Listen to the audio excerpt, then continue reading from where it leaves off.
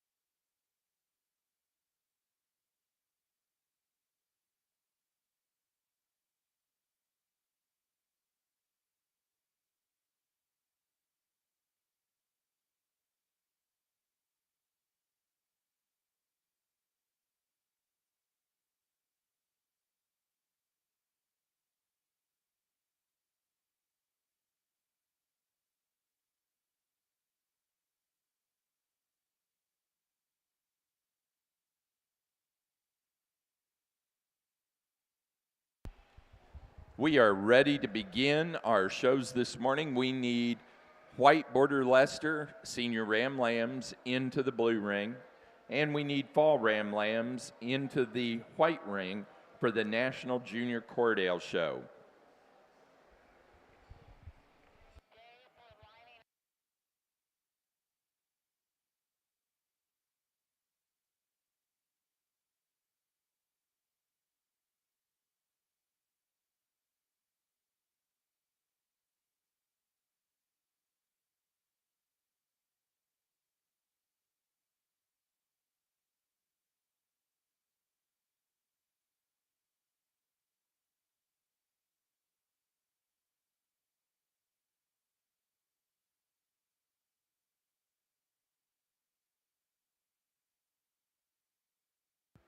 Judging in the blue ring today is Justin Fritchie. Justin's from Pipestone, Minnesota. He's a product expert at Melbourne Seeds, but he's also the owner of Sturdy Post Ranch, where they raise Red Angus cow-calf and Katahdin sheep. He was on the South Dakota State University livestock judging team as the high individual in both meat and animal evaluation. He's judged many county and state shows along with the National Hair Sheep Show in Mexico. His wife, Chrissa, and their 5 kids are active with showing Katahdins and club lambs. And judging in the white ring, starting out with our National Junior Corriedale Show today, is Dr. Paul Kuber of Spokane, Washington. He's the associate professor at Washington State University. He has a split appointment in extension, working as a regional livestock specialist and also the state ag science specialist for the 4-H program in Washington State. Dr. Kuber began his sheep interest as a youth exhibiting in California. He has continued as an adult exhibitor and judge at local, regional, and national shows.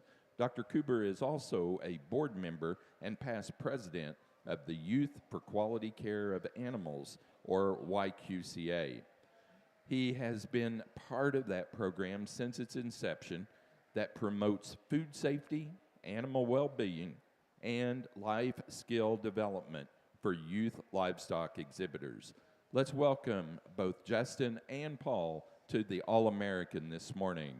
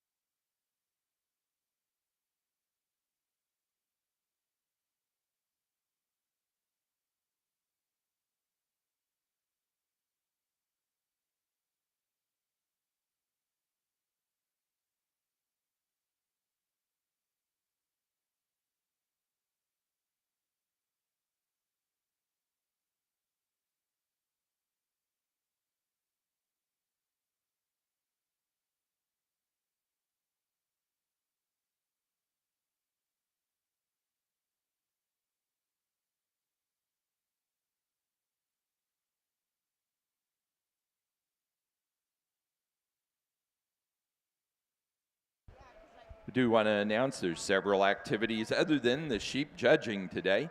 Skeleton and virtual shearing both open at 9 a.m. That's on the lower level of the junior building. Also at 9 a.m., the All-American Junior Show sales, the promotional sales and thank you booth, located just outside of the blue ring with Marie over there, opens up. Don't forget, turn in your raffle tickets to Marie. The raffle ticket sale incentive program has to be turned in by 10 a.m. this morning. You can still sell tickets, but your incentive program has to have everything turned in for it by 10 a.m. Marie will still sell you tickets after that, though. Scholarship applications have to be turned in to the show office by 10 this morning as well. Skeleton closes at 2, as does virtual shearing, so make sure you get over there. And the promotional sales and thank you booth closes at 4, and we do need everyone to do at least one thank you note. Also, we have dinner this evening over in the Commodities Pavilion at 6 o'clock. That's the Pony Shoes dinner. And Ag Olympics is at 6:30 this evening. Also, we want to remind you that over in the swine barn, in one of the rooms just down from the office, we have our silent auction. It's kind of hidden this year, so please go over and make sure you go through those silent auction items. That's one of the major fundraisers that we have here at the All-American. Finally, please be aware of all the commercial exhibitors that are aware. We've got several on the lower level, and we've got several around the grounds. Please visit them. They are part of what makes this show a great success. Got 4 nice Corriedale bucks here to start off the show this morning, and I think all 4 of them. I'm pretty impressed with a lot of traits that they bring to the table. The buck that we're going to start off with today, I think he puts together a lot of good. I think a buck that's really correct in terms of his overall makeup, his pattern, his design. Really appreciate the way this buck handles down his top line. You evaluate his fleece, I think he's pretty consistent from front to britch, and just puts together a real nice Corriedale package there. The buck that's in second's pretty close. I think a buck that I think he's got an advantage maybe in terms of that rib shape. He's a little deeper in that forerib and deeper in that rear flank, and relative to his frame size, I think a buck that's really correct and really nicely balanced, and so it's a pretty close placing there. He's uniform in terms of his fleece as well, but 2 bucks that I think just kind of rise to the top. I really like the way he's tied into his shoulder and his front end, particularly when he's on the move compared to our buck that's in third place. Buck that's in third place might have a little more elevation there. He's got quite a bit of length down his top. I think he's just a little bit, maybe a little bit coarser in terms of that front end and his attachment up to that front end compared to our buck that's in third or in second. That's why I've got him there in third place. But I think another nice buck there in third. I think the buck that's in fourth just gives up a little bit of size today. He's correct. He's good designed. He's got a nice fleece on him. I just think he needs a little bit more time. Maybe he's a little bit more immature at this rate, at this stage of the game. But 4 really nice bucks to start off the show. Congratulations.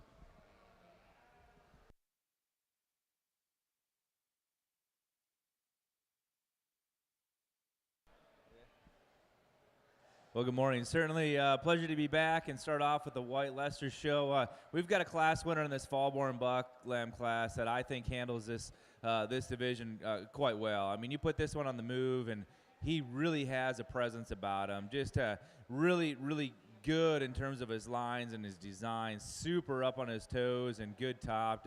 Looks like a Leicester and has a fleece with some luster and character in it as well. The buck in second, here's really a long, neat package type of a sheep. Comes in a really good pattern. I love the hip and pin set on this one. Extremely high and level on of his dock. I think one of the nicer fleeced rams in the class with a really tight uniform curl to him. The buck in third, this is a pounds heavy, kind of a big burly type of a buck that maybe you'd just like to tidy up in terms of the uniformity of his fleece.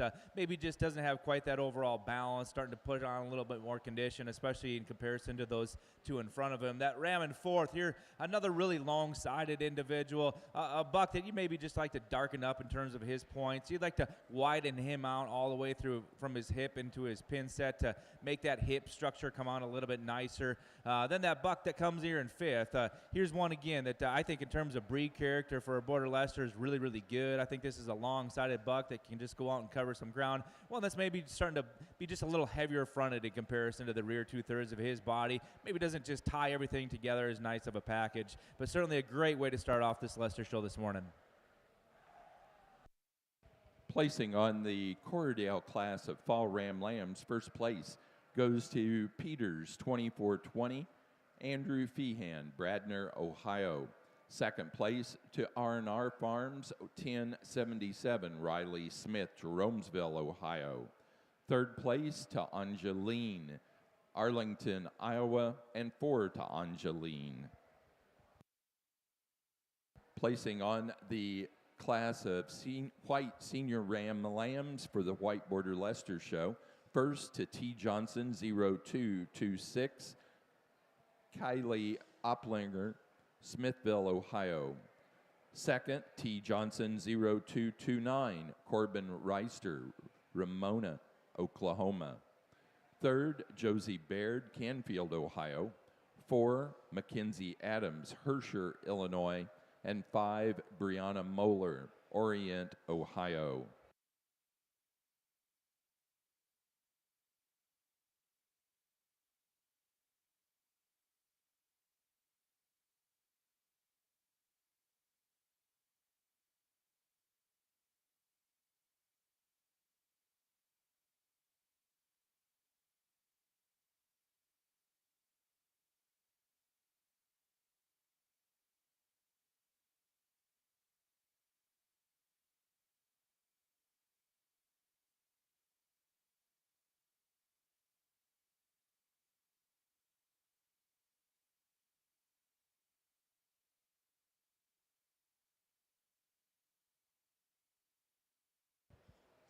In the ring at this time, we have Corriedale, February and later Ram Lambs.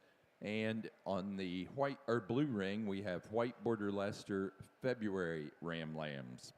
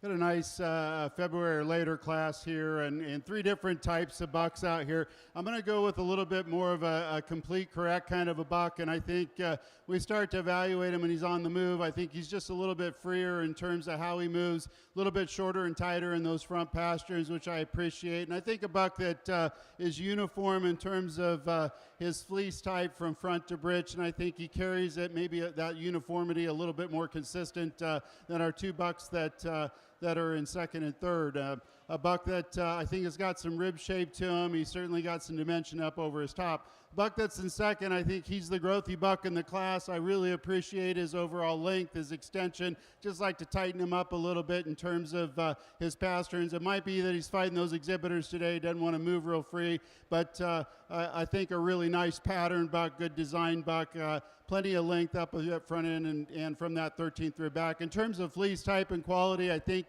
pretty good from that that front section to the midsection. I'd like to see him just improve a little bit into that bridge. I think he has a tendency to run out just a tad. Younger buck here in third place, really correct in his makeup. I think he's a good design buck. I think he's just given up a little bit of maturity to two rams that are just ahead of him today. I like his fleece type, again, up to about his hip. I like to see him maybe just carry that a little more consistently through to his bridge. But 3 nice bucks. Let's give him a big round of applause.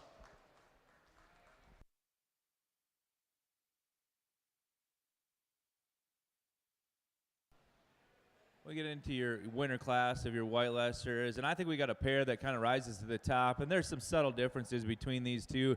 The young lady's buck that's going to win this class, I think just in terms of eye appeal, extension, added presence, I think that's what that buck brings to the table. You put this one in motion, he's certainly good, and really where I like him is just his pigment, right? I think in terms of his Leicester breed character, he's a little darker, and it just shows that the buck in second probably opens up with a little bit more turn and curve to his rib cage. I think he's a slightly bigger top type of a sheep. So in terms of that masculinity, I like that one more.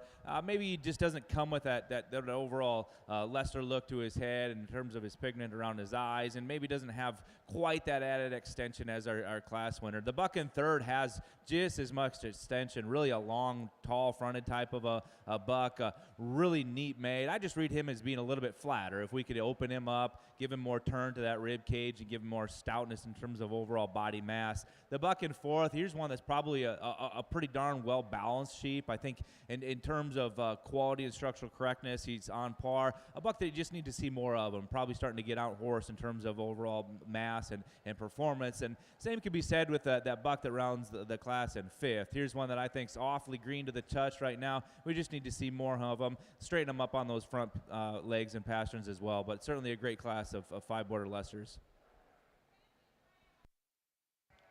Placing on the February and later Ram Lamb class for the Corriedales, first place went to Morris, 1201, Jackson Jeske, Lakeland, Florida. Second place to Craig, 2517, Brady Craig, St. Joseph, Illinois. Third place to Caitlin Morrow, St. Paul, Indiana. Placing on the class of Border Leicester White February Ram Lambs, first to Hickory Grove, 925, Oakley Yard, Watauga, Illinois. Second place, Jay Baird, 25019, William Deering, Frazeysburg, Ohio. Third place, Mackenzie Adams, Herscher, Illinois. 4, Abigail Wamsley, Taylorville, Illinois. And 5, David Thompson, Woodville, Wisconsin. Placing on the class for Corriedale pair Ram Lambs, first to Angeline, Arlington, Iowa.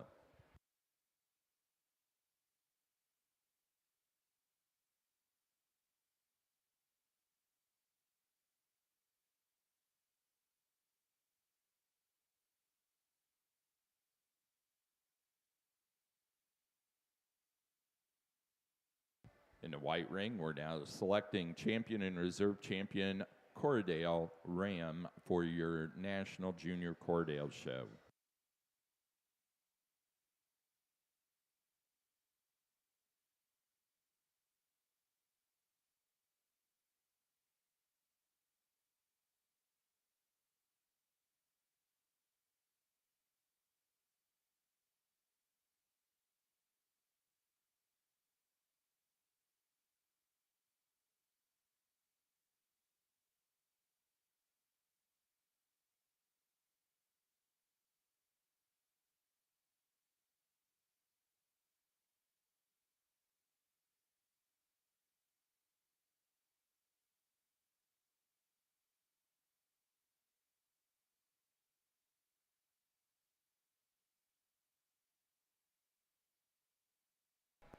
Got 4 nice bucks out here for your champion drive in the Corriedale show, and I'm not going to take too much time here. We've already talked about each of the bucks in class, but again, good design, very correct, and I think the 2 bucks that really kind of rise to the occasion in terms of fleece quality and type, as well as the correctness and design, those are going to be your senior bucks or your fall bucks here, so they'll be your champion and reserve in this division. Congratulations.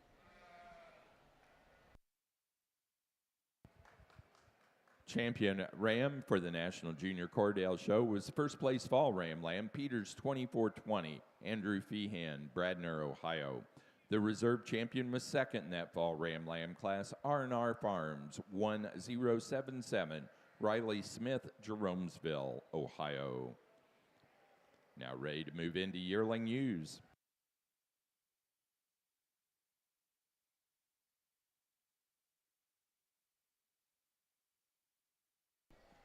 We get into your late spring class on your White Leicesters. I think we've got a class winner out here that handles this class quite easily. A buck that you get your hands on him, he is really big topped and really wide loin, and he's smooth through his loin. A buck that opens up with just a ton of luster and character in his fleece. So many good things and not a lot of faults on this buck. It'll be fun to see how he competes at the champion drive. When you get this buck in second, I think this one opens up with a really bright fleece, and but probably just has more structural correctness than those 2 that go behind him. You put him in motion, I think he carries himself extremely well, really straight and good on those feet and legs. The buck in third, in terms of a silhouette on a profile, I like this one a bunch. I think he's deep-sided. I think he's well-balanced. I think he's just getting a little bit longer on those pasterns. You can put him in motion on those front 2. If we could change that, then I think he can push for that second hole. And then buck in fourth, I mean, here's one that I think in terms of design and balance, he's just fine. Buck that when you put your hands on him, he's extremely green right now. I think he's probably a bit more immature in terms of his maturity pattern, and he'll continue to put on muscle with days of performance, and then I think he could compete as well. But certainly give these forward a round of applause for a nice class of February bucks.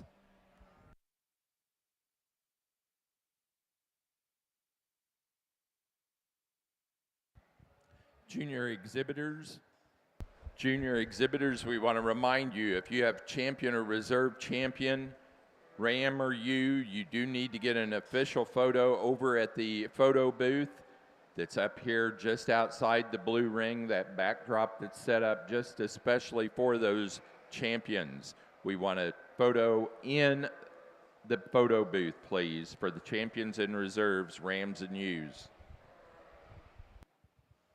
Placing on the class of March ram lambs and later for the white border Leicesters, first went to M. Adams 25053, Mackenzie Adams, Hampshire, Illinois.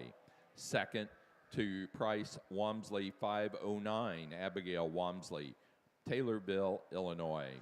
Third place to Abigail Wamsley, and fourth place David Thompson, Woodville, Wisconsin.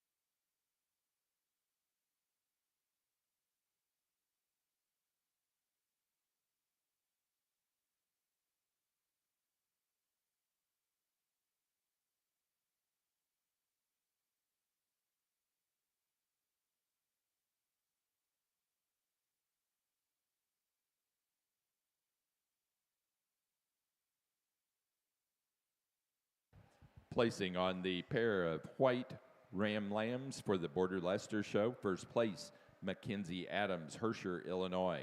Second, Brianna Moeller, Orient, Ohio. Third, Abigail Wamsley, Taylorville, Illinois. And 4, to Drew Thomas, Bowling Green, Ohio. 5, David Thompson, Woodville, Wisconsin. Now showing for champion and reserve champion, White Border Leicester Ram.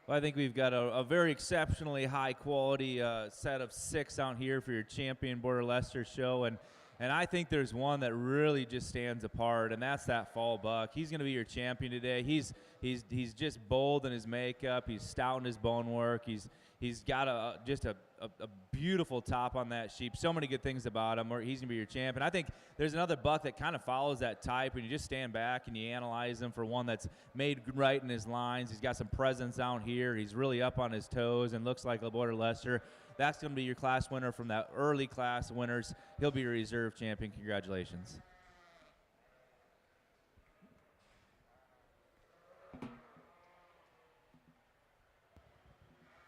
For the White Border Leicester show, our senior champion ram was our overall champion ram, Travis Johnson, 0226, Callie Opliger, Smithville, Ohio.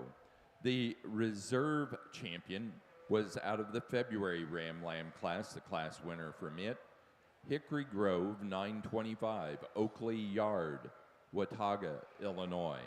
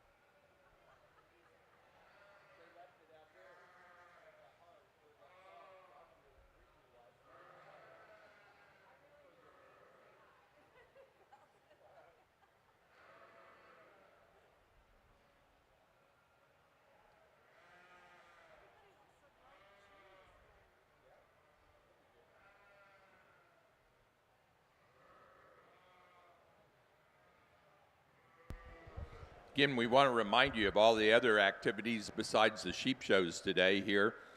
Very active and fun-filled day here at the All-American for Saturday morning, the 5th of July. Skeleton and virtual shearing opens down on that lower level at 9 a.m. this morning. 9 a.m., the All-American Junior Sheep Show promotional sales and thank you booth opens up. And that's located just over by the photo backdrop on the outside of the blue ring here in the Junior Pavilion. Also, raffle tickets for the sale incentive program have to be turned in to the All-American Junior Sheep Show booth over there with Marie at 10 a.m., no later than 10 a.m. to be considered for the incentive. Now, you can still buy more tickets after that, but that's where the incentive has to cut off. Scholarship applications have to be turned into the show office by 10 a.m. today. Skeleton and virtual shearing both close at 2 today. They had several people there yesterday. A lot of folks participated. Please make sure you get over there. At 4 o'clock, the All-American Junior Sheep Show sales, promotional sales, and thank you booth closes. You need to write at least one thank you note. Then this evening at 6 o'clock in the Commodities Pavilion, we will have the Pony Shoes dinner, sponsored dinner. And then Ag Olympics is at 6:30 this evening. So a lot of activities today. If you have any questions about those, check some of the schedules that are posted around the grounds.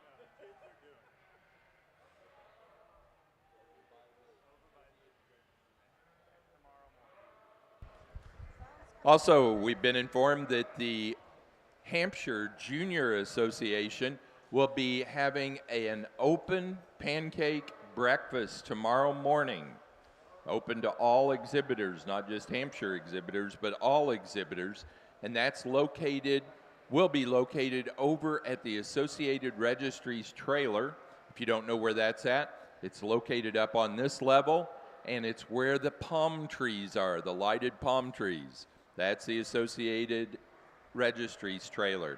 So the Junior Hampshire Associations will be offering an pancake breakfast to all exhibitors tomorrow morning.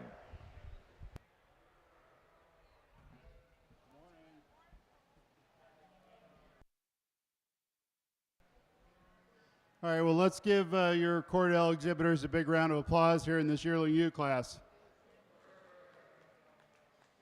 Got a nice set of females out here, and I think particularly the top three, you could sort in a couple different directions, but today I think the ewe that we're going to start off with, she's got a little bit more staple length in terms of that fleece, and so you can pick up a little bit more on some of that Corriedale character from front to britch. Really a beautiful fleece, very uniform in terms of her type. I appreciate the way this ewe is put together as the other ewes that are in second and third. I think these three, they've got the right amount of length relative to their elevation, and they're big ewes, they're massive ewes. They've got quite a bit of rib shape to them. I think the ewe that we're starting off with just really is a nice combination of those productive type traits, really correct in her overall makeup. I think really good topped, really good and sound in terms of her overall movement and her design. The ewe that's in second, very similar to her, maybe not quite as much character in terms of that fleece as far as the crip is concerned, but I think certainly uniform in the type of fleece that she has from front to bridge. Really bright, just a little bit shorter staple today, so harder to get a full handle there, but a ewe that's real correct in her makeup. She's good in design. Another ewe that's got a lot of rib shape, a lot of depth to that fore rib, depth to that rear flank there. You get your hands on her, and she's got a pretty massive top. She's a little wider in terms of the way she tracks from behind, little square in that hip. Our ewe that's in third, I think from that hip forward, probably the longest bodied ewe up here in this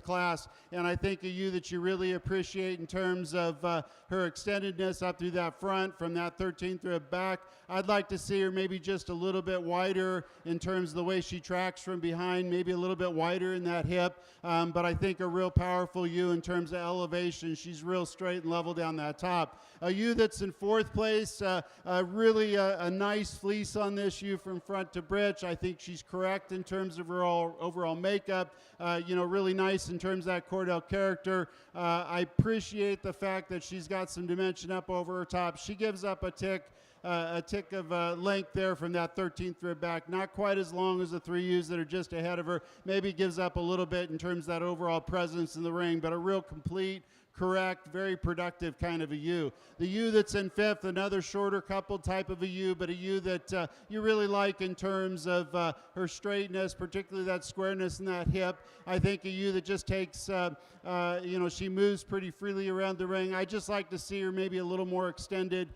I'd also like to see maybe just a little more uniformity in terms of her fleece type. But 5 really nice ewes. Let's give them a big round of applause. Results from the National Junior Corriedale Show for the yearling U class. First place to Peters, 2403, Andrew Feehan, Bradner, Ohio. Second place, Peters, 2400, Brady Craig, St. Joseph, Illinois. Third, Brady Craig, St. Joseph, Illinois. 4, Jackson Jeske, Lakeland, Florida. And 5, Emily Mills, Ashley, Michigan.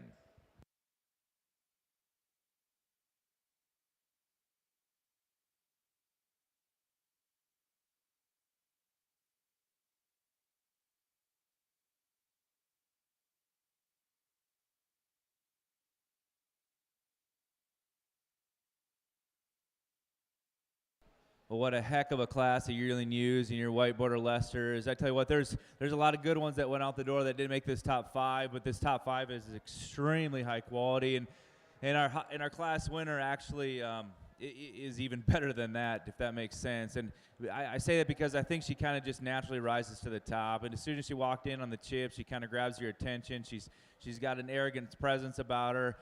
She handles with a ton of integrity. She opens up with a fleece with a ton of luster and shine. Just a really good one to go ahead and tie into and let win. The ewe in second, it's probably the closest between second and third in my mind. I love the added extension to this ewe. I think she offers just a tick more show ring appeal. And most importantly, you get your hands on her. She's really fresh to the touch. And I think she's the most ideal in terms of her condition today, and I really respect that about her. But she's really good in her lines and good on those feet and legs. That ewe in third probably opens up with a tick more boldness to her rib. I think she's a bigger top, bigger hip individual. But if you could just stretch her out from that 13th rib back, especially from that hip back, then I think she proportions a little bit better, more like our second place ewe. The ewe in fourth, here's one that's just a heck of a brood ewe. I think she's really bold in her makeup, but also I think that maybe works to her disadvantage. She's starting to be a little bolder in her shoulder, a little heavier and lower to that front 1/3 of her body.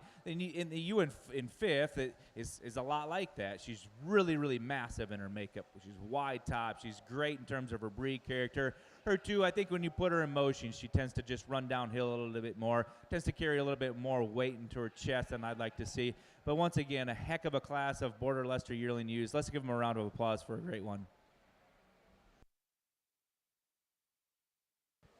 Placing on the yearling U class for the White Border Leicester Show, first place to Cheyenne Clyde, Greenville, Pennsylvania, with Heidi Barclay 2356. Second place to Hickory Grove 2524, Oakley Yard, Watauga, Illinois. Third place, Josie Baird, Canfield, Ohio. 4, Brianna Moeller, Orient, Ohio. And 5, Josie Baird, Canfield, Ohio.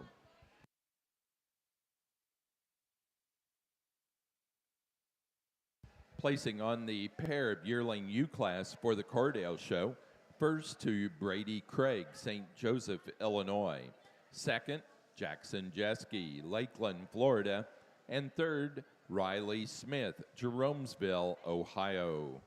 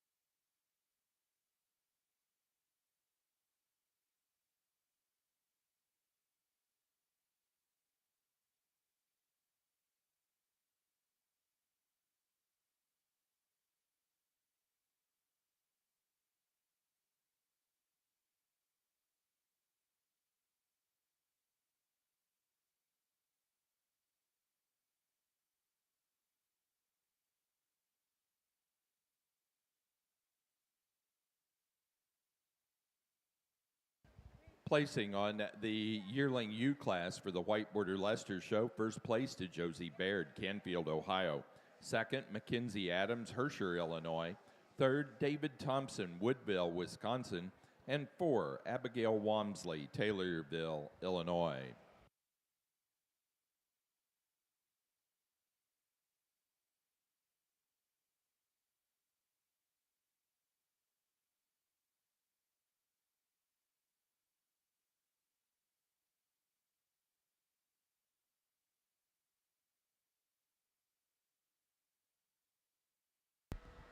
The Dorset Junior Association is having a donut social downstairs to the north this morning, beginning at 8 o'clock. Dorset Junior Association, a donut social downstairs to the north this morning at 8 a.m.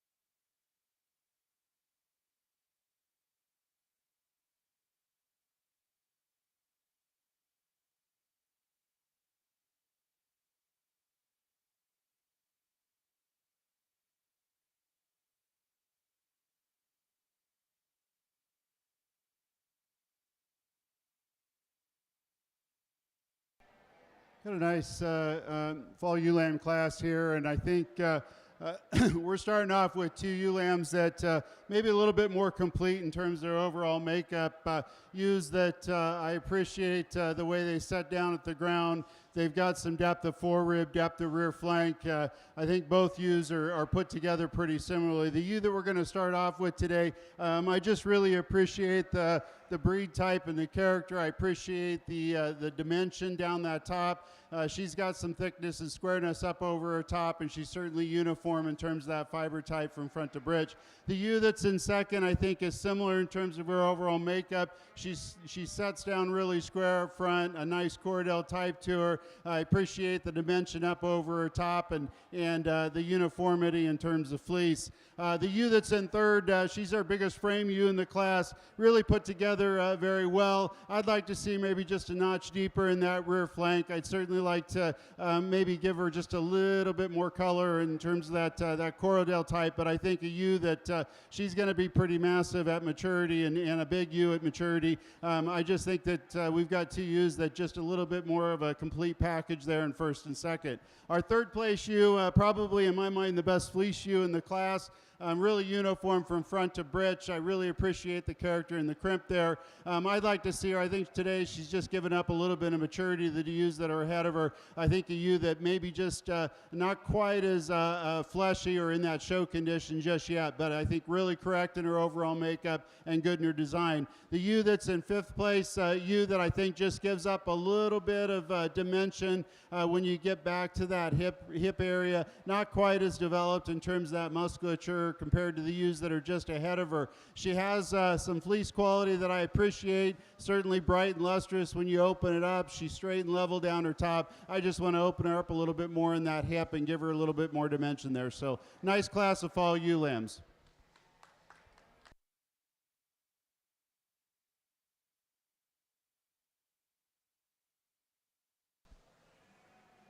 In our next class of white border Leicesters, I think yeah, just a really fun class to start to sort. And once again, a lot of good ones that didn't make this top five. But this class winner, I think in terms of elegance, femininity, and presence, she's where we want to be. She just strikes a pose on the profile that's hard to beat in terms of her balance from front to rear. And you open up her fleece, it's one of the wider, brighter fleeces in the classes. And really, I think that's one of the major differences that separates first from second. That ewe in second, she's certainly a bold, pounds heavy, high performing type of a sheep. She's still really good on her feet and legs. She's big topped. For me though, we just like to make that fleece more uniform from front to britch. I think in addition to that, I think we need to take some weight off that front 1/3 of her body, smooth her up at that point of her shoulder as well to make her balance out better. But in terms of boldness and pounds, I like that ewe a whole bunch. That ewe in third, I think in terms of basic build and design, this is the kind we want. She's extremely proportional. I love the uniformity, a depth of body that this one has. I like the breed character of her. But in terms of size and comparison, she probably is the pounds lightest, frailest one of these top five. That ewe in four, here's a long-sided one, and in terms of character of fleece, this is probably my favorite in the class. I think she's really ideal in terms of that crimp, and in terms of a border Leicester fleece is where we need to be. For me, she gets just a little bit more awkward on the move. She starts to roach her top and dip her hip. If we could change that, I think she's certainly a competitor for a higher placing. And then the ewe in fifth, here's one that I think in terms of being bold and rugged, she gets the job done. I think I just like to change her off of her hind two. She's starting to push a little bit more set to her rear leg, and consequently just gets a little less athletic when on the move. But certainly another fun class to sort. Thank you. Placings from the fall ewe lamb class for the Corriedale show. First place goes to BWH 4133, Emily Mills, Ashley, Michigan. Second place to Bant 1325, Jackson Jeske, Lakeland, Florida. Third, Brady Craig, St. Joseph, Illinois. 4, Isley Wood, Indianapolis, Indiana. And 5, Angeline, Arlington, Iowa. Placing on the class of white border Leicester senior ewe lambs, first place, Hickory Grove, 125, Oakley Yard, Watauga, Illinois. Second, H. Barkley, 2447, Oliver O'Keefe, Marlborough, Connecticut. Third, Kaylee Opliger, Smithville, Ohio. 4, Mackenzie Adams, Herscher, Illinois. And 5, Josie Baird, Canfield, Ohio.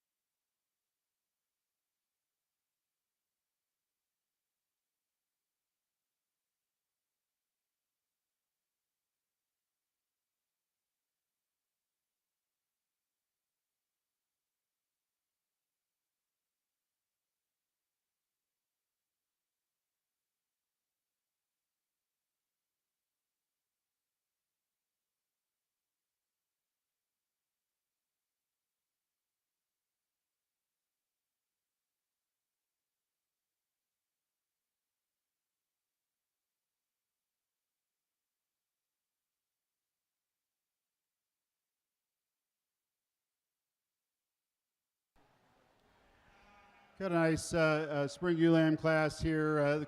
The ewe that we're going to start off with today just really has a presence in the ring.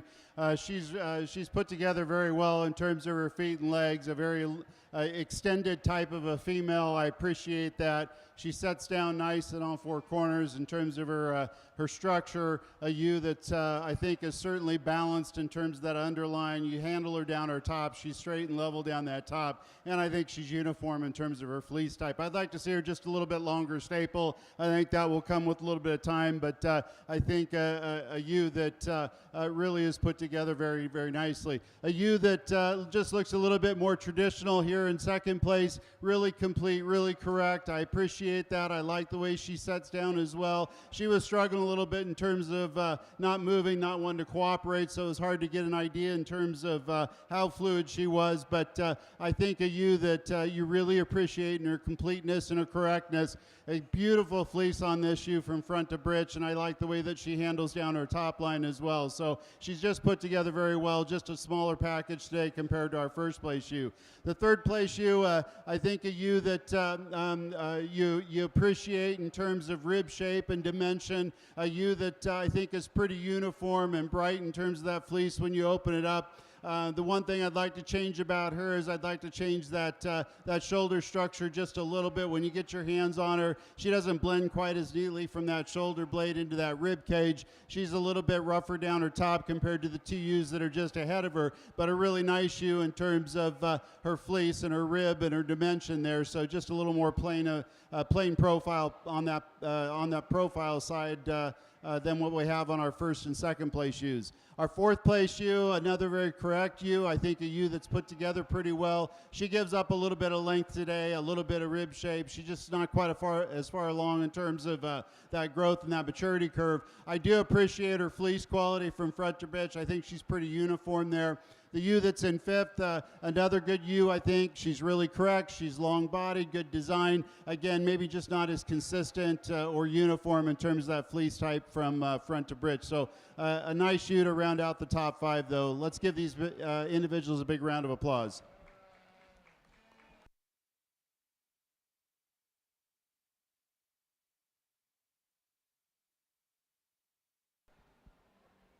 Well, this is certainly a fun one to sort. I think there's a lot of differences between these ewes, but the ewes that start to rise to the top are those that are the soundest in terms of their structural build when they put them on the move. And the ewe that wins this, though, just has some added features. She's really good in terms of the uniformity of her fleece. I love that one when you open it up, but really bright and white. And I think in terms of character, her head and her Roman nose and her ear set are spot on for a white Leicester. She's got some added rib shape and some added width of dimension. If we could change this one, if we could just tip her back and elevate her at the top of her shoulder, she runs more uphill. I think that one becomes even more elite, but she's really, really good the way she is. That ewe in second, there's no doubt this is the best balanced, soundest structured one. I think there's just not a hole in her. Maybe that hurts her just a little bit too. I wish we could just blow her apart, give her more mass, give her more rib. If there was more of this sheep, I think she wins the class. But in terms of being sound structured and really well patterned, I love that ewe a lot. The ewe in third, I like this one when she's on the profile. Her rib shape, her chest floor, and her depth of flank are spot on. I like the breed character of this one a bunch. She too has a nice Roman nose and dark points and a good ear set. If we could change her hip, lift her up in her tail set and level her out of her hip, then I think she competes for that second hole. 4 and 5 are similarly made. I think they're both bold, big, pounds heavy, production-oriented type of Leicester. The ewe in fourth probably has a square, wider hip, and she's looser in her spine. For me, when we put her in motion, I think we'd just like to pick her up off of all four pasterns. That ewe in 5, there's a little more added length in this one. I like the crimp curl on this one. If we could change out her on of her hip, I think she starts to slope to her pins. I think she has more set to her rear hock as well. Just not as coordinated when on the move. Really fun class to sort. Thank you. Placing on the Corriedale January ewe lamb class for your National Junior Corriedale show. First place to Craig, 2509, Brady Craig, St. Joseph, Illinois.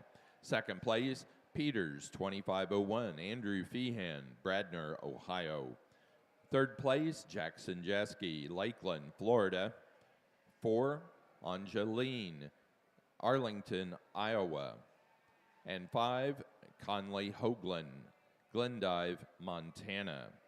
Placing on the white Border Leicester class of February ewe lambs, first to Hickory Grove, 625, Oakley Yard, Watauga, Illinois. Second place to HG 525, Abigail Walmsley, Taylorville, Illinois. Third, Haxton Yard, Watauga, Illinois. 4, Josie Baird, Canfield, Ohio. And 5, Mackenzie Adams, Herscher, Illinois.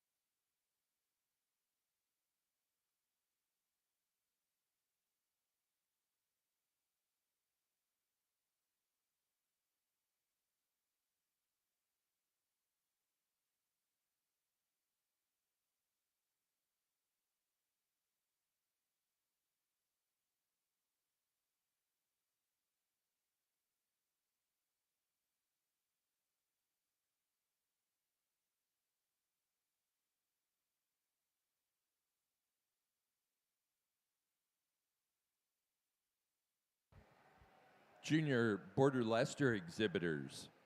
At the conclusion of the natural colored portion of the Border Leicester show today, they would like to get a group photo of all of our Border Leicester exhibitors, both the white and the natural colored exhibitors. So if you only have white Border Leicesters, please don't run off. Stick around until after the natural colored show and then get in that group photo over at the photo backdrop, please. Well, the ewe lamb that's going to win this springborn class does so quite handily in my mind. I mean, this one's put together better than anything in terms of her skeletal build and design. I think when you especially compare her to that ewe in second, she comes higher at the top of her shoulder with her neck-shoulder junction.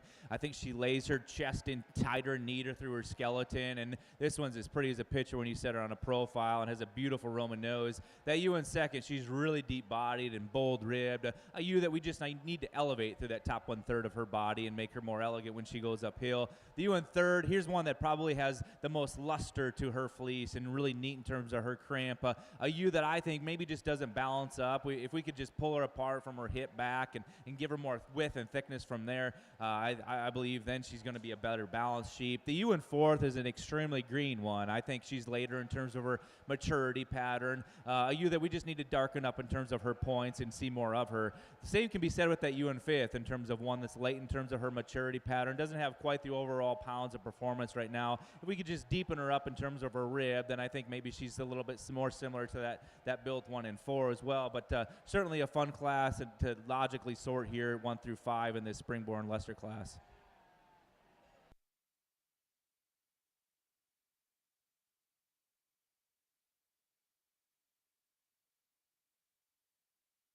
Placing on the class of March and later born ewe lambs for the White Border Leicester show, First to Hickory Grove, 2225, Oakley Yard, Watauga, Illinois.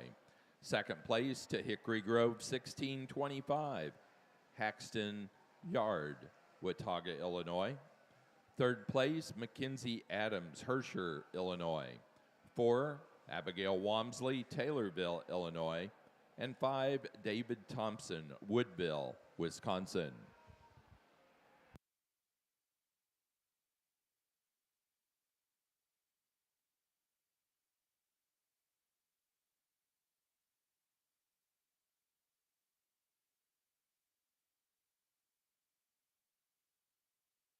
Now ready for White Border Leicester pair of ewe lambs.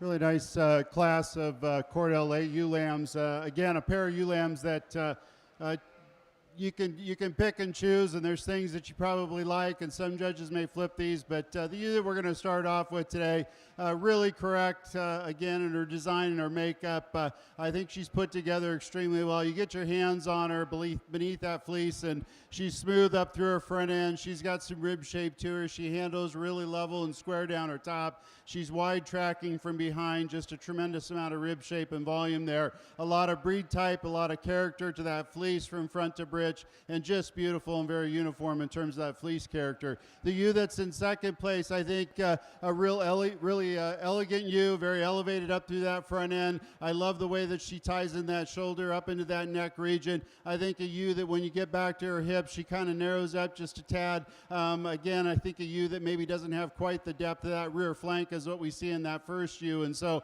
if I could balance her up just a notch more, we'd probably maybe switch those two there. I think a ewe that is uniform in terms of her fleece type, and maybe a little bit finer in that fleece compared to our first place ewe. Our ewe that's in third, a ewe that I think pretty correct in her overall makeup. I'd like to darken her up just a tad in terms of her nose, but she's level down her top. She's got some rib shape to her. I think a ewe that's fairly correct in terms of her makeup. I think a little bit of a pounds heavy kind of a ewe compared to our ewe that's in fourth place. Ewe that's in fourth place, I think she's really good design, really correct. She's got a lot of length of body, just a little immature today, so I think that's kind of where she falls into that position. But I think a ewe that's got quite a bit of future grow. The ewe that's in fifth place, a little bit shorter coupled type of a ewe today, but I think a ewe that does have some extension up to her front end. I appreciate that head and neck attachment to the shoulder. I think she's uniform in terms of her fleece. I just like to extend her out from that 13th rib back and maybe square her up in the hip just a tad. So nice class here. Let's give them a big round of applause. Placing on the White Border Leicester pair of ewe lambs, first place to Oakley Yard, Watauga, Illinois. Second to Haxton Yard, Watauga, Illinois. Third, Josie Baird, Canfield, Ohio. 4, Mackenzie Adams, Hampshire, Illinois. And 5, Abigail Walmsley, Taylorville, Illinois.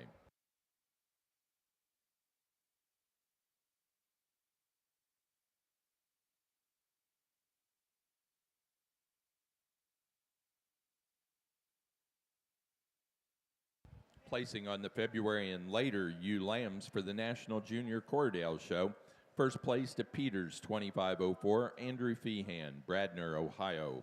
Second place, Brady Craig, St. Joseph, Illinois, with Craig, 2516. Third place, Jackson Jeske, Lakeland, Florida. 4, Isley Wood, Indianapolis, Indiana. And 5, Anja Lean, Arlington, Iowa.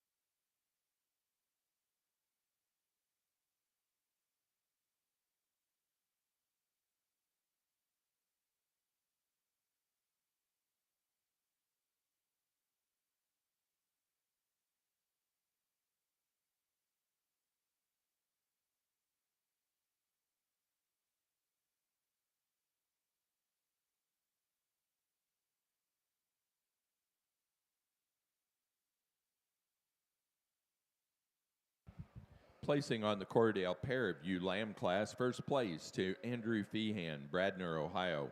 Second, Brady Craig, St. Joseph, Illinois. Third place, Jackson Jeske, Lakeland, Florida. And 4, Anja Lean, Arlington, Iowa.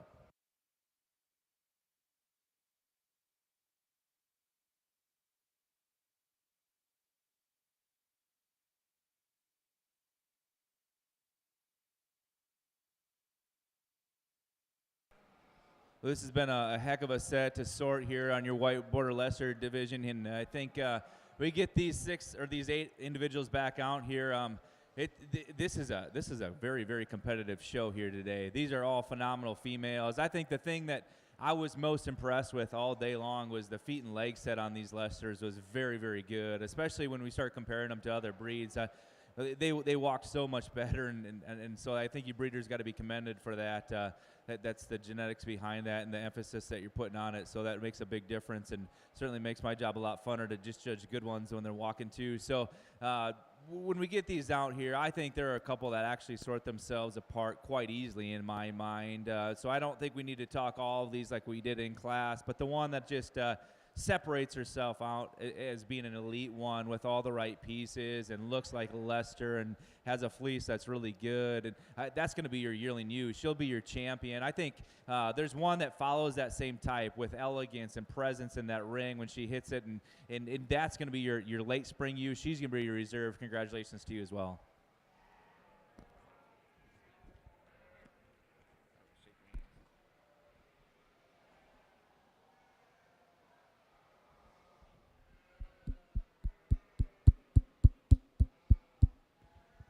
Champion ewe for the White Border Leicester Show goes to our first place yearling ewe, H. Barkley 2356, Cheyenne Clyde, Greenville, Pennsylvania. The reserve champion ewe, the first place March and later born ewe lamb class, winner Hickory Grove 2225, Oakley Yard, Watauga, Illinois. Now ready for young flock. Also, we want to remind all exhibitors that we need breed champion ram and ewe pictures as well as reserve champion Ram and you pictures over at the official backdrop from our official photographer. We know you got pictures in the ring, but we need that one over there at the photo backdrop so we can use it in promotions. Also, Corriedale exhibitors, at the conclusion of your show, they would like all Corriedale exhibitors to go over to the photo backdrop for a group photo.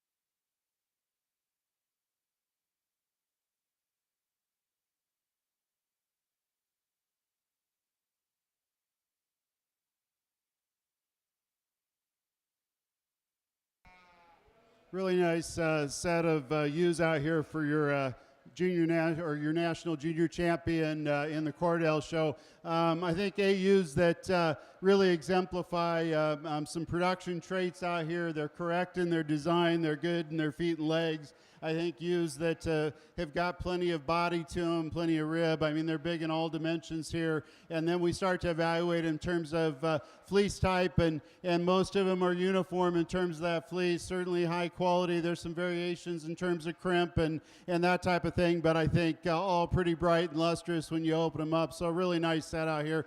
Two ewes in my mind that I think just kind of dominate the show, and we'll go out and pick your champion in reserve today, but a really nice set. Let's give them a big round of applause.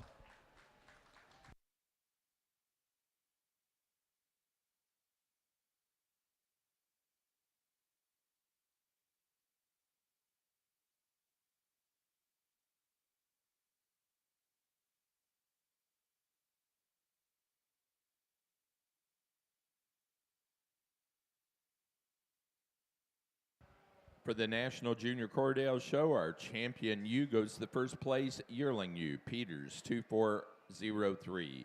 Andrew Feehan, Bradner, Ohio. The reserve champion was second in that yearling ewe class, Peters, 2400. Brady Craig, St. Joseph, Illinois.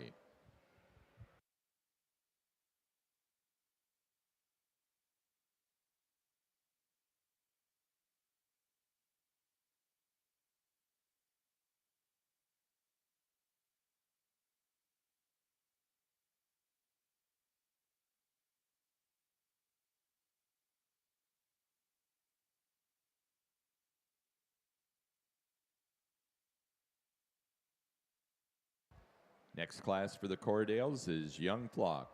Young Flock will be your next class.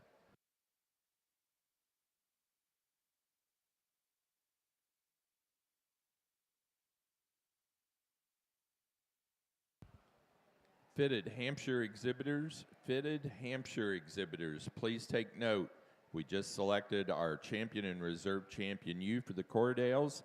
The next class for them is Young Flock, followed by Best Forehead of Ewes, and then Best Fleece. Then we go into our Fitted Hampshire show with Fall Ram Lambs. Also, Border Leicester, natural colored Border Leicester exhibitors. They've just finished up Young Flock. They have Best Forehead of Ewes and Best Fleece in the White Border Leicester show, and we'll be starting out after that with the natural colored Border Leicester Senior Ram Lambs.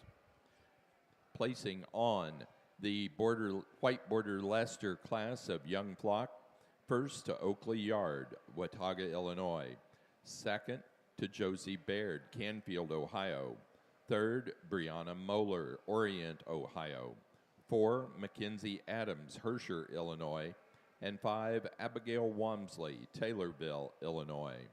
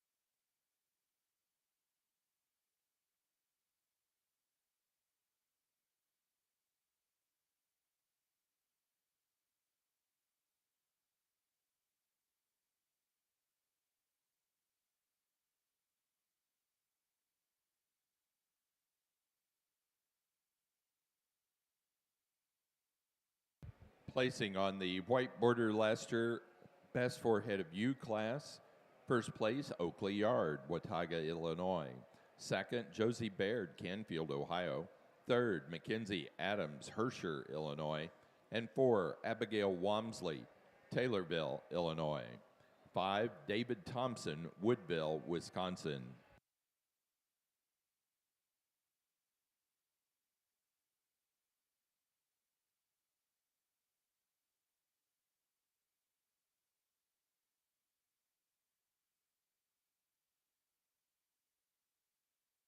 Placing on the class of Corriedale Young Flock, first place, Andrew Feehan, Bradner, Ohio. Second, Brady Craig, St. Joseph, Illinois. Third, Angeline, Arlington, Iowa. 4, Jackson Jeske, Lakeland, Florida.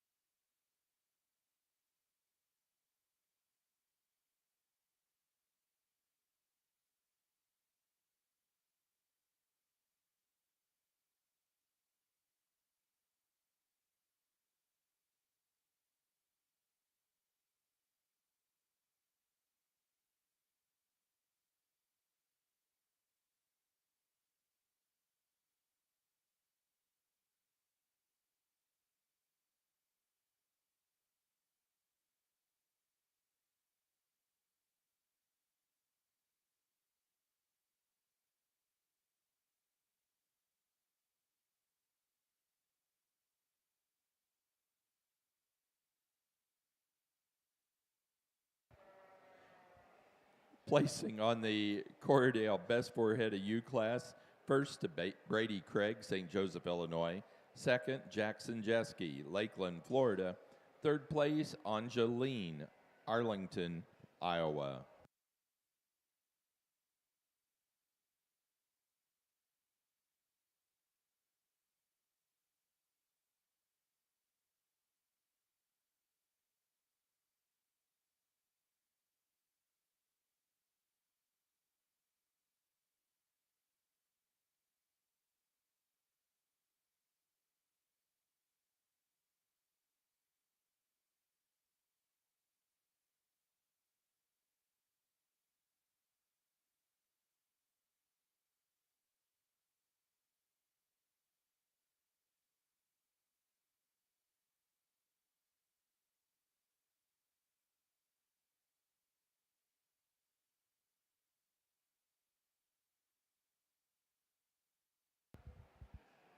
Placing on the Best Fleece from the White Border Leicester Show.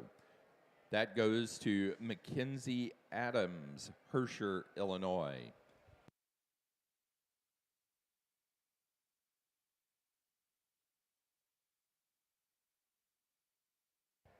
Holly?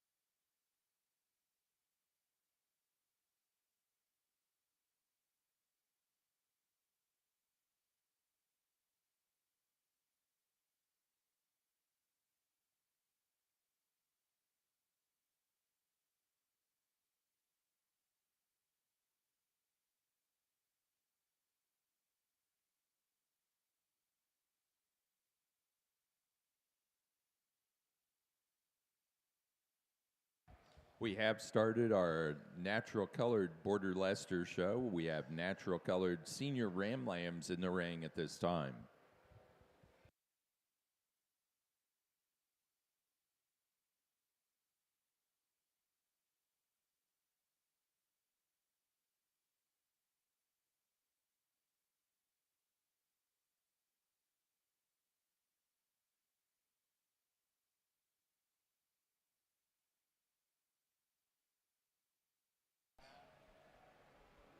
When we roll into your natural Border Leicesters, I think we've got just a nice way to start off your senior Ram Lambs here. I think this is a buck here that in terms of having some body and some mass coupled with a really well patterned ram, this is the sheep that is probably the best through the front 1/3 of his body. I think he's really good and sound on those feet and legs. If we could just pick him up in terms of his dock set, I think, and realign that hip junction, I think then we have a real elite one, but that's picking on a nice one.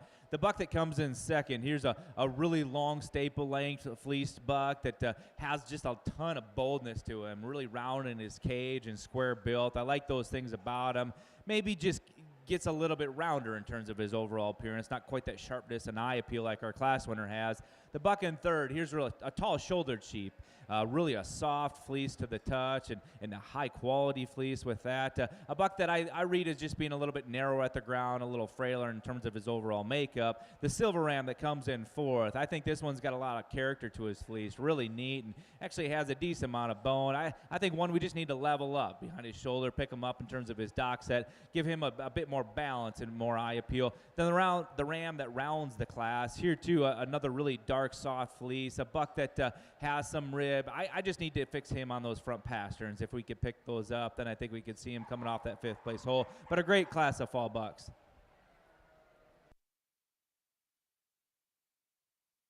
This time we're ready to begin our fitted Hampshire show. We need Hampshire fitted fall Ram Lambs to the ring. Also placing from our best fleece for the National Corriedale Junior Show, that goes to the yearling 2403, Peters 2403, shown by Andrew Feehan, Bradner, Ohio.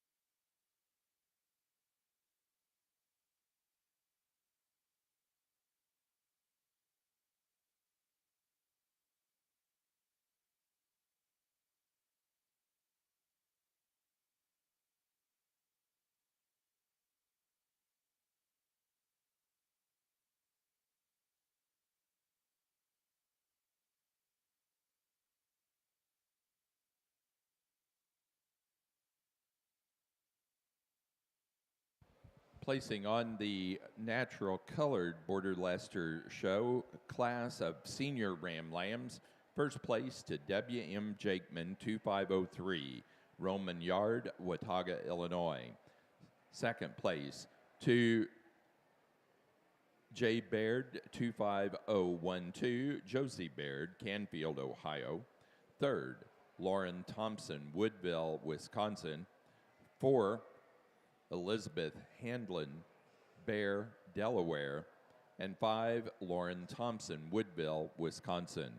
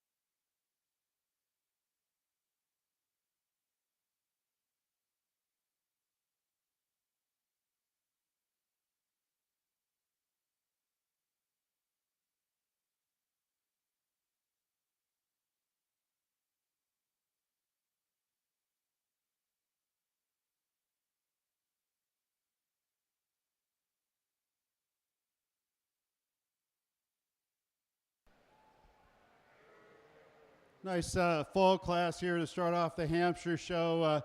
Three different, I think two bucks that kind of match up pretty similar in terms of a pair. I think two bucks that are correct in their makeup and design. They've got a lot of Hampshire type. The ram that we're going to start off with today, I think he's just by far the most balanced in this class. He's correct in his makeup. He's good at the ground. He's got plenty of width through that chest floor. Really opens up with a nice deep forerib, and then certainly a deep rear flank. A buck that when you handle him and you get underneath that fleece, he's smooth at that shoulder where he ties into that rib cage. He's extended up through his front end, yet he is the straightest and the strongest down his top. He's got the most width and dimension. He's square hipped, and he's just solid on that foundation when he's on the move. The buck that's in second place, I think, is pretty similar when we start to look at that front end and that extension there. A buck that I appreciate him from that perspective. I don't think he's quite as stout in terms of those feet and legs. I think he also gives up a little bit of length in that 13 through back. Just a little shorter couple today. Not quite as neat and tidy in terms of that shoulder, how it ties into the rib cage. I appreciate his Hampshire type. I like the way he's put together from that perspective. He's super straight down that top and level in his makeup, and I think a buck that kind of easily falls into that second place position. Our third place buck, kind of the outlier in this class. He's big and he's extreme. I think a buck that just needs to be tightened up a little bit in terms of his feet and legs. I think a buck that could be a little bit sounder. I think a ram that you appreciate him in terms of where he is and what he offers as far as growth, but I'd certainly like to clean him up in terms of his Hampshire type and make him a little bit better balanced to bring him up higher in the class. So good class here. Let's give him a round of applause.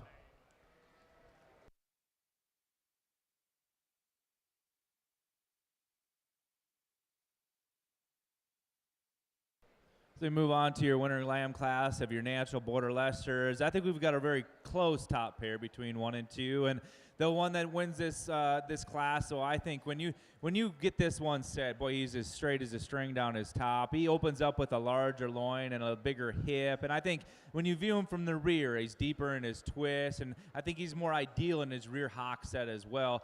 In addition to that, I think he walks out on just a larger foot, and he's probably just more opened up in terms of his overall body capacity. That buck in second probably has a tick more extension. I think he's tidier up through his chest floor. He's neater through that front 1/3 of his body. If we could just change in terms of his rear hip set, deepen up into his twist, I think he starts to balance up a little bit nicer and can compete for that top hole. That buck in third, here's one that's a really large outlined one. He's long-sided, a buck that's really high quality in terms of his fleece, maybe just a little bit drier and duller to the look. A buck that really I'd just like to straighten up on his front feet. If we could make him a little bit stronger on those front pasterns, then I think we start to change his structure in terms of more idealness.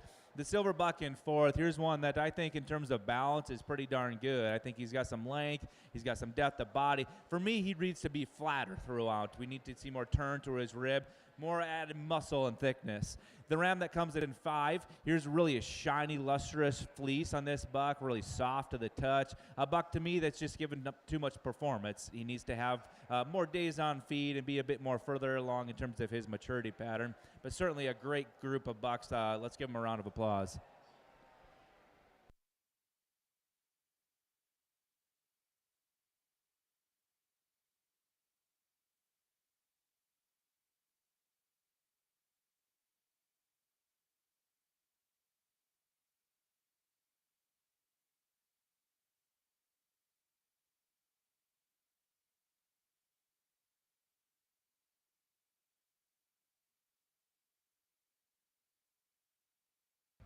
Placing on the Hampshire fitted fall ram lamb class, first place goes to Charland F 2451 Brody Payne, Kirkland, Indiana. Second place to Walnut Grove 0190 Aaron Holleran, Waterloo, Illinois. Third place Foster King, DeGraff, Ohio. Placing on the natural colored border Leicester February ram lamb class, first to J. Baird 25024, Josie Baird, Canfield, Ohio. Second place to Hickory Grove 1225, Roman Yard, Watauga, Illinois.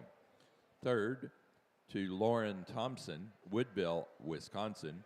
4, Hunter Hayes, Allentown, New Jersey. And 5, Benjamin Wamsley, Taylorville, Illinois.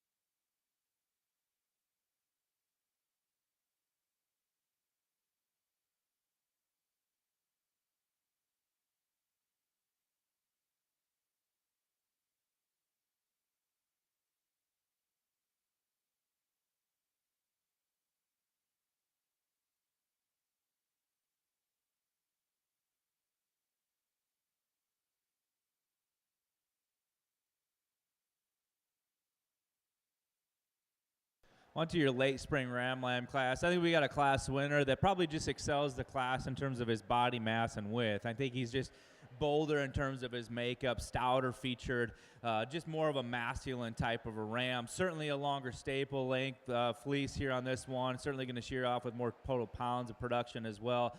The 2 and 3 are very close in my mind, but the buck in second, I think there's just slightly more shape in this buck. I think I read him with more masculinity, outward turn to his rib, probably comes out with a wider hip as well. The buck in third is just a similar makeup as that buck in second. If we could just give him more added shape and thickness, I think he starts to roll into that second hole, but certainly a fun class of spring bucks to analyze. Thank you.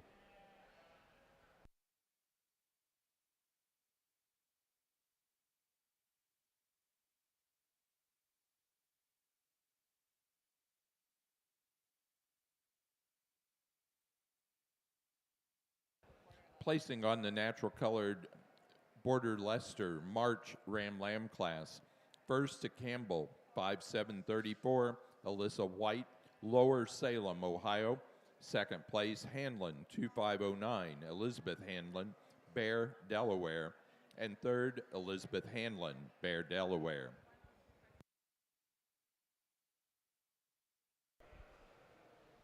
Got a nice class of January buck lambs here. The ram that we're going to start off with today just has quite a bit of presence in this ring. He kind of walked in, caught my eye. You get your hands on him, you're certainly not disappointed. He's long, he's level, he's got a tremendous amount of top in him for frame shape, and I appreciate that. He's big-footed, he's big-boned. I think a buck that shows me quite a bit of grow, and then he puts that together in a real attractive package. So some rib shape there, some design in terms of that top line extension through that front. So a nice growthy buck to start off the class.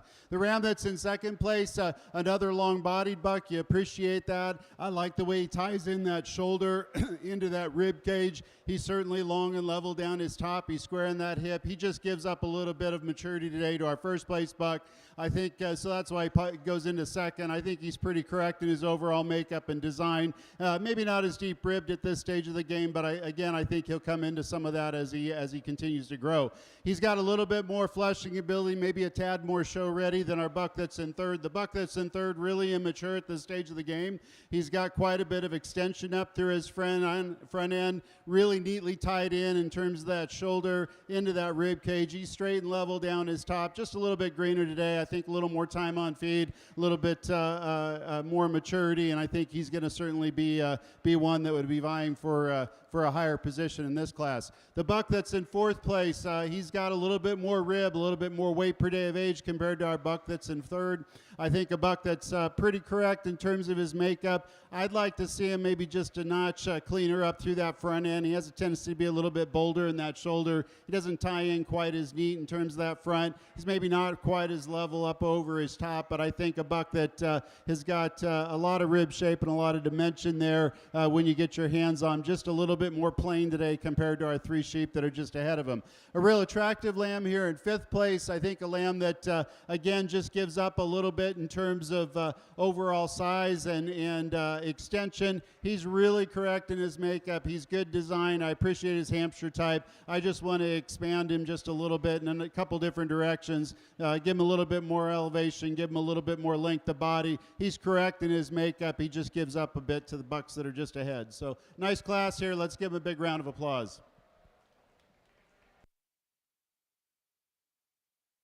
Placing on the fitted January Ram Lamb class for the Hampshire show, first to K. Person, 2512, William Taylor, Salem, Kentucky. Second place to Meyer, 2545, Kinsey Meyer, Aaronsville, Illinois. Third place, Brody Payne, Kirkland, Indiana. 4, Laney Mendenhall, Sheridan, Indiana. And 5, Conley Hoagland, Glendive, Montana. Placing on the natural colored Border Leicester class of pair Ram Lambs. First place to Josie Baird, Canfield, Ohio. Second, Roman Yard, Watauga, Illinois. Third, Lauren Thompson, Woodville, Wisconsin. 4, Alyssa White, Lower Salem, Ohio. And 5, Elizabeth Hanlon, Bear, Delaware.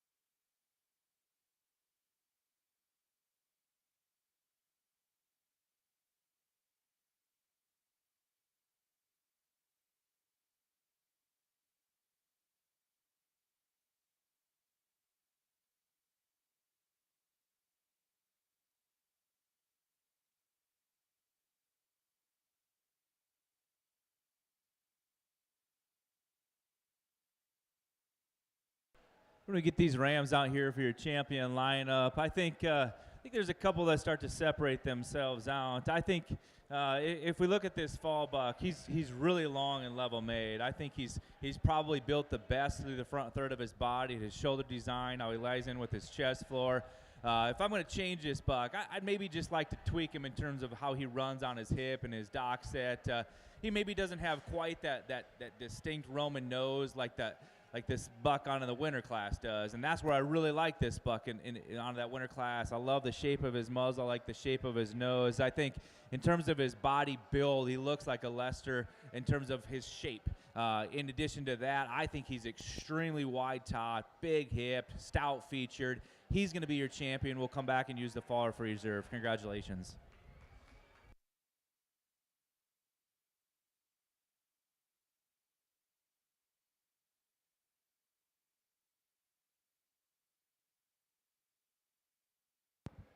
For the natural colored Border Leicester show, our champion ram was our first place animal out of the February Ram Lamb class, J. Baird, 25024, Josie Baird, Canfield, Ohio.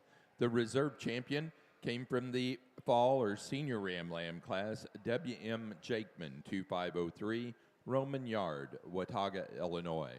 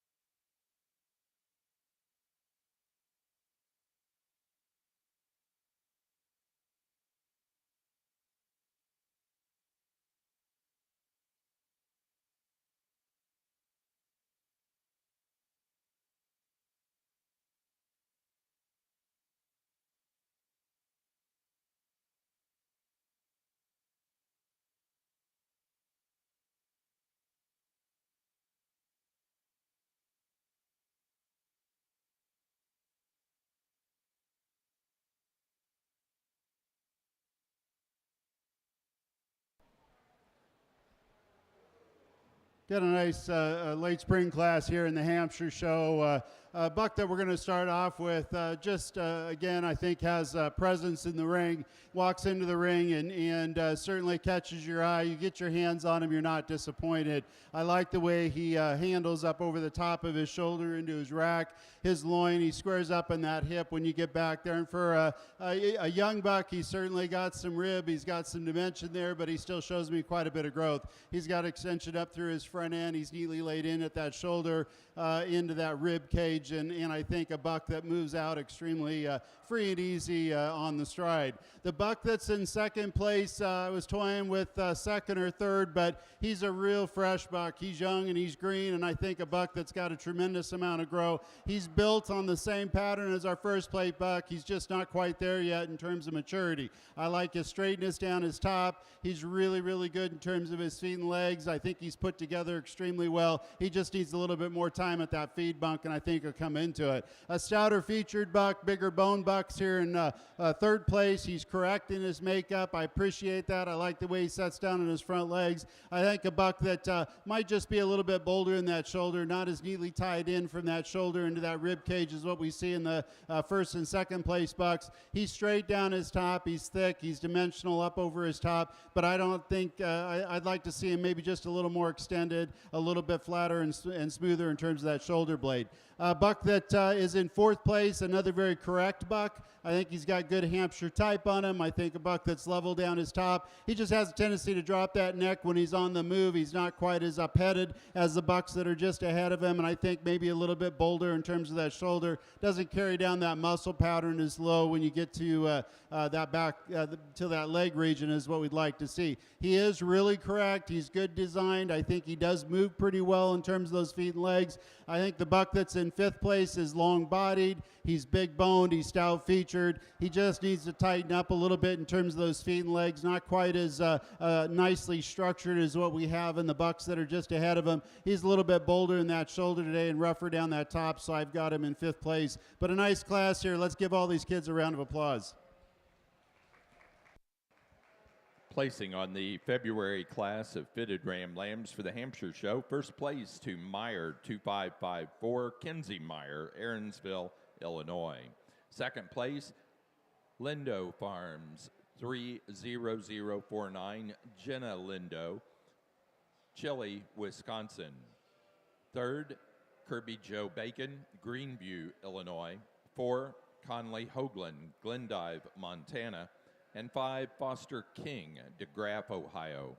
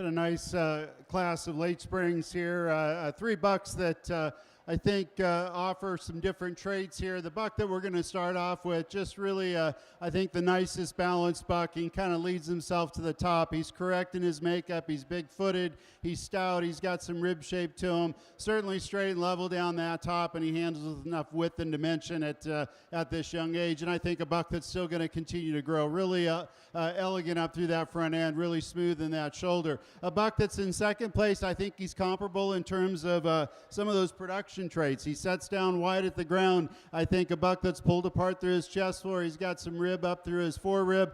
Certainly some depth in that rear flank. He's straight and level down that top. Just a little bit more plain in terms of his side profile compared to our buck that's in first. But I think a buck that's really correct, really complete, and beautiful Hampshire type. The buck that's in third place, very long, very extended. I appreciate those things. I'd like to stouten him up quite a bit, put a bigger set of feet and legs on him, a little bit more bone, give him a little bit more muscle and dimension there, and a little more fleshing ability to get him up in one of the top 2 spots. But I think a buck that you appreciate that overall length and that extension there. Nice class here. Let's give him a big round of applause.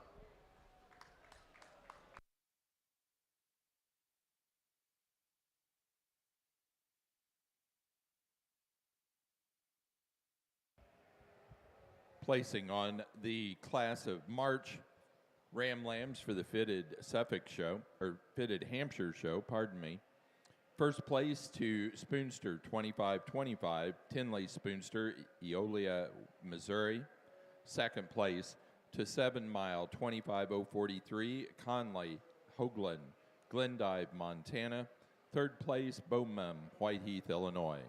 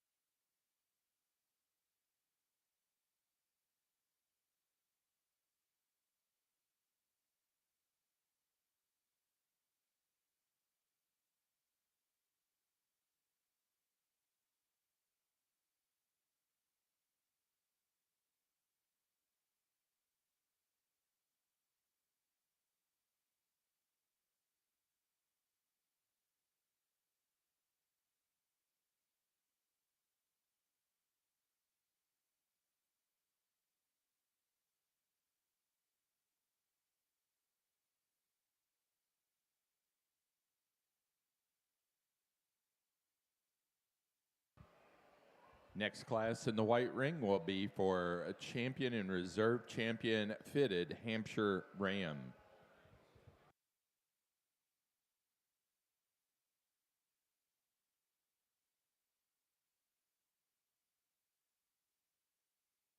Placing on the pair Ram Lamb class for the fitted Hampshire show, first place to Kinsey Meyer, Aaronsville, Illinois.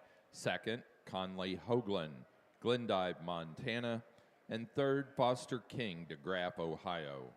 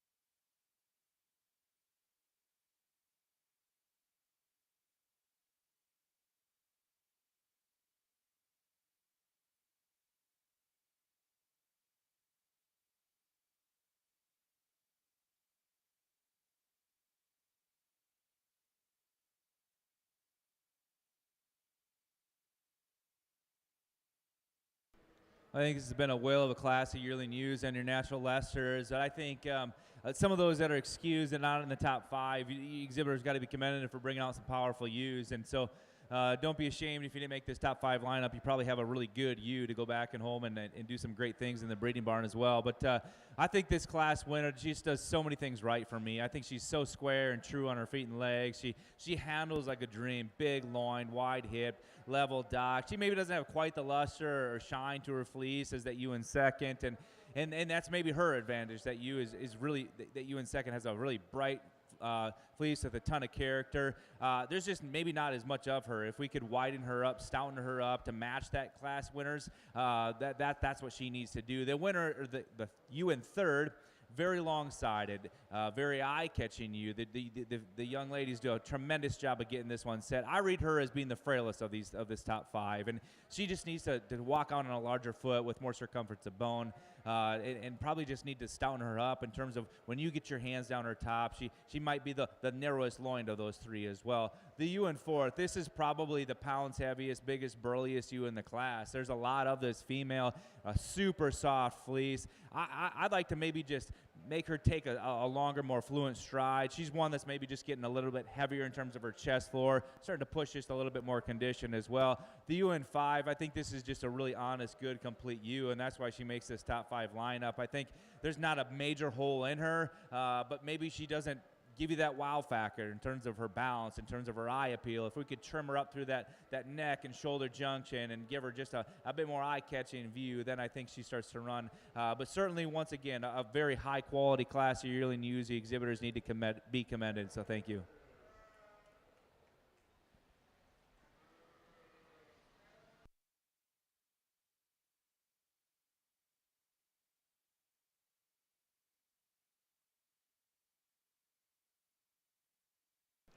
Really a nice Hampshire Ram show out here, and I think the bucks that we have lined up, I'm pretty pleased with. They're correct, they're good design, they're bucks that are very functional in their makeup.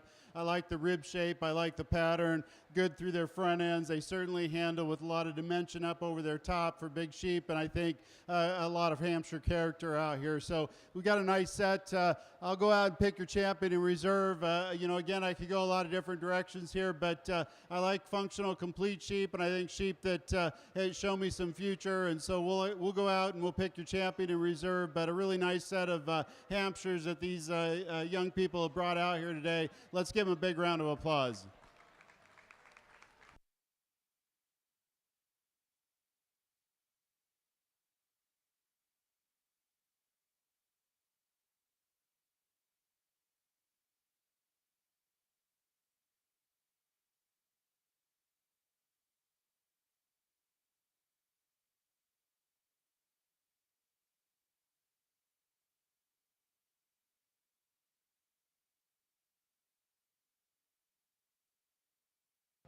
For our Hampshire show, the fitted champion Hampshire Ram goes to the first place March Ram Lamb Spoonster 25-25, Tinley Spoonster, Eolia, Missouri.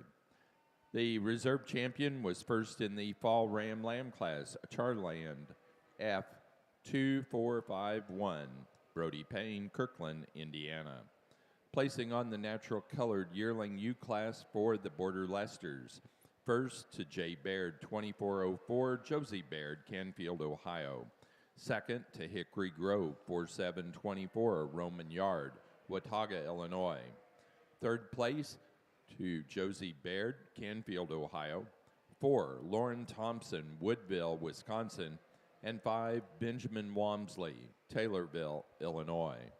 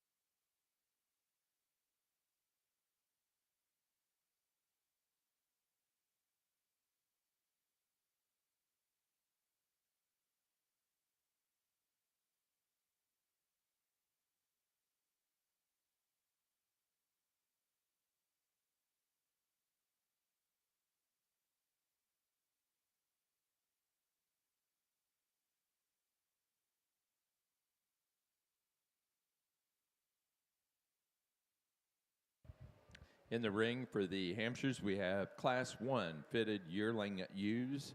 Fitted yearling ewes, Class number 1. These animals born October 1 of 23 through and including February 7 of 24. Placing on the pair of yearling ewes for the Natural Colored Border Leicester show, first to Josie Baird, Canfield, Ohio. Second, Roman Yard, Watauga, Illinois. Third, Lauren Thompson, Woodville, Wisconsin. 4, Benjamin Walmsley, Taylorville, Illinois. And 5, Elizabeth Hanlon, Bear, Delaware.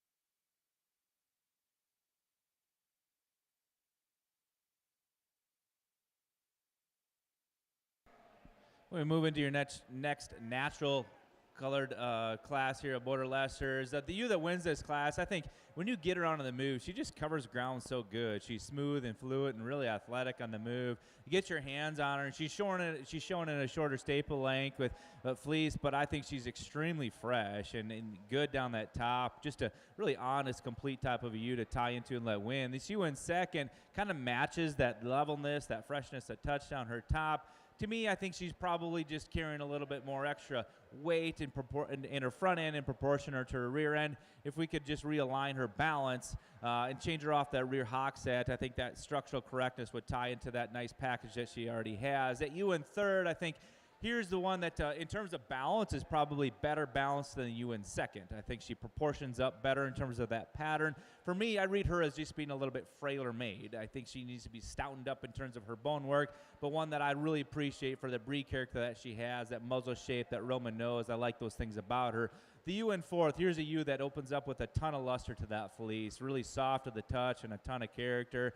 I think this one's just getting a little bit flatter made. It maybe just doesn't have that overall width and dimension as the ewes that towards the front of the class. Then the ewe that rounds the class, I think this one, in terms of having a long staple length and a lot of pounds of fleece, that's where she's at. I think she's kind of a big burly type of a ewe. For me, when we put her in motion, she needs to relax her spine. We just need to realign that loin junction on her to make her more sound, but certainly a high quality class of individuals. Thank you.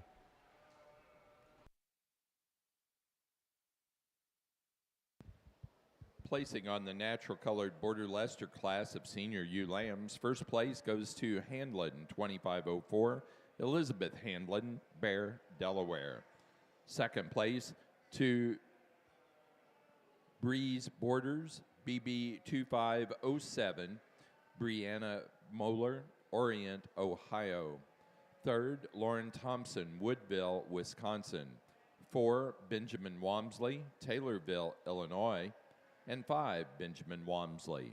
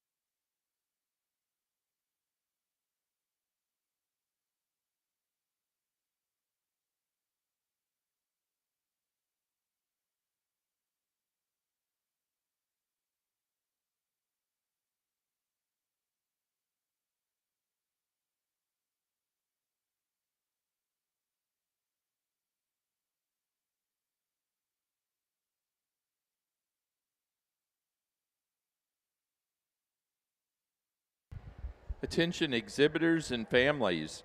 Tonight at 6 o'clock, they will be serving a free Central Illinois specialty, the hamburger pony shoe.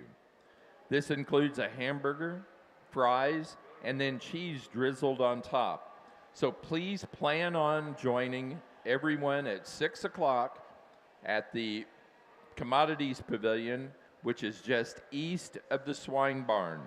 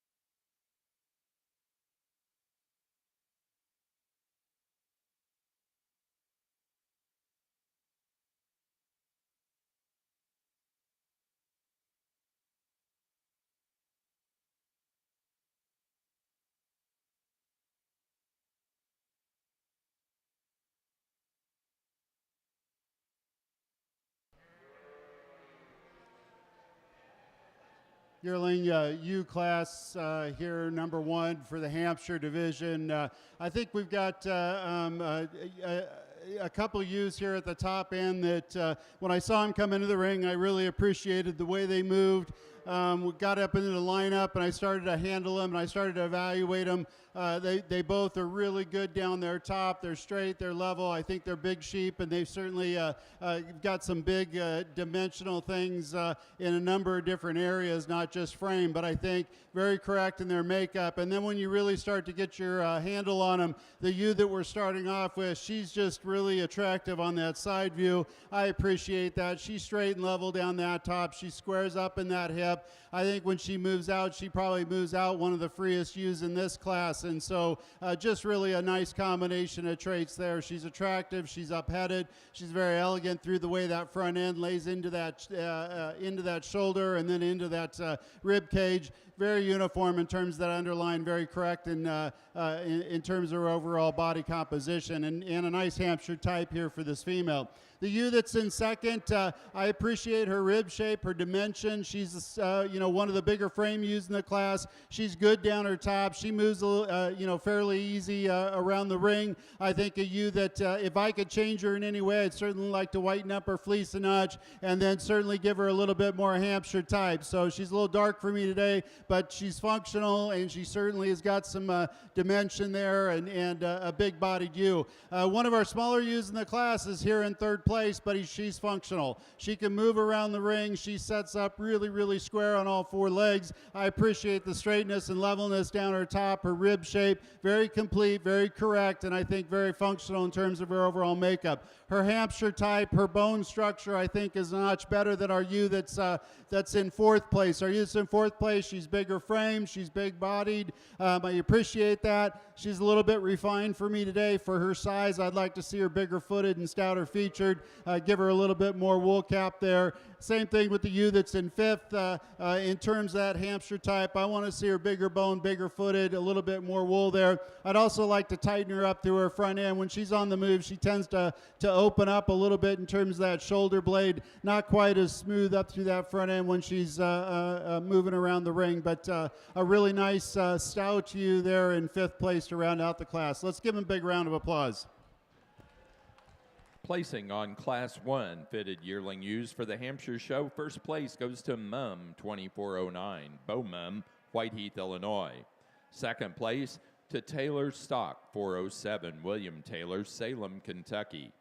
Third place, Jenna Lindo, Chile, Wisconsin.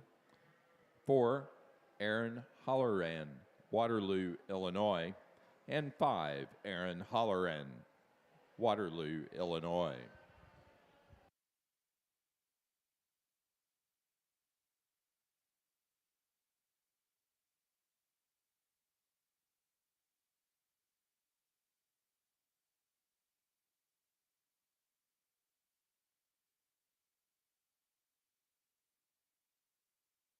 Now ready for Group 2 yearling ewes.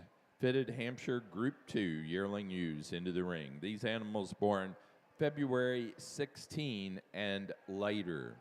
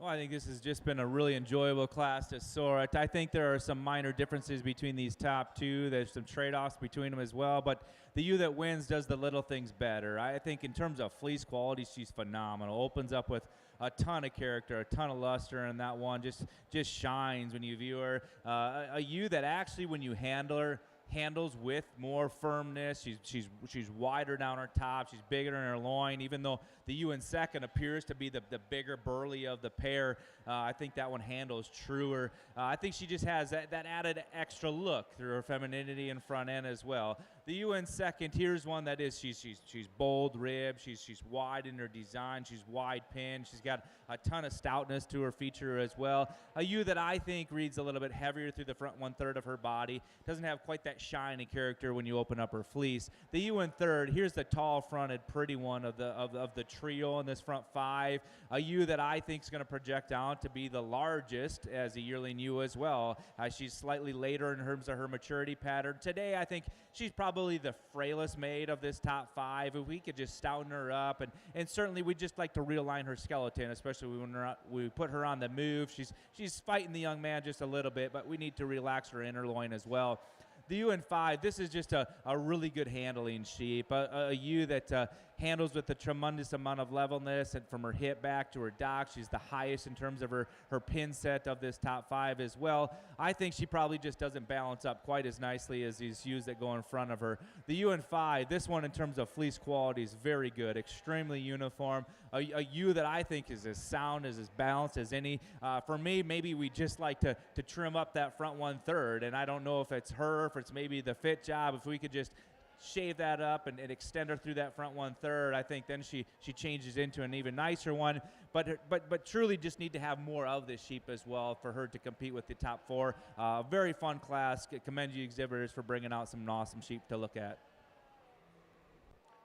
Placings on the February-born class of natural-colored ewe lambs for the Border Leicesters. First place to Week Overlook Manor Farm, 6577, Josie Baird, Canfield, Ohio. Second place to J. Baird, 25022, Josie Baird, Canfield, Ohio. Third place, Roman Yard, Watauga, Illinois. 4, Brianna Moeller, Orient, Ohio. And 5, Alyssa White, Lower Salem, Ohio.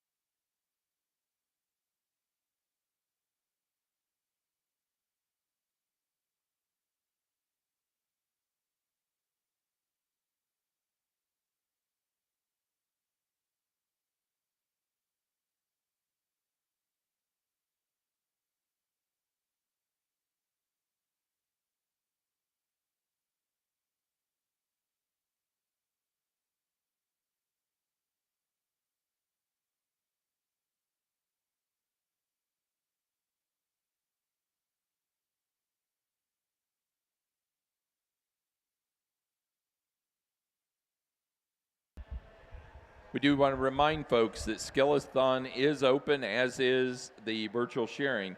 Both those close at 2 o'clock today. Today is your last chance to do either one of those as well. Also, Hannah needs to see the following exhibitors in the Skillathon area: Julia Ripka and Clayton Steiner. You need to go see Hannah at the Skillathon. When you get into your late spring ULAM class on your naturals here, I think we've got a really nice, logical place to start with a ewe that just offers a ton of femininity. She's extremely angular in terms of her lines and her skeletal build, one that still opens up with enough rib at this stage of maturity for me. Really designed perfectly well, and I like that sheep a whole bunch. The ewe in second probably just doesn't match that overall design and balance as our class winner. I think she has plenty of width and thickness to her, extremely a soft fleece with a bunch of character, really a nice shine and cool curl to that one. A ewe that we just need to level up in terms of her lines. The ewe that comes here in third, kind of a big, wide, stout one that's got a lot to her. A ewe that I think when we put her in motion probably doesn't walk out with a fluent stride, gets a little bit choppy in her step. We just like to change that structurally. Then the ewe that rounds the class, actually in terms of structural build, I really appreciate. I just like to see more of her. She's obviously the greenest one in the class, and she's probably just a little bit later in terms of maturity pattern, but one you really have to appreciate in terms of just her build and structural integrity. Thank you.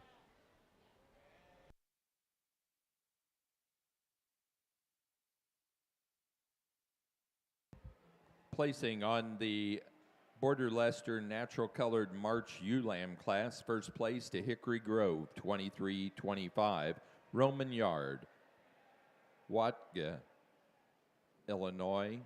Second to BC Sheep Company, 221, Hannah Hewitt, Forney, Texas. Third, Alyssa White, Lower Salem, Ohio. 4, Lauren Thompson, Woodville, Wisconsin.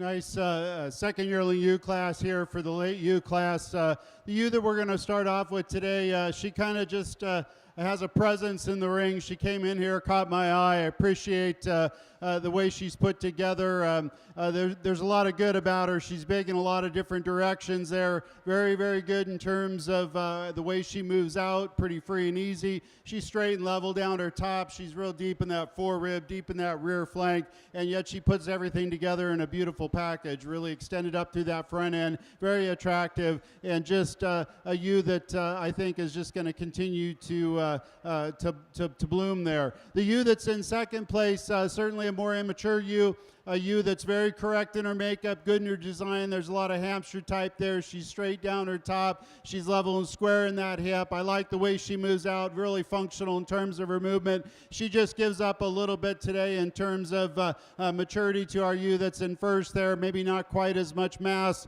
but very correct in her makeup and design. Another very correct ewe is the ewe that's in third place, a little bit more, maybe not quite as extended from that 13th rib back as our two ewes that are just ahead of her. I like her rib shape. I like her Hampshire type. I think she's certainly got some bone under her and some fleece on those legs, and I appreciate that. But really square hipped. I think really level, particularly when she's on the move. And I think a nice ewe that falls in the third position. A bigger frame ewe that's here in fourth place.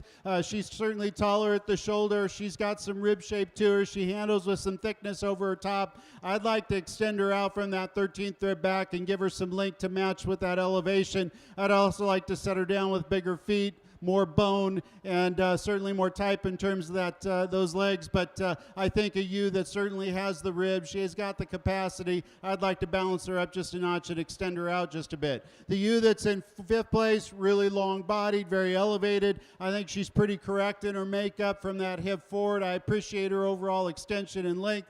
She has a tendency to narrow and drop just a little bit in that tail stitch, tracks a little bit narrower from behind compared to the ewes that are just ahead of her, but certainly a ewe that you appreciate in terms of that front end, very elegant in terms of the way she lays in neat from that shoulder into that rib cage, a lot of extension up through that front end, and a lot of Hampshire types. So nice class here, some divergent types, but a good set of ewes. Let's give them a big round of applause. Placing on the natural colored Border Leicester pair ewe lamb class, first place to Josie Baird, Canfield, Ohio. Second, Roman Yard, Watauga, Illinois. Third, Elizabeth Hanlon, Bear, Delaware. 4, Alyssa White, Lower Salem, Ohio. And 5, Benjamin Walmsley, Taylorville, Illinois. We do want to let our fitted Suffolk exhibitors know we're selecting our champion and reserve champion ewe for the natural colored Border Leicesters. They still have young flock, best forehead, and best fleece, but fitted Suffolks for your National Suffolk Junior Show. We will start with fitted fall ram lambs. Please be ready, and you'll be in the blue ring. Placing on the Hampshire Class 2 fitted yearling ewes. First, Spoonster 2440, Tinley Spoonster, Eolia, Missouri. Second place, Charland Farms 2927, Brody Payne, Kirkland, Indiana. Third place, Conley Hoagland, Glendive, Montana. 4, Beaumont, Whiteheath, Illinois. And 5, Kinsey Meyer, Aaronsville, Illinois.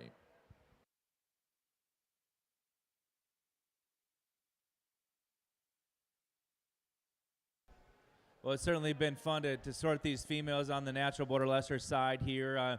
We get these 8 out here for this drive. These exhibitors, you guys got to be proud of what you've brought to the All-American. This is a heck of a class to sort, or we've had a heck of a classes to sort through. They've been big, they've been deep, great quality. So kudos to you. This has been a lot of fun. I think we've got a yearling out here that is so powerful. She's made right. She's sound-footed. She's hard to get around. The yearling ewe is going to be your champion today. Congratulations. That's a darn good one. It gets awfully close for your reserve, and I honestly, I think there's one that has a ton of femininity that if you were to project down as a yearling next year, it's probably going to follow in that one's footstep. That's this February. There's just a ton of neat character about that one. She's going to be your reserve. Congratulations to you.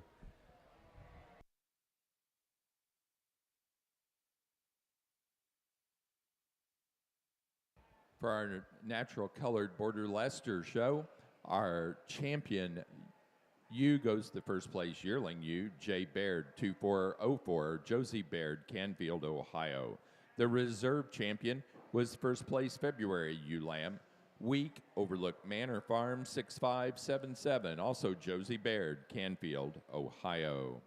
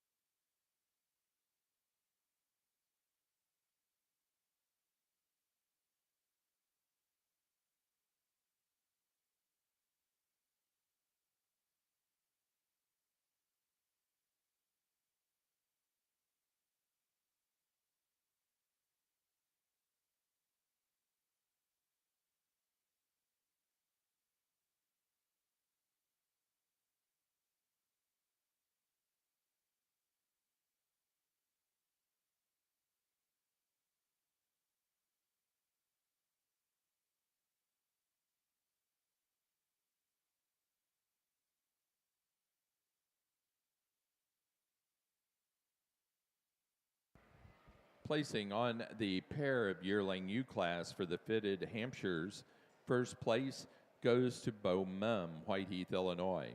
Second, Aaron Holleran, Waterloo, Illinois. Third, Kinsey Meyer, Aaronsville, Illinois. Fourth place, Kirby Joe Bacon, Greenview, Illinois.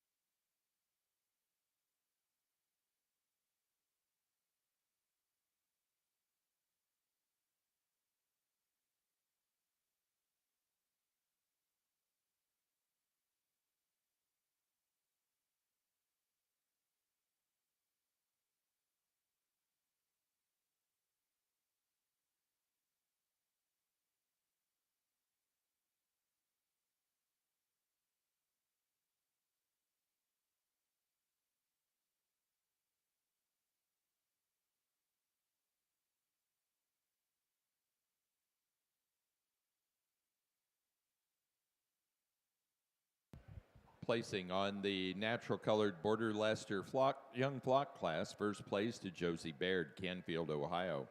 Second place, Roman Yard, Watauga, Illinois. Third place, Lauren Thompson, Woodville, Wisconsin. 4, Elizabeth Hanlon, Bear, Delaware. And 5, Hunter Hayes, Allentown, New Jersey.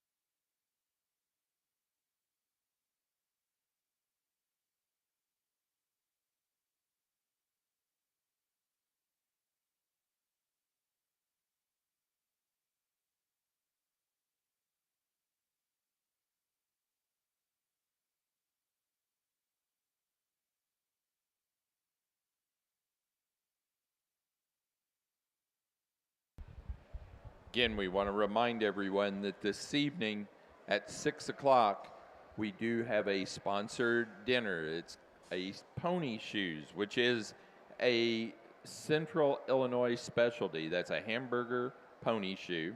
This includes hamburger fries and cheese drizzled on top. So plan on joining folks at 6 o'clock at the Commodities Pavilion, which is just east of the swine barn, for that activity. Also, at 6:30, we will have Ag Olympics. Now, Ag Olympics is going to be held on the only level spot on the fairgrounds other than at the track, and that's just just west of here, over near the Orr building, which you can see the big glass building if you look to my right. That's going to be where they have the Ag Olympics this evening at 6:30.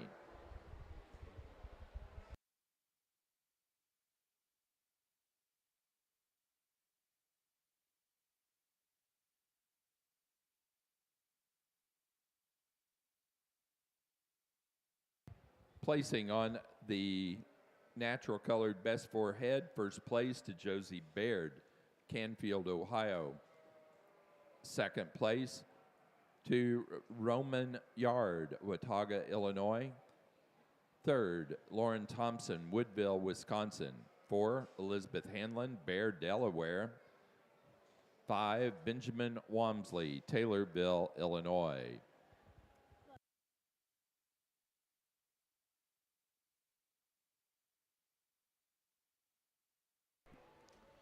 Got a really nice fall ewe lamb class here. Ewe lamb that we're going to start off with today. I think you know, she's a nice a nice combination of traits. She's big in a lot of different dimensions there. I appreciate that. I like the way that she's got a nice straight top in her. She's got some rib shape to her, maybe an advantage, added advantage in terms of a little bit of growth and future there over our ewe lamb that's in second place, but both really high quality, big bodied kind of females, very correct in their makeup and their design.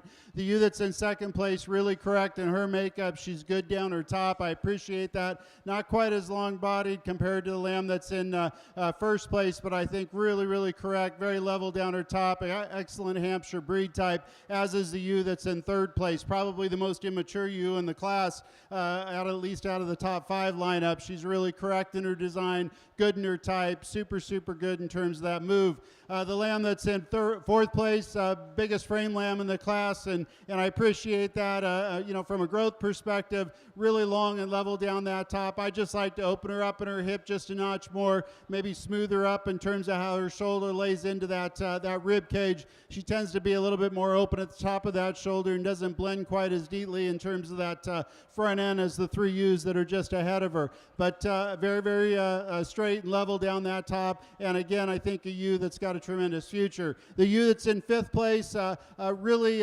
extended up through that front end. I think a really nicely fronted type ewe. I appreciate that. I just want to see her stouter featured, bigger boned, a little bit more Hampshire type there in terms of that bone structure and that wool.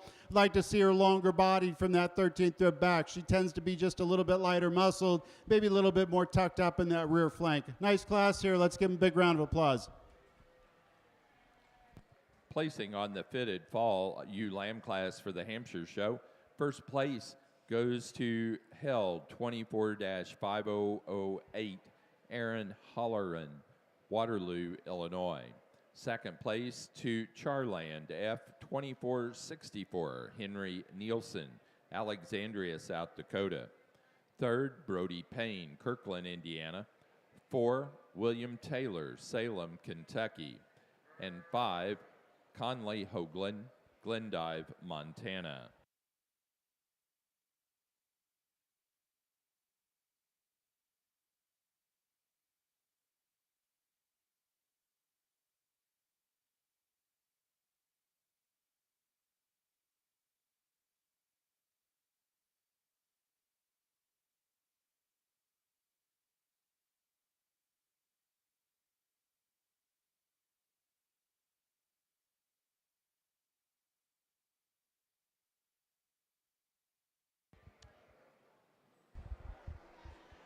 Border Leicester exhibitors, all Border Leicester exhibitors, please go over to the photo backdrop at this time to get a group photo. What you got? That one? Fleece, but only one kid gave me their card because Richard was slacking, so I'll have to take it off. Best fleece animal in the natural colored Border Leicester show goes to Jay Baird, 6577, a February ewe lamb. Josie Baird, Canfield, Ohio. That does conclude our natural colored Border Leicester show.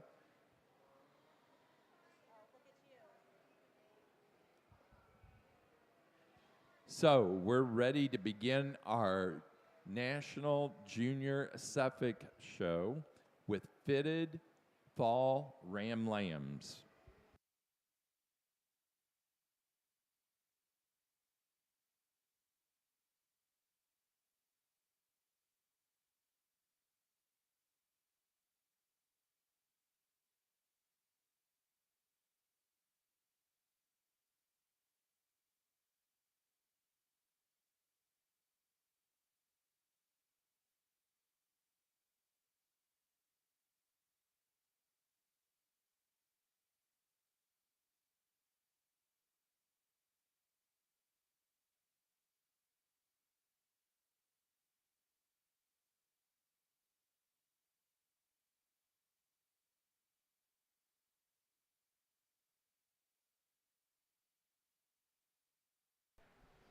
Got a really nice class here for senior champion, the 2 yearling U classes and the fall class, and I think you get to the top end of these classes, and I think they're correct sheep. They're good moving type sheep that have got some rib and some dimension when you handle them up over their top. You know, obviously there's some differences in terms of maturity today, but I think all ewes that deserve to be out here, and again, really good in terms of that overall Hampshire type and the overall look here. We'll go out and congratulate your champion and reserve here in the senior, and then we'll move on to the junior classes.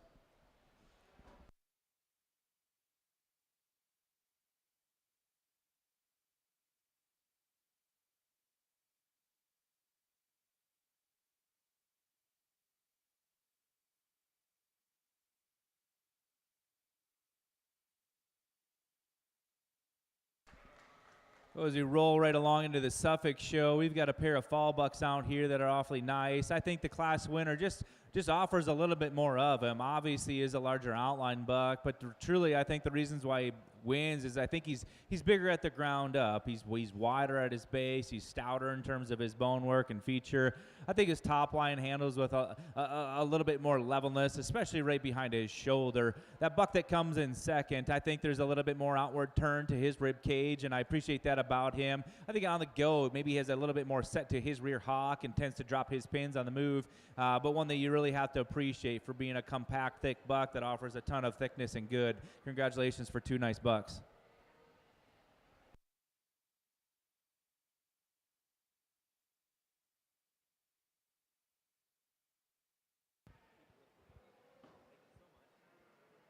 For our fitted Hampshire show, our senior champion ewe goes to the class winner out of Group 2 yearling ewes, Spoonster 2440, Tinley Spoonster, Eolia, Missouri. The reserve senior champion was the class winner of the fall ewe lamb class, held 24-5008, Aaron Holleran, Waterloo, Illinois. For the Suffolk show and your national junior Suffolk show and the fall ram lambs, and this is fitted division, first place goes to Arbanek 2448, Olivia Starr, Cameron, Wisconsin. Second place to Mountain Man Farm 77, Dallas Bergman, Wadesville, Indiana.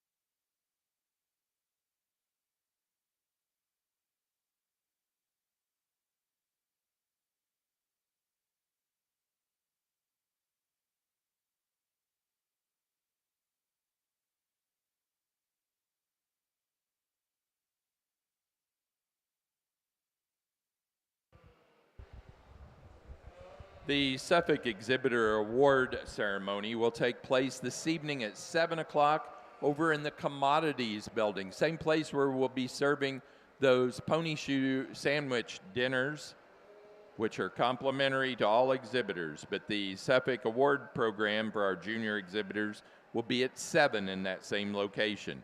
The dinner is at 6 tonight.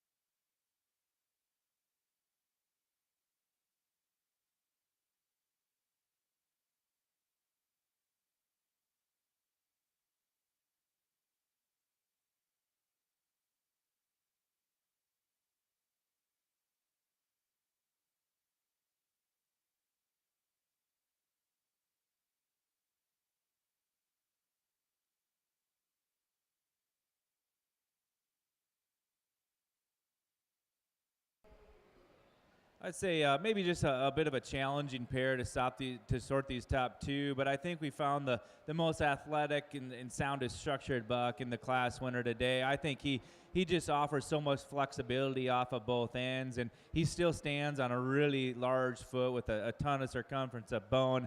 Ideally, I'd like to soften this buck up. I think he needs a tick more rib in terms of his center body. We'd like to blow him apart, but that buck, in terms of his movement, his athleticisms, I think he's where he needs to be. The buck in second, I like this one in terms of having a bit more outward turn to his rib shape. I think he's bigger hipped. I think he's wider pinned.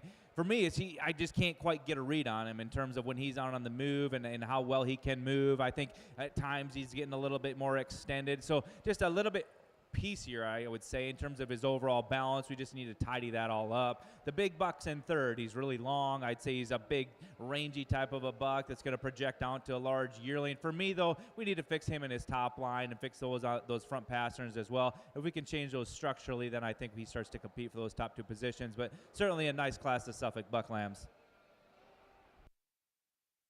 Placing on the fitted January Ram Lambs for the National Junior Suffolk Show, first place goes to Royer Farm, 553, Brixton Sullivan, Washington, Illinois. Second place, K Slack, 2567, Luke Lutman, Waterloo, Illinois. Third place, Olivia Starr, Cameron, Wisconsin.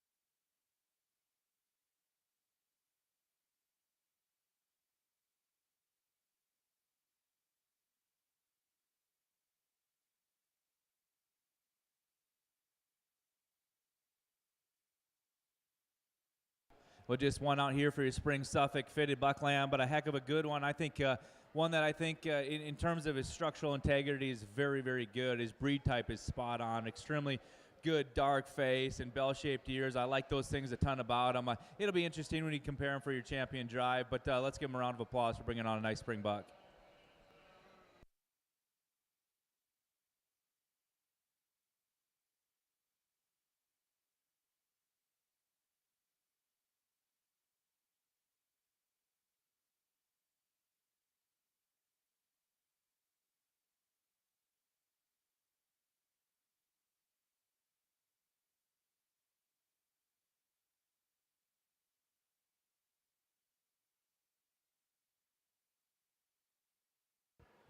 Placing on the February fitted Ram Lamb class, first place to Van Grow Livestock, 2504, Austin Groves, Pinckney, Michigan.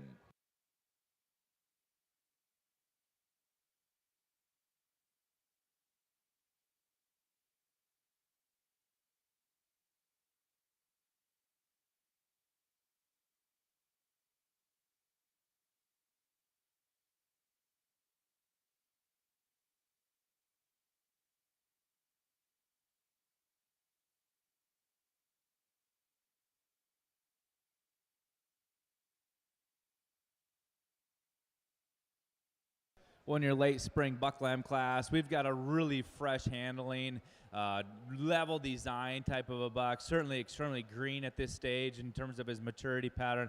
One I think is just going to continue to mature and add some muscle and shape and dimension as he puts on some weight and thickness. But one you really like for his levelness of lines and in terms of his structural design as well. So thanks for bringing on a nice one.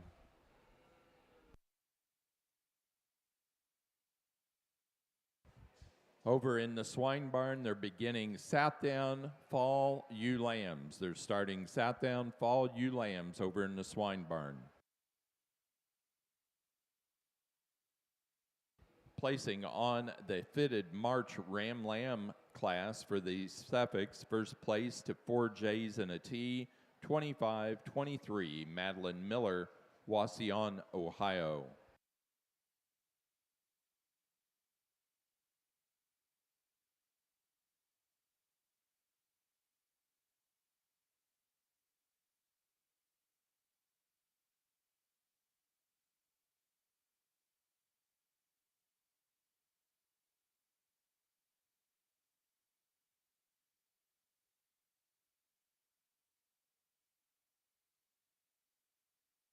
Placing on the pair Ram Lamb class for the fitted Suffolk show, first place Olivia Starr, Cameron, Wisconsin.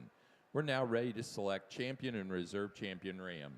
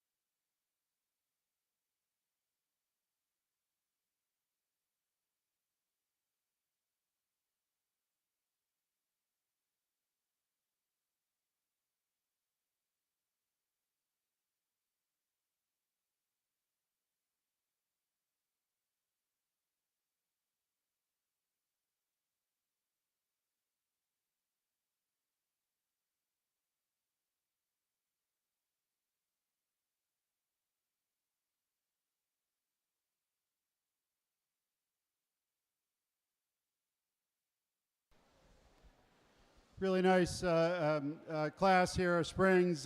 Ewe lamb that we're going to start off with, I think just shows me quite a bit of immaturity today. I think a ewe lamb that when you evaluate her, she's fresh. She's got some correctness to her and some design. She's straight and level down her top. I really like the way she lays in that shoulder. It's very neatly tied in to her neck, certainly tied into that rib cage. She's level in terms of her overall structure, and I think she shows me some future grow. Really attractive, fresh type of ewe lamb there in first place. Ewe lamb that's in second, very long-bodied. I appreciate that. I appreciate her Hampshire type and character about her. I think a ewe lamb that she's still relatively smooth up over that shoulder, just a little bit wider at the top of the shoulder. I think a ewe lamb that might just be a little bit more mature at this stage of the game. I like her length of body. I like her correctness and her design, and I think she's a pretty stout-featured kind of a female. The ewe lamb that's in third place, again, another very extended ewe lamb, a ewe lamb that shows me quite a bit of future grow,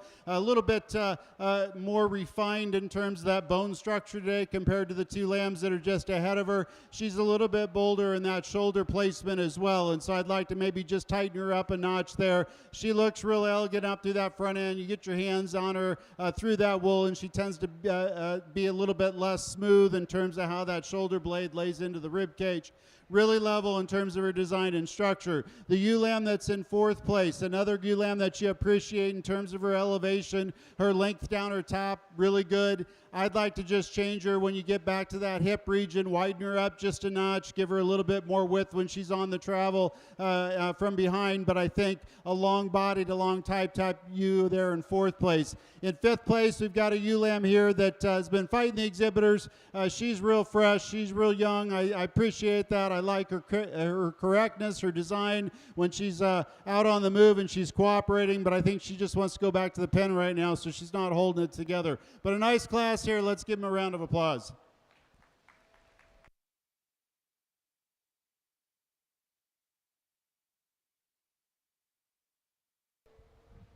Well, for your champion Suffolk Drive, we've got a handful of bucks out here that I think represent this breed quite well. Some bucks that can get out and go, that have some thickness to them, that still look like Suffolks. I think they're this fall buck out here, in terms of being a large outlined one, he's got a ton of length of body, handles with a tremendous amount of length from that 13th rib back, and on the move, I think he's still very, very good. And so for a sheep with that much length and frame, and to be able to move that good and have some width at his base and still move out on a large foot, I think that's an awfully nice one. This January buck, or the early winter class, I love how dark he is at his points. I love the shape of his muzzle and his head. This one's so good on the move, and I love those things about him. He handles like a dream. He's presented extremely well.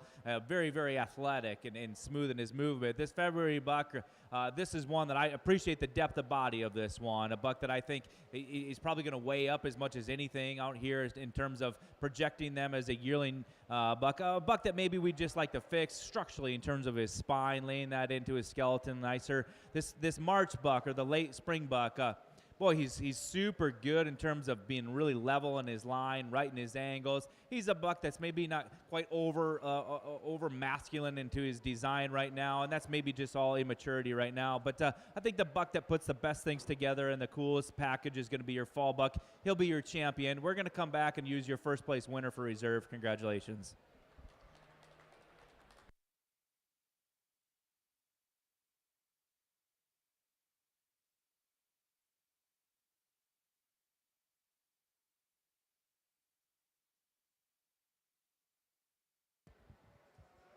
Champion ram for the National Junior Suffolk Show in the fitted division is our class winner of the fall ram lamb class, Arnebeck 2448, Olivia Starr, Cameron, Wisconsin. The reserve champion goes to the first place January ram lamb, Royer Farm 553, Brixton Sullivan, Washington, Illinois.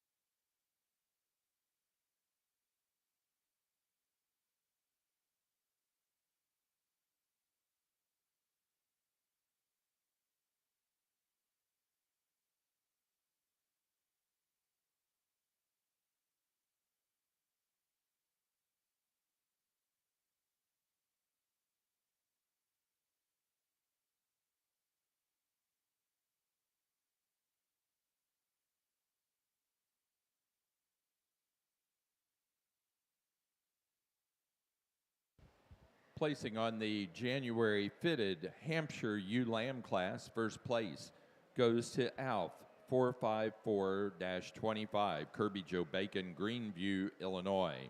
Second place to Meyer 2546, Kinsey Meyer, Aaronsville, Illinois. Third, Bo Mum, Whiteheath, Illinois.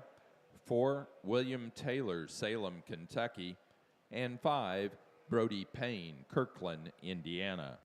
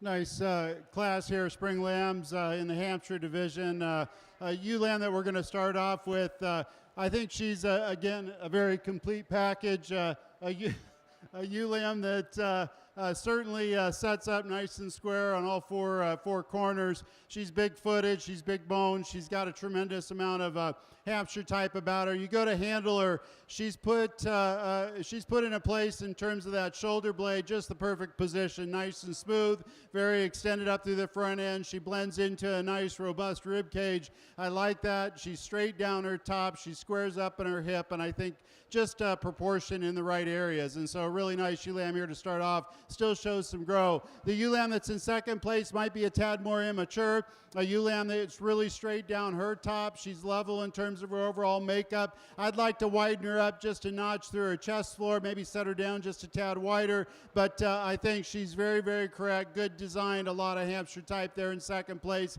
and a lot of grow. The ewe lamb that's in third place, a little bit more of a complete package. I'm not sure that she's going to be one of the bigger ewes at maturity, but she's correct in her makeup. I think she's correct in her design, the way she sets down her feet and legs. She tends to move out pretty free and easy in the ring. I like her Hampshire type. She's level and strong down that top and square in that hip. The ewe that's in fourth place, I think, there's a lot of things I like about her. She's very elevated. She's got a very good position in terms of those feet and legs, the way she sets down on the ground.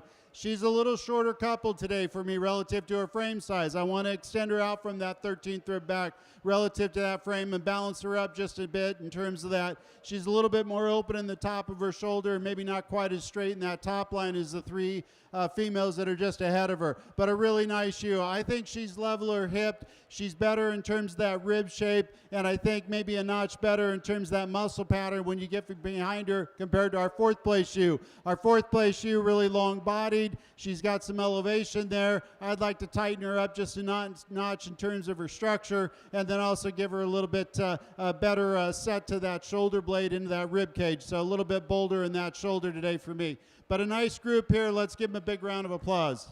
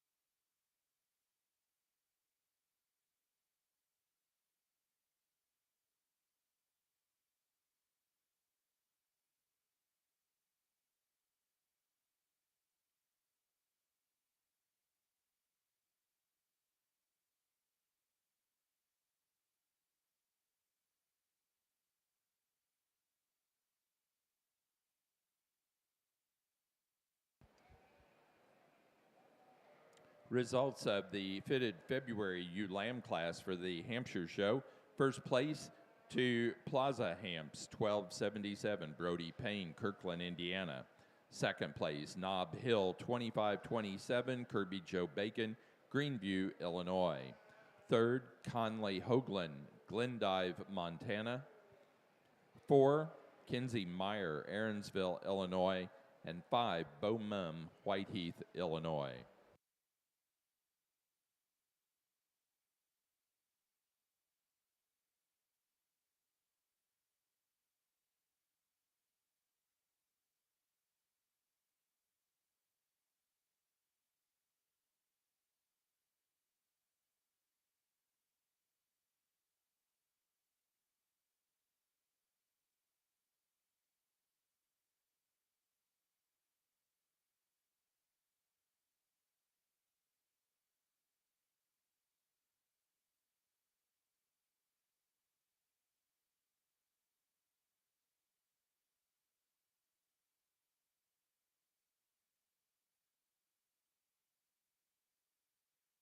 Got two really nice March ewe lambs here in the Hampshire show ring.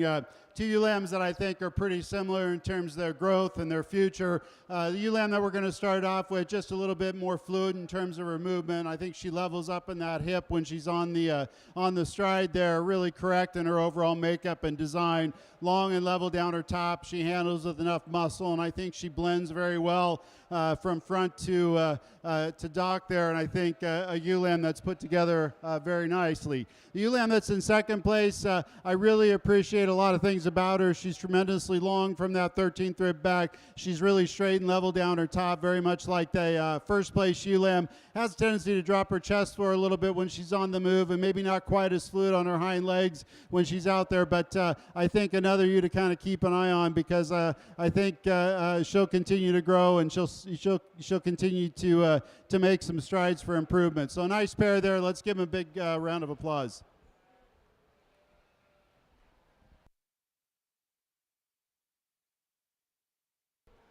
Well, what a fantastic set of yearling ewes to set the female side in motion here. And I'll be honest, the ewe that wins this class, she didn't grab my attention right away, but the longer this drive went on, the more she grows on me, and that's because just how sound structured this one is. I mean, she is better than anything else in the class in terms of her movement. She sets her feet and legs so perfectly on the move, in motion or on standing still.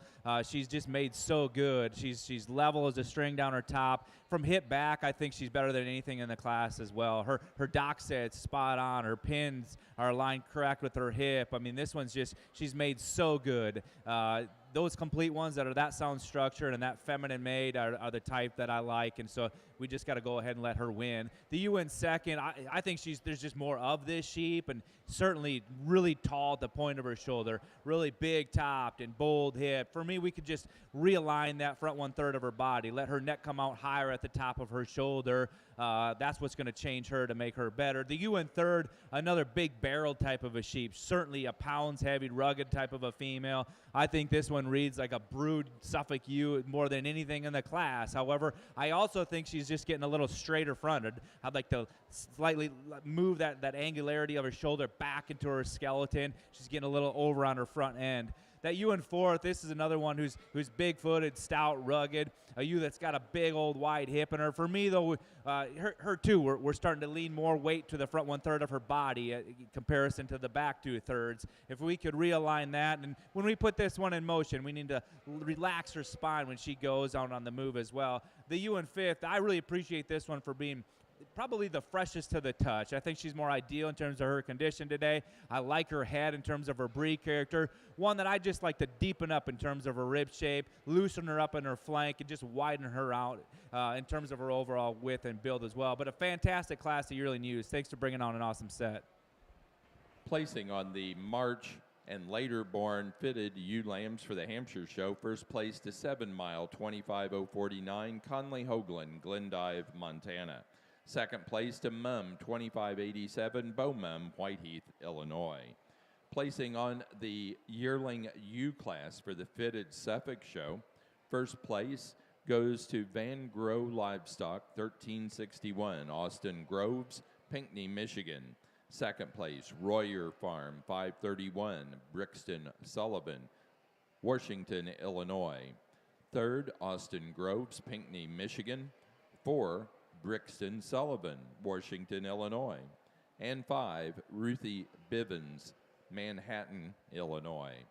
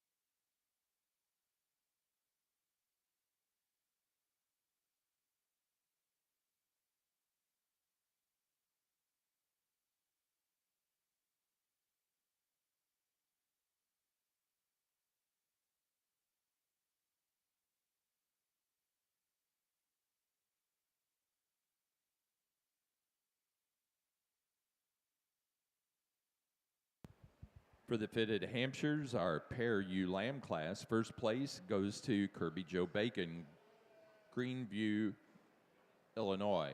Second place, Kinsey Meyer, Aaronsville, Illinois. Third, Conley Hoagland, Glendive, Montana.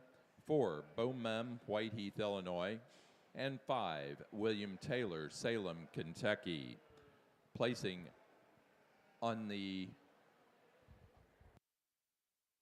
class of fitted yearling ewe pair, first for the Suffolk Show. First place, Austin Groves, Pinckney, Michigan.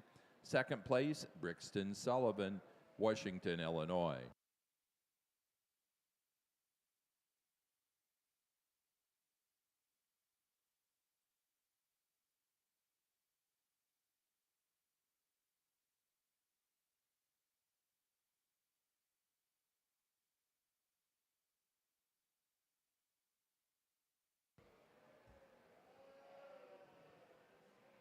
For our Suffolk Show, we're now ready to show early fall ewe lambs.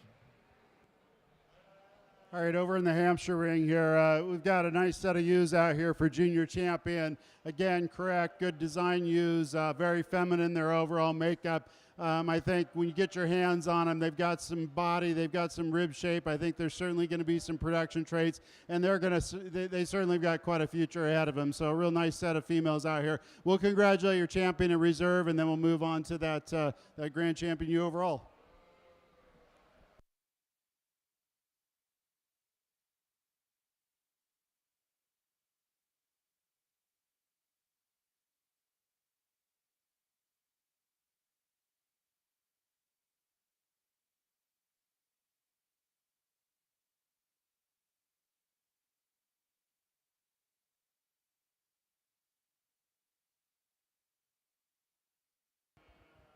For the fitted Hampshire show, our February ewe lamb class winner was our junior champion, Plaza Hamps 1277, Brody Payne, Kirkland, Indiana.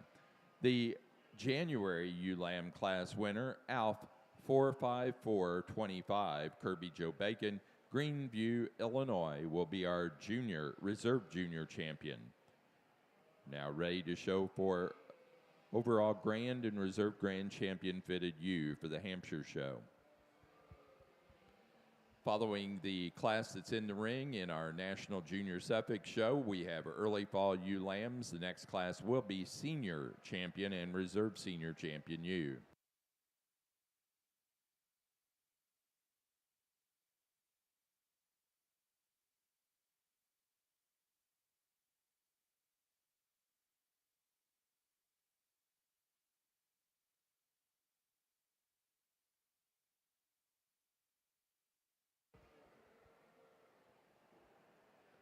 As we've normally done, we've got prizes for those individuals that do write those thank you notes. They do a drawing of names for folks that do write thank you notes. Ethan Giles and Samantha Logan, you can go over and claim your prizes for writing those thank you notes. Again, we want everyone to write at least one thank you note. Also, please check out the promotional items that is on sale over there with Marie at that table to my right, just right outside of the blue ring. Went to your fall fitted Suffolk class here. I think we've got a really nice example of what the Suffolk breed exemplifies in terms of her head shape, her color. One that just gives you a bit more maternal look than that ewe does in second. I like the depth of body and the spring of rib that this one exemplifies. The ewe in second, really a long-bodied, extended type of one. One that I think when you put her in motion, tends to just get a little bit more awkward on the move. She likes to get outside herself and point those towards outside her body and skeleton when you put her in motion, but one that you certainly appreciate for that length and her overall frame. The ewe that comes here in third, here's one in terms of balance, I think proportions just fine. In terms of comparison to the rest of the class, so she just runs up a little bit shorter in terms of her overall growth and frame. One that we'd like to change that angle of her hock when you put that one in motion as well. But three good Suffolk fall ewes. Thanks for bringing them in.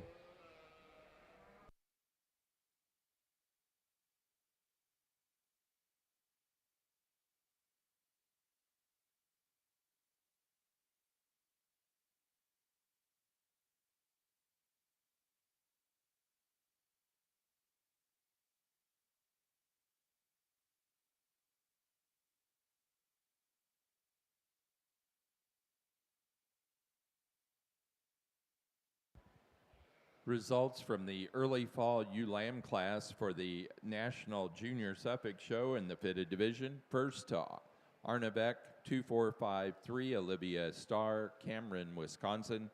Second place to DVMS D2435, Jacob Lindo, Chile, Wisconsin. And third place, Dallas Bergman, Wadesville, Indiana.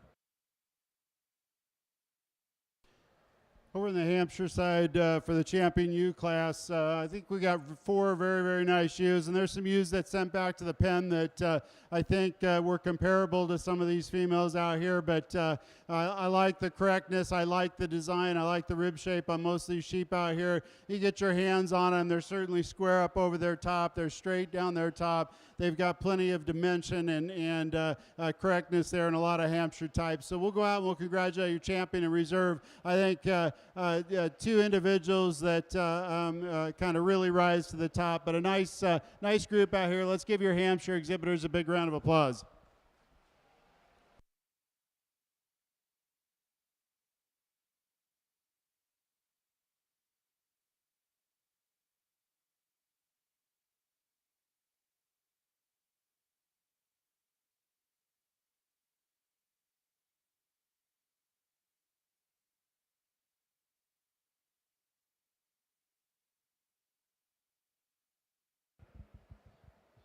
In the fitted division of our Hampshire show, our grand champion ewe is our senior champion ewe out of the Class 2 yearling ewe, Spoonster 24-40, Tinley Spoonster, Eolia, Missouri. The reserve grand is our junior champion from the February ewe lamb class, Plaza Hamps 1277, Brody Payne, Kirkland, Indiana. Now ready for fitted Hampshire young flock.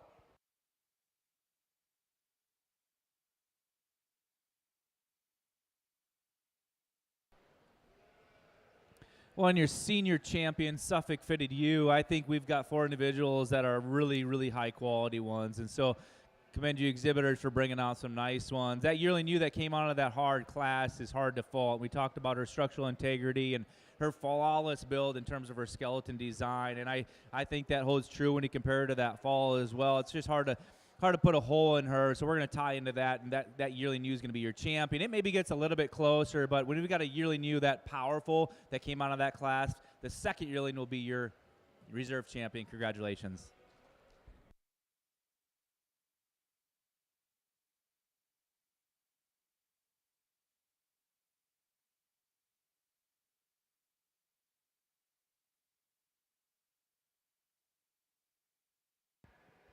In our National Junior Suffolk Show in the fitted division, our grand champion ewe is our first place yearling ewe, Van Grow Livestock 1361, Austin Groves, Pinckney, Michigan.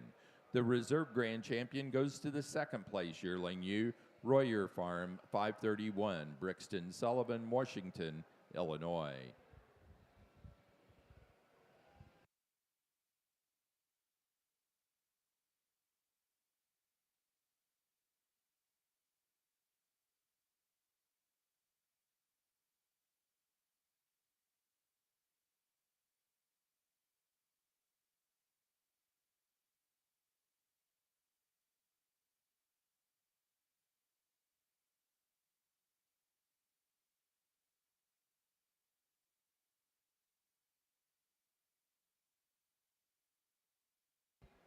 Those were our senior champion and reserve, those 2 yearlings. So now we're ready to go into January ewe lambs. Fitted Suffolk, January ewe lambs will be your next class.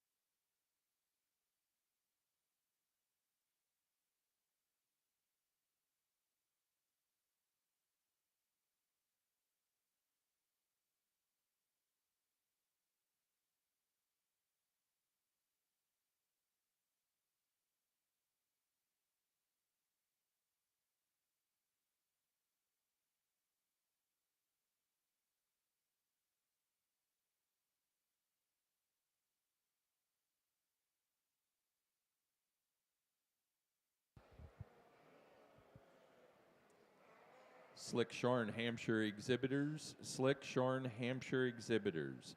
We're currently finishing the fitted Hampshire young flock class. We have best forehead of ewes, and then we'll go right into the Slick Shorn Hampshire show with fall ram lambs.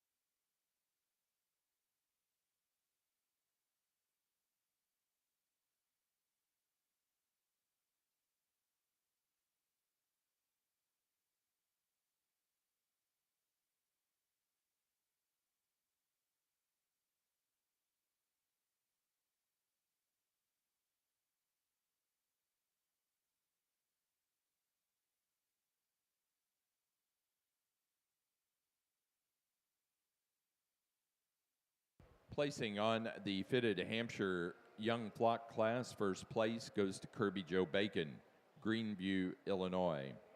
Second place to Kinsey Meyer, Aaronsville, Illinois. Third, William Taylor, Salem, Kentucky. 4, Bo Mum, Whiteheath, Illinois. And 5, Aaron Holleran, Waterloo, Illinois.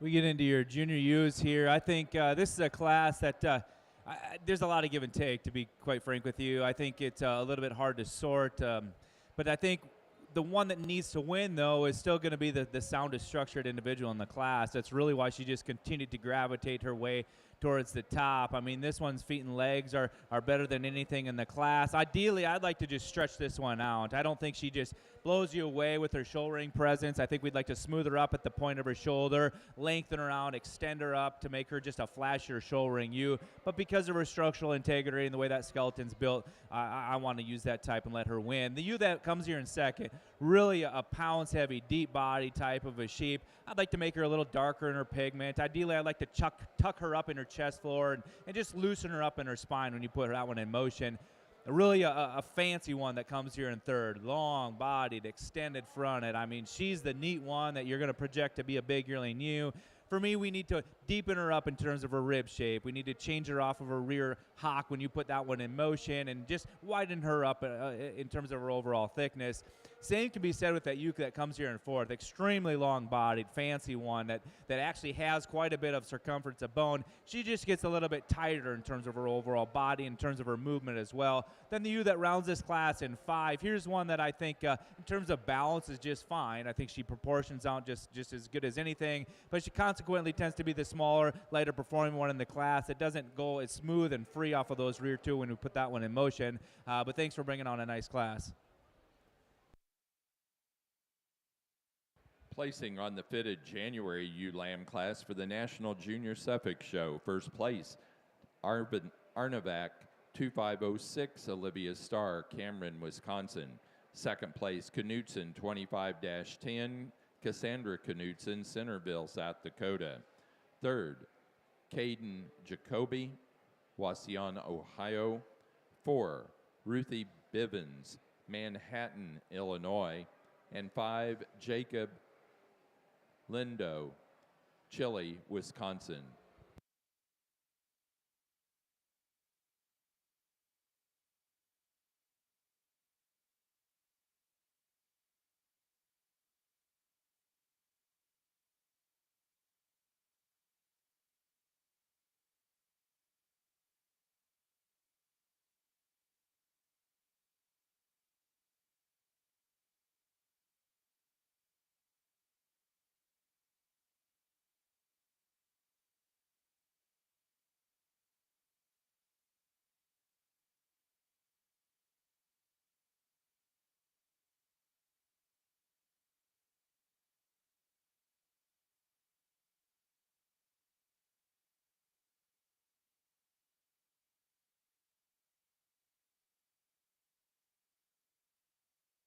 placing on the best forehead of ewes for the fitted Hampshires.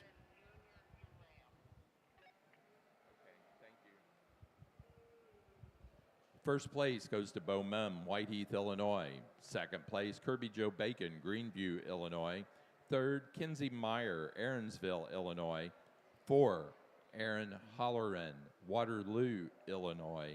And fifth place to Conley Hoagland, Glendive, Montana. That does conclude our fitted Hampshire show. Ready to go into our slick shorn Hampshires now.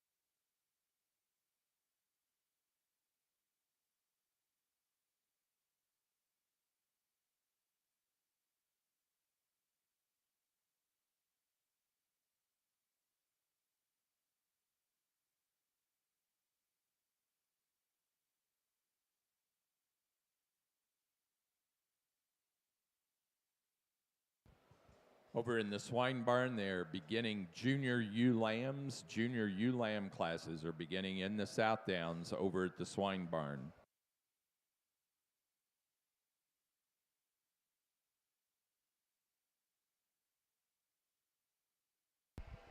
Again, in the swine barn, junior ewe lambs are beginning for the Southdowns over there. Junior ewe lambs have started for the Southdowns over in the swine barn.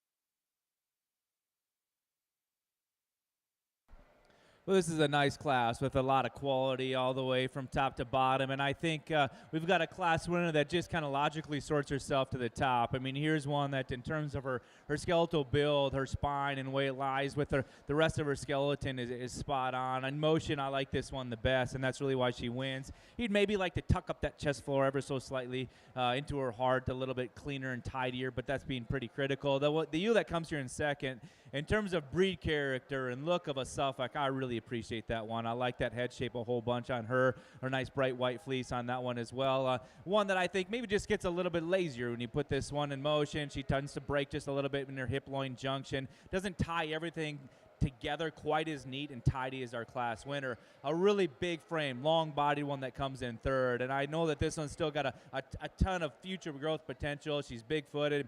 I think she just gets a little more awkward off of both ends. When you put this one in motion, she tends to just take a choppier, less coordinated step off of those rear two. And if we could just lift her up in her dock set, I think then she'd be more competitive with those top two. A ewe that comes here in fourth, and maybe she's not quite as bright and clean as these that that are out here in this top 5, but one that's just made right. I think she's extremely complete. I think she's big-footed, she's heavy constructed, and she handles with a ton of integrity.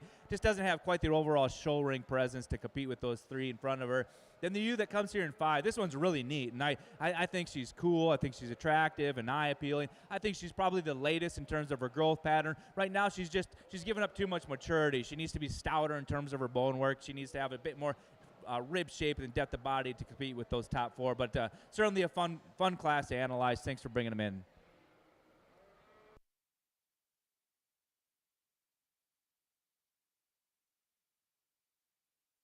Placing on that fitted February ewe lamb class for the National Junior Suffolk Show. First place to Knutson, 2533, Cassandra Knutson, Centerville, South Dakota. Second was Brixton Sullivan, Washington, Illinois, with WHS 2501. Third place, Austin Groves, Pinckney, Michigan. Fourth place, Jacob Lindo, Chile, Wisconsin. And fifth place, Ellery Miller, Wauseon, Ohio.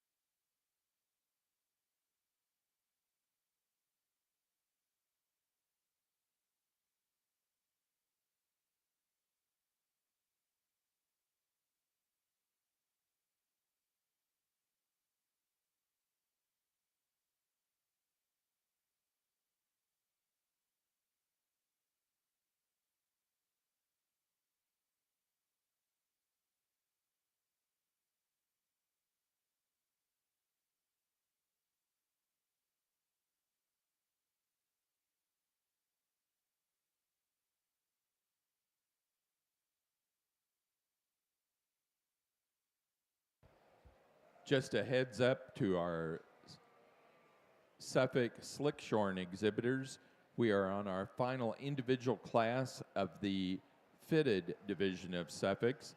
March ewe lambs are in the ring being evaluated. We'll have a pair of ewe lamb class, then select junior champion in reserve, followed by grand in reserve, then young flock and best 4 head. But just giving you a heads up on timing.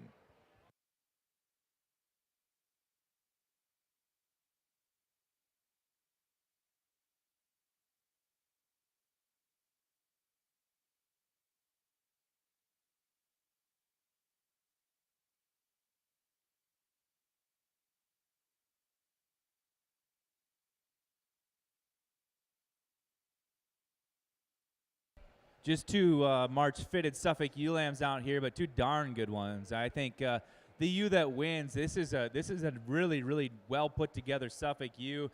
Beautiful Suffolk head on this one. She gives you a perfect silhouette from the side profile. Still walks good enough in my mind and stands square and true on those feet and legs. Adequate amount of bone. I like that one a whole bunch. The ewe that comes here in second, she's really fresh, and I'd say she's just a little bit later in terms of her maturity pattern, but one that's, in terms of her build and design, structural integrity, she's really good. Just can't quite compete with that overall mass and build and frame of that first place ewe. A very high quality pair of March ewe lambs. Thank you.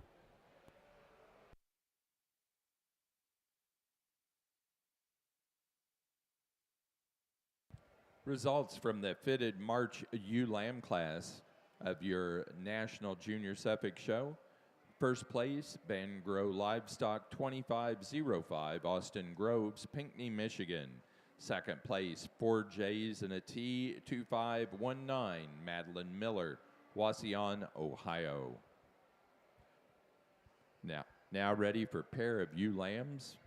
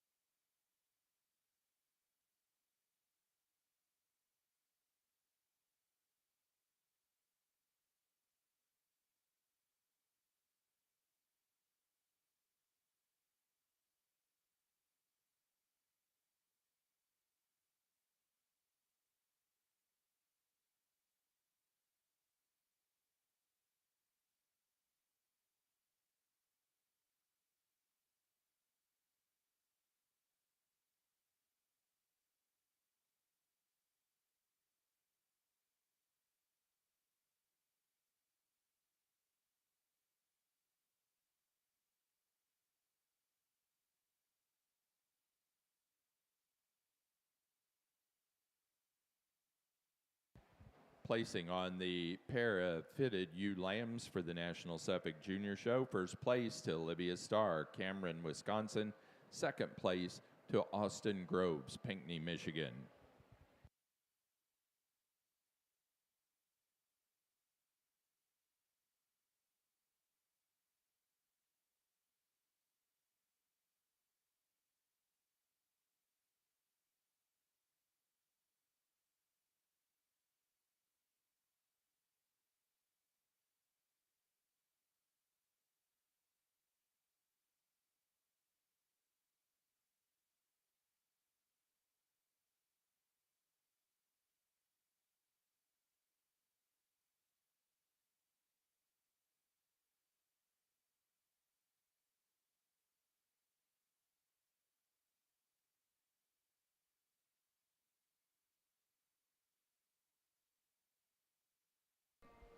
Got a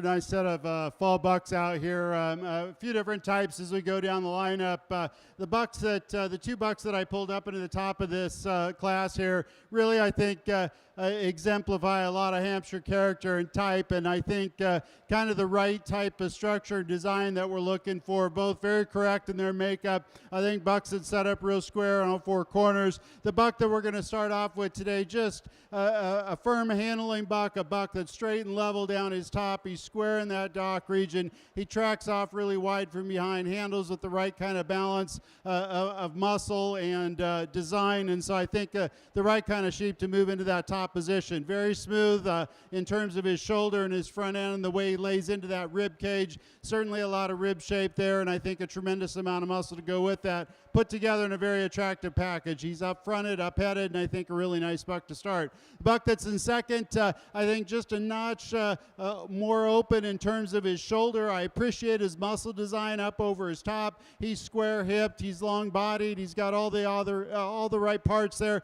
I just like to smooth him up just a notch in terms of that shoulder compared to our first buck, but I think really stout, really rugged, a good kind of a buck, and certainly one attractive as well to look at on that side profile. A buck that's got a little bit more rib shape, I think, maybe in terms of that depth of rib and depth of rear flank here in third place. I appreciate that. I think a buck that's really level up over his top. He handles really wide up over his top. He's deep in his loin, square in his hip. I think he's got an advantage over the fourth place buck in terms of that musculature up over his top. Not quite as heavy boned or big footed today as the bucks that are just ahead of him, but I think a nicely balanced buck in third position. Fourth place buck, I think really attractive on that side profile. I like the extension up through the front end. He lays in neat to his shoulder. He's straight and level down his top. Gives up a little bit of width and dimension in that loin, maybe not quite as deep in terms of that loin edge as compared to the bucks that are just ahead of him, but I think a real young, fresh kind of a buck there in that fourth place position.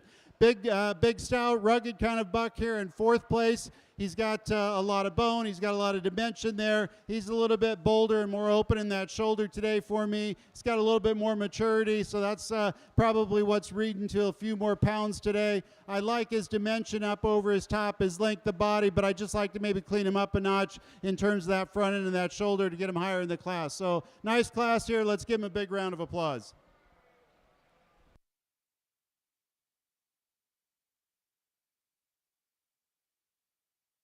Well, a fun junior drive for your Suffolk fitted division here, and I think these 6 are nice. I think there's a lot of differences between them, to be honest with you, though. So it comes down to finding the one that has the fewest issues in my mind. I think when we start analyzing these against each other, this January ewe lamb, boy, she comes out here and she just looks like a brood ewe, really blowing apart in terms of her cage. She's got some circumference of bone. I think she's made really good, and she's one of the soundest females out here. I'd really like to just smoothen her up and flatten her out at the point of her shoulder, maybe just give her a little more elevation out the front 1/3 of her body. But in terms of doing a lot of the basic things right, she gets it done. That February ewe, this is the one that I think if you're projecting them out as yearlings, she's going to go on and be a really large framed one. She's extremely long bodied, handles with just as much length from that 13th rib back as it appears, and I think she's super fancy. She's the show ewe out here. Honestly, I'd like to just soften her up in terms of her cage right now, give her just a tick more added width and dimension to that one.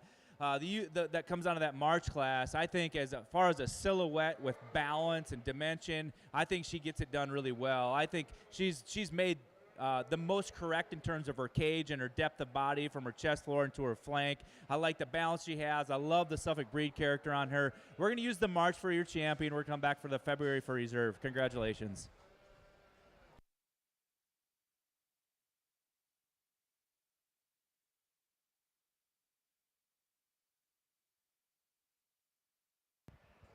Our junior champion in the fitted Suffolk National Junior Show will be the first place March ewe lamb, Van Grow Livestock 2505, Austin Groves, Pinckney, Michigan.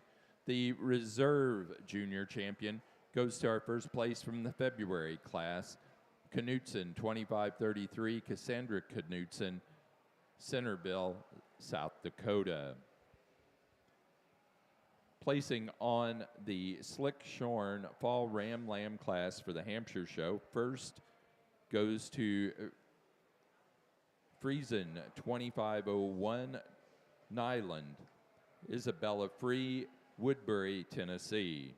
Second place to Munsterman 510, Sam Munsterman, Watseka, Illinois. Third place, Olivia Porter, Ashcombe, Illinois. 4, Zach Peterson, Ellsworth, Wisconsin. And 5, Noah McAllister, Delaware, Ohio.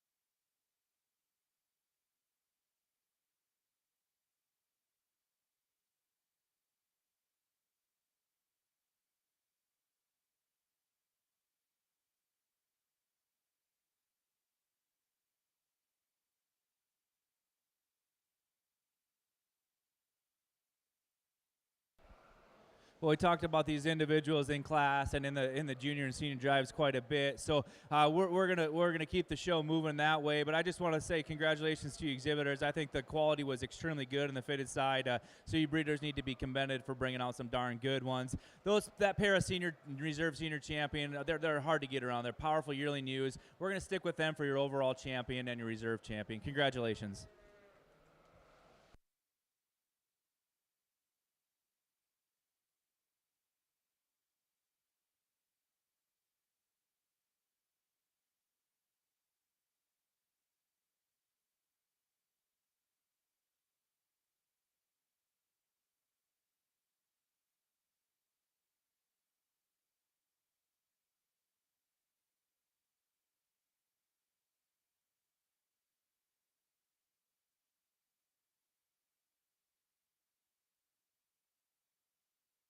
For our fitted National Suffolk show, our grand champion ewe goes to our first place yearling ewe, which was our senior champion ewe, Van Grow Livestock, 1361, Austin Groves, Pinckney, Michigan.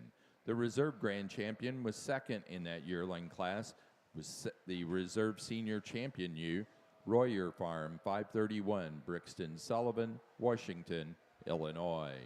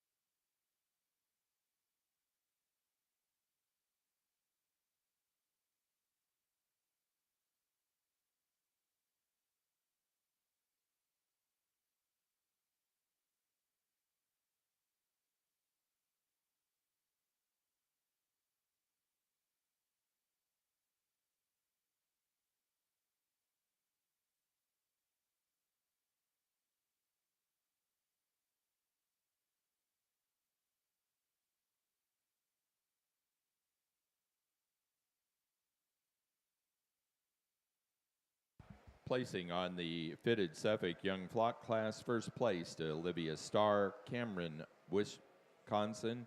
Second place, Austin Groves, Pinckney, Michigan.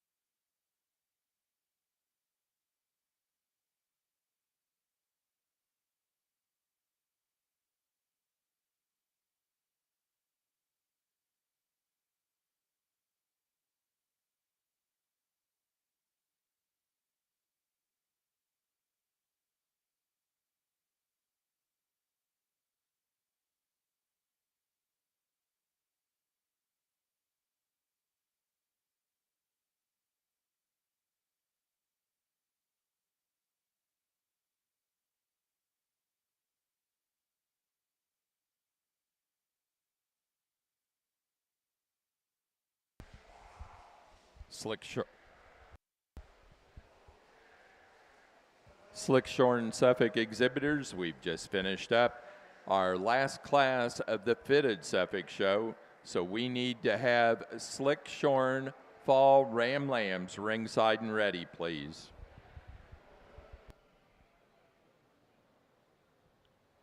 Got a really nice class of January bucks here. The bucks that we're going to start off with, I think the two top bucks kind of caught my eye when they came into the ring.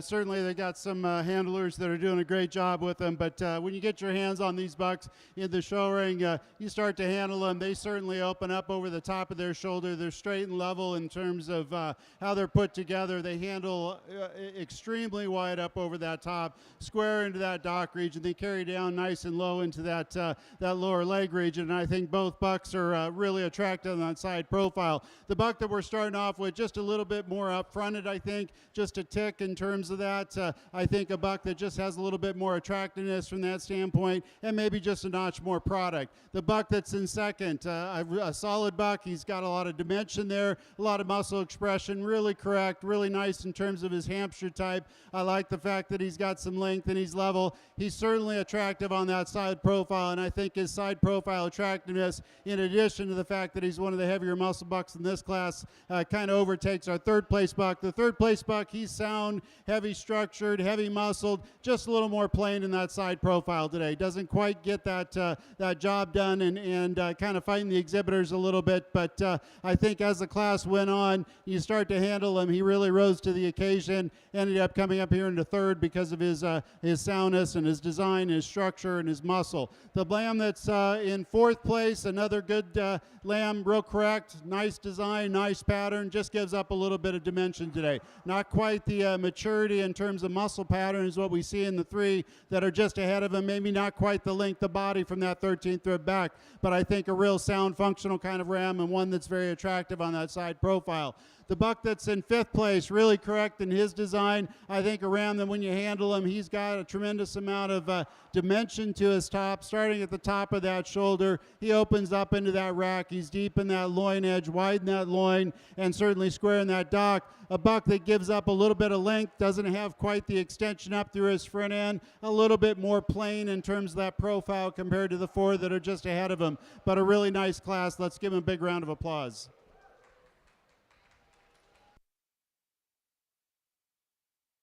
Results from the best four head of views for the National Junior Suffolk Show in the fitted division. First to Austin Groves, Pinckney, Michigan. Second place to Jacob Lindo, Chile, Wisconsin.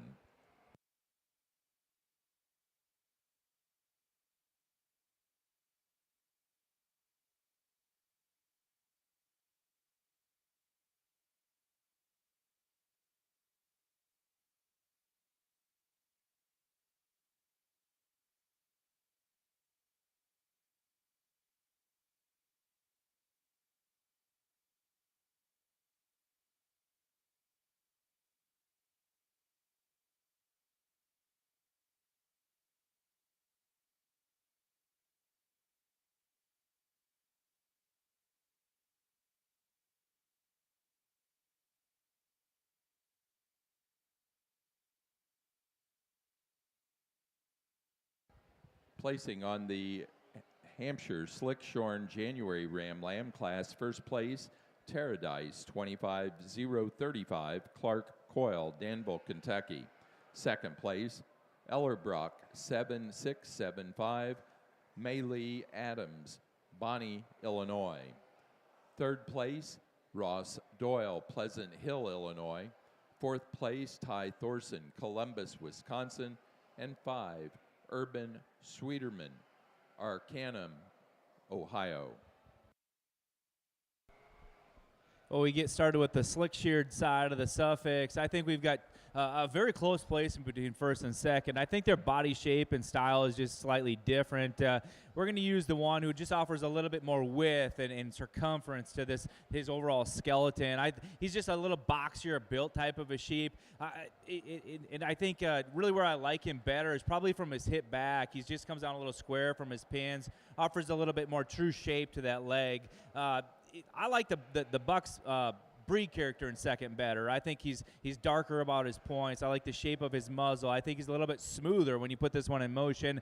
Probably just doesn't open up with as much center body mass as that one in first. Doesn't have that overall shape to his leg as that buck lamb in first does, but a sound structured, good moving one in second. The bluer buck that comes here in third, a lot of depth aside to this one. I think he's chunked full of muscle. A buck that reads just a little bit frailer in terms of his bone work, a little bit rounder in terms of his overall appearance, but certainly good slick-sheared fall bucks to start off this division.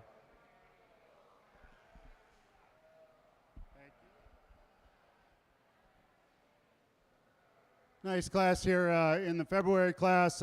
Buckland that we're going to start off with, I think he just pulls it together in a real complete package. Very correct in his makeup, good in his design. I think a buck that travels off pretty smooth. What I really like about him is the way he lays in from that shoulder into the rib cage and the shoulder into the neck region. He's got a nice blend there. He certainly handles the smoothest. He's certainly got the straightest top in him, and when you get your hands on him, he's by far the heaviest muscle down his top into his loin and his hip. Certainly carries that down into his hock region of that leg. The lamb that's in second place, I think a lamb that you appreciate in terms of straightness of lines. He's certainly long and level up over his top. I think a lamb that is really fresh in his appearance. I'd like to maybe give him a little bit more extension from that 13th rib back and a little bit more dimension to get him up higher, and then also to smooth up that shoulder just a tick. Lamb that's in third place, another lamb that you like in terms of his top line. He's straight, he's level, he's got some muscle there. Doesn't carry his muscle pattern down as low into that hock region. Maybe not quite as wide in terms of his base width at the ground, but I think another nice lamb that's real correct in his makeup. I love the rib shape on this animal. So nice class here. Let's give him a round of applause.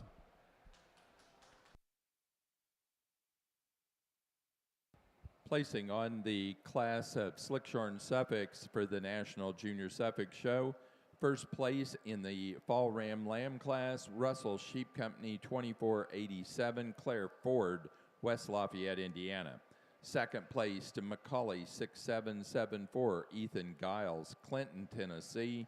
And third place, Grandin Lewis, Romney, West Virginia.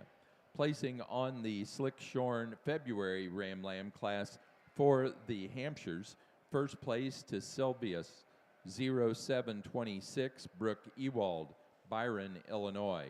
Second, Storms 1412, Olivia Porter, Ashcombe, Illinois.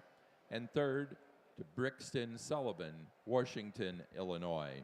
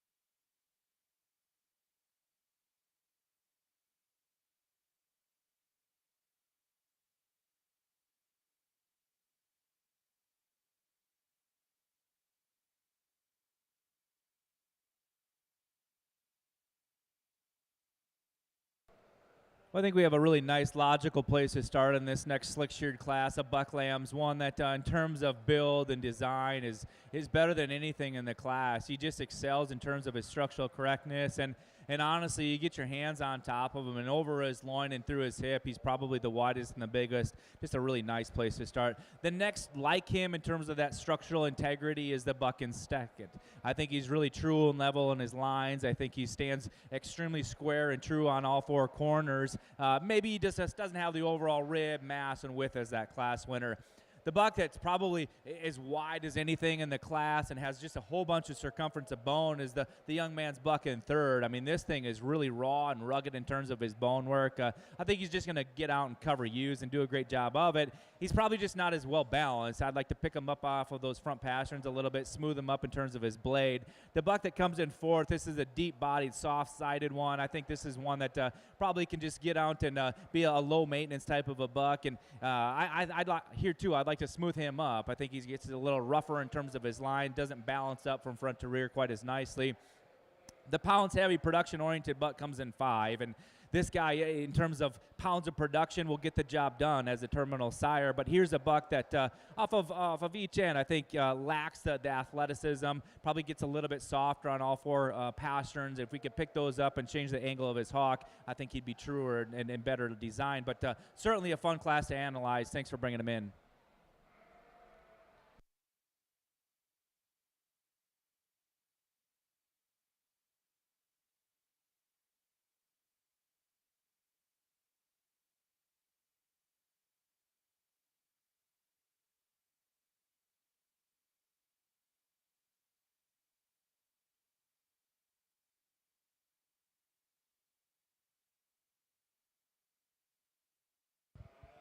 Results from the slick-sheared January Ram Lamb class. First place to A.J. Harris, Jacksonville, Illinois, with Harris 25.028. Second to 6'4", Carly Abeld, Hope, Kansas. Third place, Drew McMillan, Ashton, Illinois. 4, Allie Hoover, Washington, Pennsylvania. And 5, Ella McMillan, Ashton, Illinois.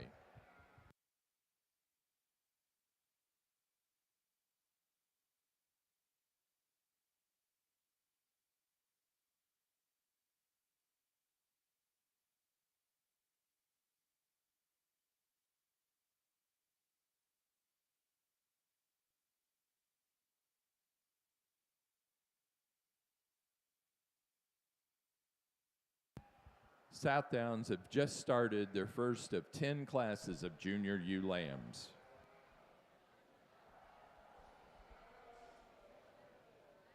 Nice class of buck lambs here that we've got in the Hampshire ring. 2 bucks that we're starting at the top of this class, very, very comparable. Definitely a pair, very correct in their makeup, good design type sheep. I think sheep that stride off pretty easily, high-headed, bucks that you really appreciate when you get your hands on them. They just they open up at the top of their shoulder. They've got quite a bit of dimension into their rack and their loin, and certainly into their hip structure. The buck that we're going to start off with, I think, is just a tad bit longer bodied when you get your hands on him. He's a little bit smoother at the point of the shoulder, and I think he handles a little bit smoother from the top of that shoulder into the top of that rack.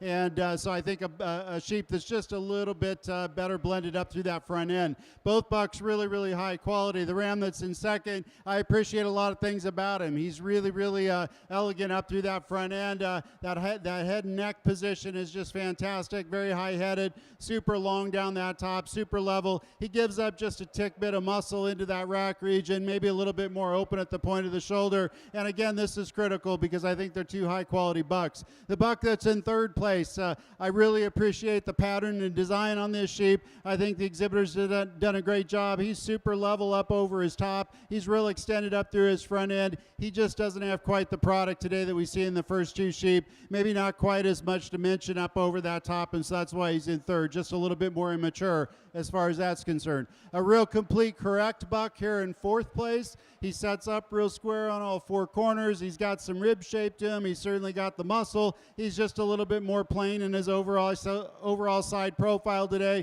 compared to the top 3 bucks in this class. The buck that's in 5th place, another long-bodied buck. You appreciate that. I like his straightness and levelness down his design, down his top. He just happens to be a little bit more open in that chest floor when he takes a stride. I'd like to see if he was just a little bit cleaner up there, maybe give him a little bit more muscle dimension into that lower leg as well. But a nice class here. Let's give him a big round of applause.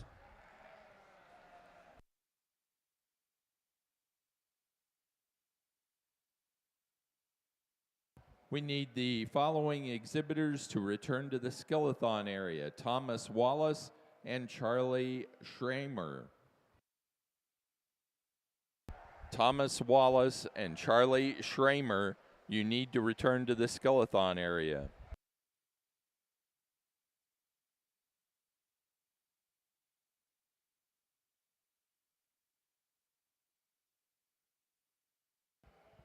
Placing on the Hampshire class of Slick Shorn March Ram Lambs. First place, Johnson, 22,314, Everett Mueller, Dell, Wisconsin. Second place, Terradice, 25,066, Clark Coyle, Danville, Kentucky. Third, Nash Johnson, Delavan, Wisconsin. 4, Allie Winters, Cahokia, Missouri. And 5 to Isabella Free, Woodbury, Tennessee.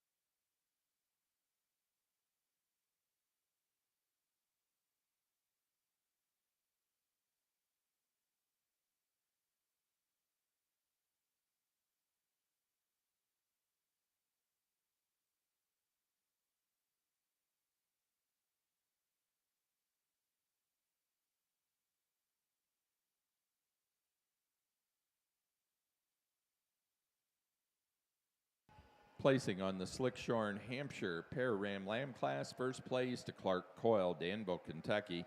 Second place, Olivia Porter, Ashcombe, Illinois. Third place, Isabella Free, Woodbury, Tennessee.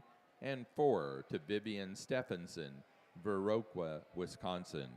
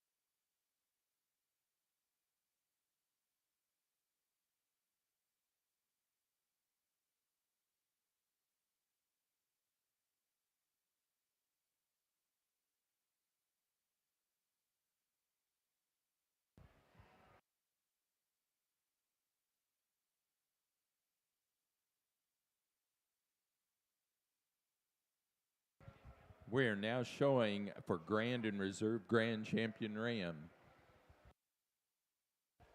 Again, we want to remind folks about the promotional table and also the area where you can write thank you notes. It's right over to the right of me, over near the photo backdrop area. There's a table set up there. All kids need to write at least one thank you note.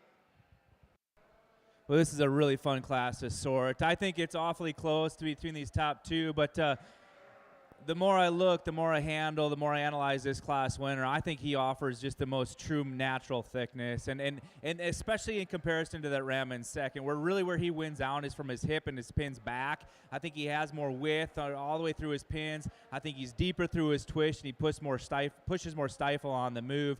I don't think he floats quite as nicely when you put this one in motion as the buck does in second. I don't think his front end's quite as smooth at the point of his shoulder as that buck in second. But in terms of true product and thickness and having some stoutness and heaviness of construction, I like this buck a whole bunch. The buck in second, we talked about that smooth shoulder, how sound he is on the move. I think I like his depth of body a whole bunch. If we could just widen him out through his pins, give him a little bit more natural thickness and fill out his leg through that lower leg, then I think that one's the winner, but that's where we'd like to tweak that buck. The buck in third, here, once again, another sound-structured individual. I like the way he lays his spine into his skeleton. I think this one probably runs just a little bit shallower and harder in terms of his rib shape.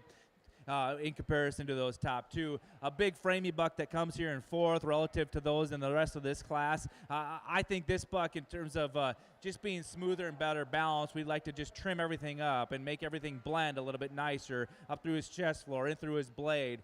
If we could smooth that up, I think he's going to have a more eye-appealing look. The young man's buck that comes here in five, I think this one's build is exceptionally good. I think his chest floor, his shoulder is designed correct. I think his depth of flank and body is very, very high level. For me, we just got to pick him up off of those rear pasterns. If we could do that, I think we could actually start sliding this one up even higher, but we need to change that about him. Certainly a fun class to analyze. Let's give him a hand.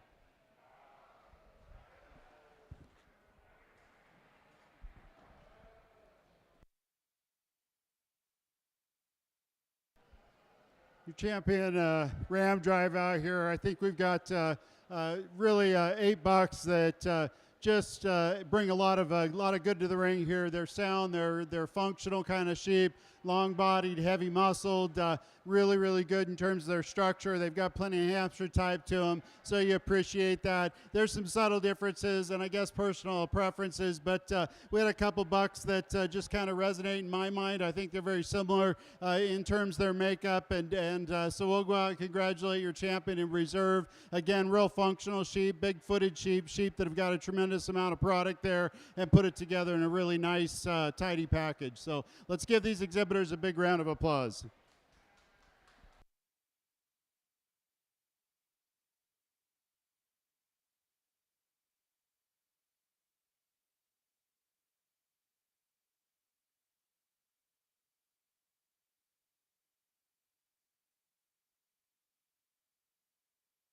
For our Slick Shorn Hampshire show, our champion Ram went to the Slick Shorn January Ram Lamb.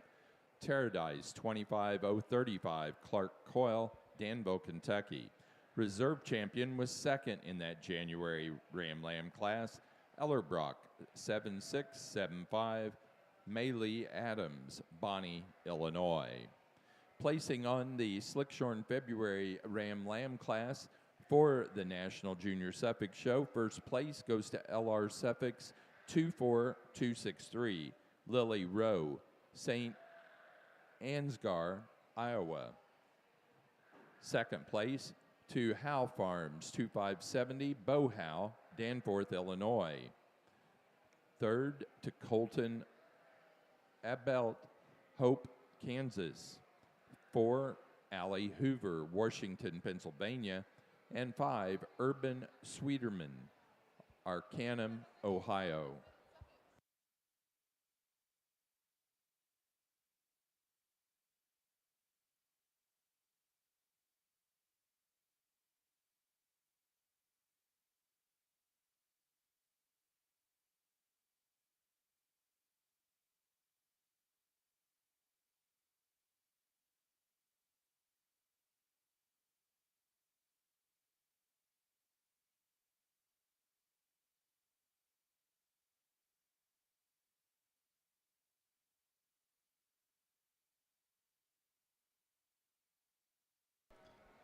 I think in this next class, I think there's quite a bit of give and take in terms of structural correctness amongst these three. And so really, I think the sort comes down to overall body mass and performance. And I think that's why this class winner is where he's at. He's the long body, big outline buck, and I think he has a big foot with a lot of circumference of bone. Ideally, we'd change that rear set to his hawk and pick him up off those rear pasterns. The buck that comes here in second, an expressively muscled one that handles with a lot of freshness to the touch, and he's really good hided. One that I think when you put this one in motion, he probably gets outside himself just a little bit. And on the profile, he shortens up from forerib to flank just ever so slightly in comparison to that class winner. The buck in third actually probably sets those feet more true and square than the other two in class, but you get your hands on him, and he probably is the lightest muscled of the trio, and one that we just need to see more meat, more muscle as a Suffolk buck in this trio. But certainly a good class of buck lambs for us to analyze. Thanks for bringing them in.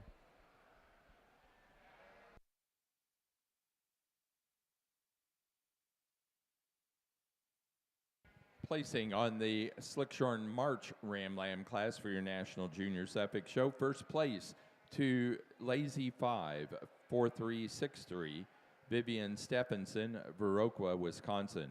Second place to Brian Suffolk's BL07, Jenna Bushong, Crawfordsville, Indiana. And third place to Grandin Lewis, Romney, West Virginia.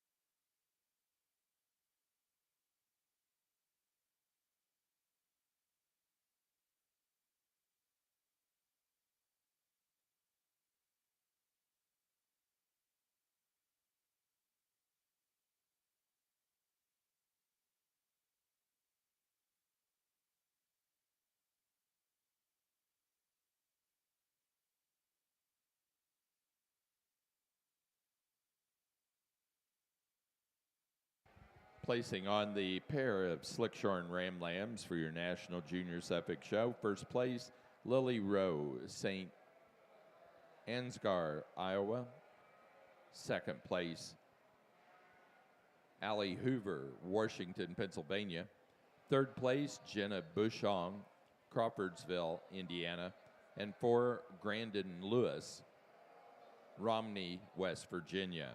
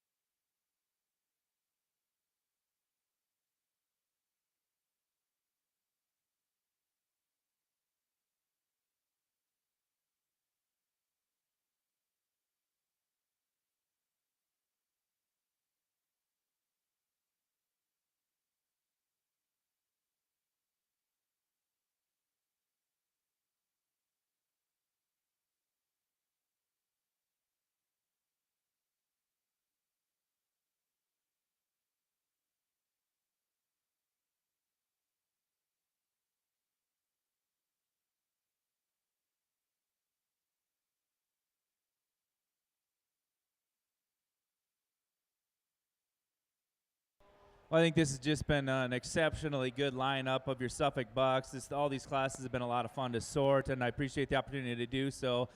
We get these out here.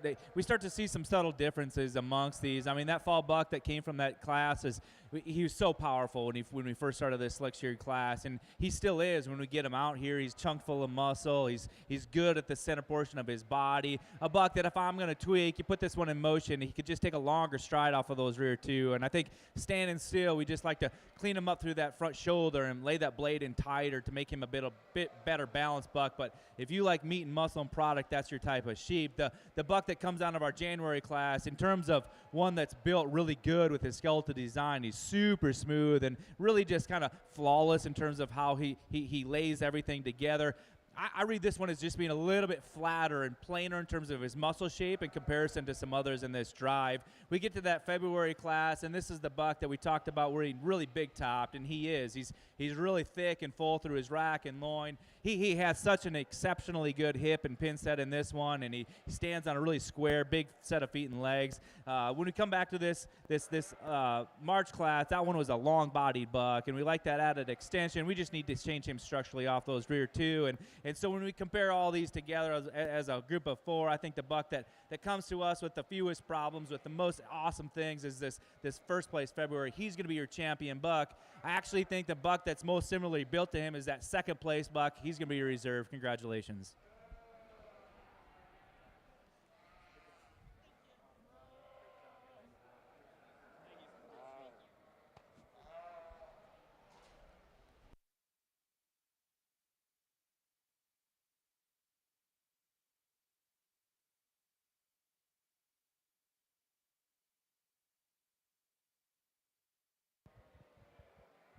For our National Junior Suffolk Show, our champion ram in the slick sheared division goes to our first place out of the February Ram Lamb class, LR Suffolk's 24263, Lily Rowe, St. Ansgar, Iowa. The reserve champion to the second place animal out of that class, Howe Farms 2570, Bo Howe, Danforth, Illinois.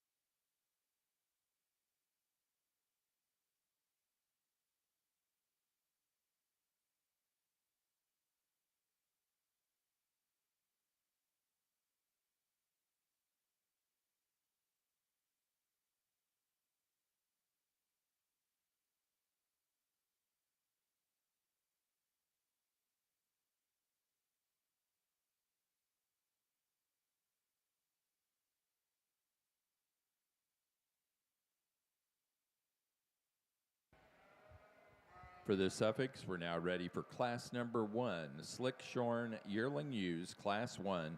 These animals born September 1 of 23 through and including the 28th day of January of 24.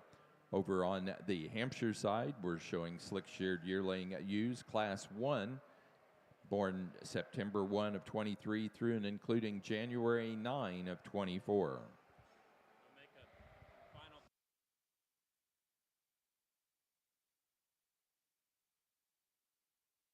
In the makeup area at the end of the Hampshire ring, at the end of the white ring, we need class number 2, Slick Shorn Yearling Ewes, to report in. Class 2 Slick Shorn yearling ewes should report in now. Those are animals born January 10 through and including February 10 of 24.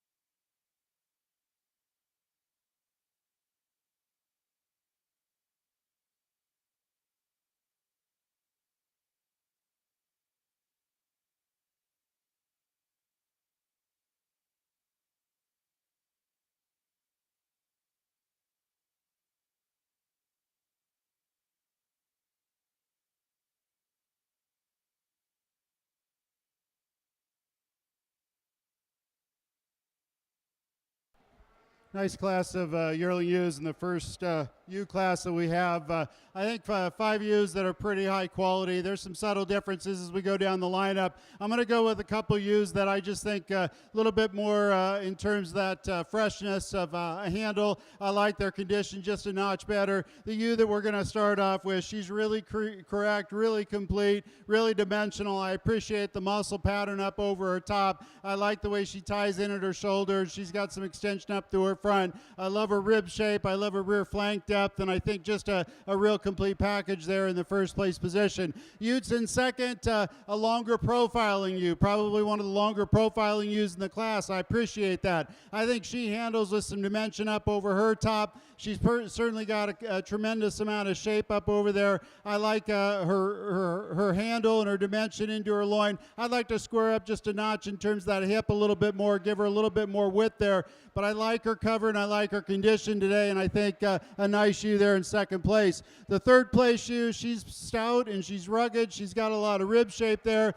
A little bit softer than handle today. I'd like to maybe just lean her up a tad. I like her levelness down her top, her dimension there. She certainly opens up on her hip, maybe a notch more than the second place ewe, but certainly like to lean her up just a tick. The ewe that's in fourth place, another very elegant ewe. I love her front end. She's pretty up through that front end. She's straight and level down her top. She gives up a little bit of length when you get back to that rump structure. She's also, again, a little bit softer to that handle, and so that's why I've got her there in fourth. The ewe that's in fifth place, really long-bodied ewe, a ewe that's pretty nice in terms of that pattern. I think she handles pretty true in terms of her muscle shape and design. Not quite as much rib shape today as the two ewes that are just ahead of her. Not quite as much dimension there as far as muscle, so she kind of logically falls into that fifth place position. But a nice class here. Let's give them a round of applause.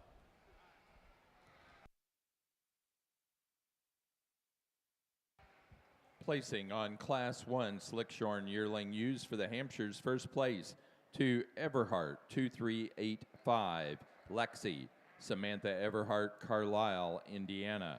Second place, Westlake 2465, Noah McAllister, Delaware, Ohio.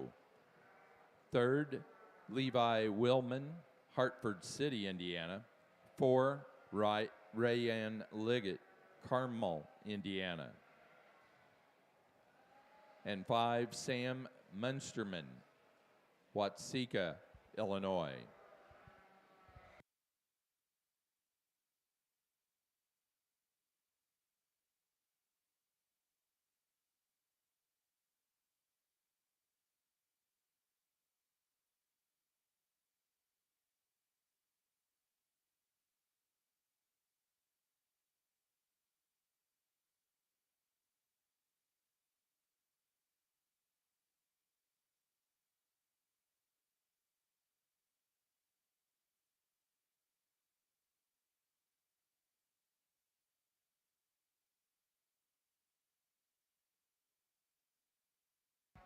In the white ring now, we have Hampshire Slick Shorn yearling ewes. This is Class 2.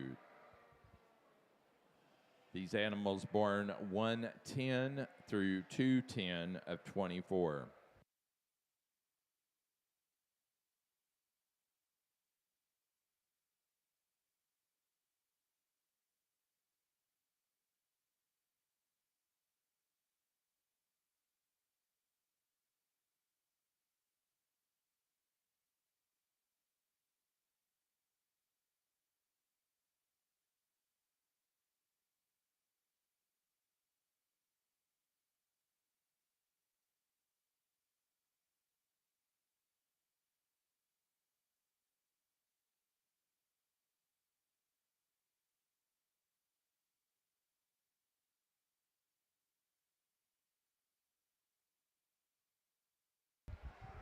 Again, we've got Class 2 Slick Shorn Yearling ewes in the ring. This is the final call to the ring. We're still missing 2 exhibitors.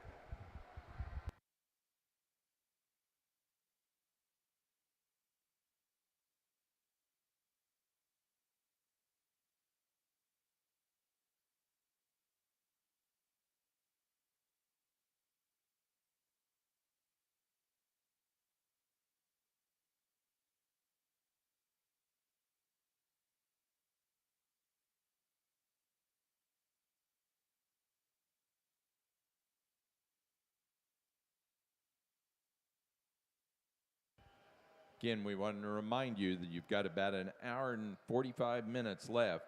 If you have not been through Skillathon or the virtual sharing, they will shut down today at 2. Also, the promotional sales item and thank you booth closes at 4 today. The Pony Shoe Dinner, which for those of you that are not familiar with that, that's a specialty of Central Illinois. It's a hamburger pony shoe. This includes hamburger, fries, and cheese drizzled on top. Please join us for the Pony Shoe sponsored dinner at 6 o'clock, just east of the swine barn in the Commodities Pavilion. Also, the Suffolk Association will be doing their Junior Awards at 7 o'clock in that same location. The Ag Olympics is at 6:30 this evening. 6:30 this evening, Ag Olympics, and it's over here in the flatter lawn area near the Orr building. That'd be to my right, to the west of this pavilion.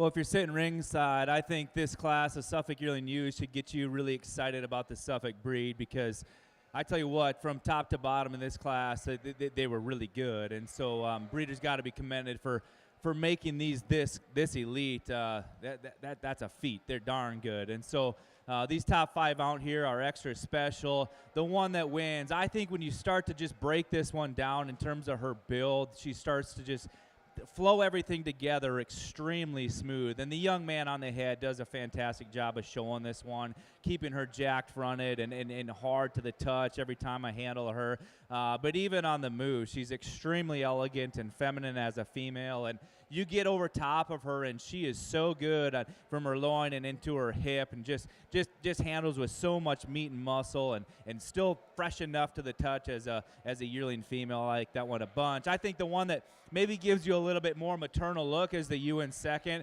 I think she's opened up in terms of center portion of her body more. I love the depth of rib on this one. I think in terms of balance, she's so good. I don't think she's quite as sharp in terms of her angles. I don't think she's as crisp in terms of her balance and how her eye appeal all flows together like our class winner. The Ewan third, here's one that when she first hit the chips, I thought this one's going to run, and she can. And depending on what you're putting emphasis on, I think she can. She's deep-bodied, she's bold-ribbed, she's sound-structured. For me, I just read her as maybe just a little bit deeper chested, and I don't think her front end comes to the top part of her skeleton quite as nicely, especially in comparison to that class winner. But in terms of one that still sounds structured and made right, I like that one a whole bunch. The Ewan fourth, here's a long-sided one. I think she's really neat when she gets out and dries. For me, though, I think she's maybe a little bit more counterfeit when I get my hands on her. She's probably actually one of the heavier conditioned in this top drive, and probably doesn't have that true meat animal shape down her top as those that go in front of her. One that's hard to get a good read on is in 5, but I think when this one is set there, she gives you this awesome silhouette. I think she's true and honest in terms of her build. I think she stands extremely straight and true on those feet and legs, but honestly, she probably shallows up a bit more in terms of her overall body mass. Doesn't have quite that overall brood ewe look like those that go in front of her. Once again, a heck of a class of yearling ewes. Thanks for bringing them in. Placings on Class 1 of our Slick Shorn yearling ewes for your National Junior Suffolk Show. First place to Macaulay 6470, A.J. Harris, Jacksonville, Illinois. Second place, Macaulay 6516, Noah McAllister, Delaware, Ohio. Third place, Bo Howe, Danforth, Illinois. Fourth place, Zoe Johnson, Sycamore, Illinois. And 5, Cooper Leininger, Akron, Indiana.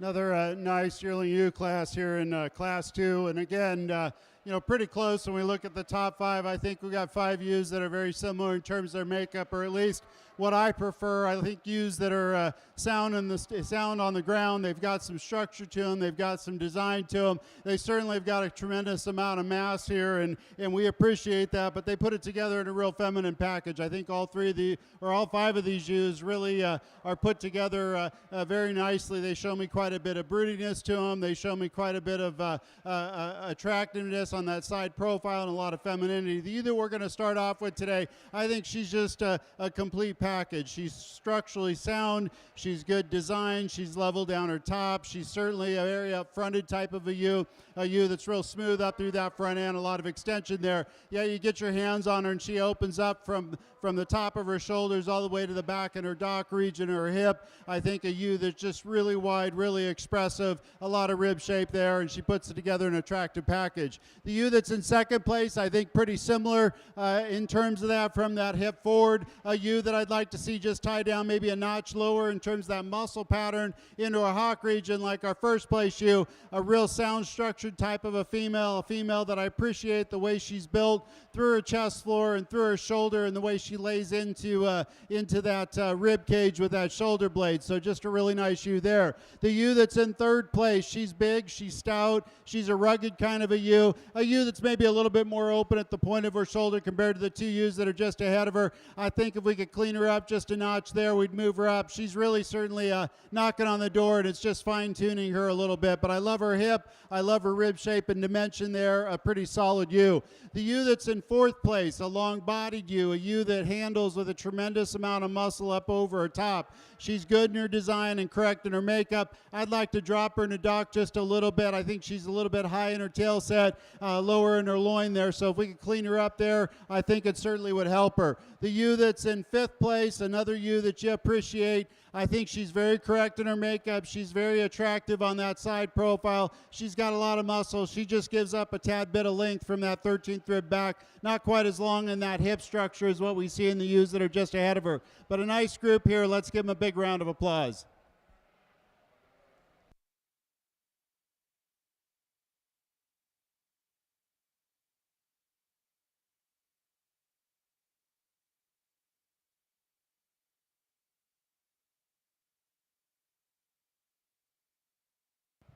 Placing on class number 2 of our Slick Shorn yearling U's for the Hampshire show. First place goes to Ellerbrock 9162, Kendall Ellerbrock, Atkinson, Illinois. Second place, Johnson 2517, Gavin Foff, Norwalk, Wisconsin. Third, Emma Lease, Plant City, Florida. 4, Clark Coyle, Danville, Kentucky. And 5, Wyatt Nixon, Delavan, Wisconsin.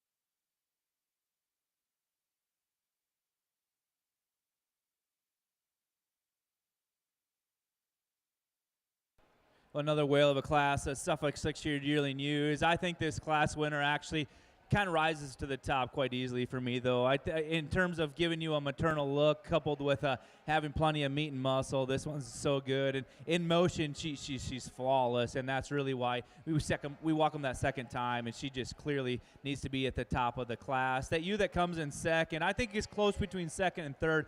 The ewe in second is really fresh, and I think she's the most ideal in terms of her condition today, and I think she probably offers just a little bit more frame size and growth, and she's not quite as compact in her build, and I like the flexibility off of both ends that she offers. I like the breed character that she brings to the table. All those little things kind of just gravitate her to that second hole. Ideally, maybe we just like to soften her up in terms of her overall body. And in comparison to that ewe in third, she doesn't have quite that overall expression of muscle. That's truly that ewe in third's advantage. She's super big top, and she is really expressive to the touch. She's really good and thin-hided. A ewe that's big bone, she probably just gets a little bit piecey, a little bit choppier in terms of how her skeleton all ties together in terms of balance. The ewe in fourth, this one too, I think when you get her set and she gives you that profile, I think she's right in terms of her balance from front to rear with her uniformity, a depth of body. She's big topped. For me, though, I think we need to relax her in her spine. When you put this one in motion, she gets a little less coordinated off of both ends. The ewe in fifth, certainly a different speed on this one. I think she's got a bit more terminal look, and there's no doubt she's the big-butted, deep-twisted one in the class. A ewe that, for me, I'd just like to give her more of a maternal look. I'd like to soften her up in terms of her rib shape, give her a bit more brood ewe type of a look when we get that soft flank and we add some capacity to her. But if you like terminal sheep with muscle, that's your kind there. Certainly a fun class to analyze. Thanks for bringing them in.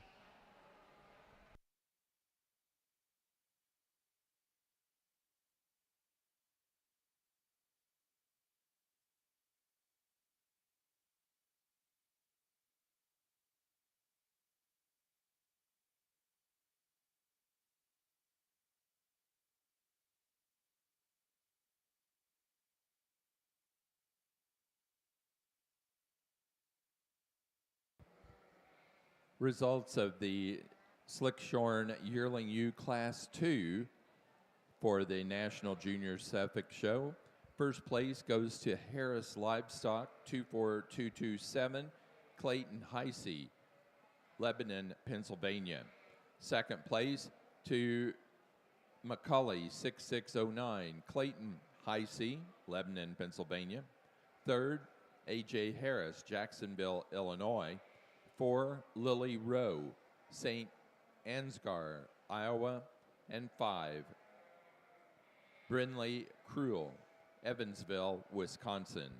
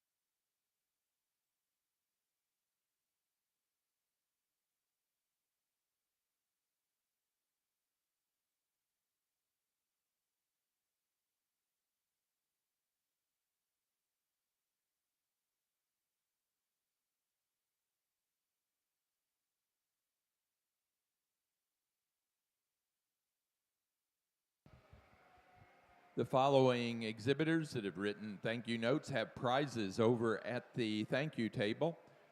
Brentley LeFou, Whitley Corey, James Davis, and Quincy Langerdorfer.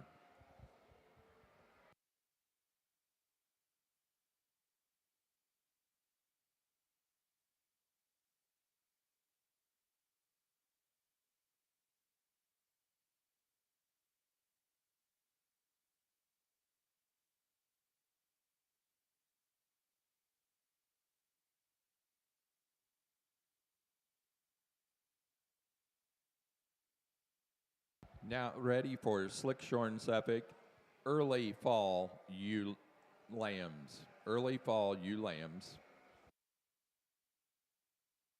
Placing on the pair of Slick Shorn yearling ewes, first place goes to Clayton High C, Lebanon, Pennsylvania. Second, A.J. Harris, Jacksonville, Illinois. Third, Lily Rowe, St. Ansgar, Iowa. 4, Morgan Hornbostel, Hoyleton, Illinois. And 5, Ethan Giles, Clinton, Tennessee.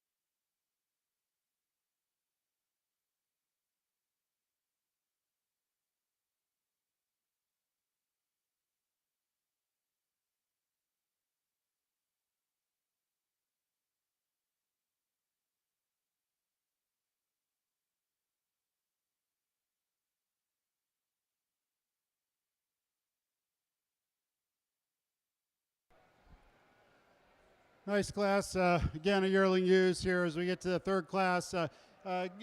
Three ewes that up at the top end of this class I think are pretty comparable when we start to evaluate front end. I think all three of them are up fronted. There's certainly a high-headed kind of sheep. I think sheep that really put together a lot of quality as you go down that down through that trio. They're certainly exceptional in terms of their overall side profile look. Ewe that we're going to start off with today, just really a stout-featured kind of a ewe that's got a tremendous amount of rib shape to her. I think she opens up through her chest floor. She's got some depth of her forerib, depth of rear flank.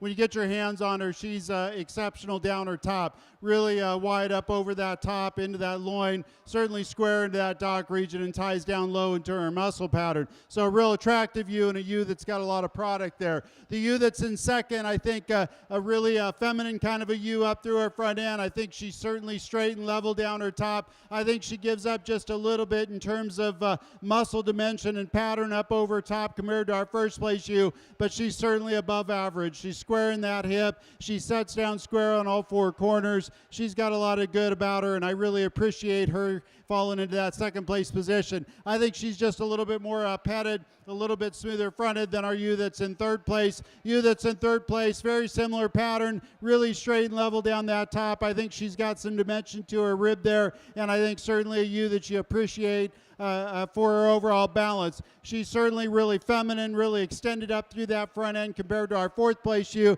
Fourth place ewe, she's solid, she's sound, she's good in terms of her structure. She's got a lot of dimension there. I just want to elevate her a little bit through that chest floor. I want to lift her up in terms of that neck and give her a little bit more presence in the ring on that side profile and extend her out just a notch. The ewe that's in fifth place, another ewe that you appreciate in terms of dimension. She handles with a tremendous amount of muscle up over her top. I want to see her a little bit more attractive on that side profile, extend her out from that 13th rib back just a bit, and we'll get her up higher in the class. But a nice class here. Let's give them a big round of applause.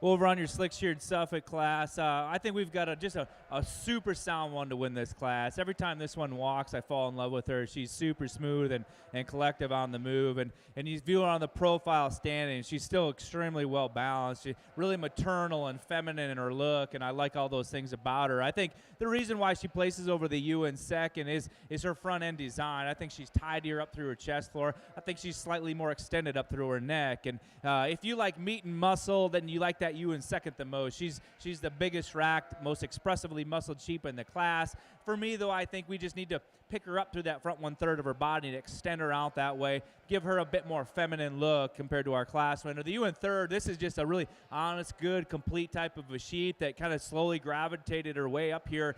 There's not a hole in this one. And I guess if I'm going to change her in comparison to the two that go in front of her, we need to see just a little bit more expression, especially into her leg. We need to see some more leg shape in the center and lower portions of her leg. The ewe that comes here in fourth, this one's really neat fronted. I think she's thin-necked. I think she's extended fronted. I think she's expressively muscled.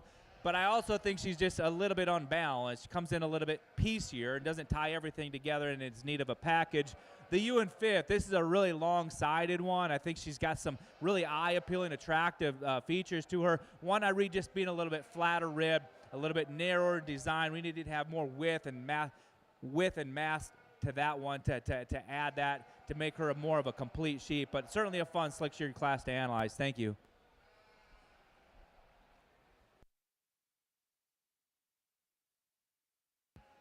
Placing on the third class of yearling ewes for our Slick Shorn Hampshire show, first place goes to Ellerbrock 20422, Cole Ellerbrock, Atkinson, Illinois. Second place to Wheaton 24161, Jackson Ritter, Fortville, Indiana. Third to Jackson Ritter, Fortville, Indiana. 4, Samantha Everhart, Carlisle, Indiana.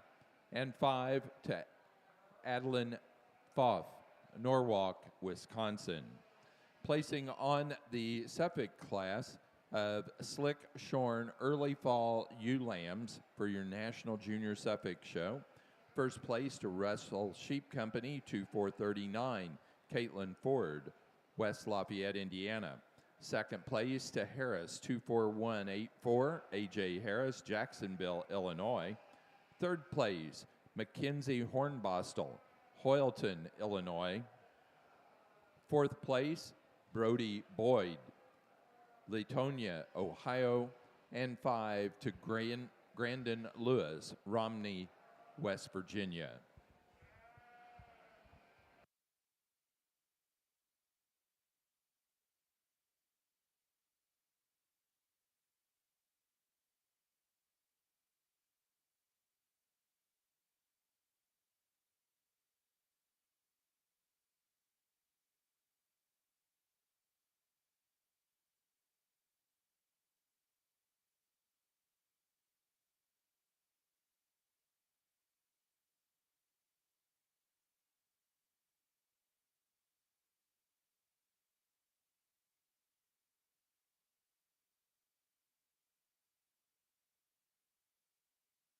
Placing on the pair of yearling ewes for the Slick Shorn Hampshire show. First place to Jackson Ritter, Fortville, Indiana. Second, Samantha Everhart, Carlisle, Indiana. Third, Olivia Porter, Ashcombe, Illinois.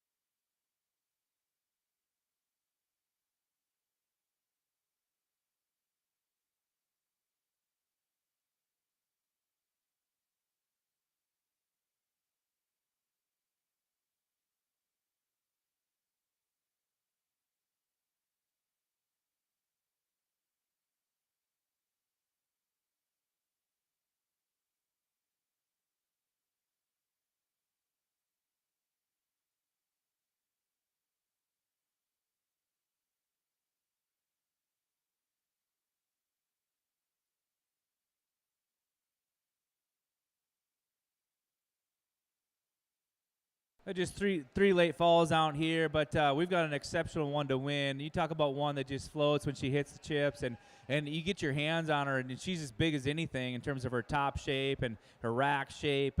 She looks like a Suffolk ewe in terms of being extremely dark at the points, and I like this one a whole bunch in terms of her elegance and femininity. The ewe in second, I think she matches that top shape with a ton of expression. She's probably a little firmer to the touch. One for me that if we could just open her up in terms of her rib shape and widen her out at the base, I think then she starts to match that class winner. The ewe in third, this is the largest outlined one. She's really long-bodied and upstanding. One for me that probably is getting a little bit softer on all four pasterns. We just need to stouten her up in terms of her bone work. Thank you.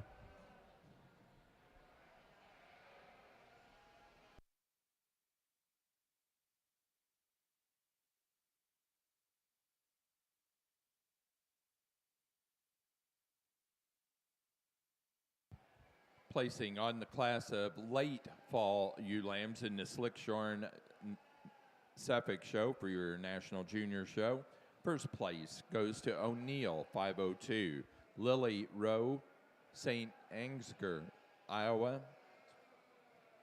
Second place, Harris, 24,173. A.J. Harris, Jacksonville, Illinois. And third to Mikey Tyrone, Veneta, Oklahoma.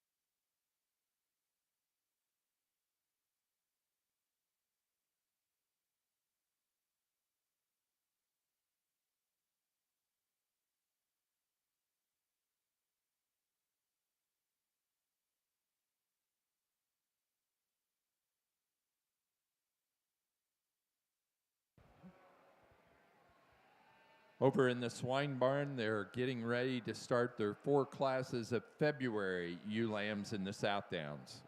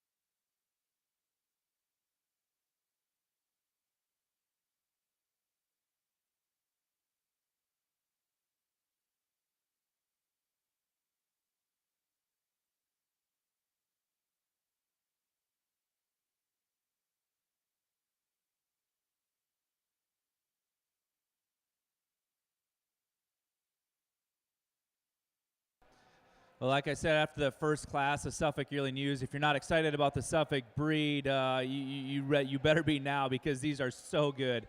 And this lineup is awesome for a senior drive. I tell you what, hard to fault these, and that's unique for a breed in a drive. There's their sound structure. They're packed full of meat and muscle. They've got some elegance and femininity. They still look like Suffolks out here, so I appreciate all those things about them. With that said, we've talked about them as individuals. I'm going to shake the hand of your champion and then your reserve, but let's put our hands together for a heck of a drive here. Let's hear a round of applause.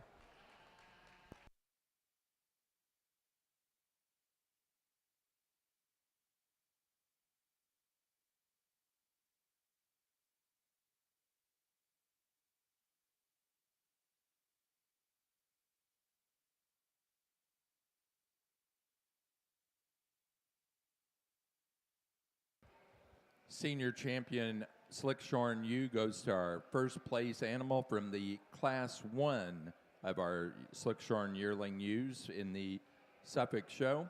That's Macaulay 6470, A.J. Harris, Jacksonville, Illinois. The reserve senior champion went to our first place yearling ewe in Class 2.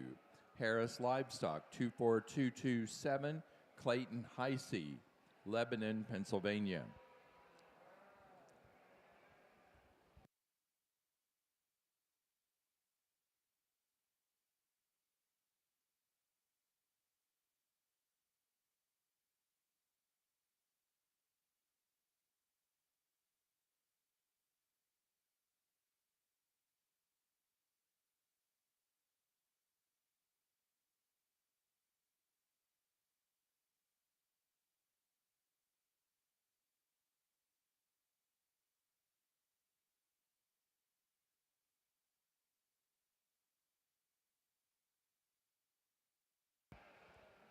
In the Suffolk ring, we're now showing Slick Shorn January ewe lambs.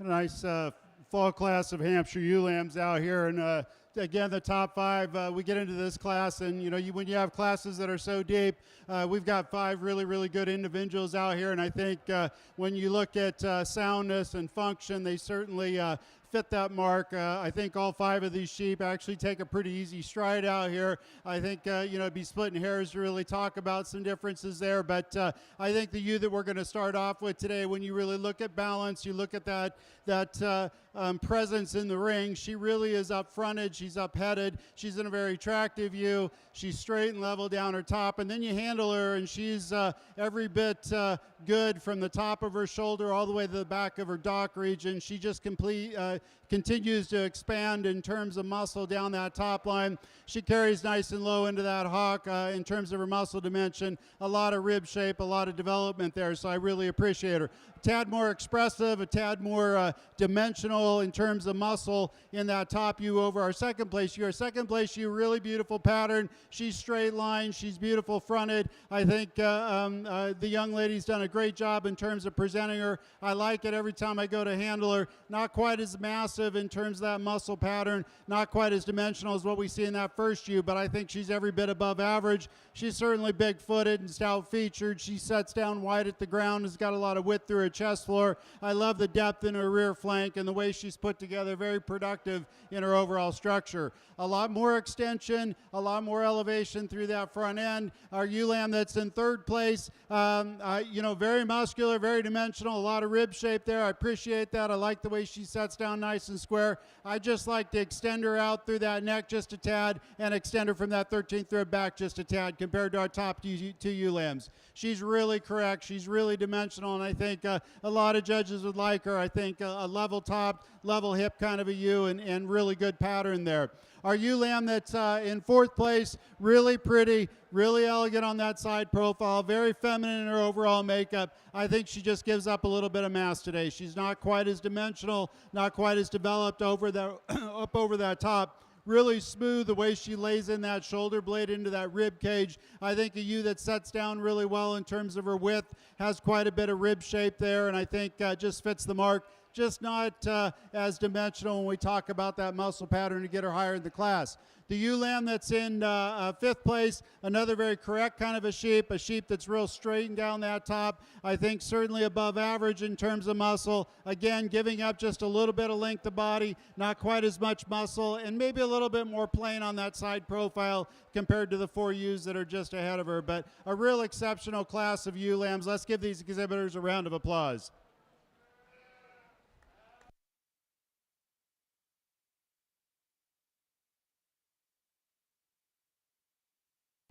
But certainly a lot of differences in this junior class here. I think the one that wins, though, when you put this one in motion, you just kind of certainly fall in love with her. She holds her skeleton in balance so well, and she's probably best aligned through that front 1/3 of her body. She's super fresh to the touch. I think this is one that's just going to continue to develop and add muscle. She's probably the best aligned with her skeleton in terms of how her hip and her rack lies into her shoulder, and that's really probably her best attribute when you compare it to these top 3. The ewe in second is one that just continued to grow on me more and more. I mean, this one is super bold in its cage. It's super stout in terms of its bone work. She's aligned perfectly good in terms of how structurally built she is, and she's got plenty of meat and muscle. She's not the most expressively muscled one in the class, and that's where that ewe in third has the advantage. The ewe in third is the biggest rack sheep in the class by far. I think she's got a lot of class and elegance. When I get my hands on her, though, I think she just falls a little bit narrower, especially from her hip to her pins. You don't see quite that outward shape to her leg. Tends to be a little bit flatter in terms of her muscle shape when you view her from the rear. But when you certainly love in terms of her eye appeal out here in the ring. The ewe in fourth is kind of a big, broody type of a ewe. She's big-barreled. She's long-bodied, kind of a pounds-heavied one. We need to change the angle to her rear hock. We need to pick her up off those rear pasterns. The ewe in fifth, here's another just a really solid, complete type of a ewe. She's her too. She's got brood ewe written all over her, and I think in terms of a production-oriented type of a sheep, that is her. For me, we probably need to blend that shoulder in better to her chest floor. We need to give her just a little bit more eye appeal in class to compete higher in the class today, but certainly a fun one to analyze. Thanks. Placing on the Slick Shorn Hampshire class of Fall ewe lambs, first place to Grinstead Brothers Sheep, 2507, Owen Grinstead, Sheridan, Indiana. Second place, Everhart, 2452, Samantha Everhart, Carlisle, Indiana. Third place, Clark Coyle, Danville, Kentucky. 4, Olivia Porter, Ashcombe, Illinois. And 5 to Bentley Hammerstead, Fort Atkinson, Wisconsin.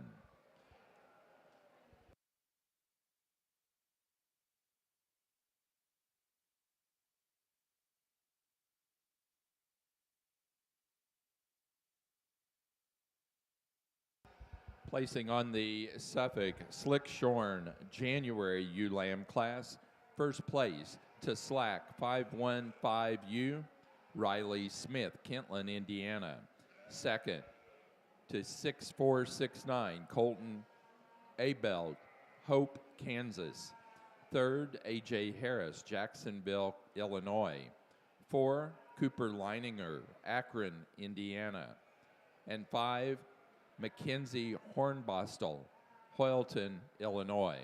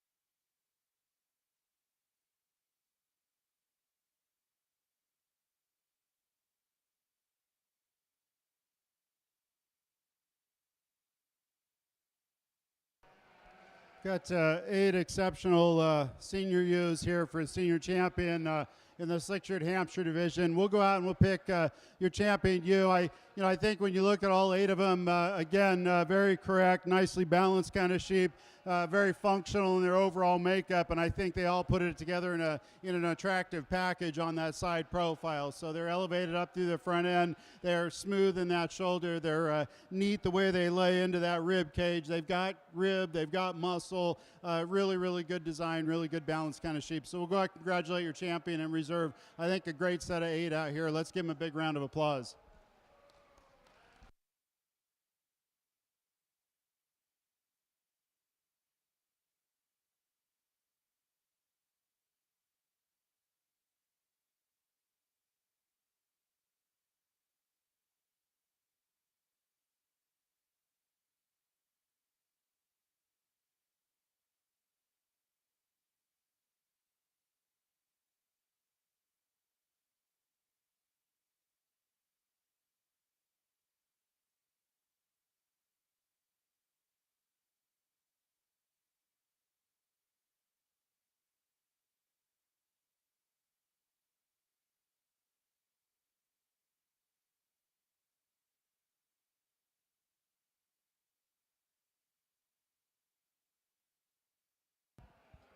For our Slick Shorn Hampshire division, our senior champion went to the Class 2 yearling ewe winner, Ellerbrock 9162, Kendall Ellerbrock, Atkinson, Illinois.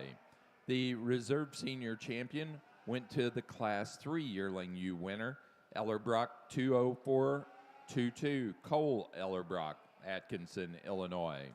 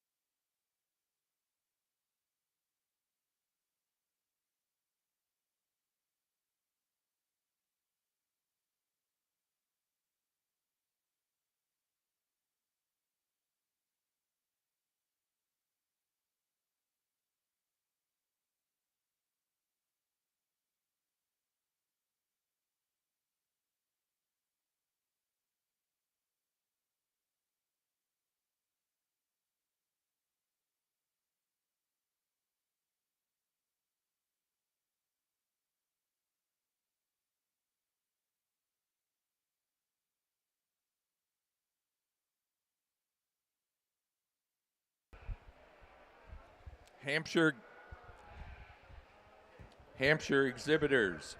Class 1 January slick shorn ewe lambs are currently in the ring.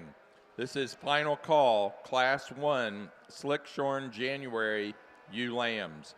Those are animals born January 1 through January 5. Final call.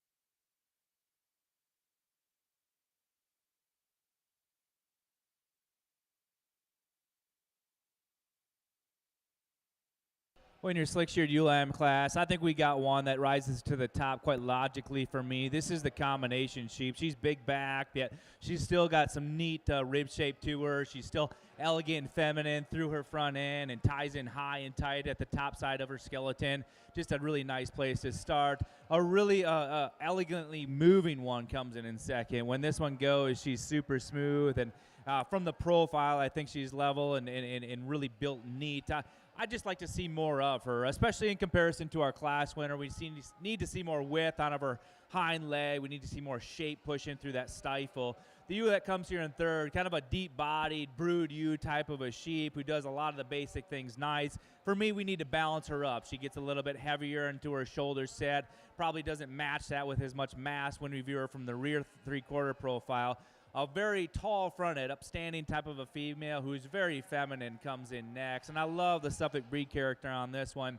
When you put her in motion, I think she's got a little extra set to her rear pasture. And we just like to widen her up at the ground up. In fifth is probably maybe the biggest rack sheep in the class. She's super big top. She's really rugged bone and stout featured. One for me too, though. We'd like to realign how that nut comes down at the top side of her skeleton, make her a more eye-catching, eye-appealing type of a female, but a fun one to sort. Thanks for bringing them in.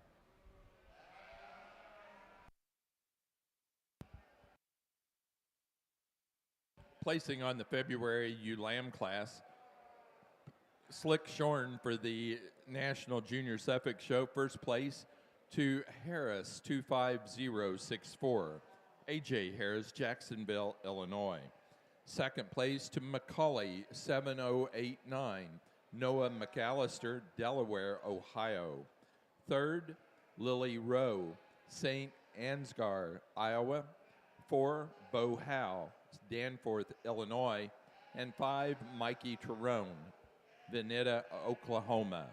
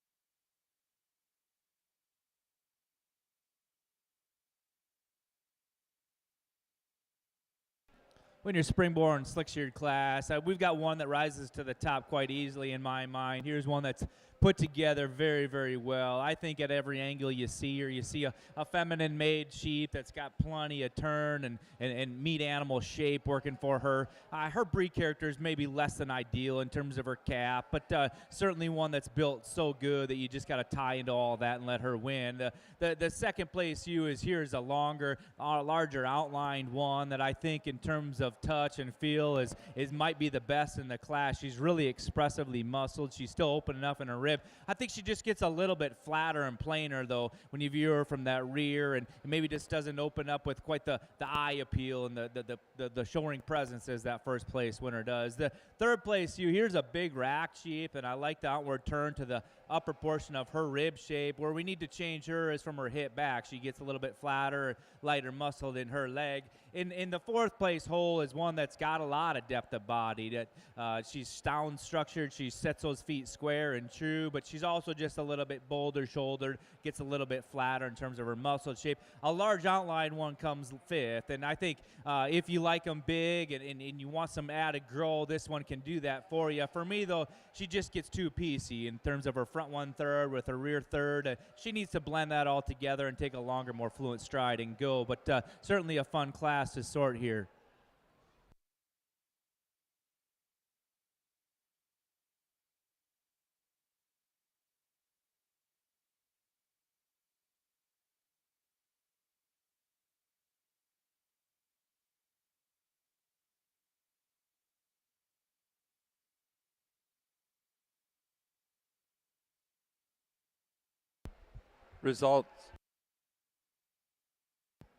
Results from the Slick Shorn March ewe lamb class for our National Junior Suffolk Show. First place to CHSS 1003, Clayton Heisey, Lebanon, Pennsylvania. Second place, Maple Leaf 2526, Allie Hoover, Washington, Pennsylvania. Third, Mikey Terone, Veneta, Oklahoma. 4, Grandin Lewis, Romney, West Virginia. And 5, Cooper O'Keefe, Marlborough, Connecticut.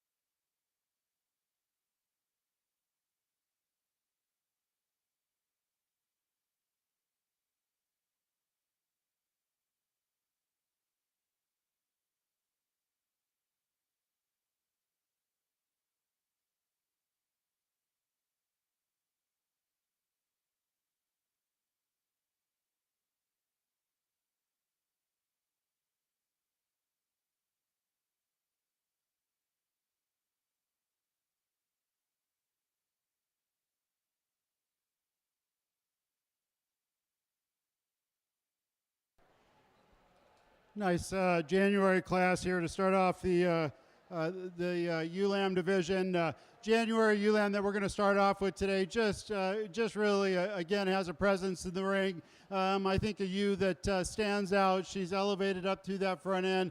Really, really elegant in terms of that head and neck position. I like the way she lays that shoulder blade into the rib cage. She's got some depth of forerib, some depth of rear flank. Long and straight and level down her top. She moves off extremely free and easy, and I think a ewe that's just put together extremely well. You put your hands on her, and she's got the right amount of muscle for a female, and I think certainly a ewe lamb that you're really going to want to watch throughout this season. The ewe that's in second, a little bit more of a compact package, quite a bit of muscle expression in this ewe. I appreciate that. I like the dimension. I like the stoutness in terms of that muscle pattern up over her top. You get into her lower leg, and she carries that down nice and low. She's not quite as angular up through that front end or elevated up through that front end, but I think a ewe lamb that's put together very well and very complete in terms of her overall package. So another nice female there in second place. I think she's got maybe a little bit more of an up-fronted approach compared to our lamb that's in third place. Lamb that's in third place, really a long-bodied ewe lamb, a ewe lamb that you appreciate in terms of her rib shape. She handles with quite a bit of rib or quite a bit of muscle up over her top. She's got a nice rib shape to her. I think a ewe lamb that you appreciate in a lot of ways.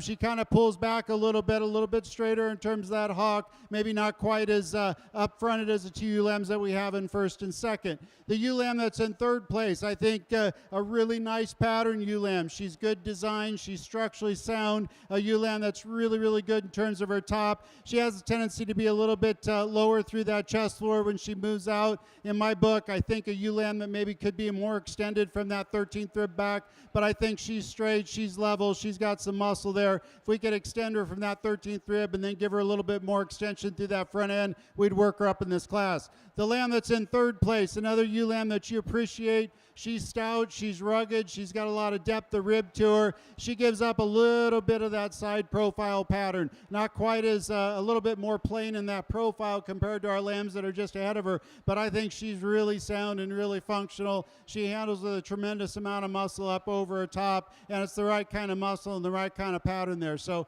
good class here. Let's give them a big round of applause.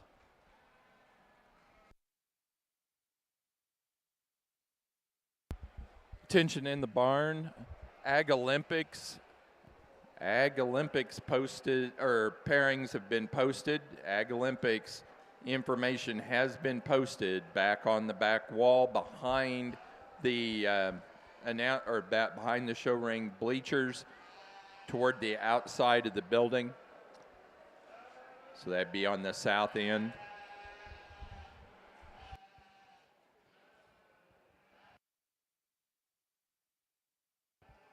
Placing on the Suffolk Slick Shorn pair of ewe lamb class, first place goes to A.J. Harris, Jacksonville, Illinois. Second, Colton Abelt, Hope, Kansas. Third, Lily Rowe, St. Ansgar, Iowa. 4, Mikey Terone, Veneta, Oklahoma. And 5, Mackenzie Hornbostel, Hoyleton, Illinois.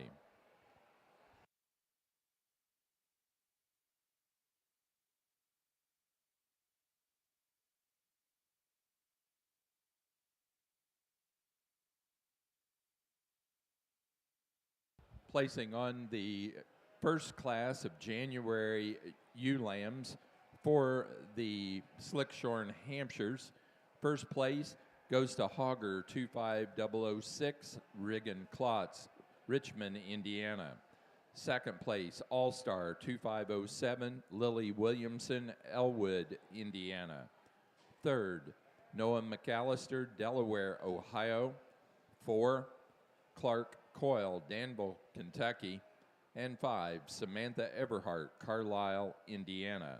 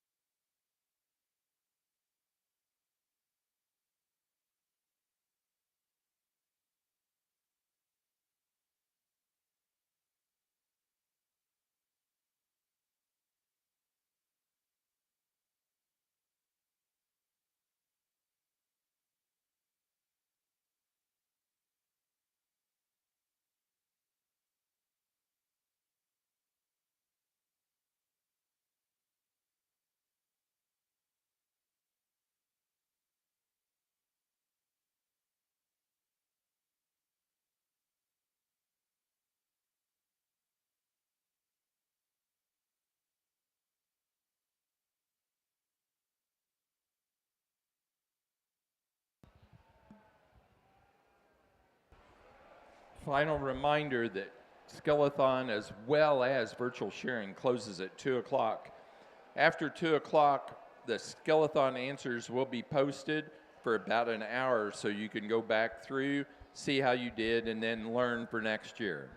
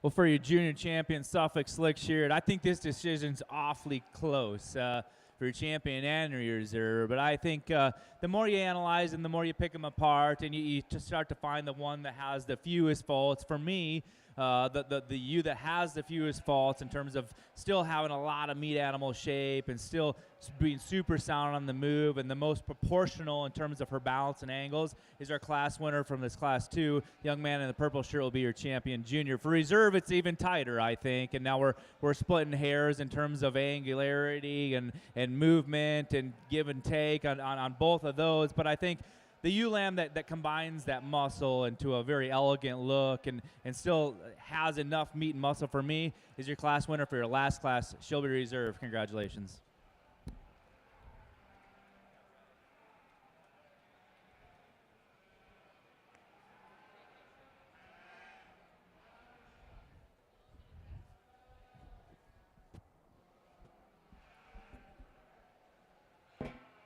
For our Slick Shorn Suffolk show, our junior champion was out of the February ewe lamb class.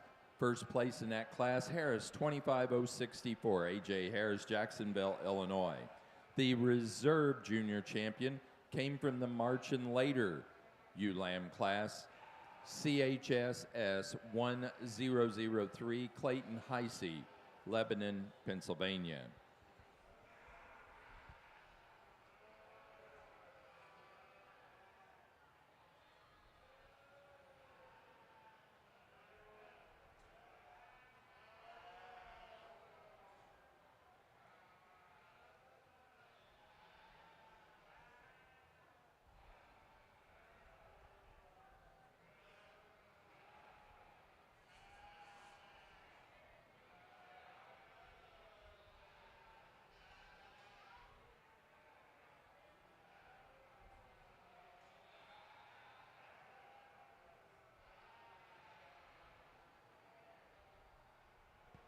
In our Slick Shorn Suffolk ring, we're now ready to show for Grand and Reserve Grand Champion ewe.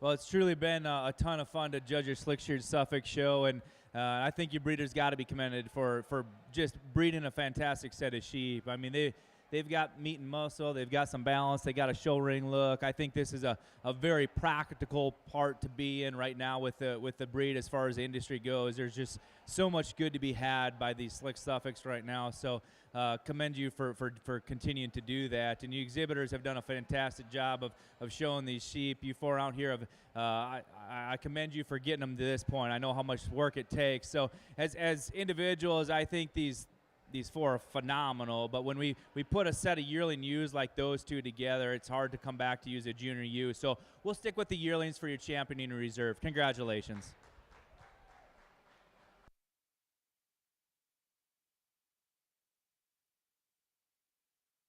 For our Slick Shorn Suffolk show and your National Junior Suffolk show, our grand champion goes to the senior champion ewe out of class number 1 yearling ewes, Macaulay 6470, AJ Harris, Jacksonville, Illinois.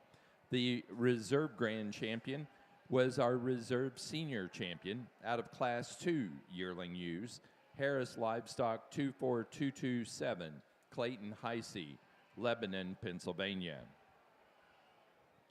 Now ready for Slick Shorn Young Flock.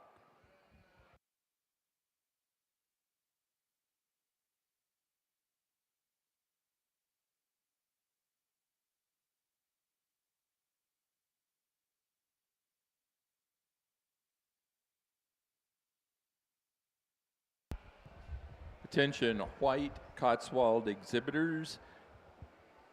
White senior ram lambs will follow the Slick Shorn Suffolk show.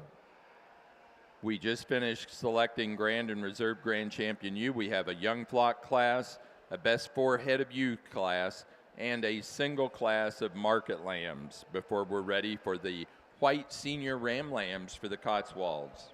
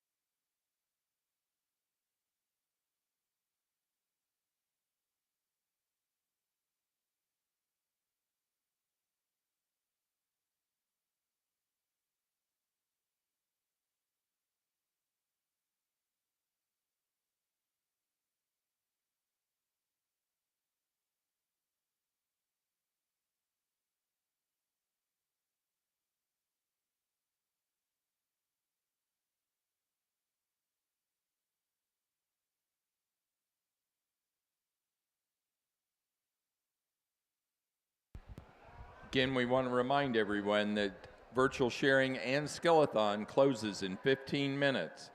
And as we said earlier, on that Skillathon, after 2 p.m., the answers to the Skillathon will be posted for about an hour so you can go back through and see how you did to learn for next year.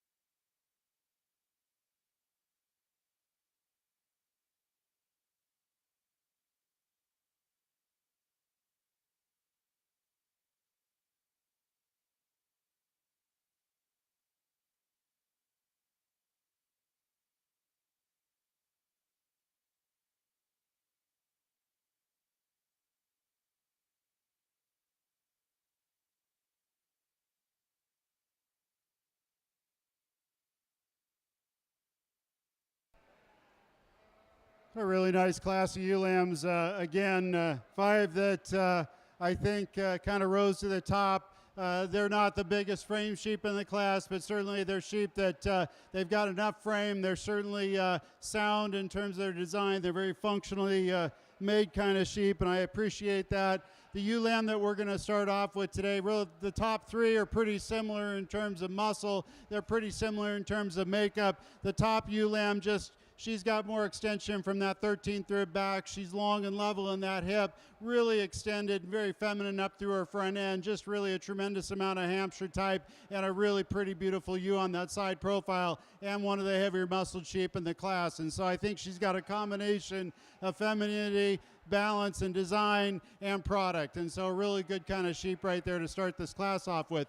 The ewe lamb that's in second, she's really muscular. I appreciate that. I like her overall design. She's long down her top. She's level in her makeup. I think she gives up just a little bit of that upfrontedness that we see in the first place ewe lamb. But again, we're just picking hairs there. She's solid. She's sound at the ground. She stands wide. She's got a wide chest floor, a big rib, a deep rear flank, and I think a ewe that just moves off pretty free and easy. The ewe that's in third place, I think a ewe that you really, really have to recognize in terms of that depth, a rib, that robust rib shape that she has, that deep rear flank. She's very, very dimensional up over her top, a little bit more open in terms of that shoulder structure compared to the two ewes that are just ahead of her, and maybe a little bit more plain in that side profile. But again, as far as function, design, and profitability, she's going to be a real good, productive kind of female as she continues to grow. The ewe lamb that's in fourth place, really like the style and the balance in this ewe lamb.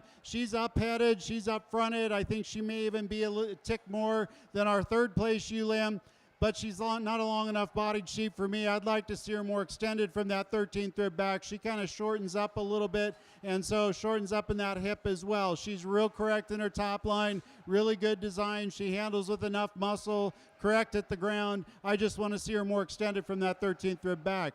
The ewe lamb that's in fifth place, another really long-bodied ewe lamb. I like that. I think she's got an advantage over our fourth place lamb.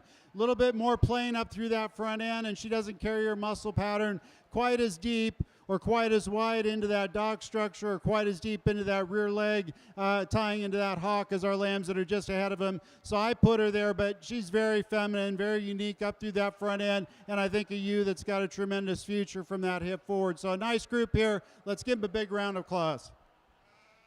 Placing on the Slick Shorn Suffolk young flock class, first place went to A.J. Harris, Jacksonville, Illinois. Second place, Lily Rowe, St. Ansgar, Iowa.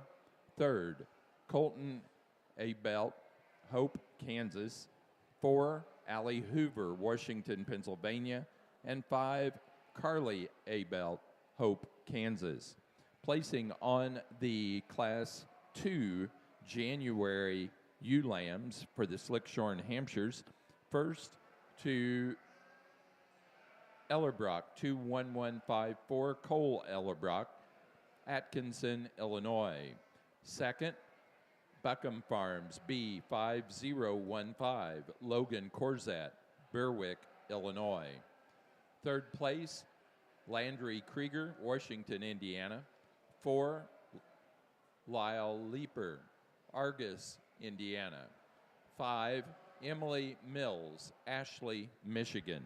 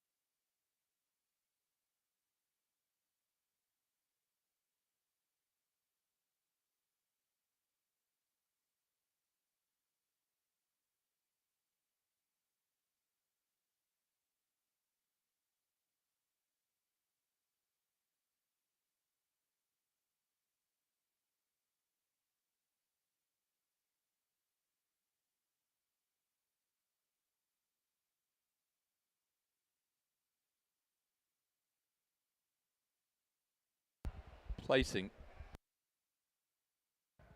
on the Slick Shorn Suffolk Best for Head of U class, first place to A.J. Harris, Jacksonville, Illinois.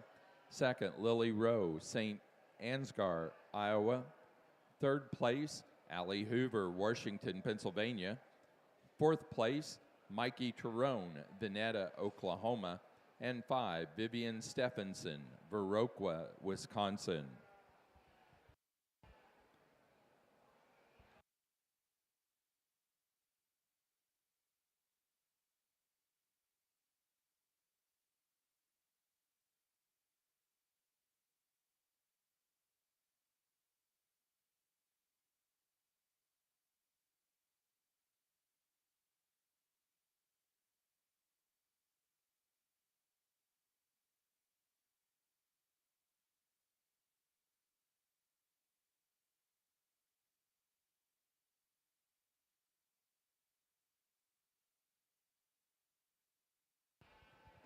Cotswold exhibitors. We are on our final class, the Market Lamb class of the Slick Shorn Suffolks. We will go right to white senior ram lambs for the Cotswolds.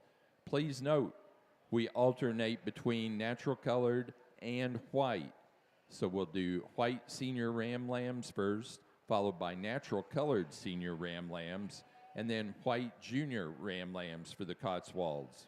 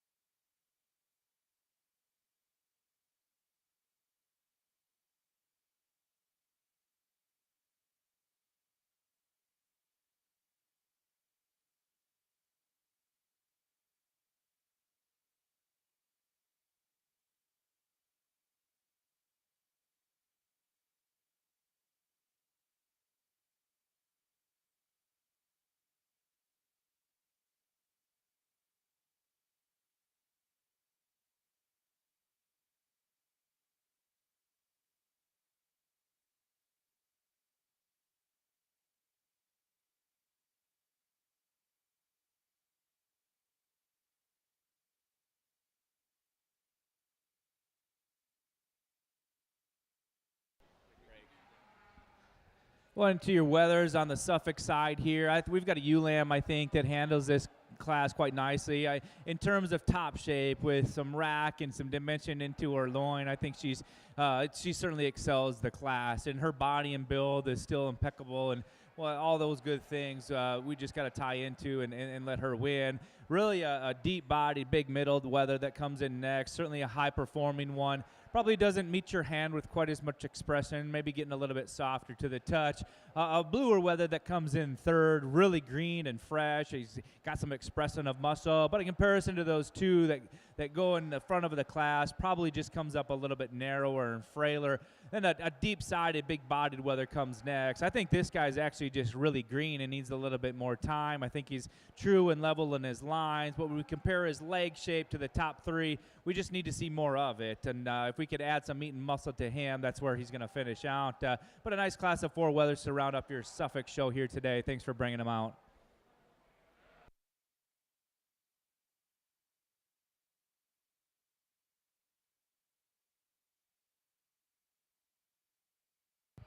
Placing on the Slick Shorn Suffolk Market Lamb class, first place goes to Harris 25046, A.J. Harris, Jacksonville, Illinois, with a lamb weighing 121.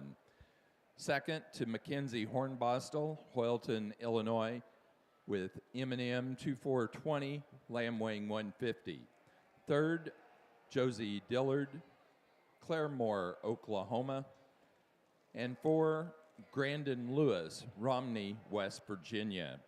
That does conclude our Slick Shorn Suffolks. We're going to take just a brief break so we can let the judge get a little bit of relaxation, and then we'll start in with the Cottses.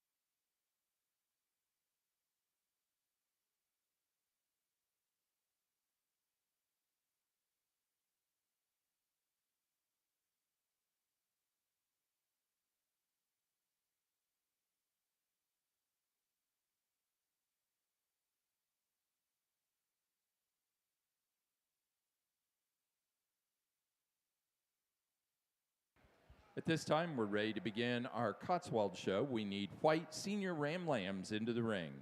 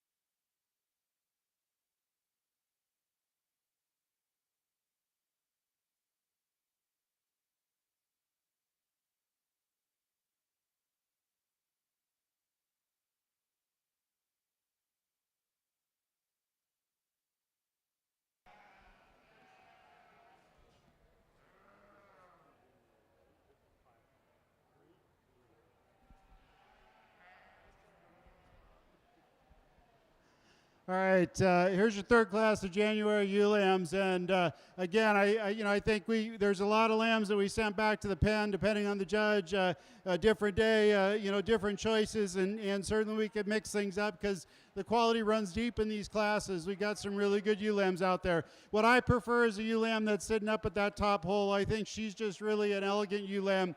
I like her front end, her extension up through there. She sets down on the ground on all four corners, nice and wide in terms of that ground placement. She's got some width through her chest floor, shows me some rib, certainly some rear flank, and then straight and long down that top, and I think she's above average in terms of muscle. Not the heaviest muscle, but I think for a female, she's just right, and she puts that together in a really pretty package through that side profile. The ewe lamb that's in second, I think another ewe lamb that you appreciate in terms of her conformation. She's straight and level down her top. She's got some muscle. She's correct in her makeup. I'd like to see her maybe just a little bit more extended up through that front end, maybe a little bit more elevated, but I think a ewe lamb that's really, really comparable to our first place ewe lamb in this class. Really good design, very nicely balanced. She is maybe a smoother shoulder, flatter shoulder type of a ewe, ties into her rib cage maybe a notch better than what we have here in the third place ewe. The third place ewe, extremely good in terms of that body type. She's really thick up over the top of her shoulder. She carries back that thickness into her rack and into her loin, into her hip structure. I think she's solid on the ground. She moves off pretty free. Just a little bit more plain package today. Not quite as attractive up through that front end as the two that are just ahead of her. If we can improve that, I think that certainly would move her up. I think she's got more length of body. I think she's got more dimension when we start to look at that top line than our ewe lamb that's in fourth place. Ewe lamb that's in fourth place, I think she's pretty fronted. I just like to stretch her out a notch, particularly when we get back into that dock region. So she shortens up just a little bit compared to the lambs that are just ahead of her, but I think she's a real good sheep there, and the young lady's done a great job showing her. The lamb that's in fifth place, I think a really attractive ewe lamb. Again, very pretty up through that front end. She's real straight and level down that top. She handles with a lot of width and dimension up over her top, but she's just a little bit shorter coupled, a little bit shorter in that loin compared to the four that are just ahead of her. And so that's why I've got her where she's at. But I do like her pattern. I like her design. So a nice class here. Let's give them a big round of applause.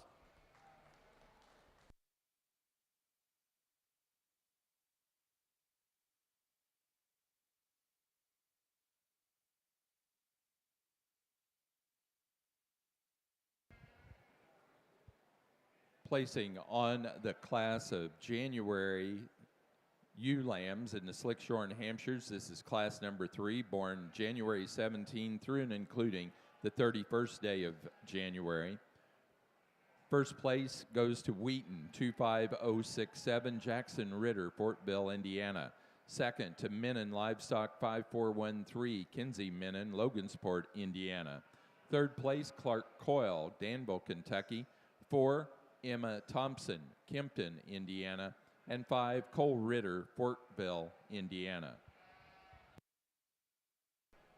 Well, as you start off your Cotswold division here, we've got the Fall Rams out here that I think we've got one that kind of handles the class in terms of being really masculine in his build. He's certainly the pounds-heavy, production-oriented type of a sheep out here, but with that comes some added length, and he sets square and true on all four corners. I think he's adequate and good enough in terms of his fleece here today as well. The buck in second, and I guess maybe the hard decision of the class today is between second and third, just because they are so similar in their type. I think 2 bucks that open up with a really uniform, bright fleece. I think they're 2 bucks that have they're just really square built. They're balanced in terms of the rib shape. Second over third, I think when you view him from the rear, he comes out slightly higher out of his dock. He's probably has just a little bit more width throughout at every angle you view him in. Between third and fourth, I think that buck in third, he's a higher capacity buck. He's deeper sided, he's bolder ribbed, and I think he actually walks out with a little bit more width at his base too. The buck in fourth, there's a lot of luster in this one's fleece, and I like that about him. There's a ton of length aside. For me, we just need to deep him up in terms of his rib shape today, loosen him up in his flank.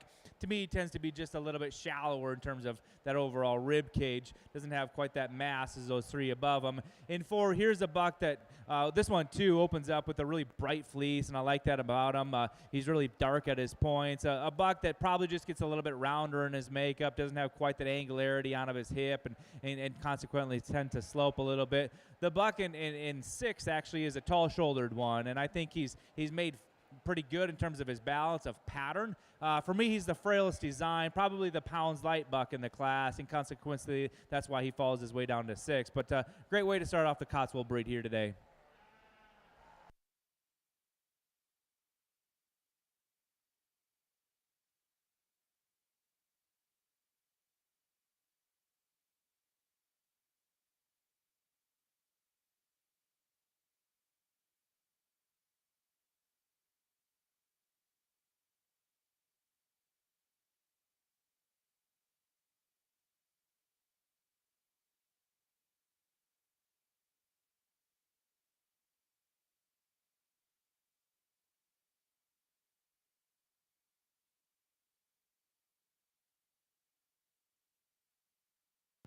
Placing on the white senior ram lambs for the Cotswold Show.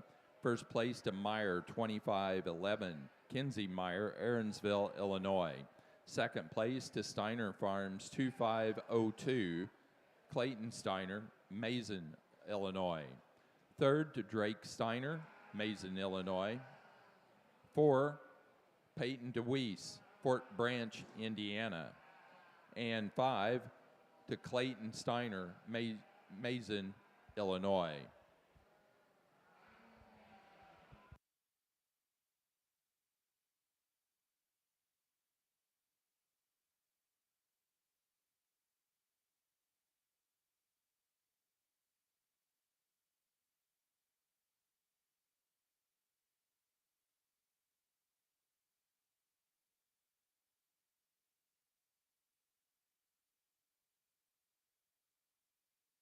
Well, just one natural colored fall born for your Cotswold, but one that I think when you set him, he's really good on the profile. He's long-bodied, he's level designed. I think he opens up with a ton of luster to his fleece with a neat curl and crimp.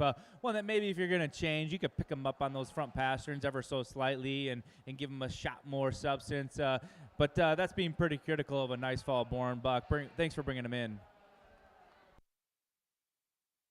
Placing on the natural colored junior ram lamb,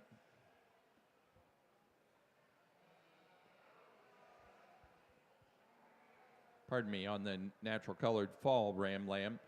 First to Meyer, 2538, Addison Meyer, Aaronsville, Illinois.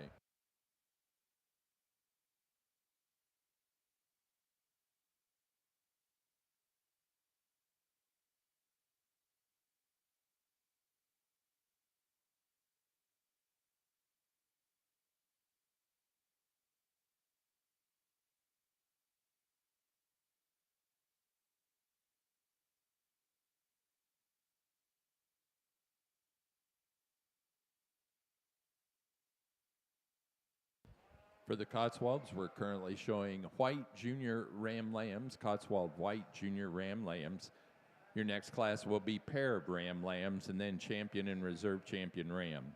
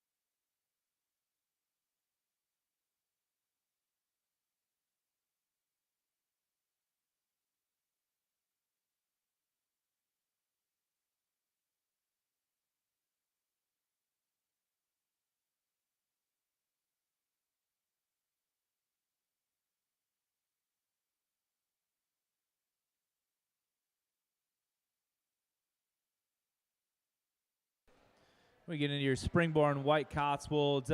Two quite different bucks in terms of their maturity pattern at this stage of the game. But the buck we're going to lead off with is one that is further along. He's certainly heavier muscled, wider construction. He's got more internal capacity. Yet he's still good in terms of having a bright white fleece when you open that one up. The young girl's Cotswold that comes in second. This is not a bad sheep. He's actually made quite well and designed very well. Just more immature. So I think down the road, this one's got a bright future ahead of him. Certainly a fun pair to analyze and talk. Thanks for bringing him in. Placing on the white junior ram lamb class for the Cotswolds, first place to Meyer 2551, Kinsey Meyer, Aaronsville, Illinois. Second place to LAM 2518, Hadley Mendenhall, Sheridan, Indiana. Now ready for pair of ram lambs.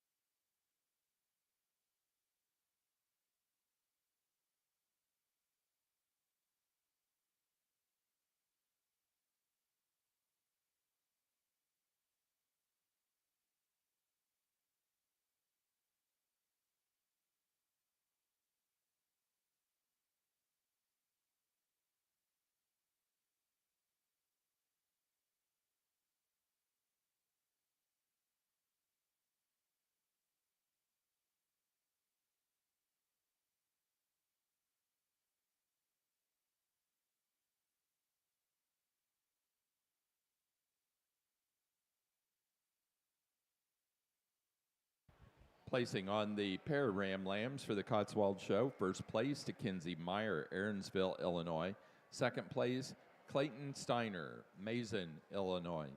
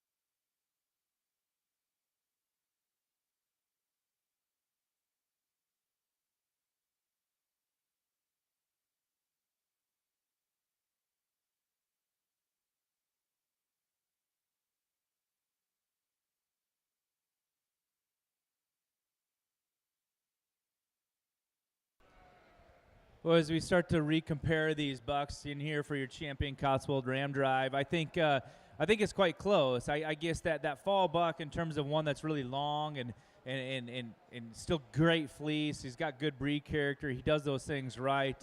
For me, I guess you'd maybe pick him up right behind his shoulder. I don't know if he balances up quite as nicely with as much depth of rib as these other two bucks.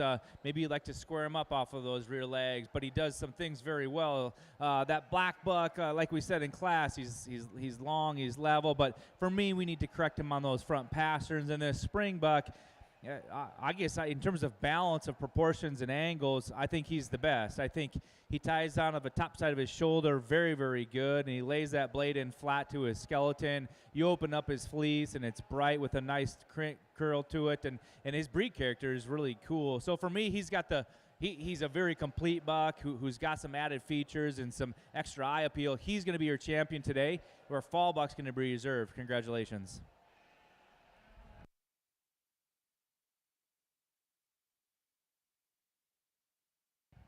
For our Cotswold show, the champion ram goes to our first place junior ram lamb, Meyer 2551, Kinsey Meyer, Aaronsville, Illinois.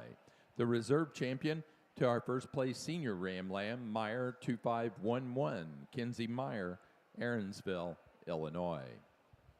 Next class is white yearling ewes.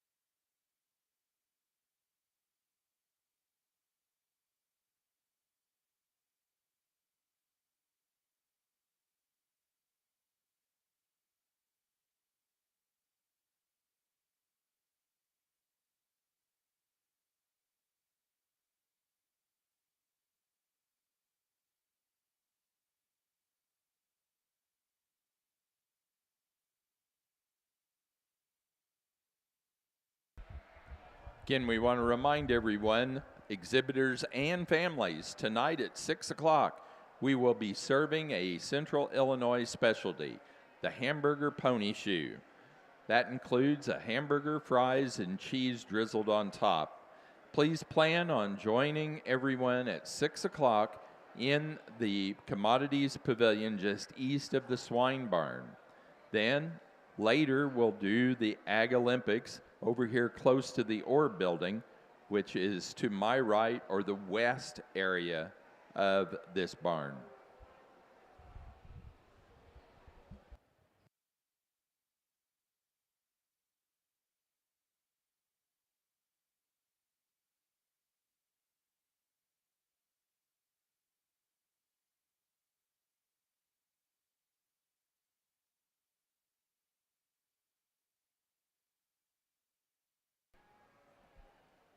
Really nice set of ewe lambs here in the February division.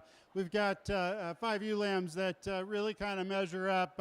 Again, very similar in terms of their makeup. The ewe that really sorts herself to the top, though, again, I think with the least amount of effort up through that front end and neck, she just really runs uphill. I really like the extension, the side profile, and then I go to get my hands on her, and I'm not disappointed. She handles with the right kind of muscle down her top. She opens up and progressively gets wider back into her dock region. She carries it down nice and low into that hock region in the leg. A ewe that's got a lot of depth of forerib, depth of rear flank, love her rib shape, love her style and her balance, and I think a ewe that just really measures up in terms of attractiveness on that side profile with all those quality traits. The ewe that's in second, she might be a tad heavier muscled up over her top today. I think a ewe that I appreciate from that perspective. I'd like to deepen her up just a notch in her rear flank. I'd like to maybe just give her a little bit of a cleaner view up through that front end, but I think a ewe that you really have to appreciate. She's long down her top. She's correct in her makeup. She's up fronted, but maybe not quite as attractive on that side profile as our first place ewe. So it's a close pair when we start to look at balance and a combination of traits. The ewe that's in third, I think the only thing that separates her out of the top two is she just gives up a little bit of length today. She's not quite as long from that 13th rib back, a little bit shorter in that dock, but really, really solid. When we start to talk about where she sets down on the ground, I think a ewe that's got a lot of base width. She's got some width through her chest floor. She opens up to a robust rib cage. I like the top in her. She's got a tremendous amount of muscle up over her top and into her dock, and she carries it down nice and low into that leg. So a lot of muscle there. I just want to extend her out just a notch to make her more comparable to the top two ewes.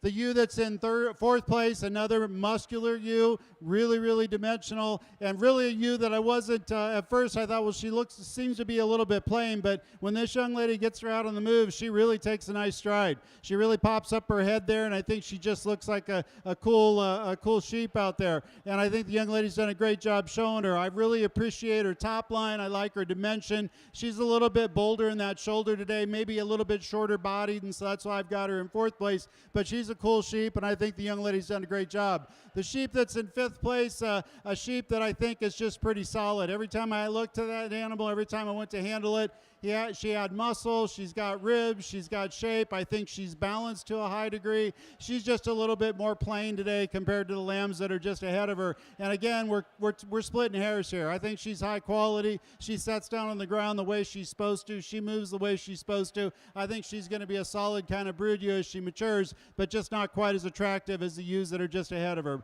Nice class here. Let's give them a round of applause.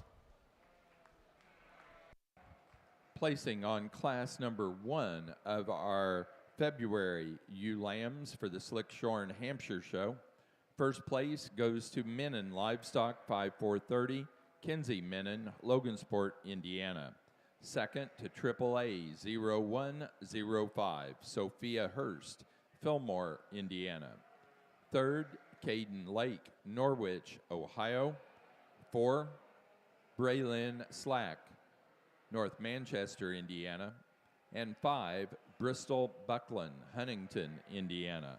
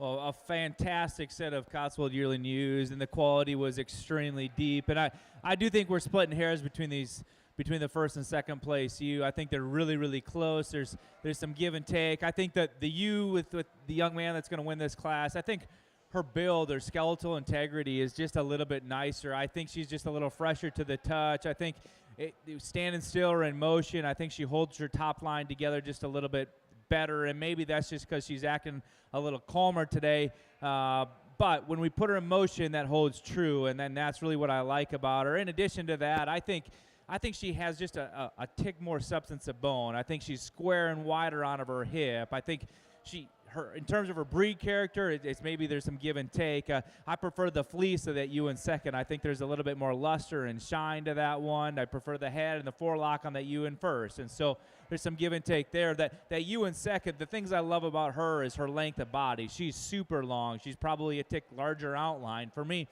I read her as not having quite the width from her pins back as that ewe in first. And so from the three-quarter angle, I think we have more dimension from that first place ewe. But that's being awfully critical on that ewe in second. A high-quality pair to start with. The ewe in third is just a complete one. One that doesn't have a fault on her, but she doesn't just blow you away with anything either. If you could have more outward turn to her rib shape, if you could blow her apart in terms of her overall skeletal design, that's what needs to happen to her to fall into those top two places. The ewe in fourth, a highly presented one, and the young lady does a fantastic job of getting this one set. I love the breed type on this one and her ear set.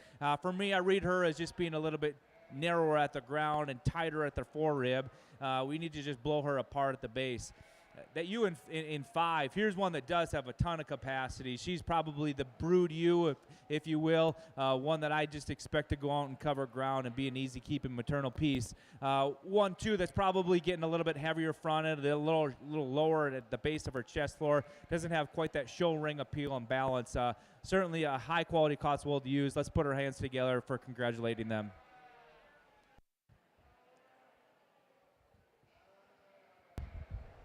We need the following exhibitors to return to the skillathon area as soon as possible. There's a tie that needs to be broken. Debya Hedson-Weisend and Morgan Davis. Debya Hedson-Weisend and Morgan Davis. You need to go to the skillathon area as soon as possible to break a tie.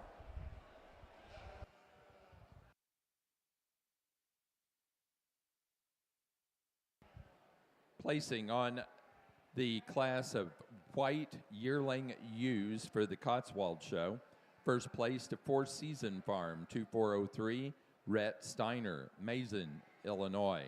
Second place, Meyer, 2484, Kinsey Meyer, Aaronsville, Illinois. Third to Inala Massey, Aaronsville, Illinois. 4, Kinsey Meyer, Aaronsville, Illinois. And 5, Clayton Steiner, Mason, Illinois.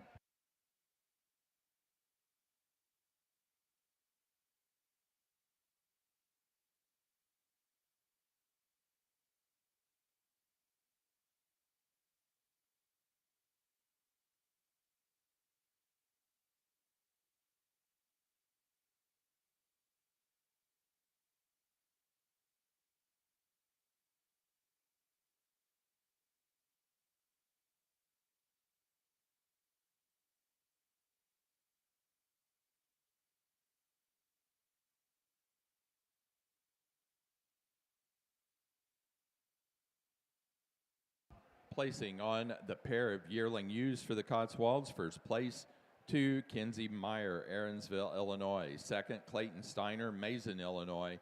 And third to Allie Boyd, Latonia, Ohio.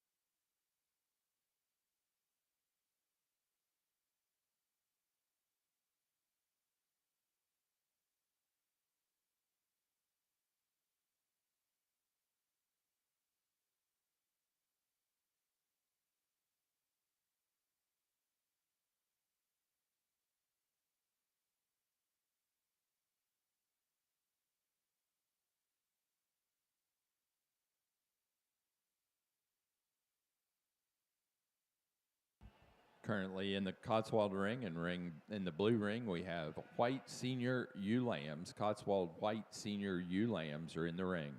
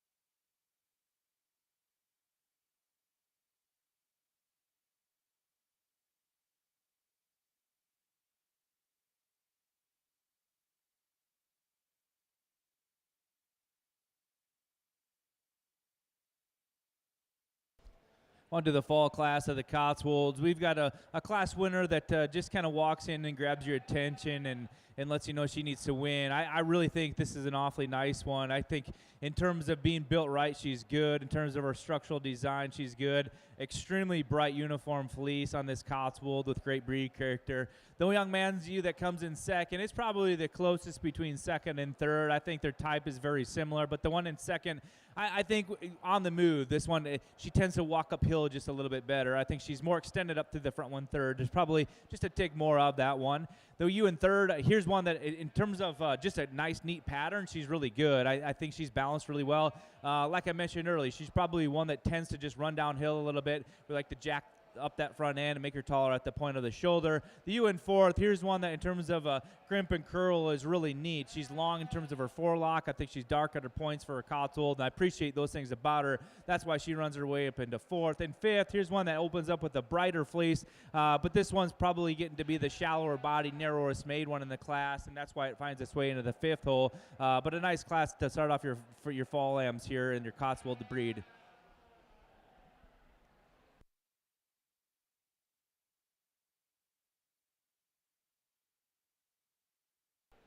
Nice class here. Ewe lamb that we're going to start off with very, very attractive on that side profile. I think she sets up real square on all four corners. I think she's got a lot of base width down at the ground. Certainly opens up through that chest floor. I think a ewe lamb that when you really start to evaluate her, she's got that extension up to her front end. She's neatly tied into her shoulders, straight and level down that top. Above average in terms of muscling, not the heaviest muscle in the class, but I think at this stage in game she'll continue to grow. I really like her pattern. I like her design, the way she's put together up through that front end. Ewe lamb that's in second place, she's a powerhouse in terms of muscle. I like her dimension. I like the way she's put together in terms of her top line. She handles with more expression into that rack and that loin. She's a little bit shorter hip today, maybe a little bit bolder in that shoulder compared to the ewe lamb that we started with, but I think they're both pretty comparable females. They're both long-bodied. They're both sound sound structured type of ewes and very functional in their makeup. She just happens to have a little bit more product. The ewe that we're starting with, just a little bit more elevation and attractiveness on that side profile. The ewe that's in third place, another really good ewe. She's very sound. She's got some rib to her. Certainly a ewe that you appreciate in terms of her muscularity up over her top. I like the way she handles up over that top. She's a little bit bolder in that shoulder today, maybe a little bit more plain in that profile compared to our two that are in first and second, but I think a ewe that's real complete, real correct, and good design there in third place. The ewe lamb that's in fourth place, again, I think a real attractive kind of lamb, a lamb that's just a little bit green today. I think a little bit more time on feed as she starts to mature. I think she'll kind of bloom. She's not quite there yet. I think a lamb that's really good down her top line, very level in her hip structure. I think she sets up square on all four corners, really attractive up through that front end. I think she's going to come into some muscle as she continues on the feed. Just a little bit more time to make it there. We've got a lamb that's pretty complete there in fifth place. I think good, sound, structured kind of a sheep that when you get your hands on her, she's got a lot of muscle up over her top, some rib shape there, just a little bit more plain profiling than the lambs that are just ahead of her today, so that's why she's in fifth. But a nice class here. Let's give them a big round of applause.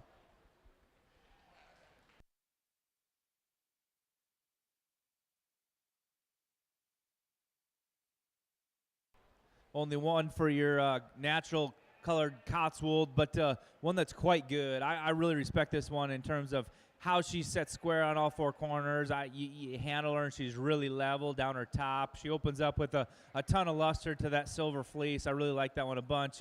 We'll bring her back for champion drive and then see how she really compares, but thanks for bringing her out. Placing on the Cotswold White Senior Ewe Lamb class, first place to Meyer 25-27, Kinsey Meyer, Aaronsville, Illinois. Second to Four Season Farm 2503, Clayton Steiner, Mason, Illinois. Third place to Clayton Steiner.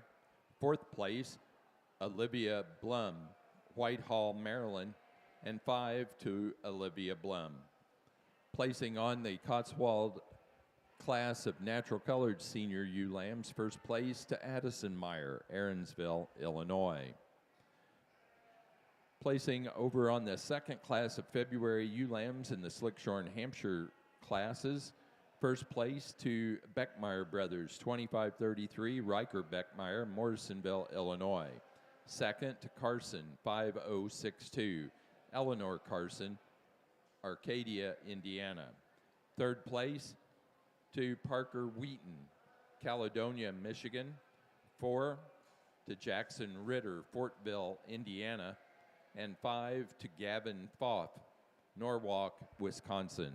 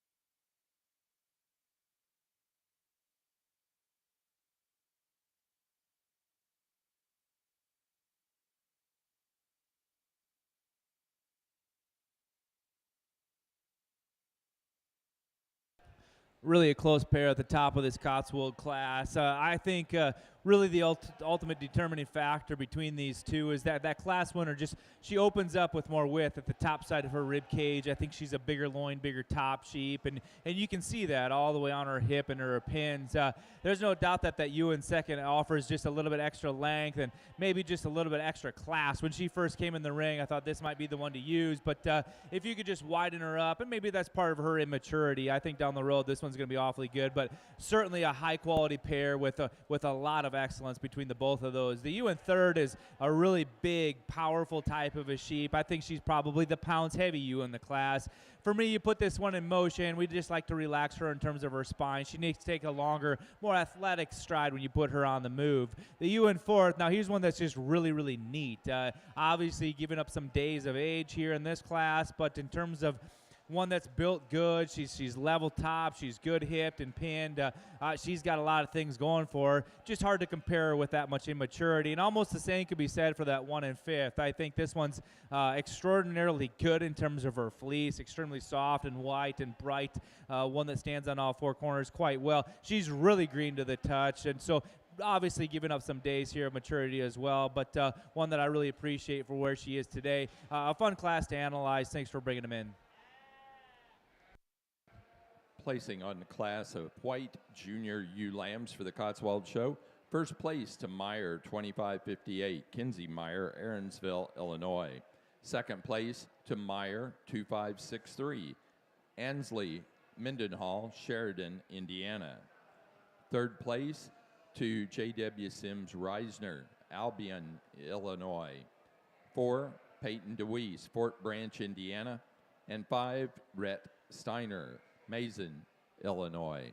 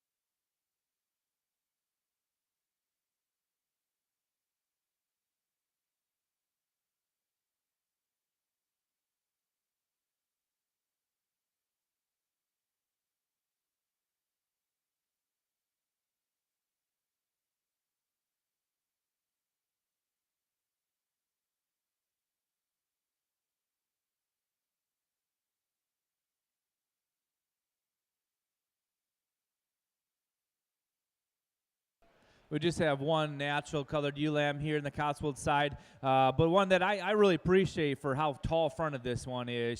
She's really tall at the point of her shoulder, comes down high in her neck set. She's opened up in terms of the center portion of her body, super good on those feet and legs. Maybe you could just tie in her blade a little bit neater, make her stronger out that behind her shoulder and level her down her top, but there's a lot of nice things about that one that we really appreciate. Thanks for bringing her in.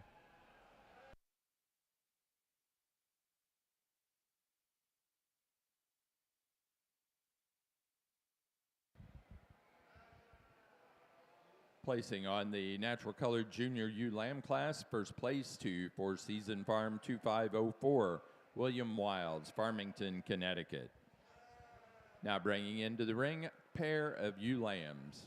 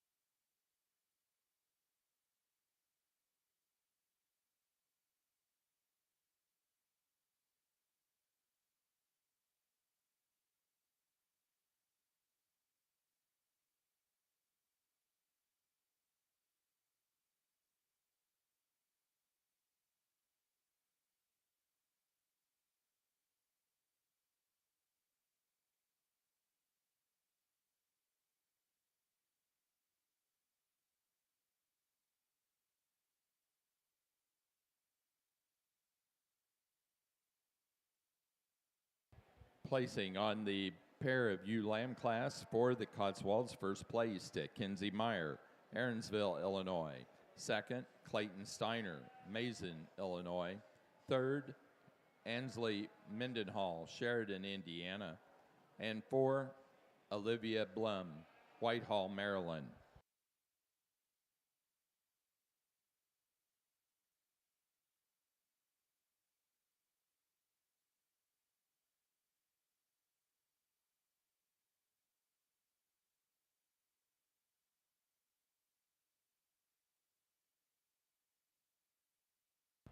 Someone has misplaced their iPhone in the men's restroom in a stall. It's black. It's in a black OtterBox case. If it's yours, please let me know.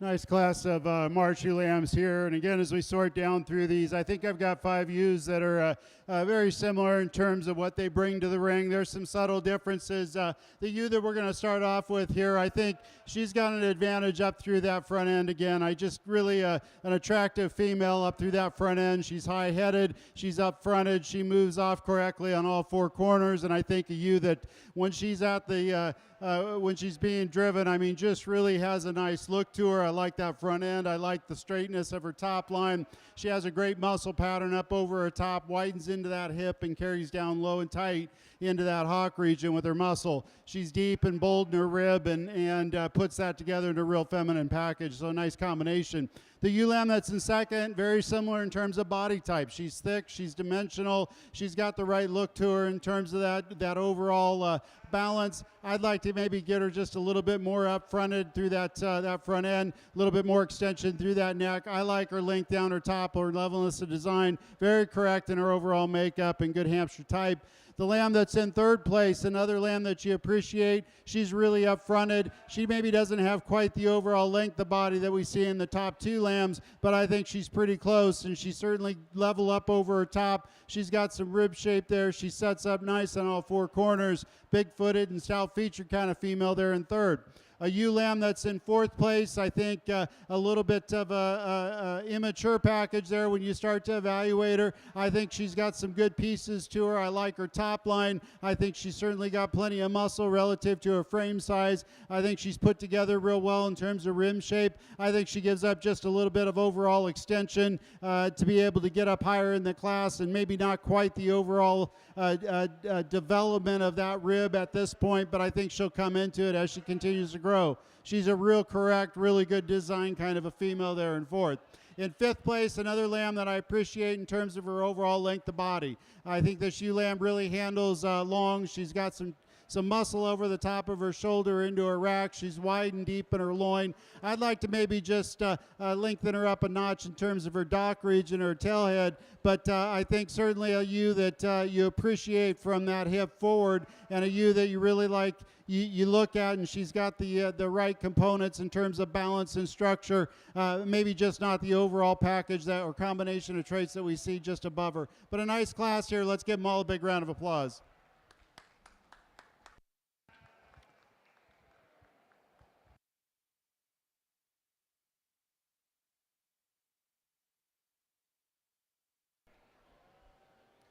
Well, the female side has been really fun to analyze on the Cotswold breed, and I think the exhibitors ought to be proud of what's out here for this lineup. There's some darn good sheep out here, and they're certainly fun to look through.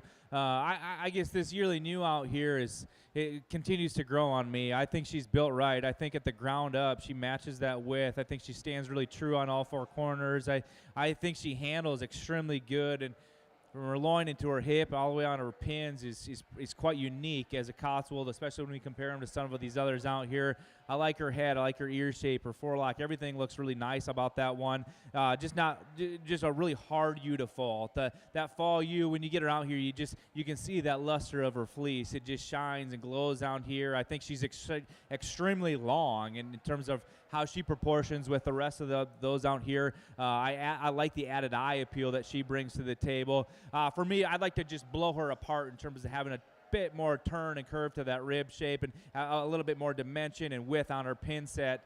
The other one that I think is in contention out here is this Springborn, and the white Springborn. She's made really good in terms of balance and build. She's where she needs to be. You talk about like uniformity of volume and capacity. I think she's spot on. I like that one's hip and her pin set as well. Her breed character spot on. It's hard to take that one and get her over a yearling in my mind. So we're gonna use that yearling for your champion, and then we're actually come back and use the fall for your reserve. Congratulations.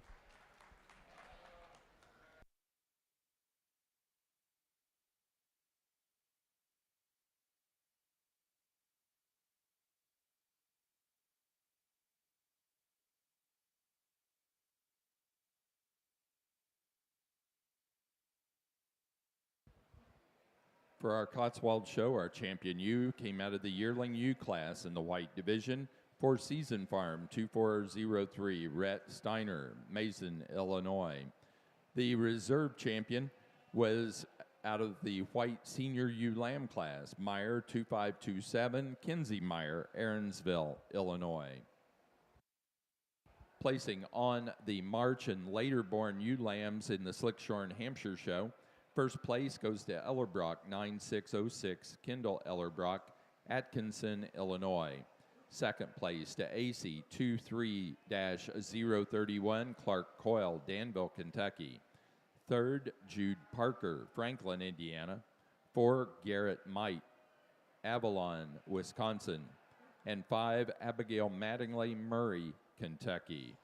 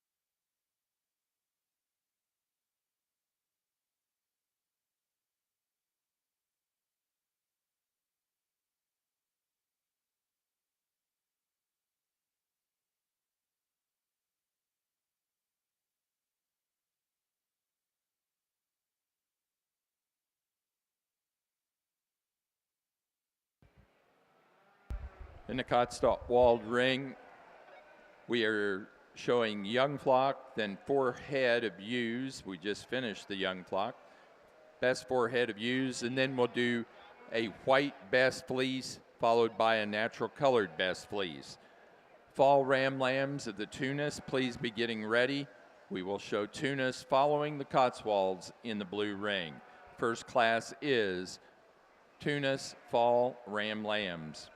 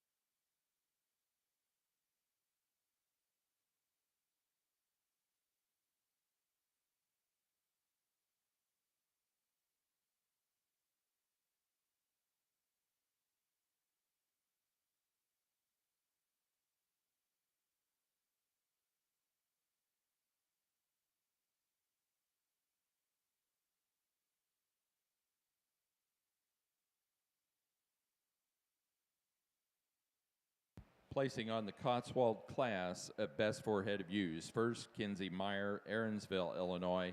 Second place, Clayton Steiner, Mason, Illinois. Now ready for white best fleece. White best fleece for the Cotswold.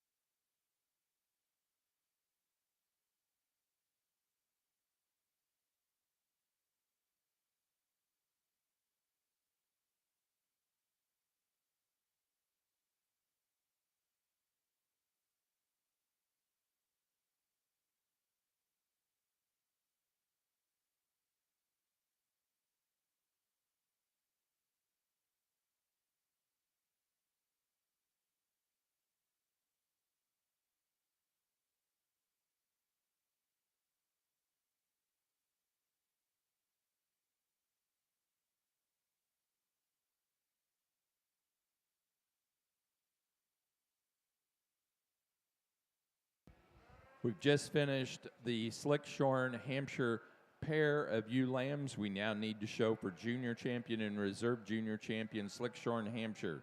So we need the first and second place animals of the previous 3 January classes, the previous 2 February classes, and the March class.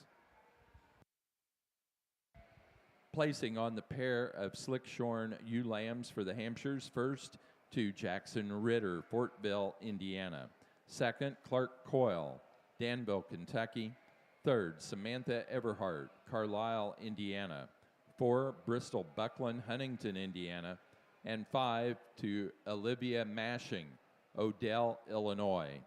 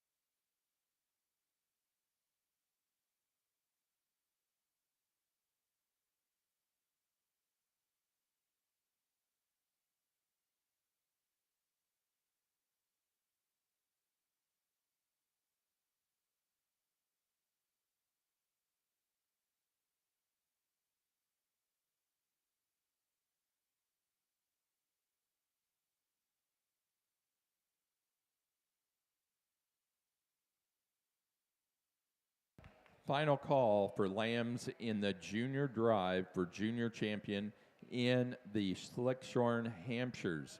This is your final opportunity, final call to the ring.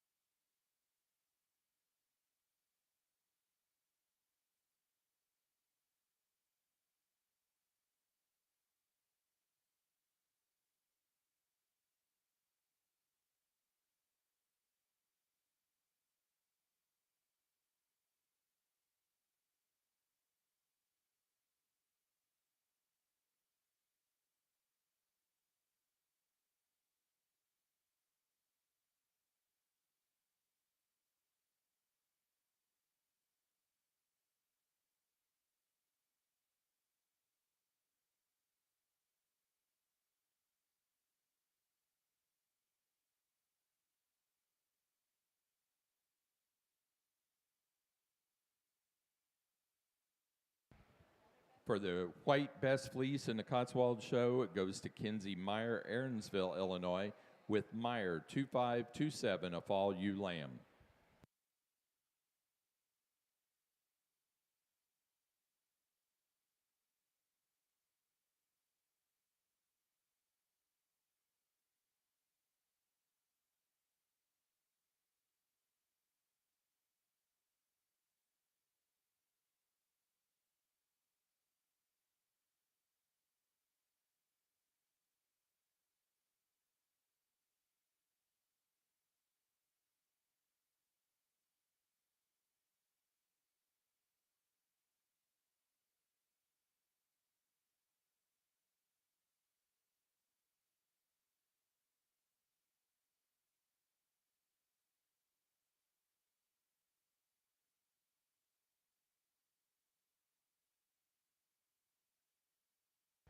We have 4 more exhibitors that have gotten prizes for writing thank you notes are Grace DeFries, Avery Joyer, Kendra Ream, and Megan Inbody.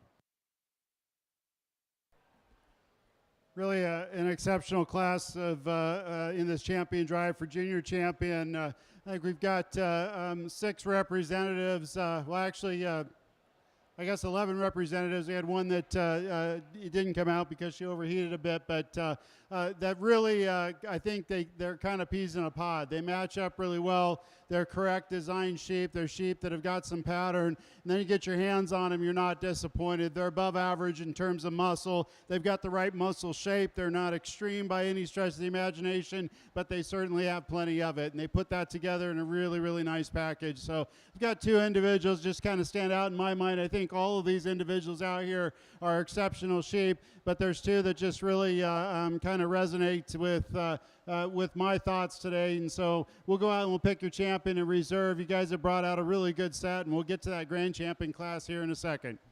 Let's give them a round of applause.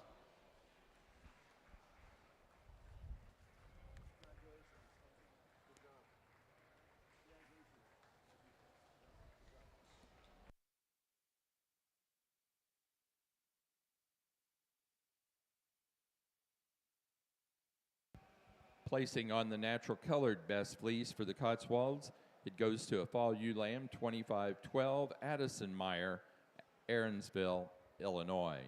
That does conclude our Cotswold show. We're ready to move in to our Tunis, and we need fall ram lambs.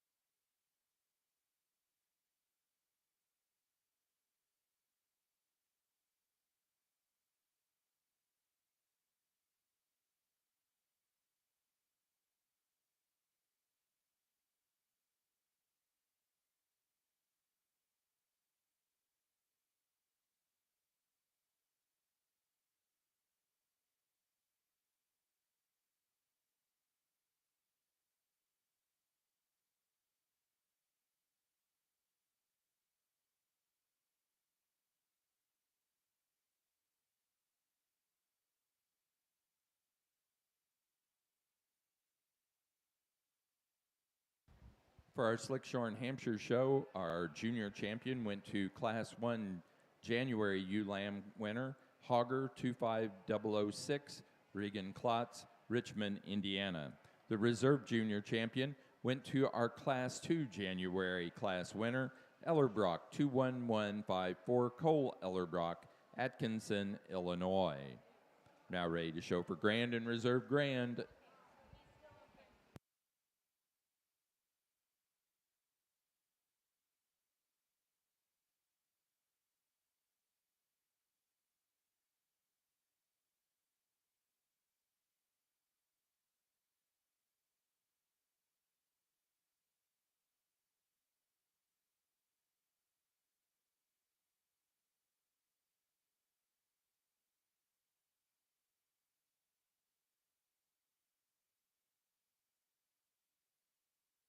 Well, as we roll into the tuna show, I think we've got a senior buck lamb out here on the fitted side with it, which is awfully nice. I mean, this one handles really good down his top, presented it extremely well. He's sets down square on all four corners and gets around the ring really, really well. The slick-sheared buck in second.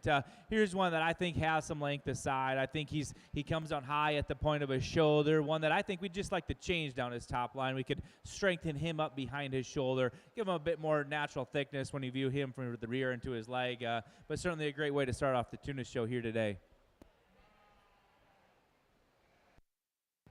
Placing on the fall ram lamb class for the tunas, first place goes to Mum 24137, Mum, Whiteheath, Illinois. Second to MJM Family Farm 2439, Jacoby Mag, Ottawa, Ohio.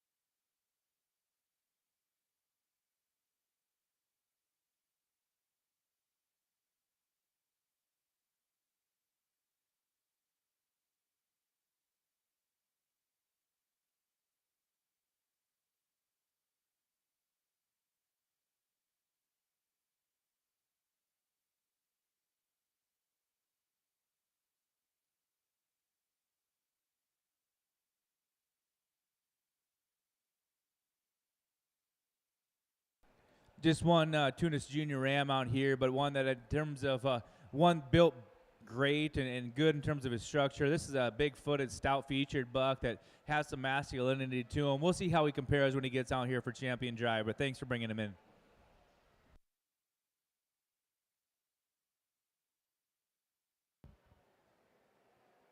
Results of the January Ram Lamb class for your National Junior Tuna Show. First place to T&J Farm 25008, Mum, Whiteheath, Illinois.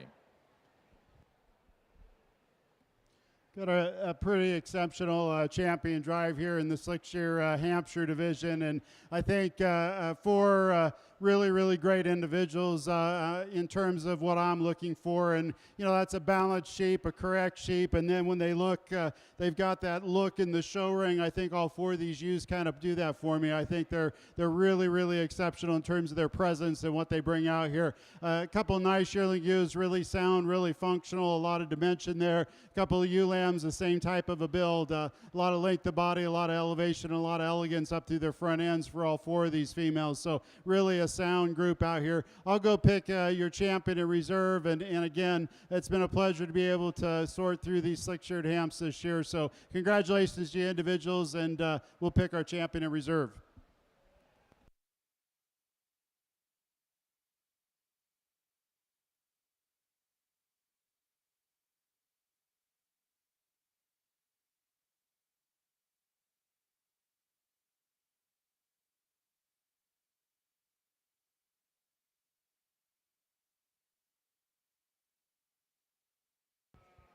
Champion ewe overall for the Slick Shorn Hampshire show was our senior champion. The senior champion was out of Class 2 of the yearling ewes. Ellerbrock 9162, Kendall Ellerbrock, Atkinson, Illinois. The reserve champion overall was our junior champion.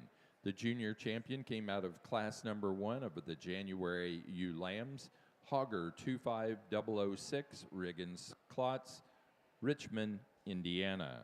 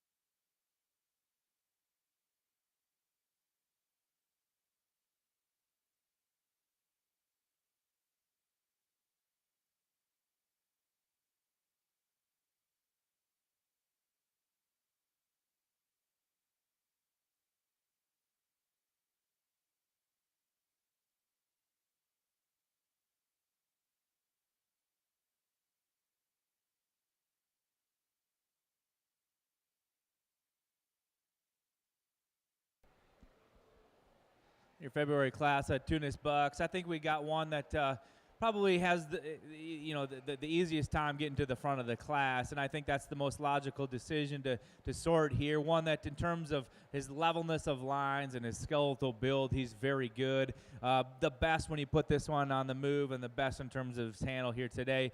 The buck in second, this is a big-bodied buck that's really open in terms of the center portion of his body.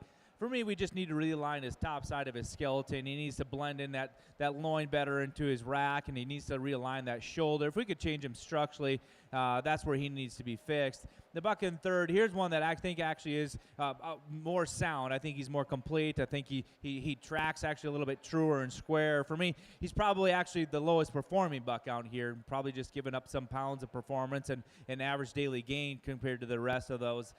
Then the buck that comes in here in fourth, really a tall shouldered, up-fronted one. He stands tall on those toes, and I like those things about him. I just read him as probably being the narrower base one of the four out here. We just like to blow him apart and give him more width and dimension to compete here. But a fun class is sort of your Tunis drive here today.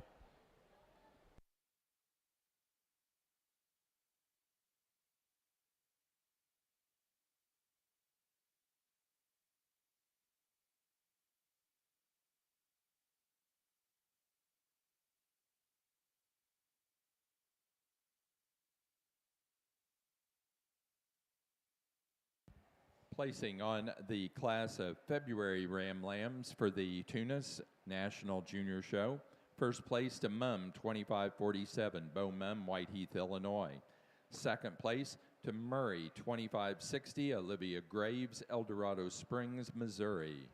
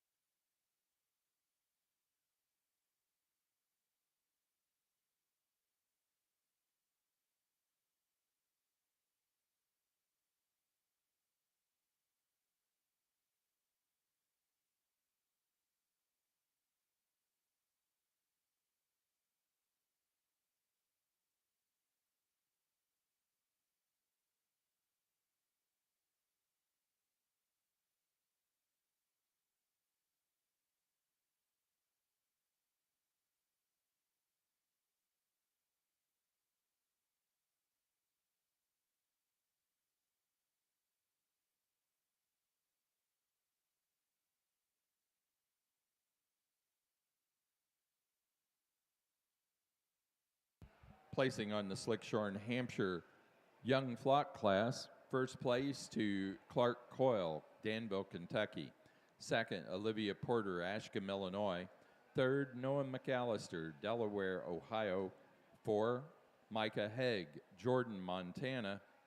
And 5, to Maylee Adams, Bonnie, Illinois.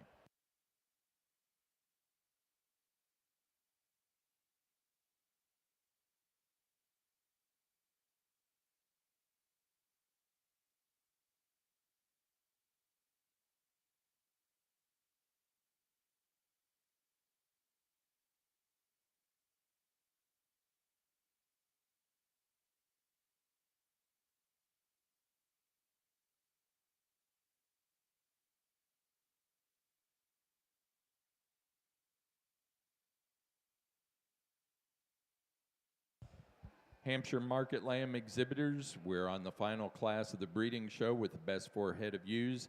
We'd like to have market lambs in class number 1, class 1 market lambs for Hampshires, weighing between 88 and 111 pounds to the makeup area now. Class 1 market lambs for the Hampshires to the makeup area now. Hampshire market lambs, class 1, should go to the makeup area at this time.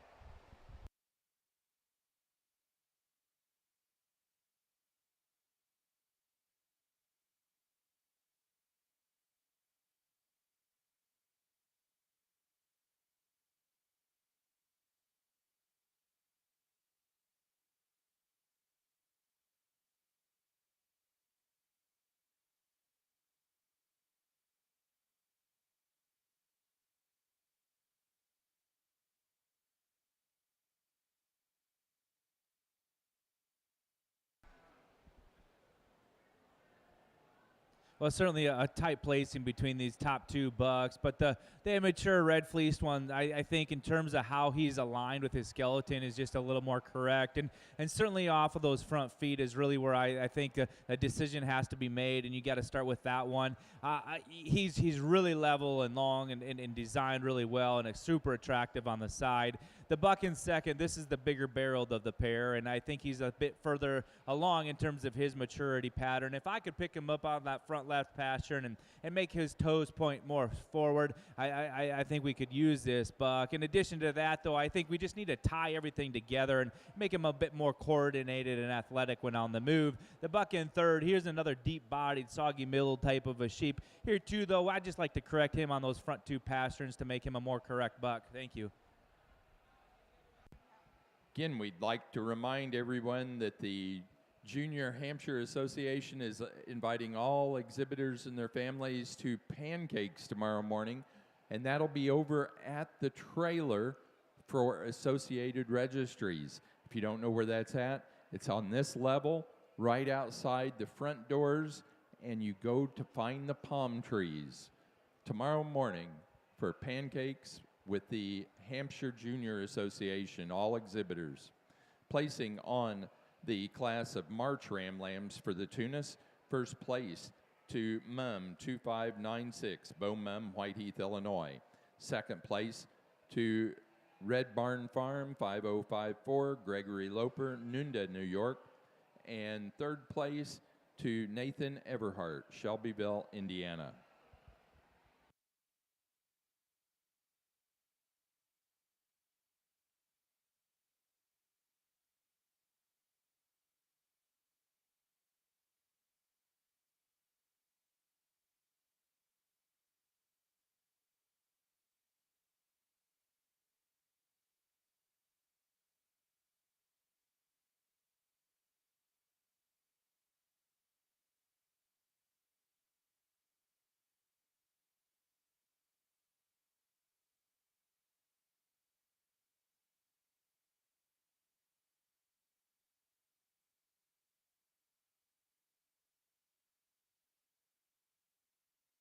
Placing on the Slick Shorn Hampshire best 4 head of ewes, first place to Jackson Ritter, Fortville, Indiana.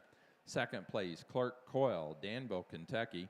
Third, Samantha Everhart, Carlisle, Indiana. And 4 to Olivia Porter, Ashcombe, Illinois.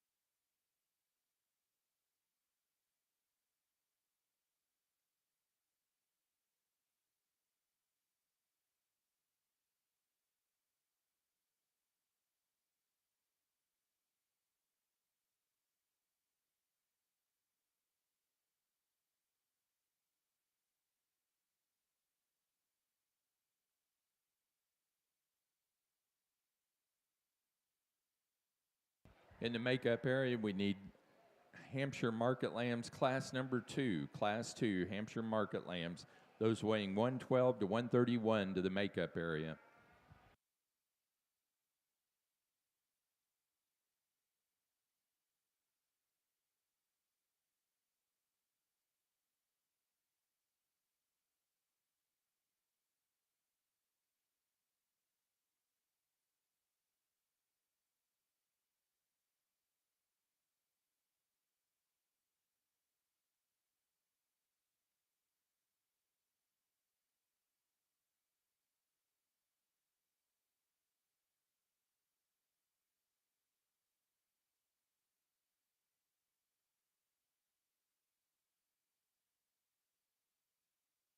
We have a wide age range for your slick-sheared Tunis buck lambs out here, and so there's definitely some differences of maturity and performance out here right now. But I think the buck lamb that needs to win is the young man's in the first place hole. He's really good on the move, and that's really why I like him to find his way up to the top. He holds his skeleton together the best. He's super smooth made, really a well-balanced, good-footed individual. The buck that comes in second, I like this one in terms of his depth of body. I think he's really pulled apart in his rib cage. I think he's a fairly thick-made ram in terms of having some top shape.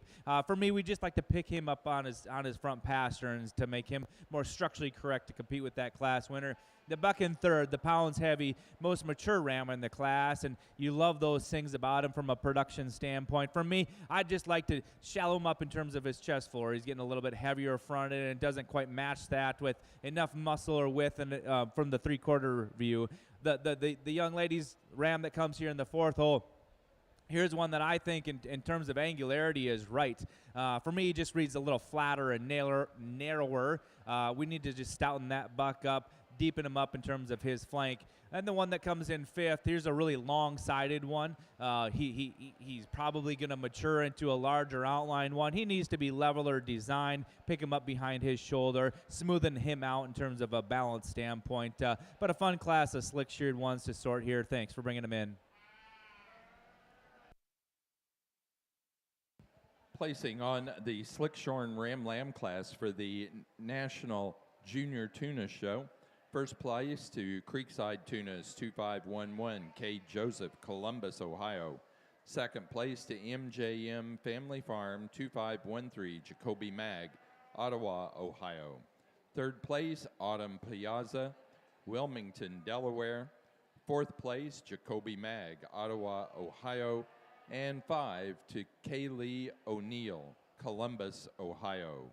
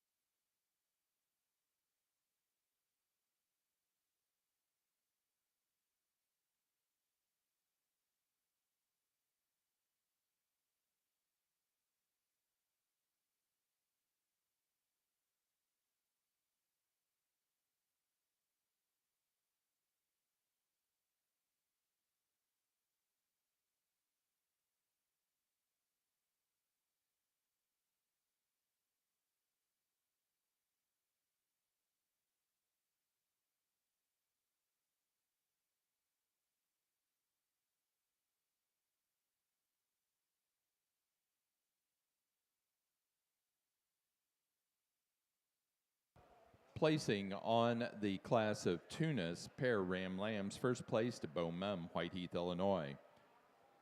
Second place to Jacoby Mag, Ottawa, Ohio. Third to J.C. Coors, New Holland, Illinois.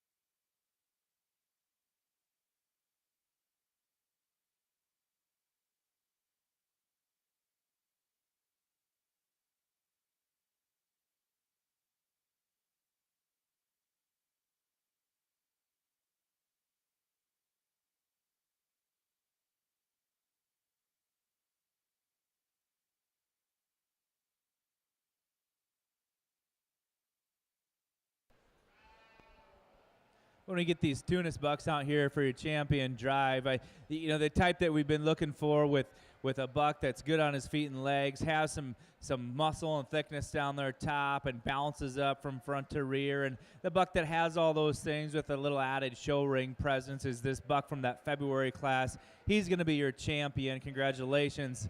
I think it's awfully close for your February then, and I think the fall buck and the March buck are both in contention, but I think the buck that has a great skeletal build and it balances very, very well and is strong on those feet and legs is the March buck. He's going to be reserved. Congratulations.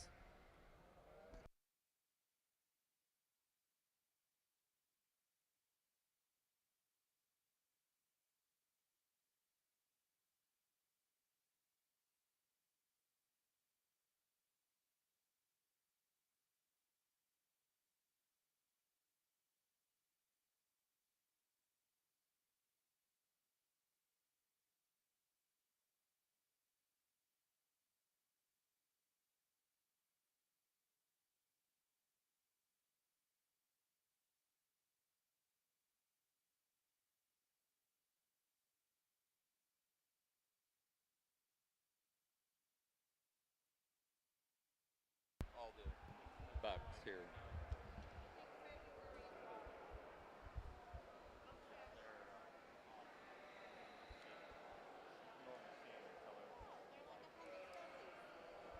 Exhibitors, we've been informed that there are muzzles in the barn.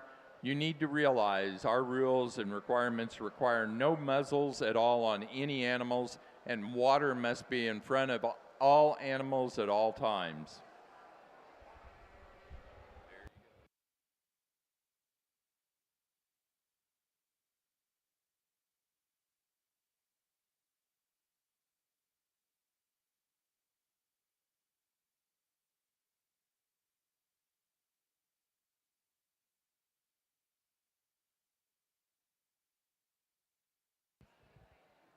For our National Tunis Junior Show, our champion ram went to the February Ram Lamb, Mum 2547, Beau Mum, Whiteheath, Illinois. The reserve champion to the March Ram Lamb, Mum 2596, also Beau Mum, Whiteheath, Illinois.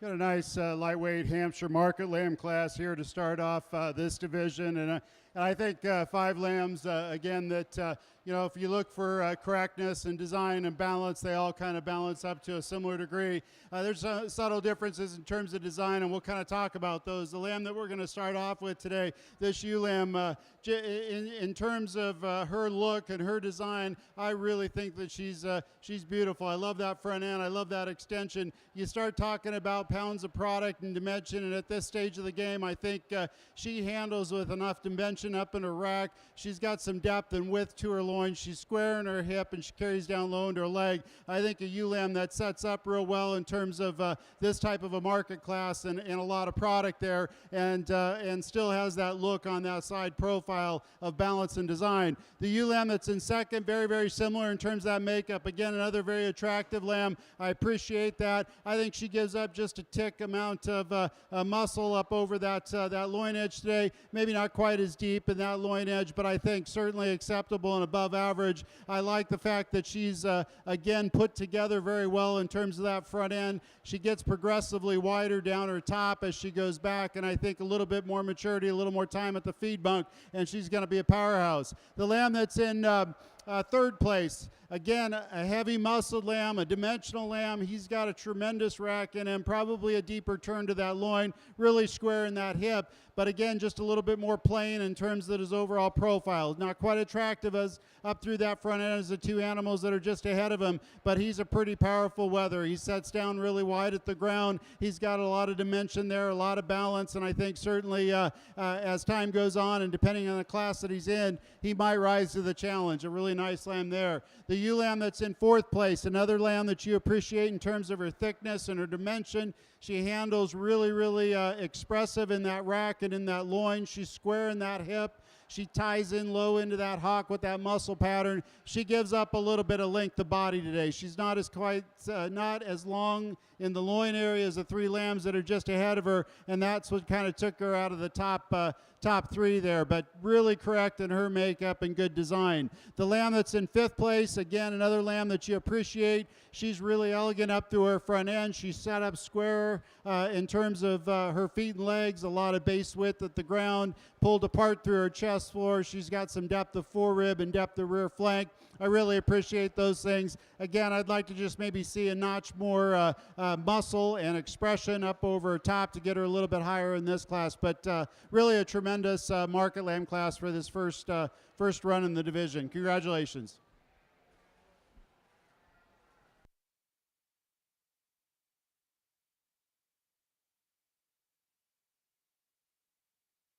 Class 1 of our market lambs for the Hampshire show.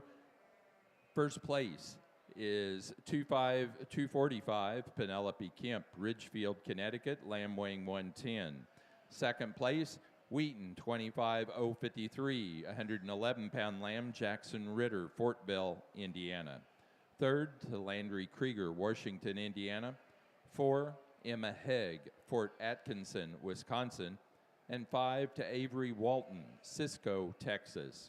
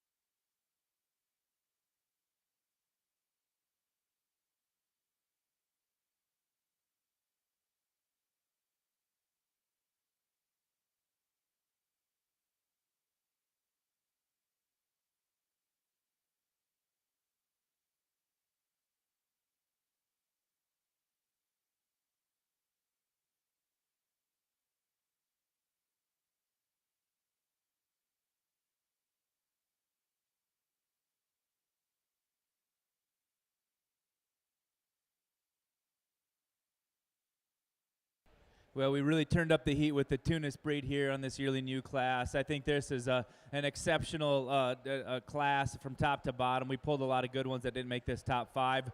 I'll be the first to admit we're splitting hairs between these first 3, and I think depending on the day and the look they give you, I think we could sort these differently, to be honest with you. But the young man that needs to win this class today, I think in terms of her balance and proportions, she's spot on. I think she's probably, in comparison to that UN second especially, just a little bit tidier through the front 1/3 of her body. I think she blends her blade better. I think her neck is a slightly more extended. I think she is taller at the point of her shoulder. And so when you just step off of her, those things stand out. Now that UN second she's so long and she's so powerful and she's really cracked open in the center portion of her body. I wish we could just give her a tick more elegance through the front 1/3 of her body, maybe make that neck come out a little bit higher at the apex of her shoulder. In addition to that, if we could just deepen her up in terms of her twitch and give her a little bit more width at the base when you view her from the rear, I think that would help her balance and proportion more correctly. But that's just being awfully critical on a very, very nice Tunis yearling ewe. The UN third, she's built a lot like her class winner, where she's really tall, fronted. She blends extremely well in terms of her balance, but I read her as just being a little bit flatter, and especially when you get over top of her and you start to handle her, she doesn't handle with quite as much thickness as either of those 2 ewes that go in front of her, and that's really why she slides down into that 3rd hole. A super good complete one comes here in 4th. In relation to those that are in the top 3, she starts to shorten up from forerib to flank, and we just need to extend her out, and we need to see more of her to compete higher. The UN 5th, this one at a profile is really good. She's super level design. I read her as just being a little bit frailer in terms of her overall makeup. We need to stouten her up in terms of her bone work. But like I said earlier, a fun class, exceptional good quality. Thank you for bringing out some great Tunis yearly news for us to look at.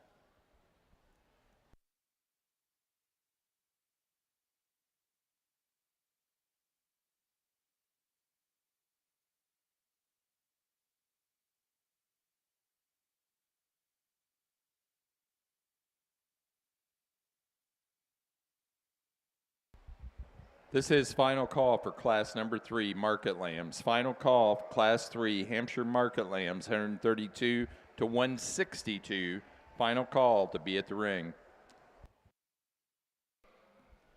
Got a really nice class of middleweight Hampshire market lambs here, and again, 5 lambs that I think measure up to a pretty high degree. The lamb that we're going to start off with, he's pretty solid. He certainly every time I handle him, every time I take a look at him, I haven't really seen anything that I've disliked. I appreciate the fact that he's balanced, he's good designed, he's big-footed, heavy bone. You put your hands on him, he handles with a tremendous amount of muscle down his top, and it's uniform, progressively gets thicker as he gets back to his dock region and ties down nice and low into that hock. He's got a lot of rib shape there, and then he's very attractive on that side profile, so he's just got a combination of traits. The weather lamb that's in second, really elevated, really up-fronted. I appreciate that. He's very attractive. You get your hands on him, again, you're not disappointed. One of the heavier muscled lambs in the class. I think a lamb that's really long down his top. I think he gives up maybe a tad bit of dimension to the first place lamb, but he's certainly got a tremendous look and he's above average, and so I really appreciate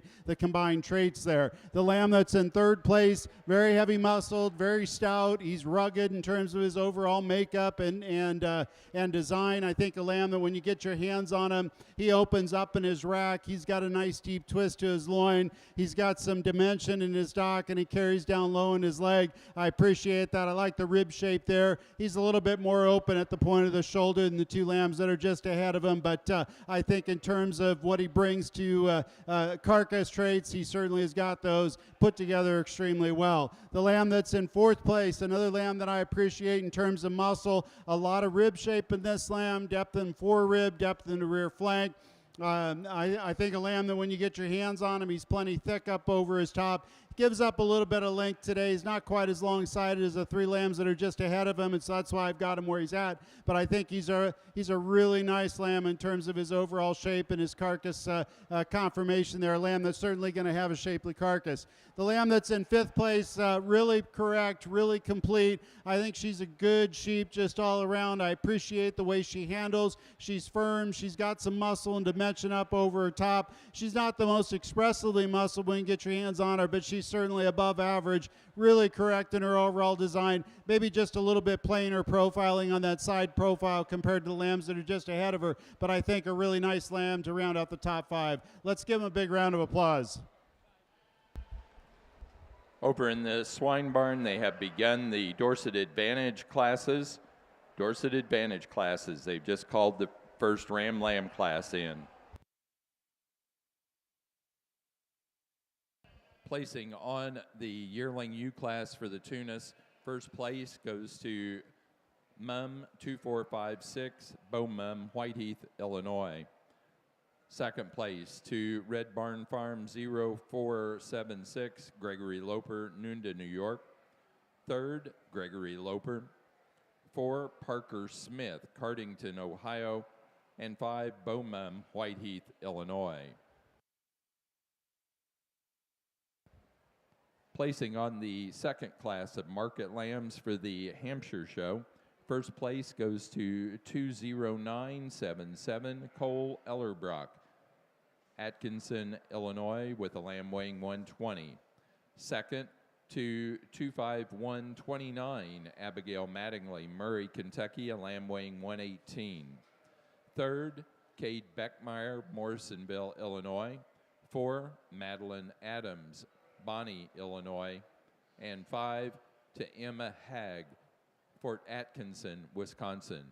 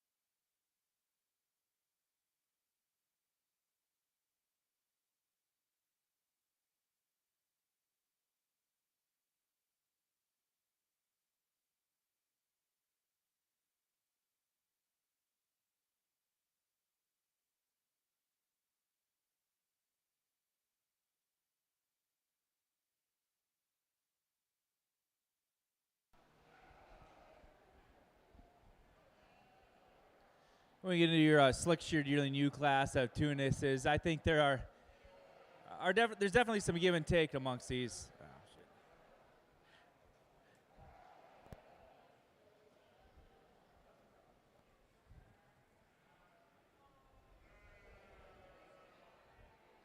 The young lady's yearling ewe that's going to win this class, so I think she's the combination ewe. I think this is the ewe that stands out on a large circumference of bone. She's kind of stout-featured. She's opened up in terms of her cage, yet she's still probably one of the better designed ewes in the class. In terms of putting that all together in a well-balanced package, I think that's where we need to begin. The ewe in second is probably a tick more eye-appealing in terms of her elegance. I think she's really sharp and showy. One for me that we just need to see her walk on a larger foot. She's probably getting to be a little bit narrower at the ground. We need to stouten her up in terms of her bone work. But I love that elegance that she brings to this class. The ewe in third, this is the big burly ewe in the class. She's really wide base. She's pulled apart in terms of her cage. She's extremely level designed. For me, she probably just gets a little bit over-conditioned right now, and she's getting a little bit heavier fronted and plainer designed. The ewe in fourth, this one stands out in terms of being tall-shouldered, but she's sound-footed when you put her in motion. I think she just gets a little bit shorter, coupled from forerib to flank. Doesn't have quite the overall mass and the overall frame as the three in front of her. The fifth place ewe, this young man's ewe, is just really, really sound, and I appreciate how complete she is. But in terms of maybe doesn't balance it or give you that added eye appeal as some of her in front of them, if we could just give her a little bit more shape to her hip pins and into her leg, give her a little bit added proportion, I think that one balances up a little bit better. But certainly a nice class of slick-sheared yearling Tunis ewes.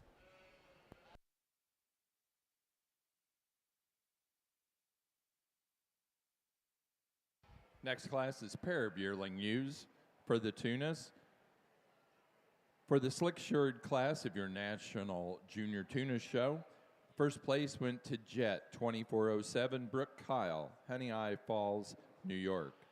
Second place to Jet 2404 Parker Smith, Cardington, Ohio. Third, Nathan Everhart, Shelbyville, Indiana. 4, Bo Munn, Whiteheath, Illinois. And 5, Cade Joseph, Columbus, Ohio.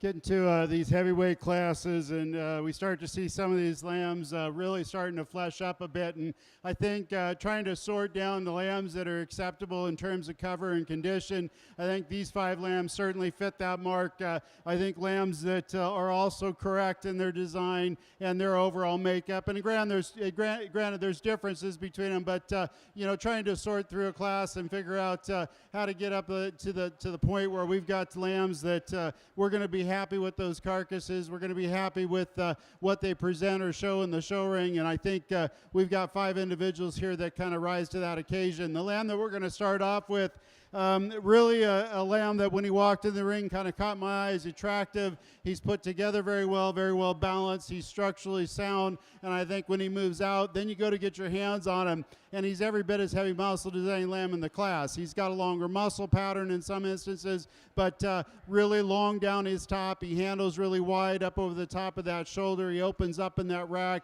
He's wide and deep in that loin and fresh to the handle at this weight, and I appreciate that. So I think a lamb that just really balances up to a nice degree, and he's going to offer us quite a bit of carcass quality. The ewe lamb that's in second, she might be a notch shorter bodied, but I think she's put together in a very similar type of design. She's correct in her makeup. She's long down her, she's heavy muscle down her top. She's got some dimension to her rack, really deep in that loin and square in that hip, and I think a lamb that's put together extremely well. If I could just extend her a notch more, I'd get her up into that top position. There's a lot of things I like about her. The lamb that's in third place, a really long patterned lamb. She's got a little bit more length than this lamb. I think certainly a lamb that you appreciate in terms of his attractiveness on that side profile. He sets down on a big foot. He's got some bone. He's got some width at the ground. I like him in terms of what he brings to the table as far as muscle. He's not overly expressive, though, or he loses a little bit of that expression compared to the lambs that are just ahead of him.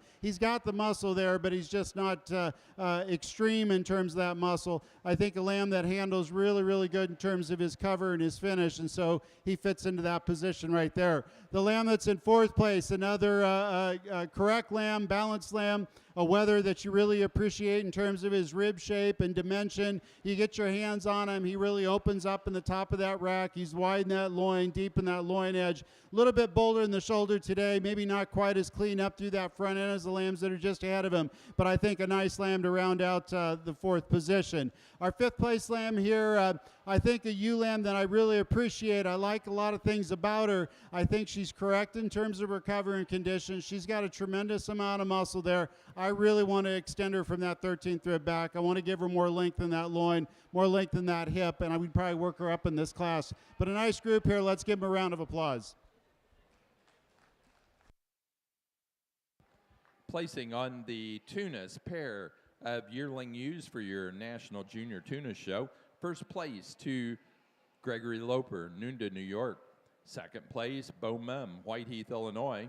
Third place, Parker Smith, Cardington, Ohio. Fourth place, Jacoby Mag, Ottawa, Ohio.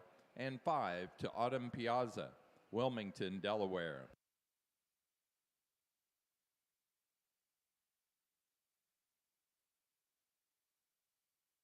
We're now ready to show for champion and reserve champion market lamb for the Hampshires. So we'll need the first, second place animals of those previous 3 classes back in the ring at this time. Placing on the heavyweight class 3 market lambs for the Hampshires, first place goes to tag 2510, 150-pound lamb, Keena Bowden, Hartford, Wisconsin. Second place to 25030, 139-pound lamb, Frankie Travis, Jamestown, Ohio. Third, Reed Carson, Colchester, Illinois. 4, Marie DeRochers, Palestine, Texas. And 5, Frankie Travis, Jamestown, Ohio.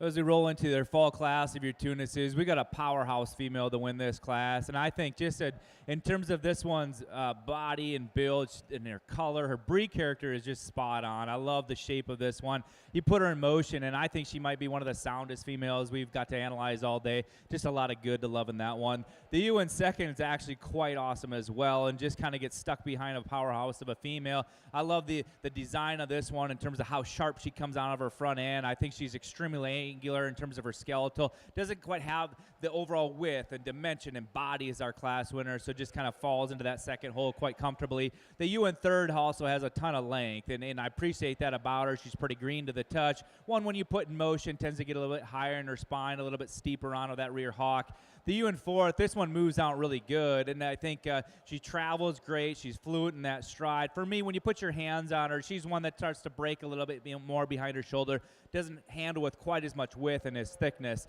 The slick sheared one that rounds the class, certainly a little bit harder to read as she's fighting just a bit today, but one that I think we just need to see more of her in terms of frame and scale to compete with the four that go in front of her, but certainly a great class of fall ewe lambs.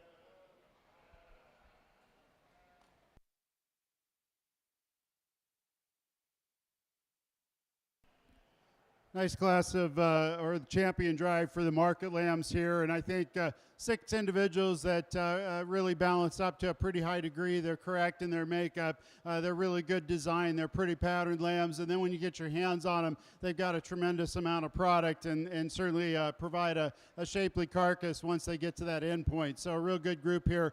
Let's give them a big round of applause. We'll go out and pick your champion and reserve lamb. I think we've got a couple individuals that kind of fit the mark today.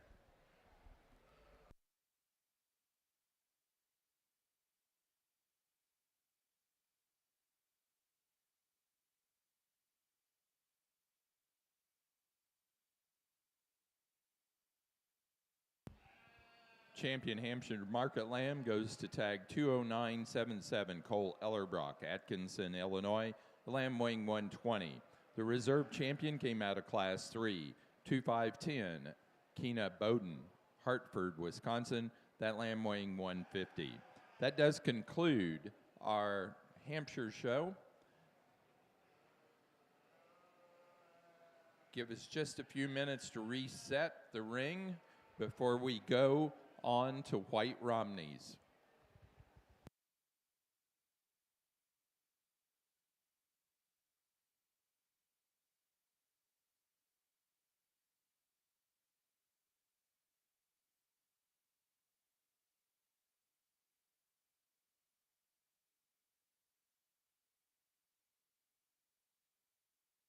Placing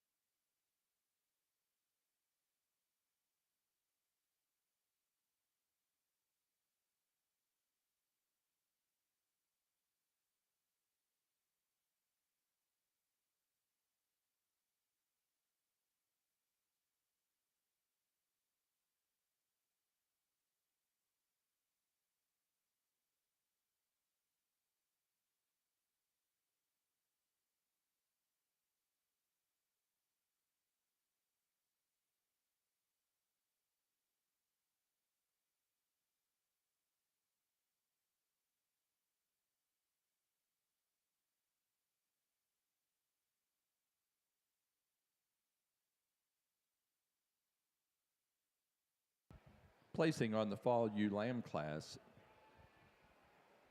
for the National Junior Tuna Show. First place goes to Red Barn Farm 5025, Gregory Loper, Nunda, New York. Second place to Murray 2451, Olivia Graves, El Dorado Springs, Missouri. Third place, Brooke Kyle, Honey Eye Falls, New York. Fourth place, J.C. Kurz, New Holland, Illinois. And 5, Jacoby Mag, Ottawa, Ohio.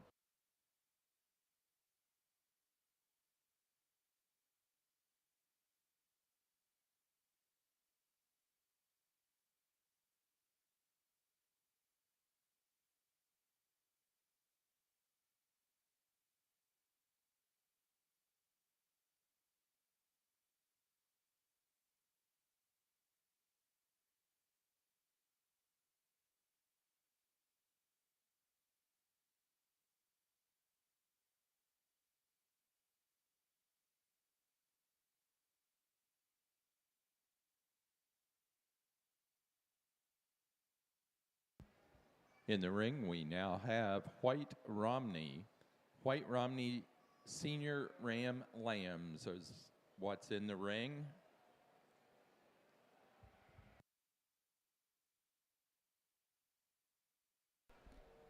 Well, in the Tunis, I think the U side was extremely strong here today. I think the breeders and exhibitors got to be proud of what came out to the ring, and it was certainly fun to sort through these. The quality is really, really good, and so being able to give you my thoughts on these was certainly a pleasure. I think we've got a yearly new up here. We talked in class of just how balanced she is, how sound structured she is. She looks like a female. She's maternal in terms of her rib and design, and you put all those things together in such a nice, neat, attractive package. I like that one a whole bunch. We're gonna use her for your champion today. Congratulations, that's a heck of a female. It's awfully close between that second yearling new and this fall for reserve. I think the one that in my mind has that same structural integrity and the same balance from forerib to flank, and that gives us that maternal look is going to be this fall. She'll be your reserve champion. Congratulations.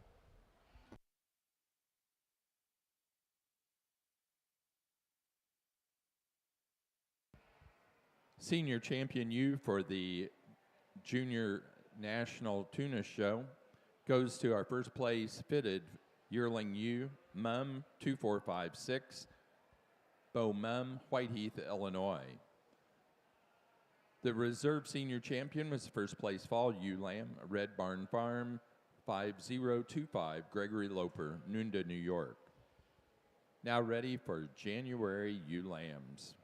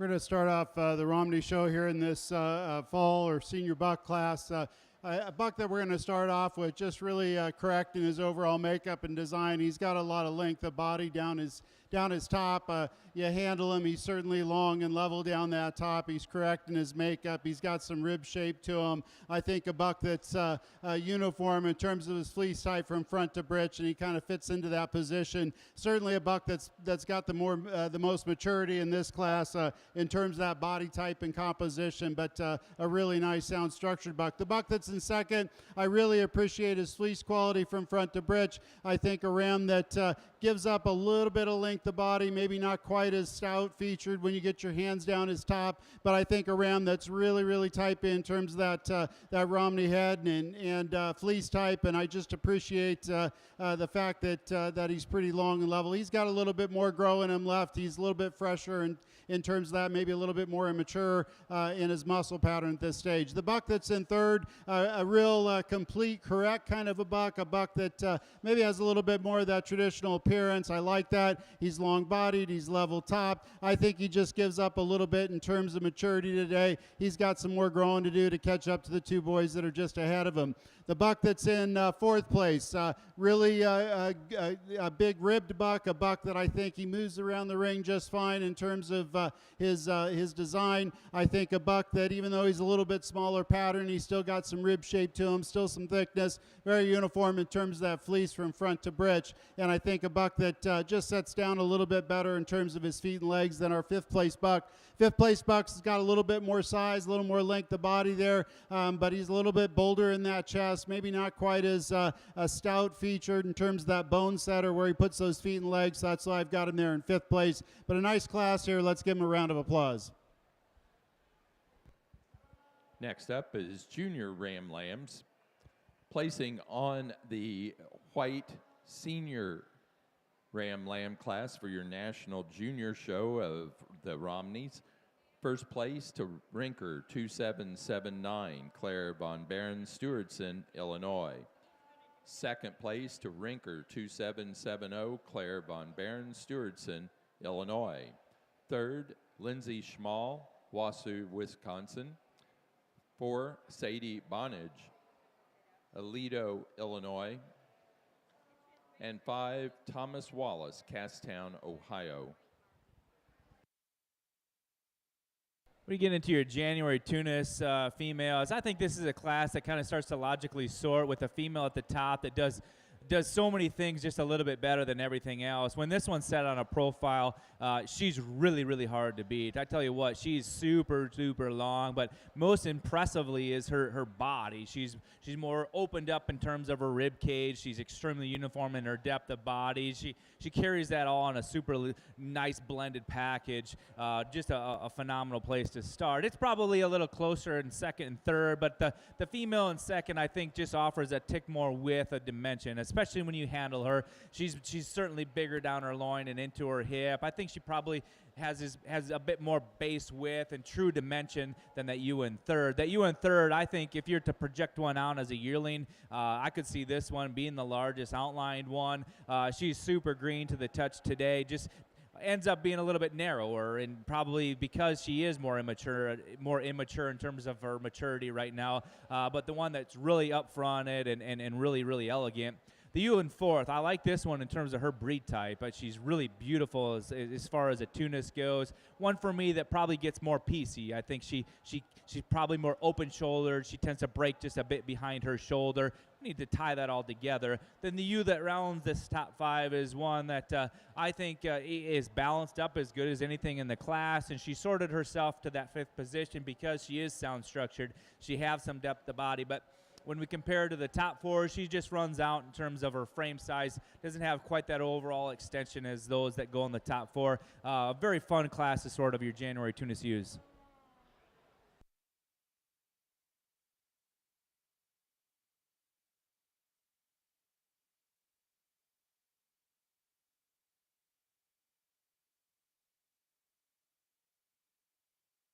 Placing on the January ewe lamb class for your national junior Tunis show, first place to Jet 2543, Parker Smith, Cardington, Ohio. Second place to Red Barn Farm 5027, Brooke Kyle, Honey Eye Falls, New York. Third place, Emmylou Mum, Whiteheath, Illinois. 4, Bo Mum, Whiteheath, Illinois. And 5, Stockton Klotz, Richmond, Indiana.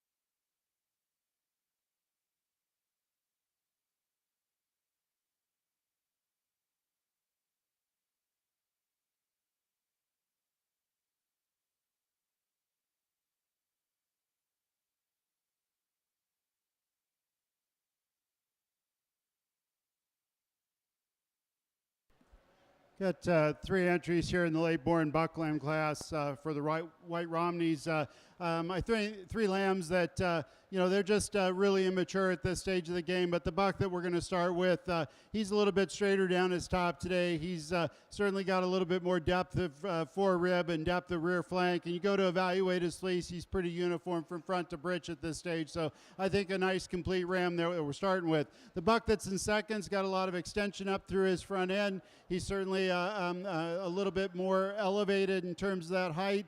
He's a little high in his hip, though, when he's on the move, and he has a tendency to break a little bit in that top. So I've got him there in second place. Long-bodied, I think level-hipped, and I think certainly a lamb that's got some fleece to him, but fleece quality there. But again, I think he just gives up a little bit in terms of that overall rib shape and completeness. The lamb that's in third place, I think he just gives up a little bit of frame today. He's not the biggest lamb in the class. He's certainly correct and complete in his overall makeup. Gives up a little bit of length from that 13th rib back, and so I've got him there in that position. Again, a pretty uniform fleece from front to britch, and a nice trio of buck lambs here for this late class. Congratulations. Next class for our White Romney show is pair ram lambs, placing on the junior ram lamb class for your National Junior Romney show. First place goes to HPF Livestock R139 Penelope Kemp, Ridgefield, Connecticut. Second place to Old Line R043 Olivia Blum, Whitehall, Maryland. And third place to Penelope Kemp, Ridgefield, Connecticut.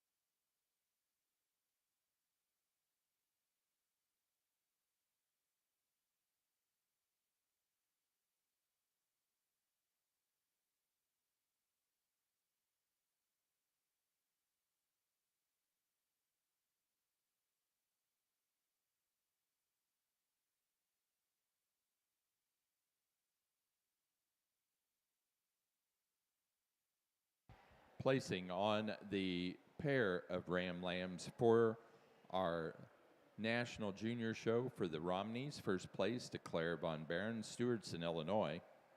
Second place to Penelope Kemp, Ridgefield, Connecticut.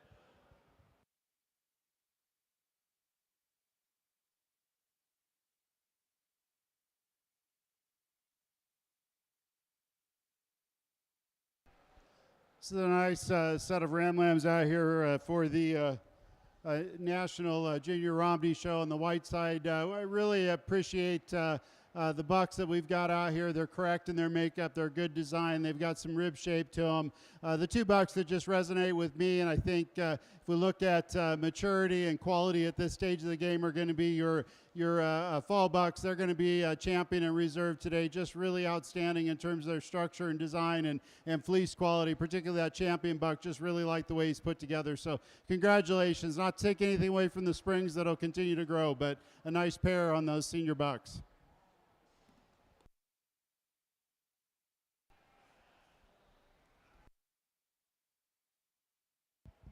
Champion ram for the white Romney National Junior Show goes to our first place senior ram lamb, Rinker 2779, Claire Von Barron, Stewartson, Illinois. The reserve champion was second in that senior ram lamb class, Rinker 2770, Claire Von Barron, Stewartson, Illinois. Now ready for yearling ewes.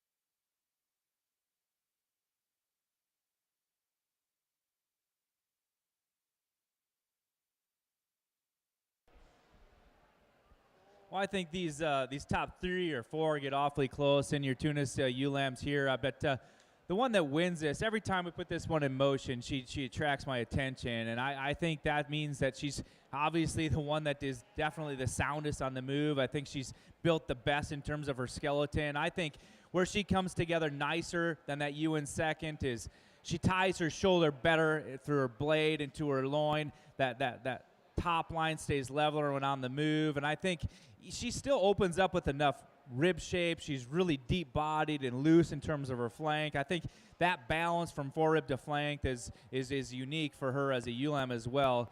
That ewe lamb in second, I think she's a bigger topped ewe. I think she's wider base. I think she's stouter featured, but probably just doesn't blend quite as smooth and nice as that ewe in first in terms of her skeleton design and structure. The ewe in third, here's one that I think she's really tall-shouldered and tall-fronted and neat-made, and I like the outlook for this one projected as a yearling ewe. For me, she probably shortens up from forerib to flank. I think she's probably one of the lower docked ones in this top 5 as well. So those two falls just kind of of find her way down into that third hole. The ewe lamb in fourth, here's a really deep-sided one, and I think she's got a ton of mass and production bred into her. Here's one we just need to pick up on her pasterns and make her stronger on those. But in terms of one that's built with some power and some punch, she's got it.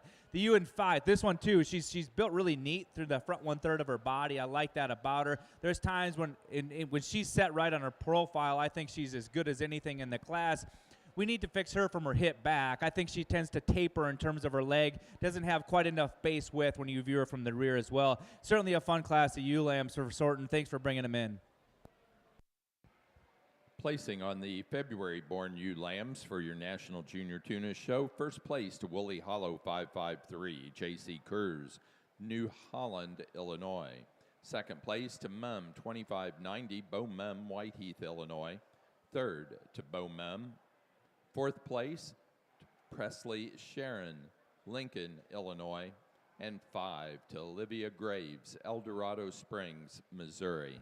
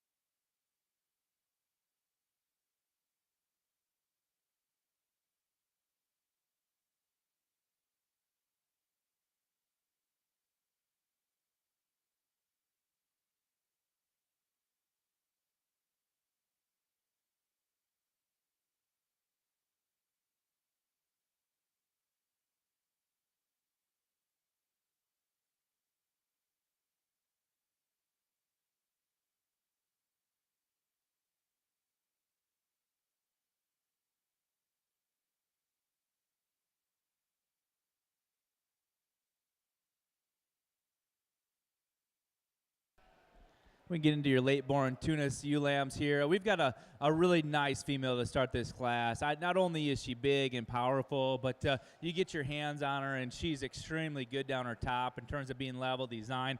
Comes down to a really wide hip, extremely high in her dock set. On the profile, I think she balances up extremely well. Just a fantastic place to start. I think it's really close between second and third, and obviously there's some give and take between these two with their frame size, but I opted to use the little smaller version. I think this one's built just a little bit better. I see a little bit more shape in terms of having some more outward turn to her cage. Obviously, she's got a little bit more swooping rib shape to her. If we can make that neck tie out a little bit higher at the point of her shoulder, I think that one's even cooler. But her build, the way she is, and her structural correctness allow her to get in that second hold. The ewe in third is she's long-bodied. She's got a lot of frame and future growth potential. I read her as just being a little bit flatter made. We need to see a little bit more turn, a little more actual base width to match her frame to compete with those that go in front of her. The young lady that's doing a fantastic job here in fourth. She's got a ewe lamb that I think in terms of structural correctness is really, really good. She gets out in motors free and flawlessly. We just need to see more of her. She's the greenest, but she goes back home and eats more. She's going to mature into a fantastic brood ewe as a Tunis. So congratulations for bringing on a nice class.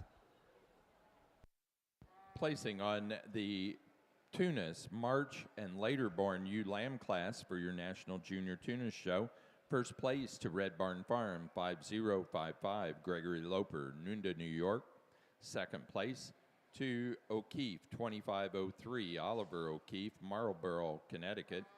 Third to Beaumont, Whiteheath, Illinois. And fourth to Adelaide Fair, Burleson, Tennessee.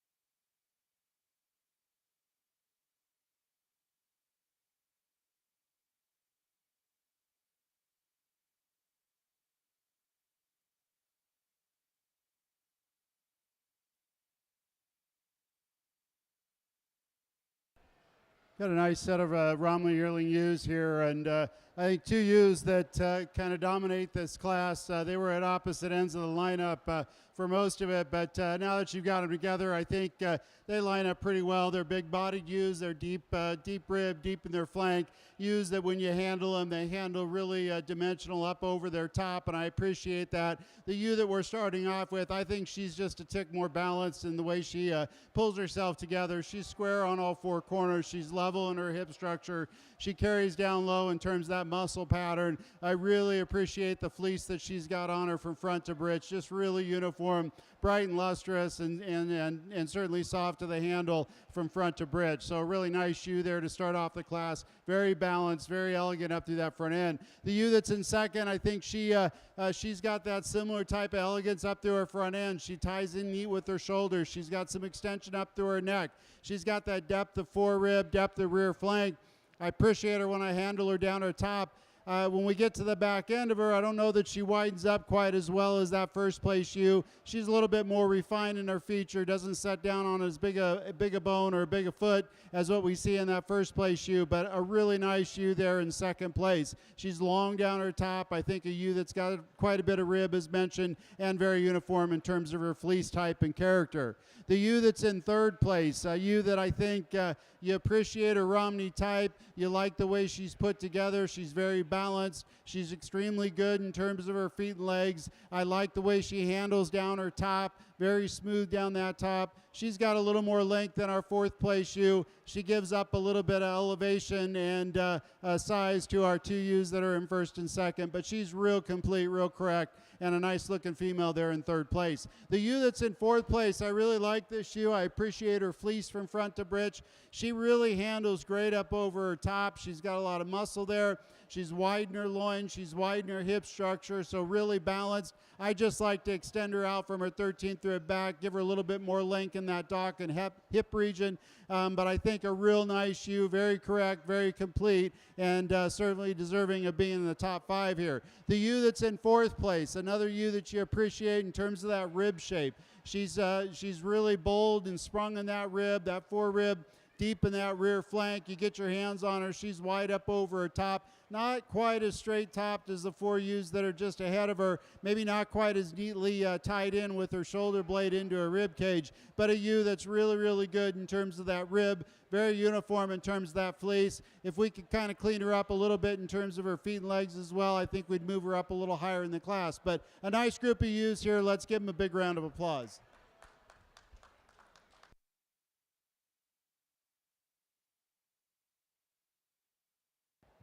Placing on the class of white yearling ewes for your National Junior Romney Show. First place to Winding Wicks 2406, Betsy Fry, West Lafayette, Indiana. Second place, Rinker 2700, Claire Von Baron, Stewardson, Illinois. Third to George Fry, West Lafayette, Indiana. 4, Colum Shanks, Pana, Illinois. And 5 to Thomas Wallace, Castown, Ohio.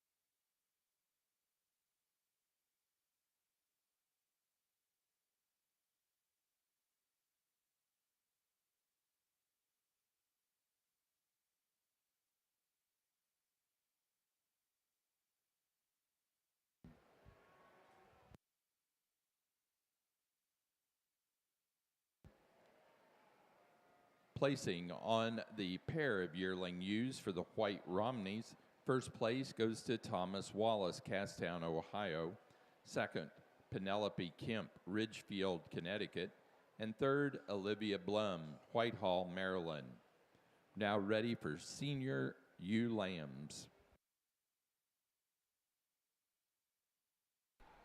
Well, this class is slick-sheared Tunis ewe lambs of any age, and definitely have some differences of maturity out here. But the one that rises to the top is the class winner, regardless of her age. She's the best built, super stylish ewe, really level design. I think when she hit the chips, this was kind of my pick from the beginning, and just continued to be that as this class went on. Ties everything together in such a complete, attractive package. The ewe lamb in second is a really big bone, rugged appearing one. I think she's got a lot of turn and curve to her rib cage. I think as a maternal breeding piece, this one's going to be a fantastic brood. You probably just doesn't bring that added length and style as our class winner has. The ewe in third, this one here too is really tall-shouldered. She's extremely feminine. For me, she probably just doesn't quite take that long, fluent stride. If we can relax her spine on the move, just loosen her up in her overall skeletal build. The ewe lamb in fourth here too is one that I think is sound. I think she balances from forehead to flank extremely well, and she's probably one that's more immature in terms of her maturity pattern right now. If we could add a little more thickness and squareness to that hip, give her a more shapely leg when we view her from the rear. The ewe lamb that comes fifth in a tough class, in a big class, still offers plenty of soundness. She's really square on those feet and legs and stands true. For me, though, I think she doesn't balance up. She's one that's deeper chested. I think she's heavier fronted. Doesn't quite match that with the rest of the 2/3 of her body. But certainly, once again, this is a really good slick-sheared class of Tunis ewes. Appreciate you bringing them out for us to analyze.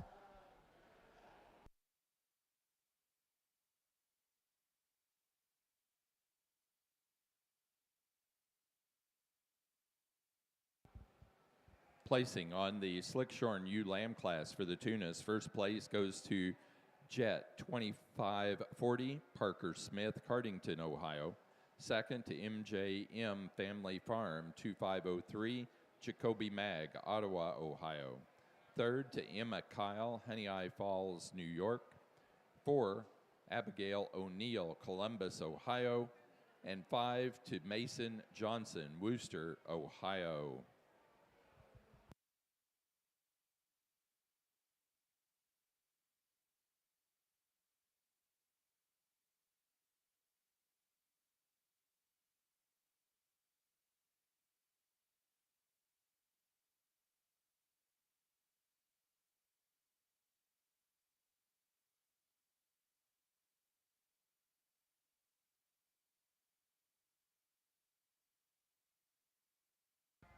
I want to take a moment and just introduce our two judges that's been working here in the junior pavilion today. Over in the white ring is Dr. Paul Kuber of Spokane, Washington. Dr. Kuber is the associate professor at Washington State University, and he has a split appointment in extension, working as a regional livestock specialist and the state ag science specialist for the 4-H program in Washington State. And we have in the blue ring, Justin Fritchie of Pipestone, Minnesota. Justin is a product expert at Milburn Seeds.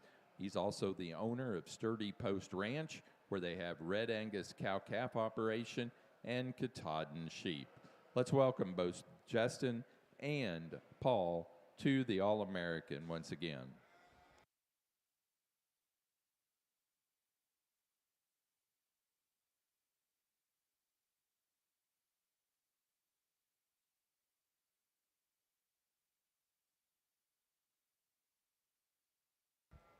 And don't forget, at 6 o'clock tonight, we will be serving a Central Illinois specialty.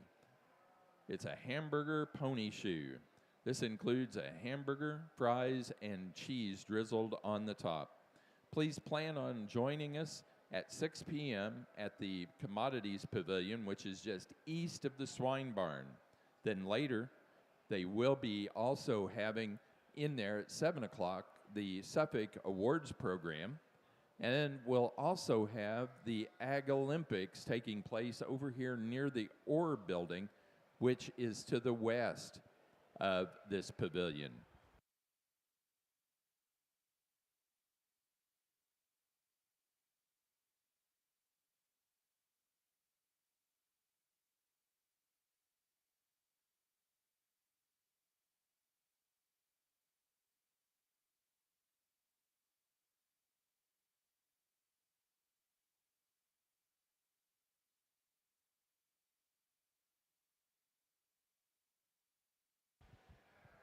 In the blue ring, our next class will be for Junior Champion and Reserve Junior Champion U for your National Junior Tuna Show.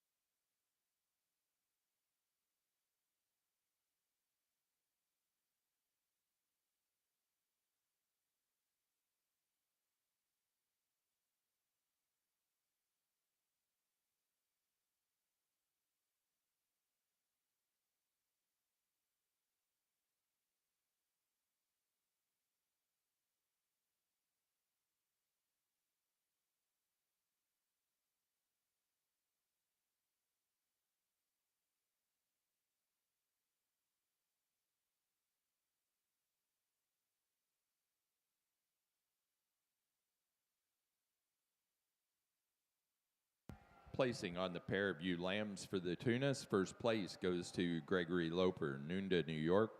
Second place, Parker Smith, Cardington, Ohio. Third, Bo Mem, Whiteheath, Illinois. 4, J.C. Kurz, New Holland, Illinois.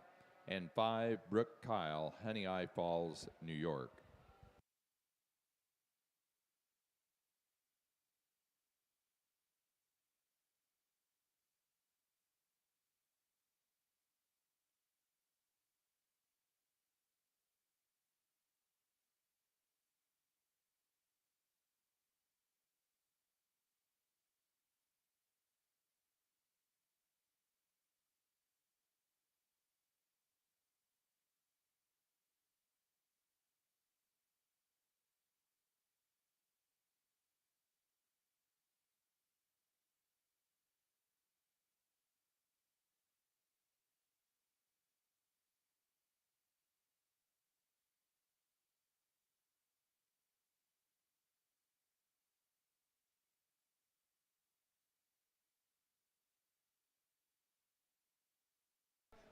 What a fun drive for your junior champion here. We start off with this January U, and she get her back out here, and she just as impressive as she was in class. She's so opened up in terms of her cage, but yet so elegant and extended through that front 1/3 of the body. Young lady does a fantastic job of just sticking this one and giving you a fantastic look every time you're on her. The February U, this one, in terms of being complete and sound and built right, just gets it done. Maybe not quite that added show ring appearance like that January U in front of her has, but one that you just really appreciate for being built really, really good. That February U, I think she matches that same type as our January in terms of being elegantly built through that front 1/3 of her body. She stands up on her toes. She handles like a dream down her top. She's really good out of her hip. Just a lot of neat pieces. And then we get down to this slick-sheared one, and I tell you what, this one, in terms of a slick-sheared tunis, is as good as anything I've seen. She's super smooth, really correct, really, really level designed, and to the touch, she handles with some freshness and some muscle. I like that one a whole bunch. So with that said, I think it's really close. A lot of awesome pieces. The one that I think is the most unique is your January. She'll be your champion. The February, or the March in front of me here is going to be reserved. Congratulations to you both.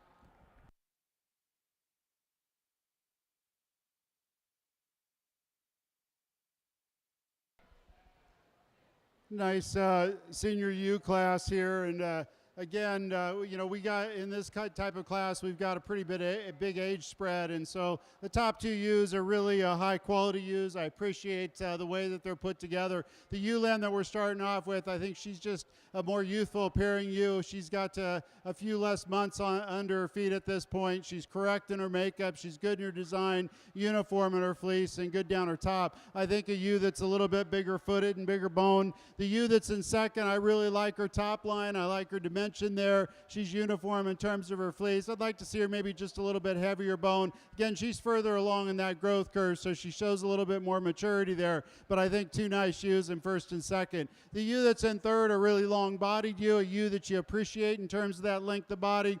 I like the uniformity in fleece from front to britch, but a ewe that just kind of doesn't balance up quite as well in that hip structure when she's on the move compared to the two ewes that are in first and second. The ewe that's in fourth, another ewe that's very correct and very complete in her makeup. She's got some extension up through her front end. I appreciate that. A ewe that just doesn't have quite the overall length of body that we see in the ewes that are just ahead of her. Maybe not quite as much development in terms of body capacity and muscle at this stage of the game. A very nice ewe in terms of that overall fleece and the attractiveness up through the front end. The ewe that's in fifth place, a ewe that's very correct in her makeup. I think a ewe that's decent in her design. She's got some rib shape to her, a little bit shorter in that neck, maybe not quite as growthy at this stage of the game, so she logically fits in that fifth position, but nice class here. Let's give him a round of applause.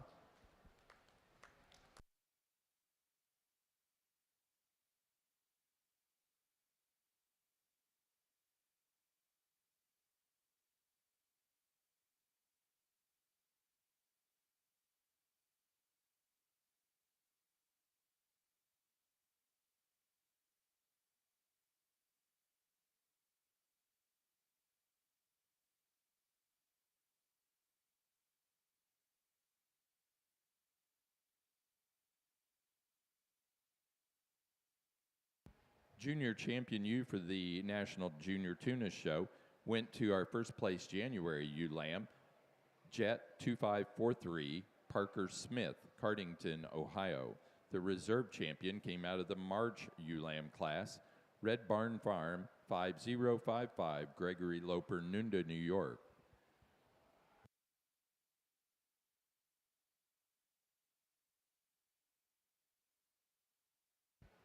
Placing on the white Romney class of senior ewe lambs for your National Junior Show.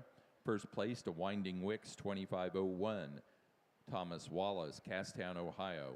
Second place, Winding Wicks 2451, Claire Von Barron, Stewardson, Illinois. Third, Lindsay Schmall, Wausau, Wisconsin. 4, Lindsay Schmall. And 5, to Sadie Bonage, Aledo, Illinois.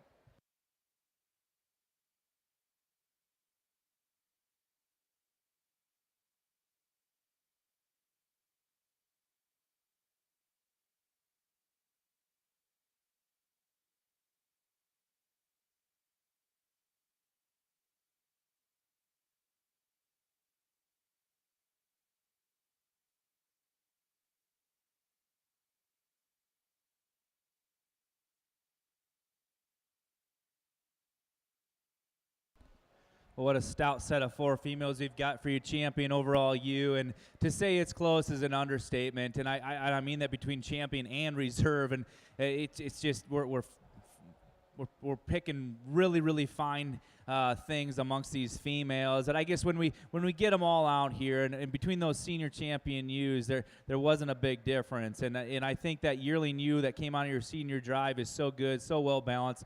We've got to use that yearling ewe for your champion. Congratulations to her. When I handle between that fall and that January, I think it becomes apparent that the one that has just a tick more added thickness and trueness down her top is that fall ewe. We're going to stick your reserve senior champion for your reserve overall. Congratulations.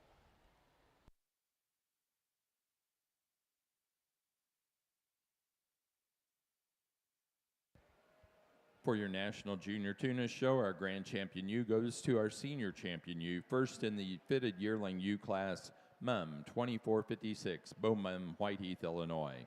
The reserve grand champion goes to our reserve senior champion ewe, which was our fall ewe lamb, Red Barn Farm 5025, Gregory Loper, Nunda, New York. Now ready for young flock.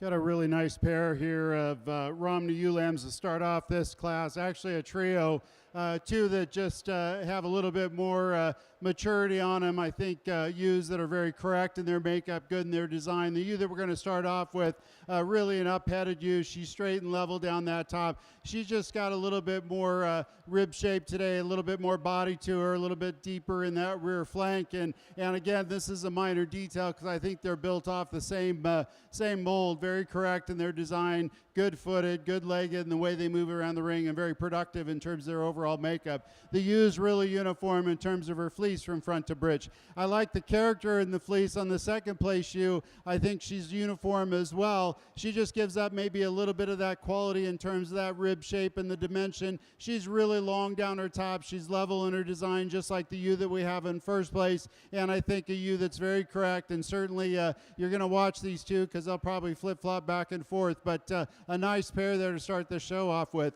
The third place ewe, extremely good. I like her length of body. I like her pattern. I like her design. I think she's just a little bit immature today compared to the ewes that are just ahead of her. So as the summer goes on, I think she's going to continue to grow. I like her fleece type and her character. She might be giving up a little bit of length of body, but she's real correct in her makeup, and she's real attractive on that side profile. The ewe that's in fourth place, I think she's stout, she's functional, she's got rib shape to her. She's just not quite as clean up through that front end, not straight down that top line, and so she ends up there in that fourth place position based off of balance reasons. The ewe that's in fifth, really, I think a correct ewe, a ewe that gives up a little bit of maturity today, a ewe that's got some length of body, but again, just not quite that weight per day of age that we like to see. A little bit more time on feed, a little bit more time this summer showing, and I think she'll kind of come into her own. But real correct in her makeup and design. I'd just like to see more of her. So a nice class here. Let's give them a big round of applause. Placing on the young flock for the National Junior Tunas Show, first to Gregory Loper, Nunda, New York. Second, Bo Mem, Whiteheath, Illinois. Third, J.C. Kurz, New Holland, Illinois. 4, Jacoby Mag, Ottawa, Ohio. And 5 to Autumn Piazza, Wilmington, Delaware. Placing on the best 4 head of ewes for the Tunas, first to Gregory Loper, Nunda, New York. Second, Bo Mem, Whiteheath, Illinois. Third, Parker Smith, Cardington, Ohio. 4, Jacoby Mag, Ottawa, Ohio. And 5, Autumn Piazza, Wilmington, Delaware. Placing on the White Romney Junior Ewe Lamb class, first to Winding Wicks, 2509, George Fry, West Lafayette, Indiana. Second to Winding Wicks, 2513, Thomas Wallace, Castown, Ohio. Third place, Olivia Blum, Whitehall, Maryland. 4, Lindsay Schmall, Wausau, Wisconsin. And 5 to Lexi Williams, Bells, Tennessee.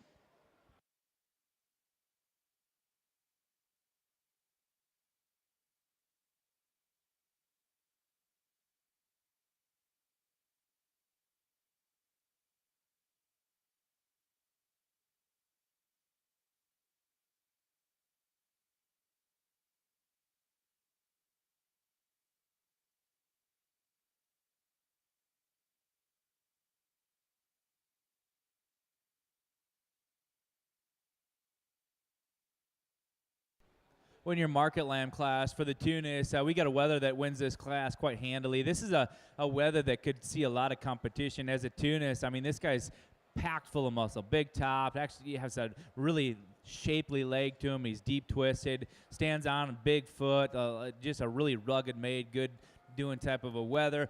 A little close between second and third. Really comes down to ewe lamb in second just being a tick more market ready. I mean, this one is certainly carrying a tick more condition, but more importantly just has more muscle. She's bigger topped and has a more shapely leg. The ewe lamb that comes here in third, one that's just pretty green right now. I think she just needs a little bit more time and days on feed with some maturity to fill in that muscle. But a great way to end the Tunis show. Congratulations. Placing on the market lamb class for our Tunis at your National Junior Tunis Show, first place to 2501, Mason Johnson, Wooster, Ohio, with a lamb weighing 126 pounds. Second place to 2505, Jacoby Mag, Ottawa, Ohio, that lamb weighing 98. Third place, Madeline Mag, Ottawa, Ohio.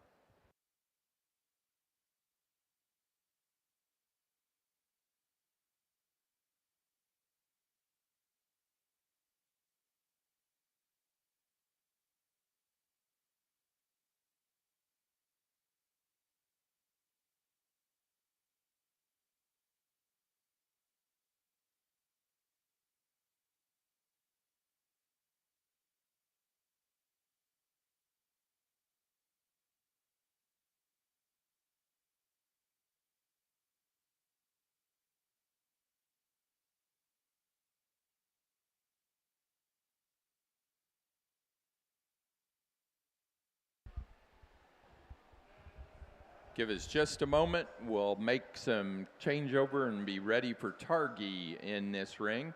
We have January Ram Lambs. That'll be our first class of Targhee is January Ram Lambs. Also, we have a special announcement to make. That special announcement is the Valais Blacknose will move to the blue ring following the Targhee show.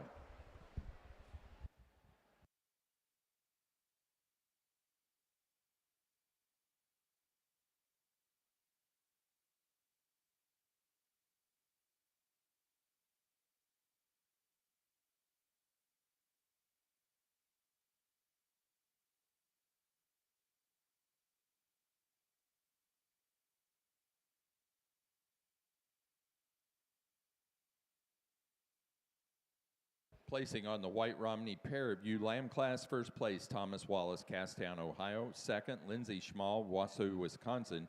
And third, Olivia Blum, Whitehall, Maryland.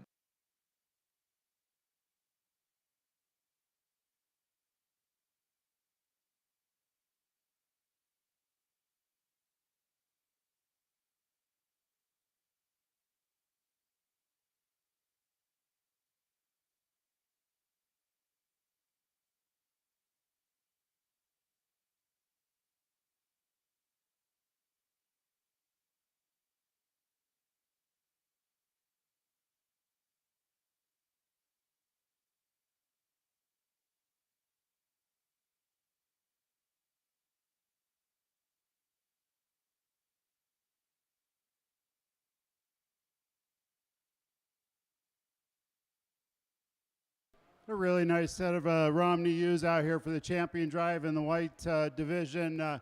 We'll go out and we'll congratulate your champion in reserve. You know, again, looking for sheep that really correct in their design. They're good balanced. They move well, and I think these 6 individuals have certainly done that in this class. You start to evaluate them or you look at them in terms of fleece quality and type. They're all uniform. You know, there's differences in terms of character and differences in terms of crimp, but uniformity from front to britch is really kind of a key thing in this setup, and I think all six kind of hit that mark. We'll congratulate your champion in reserve here. I think 2 ewes that just are powerhouses. They'll continue to do well, I think, all summer long, and a nice show here, you guys. So let's give them a big round of applause.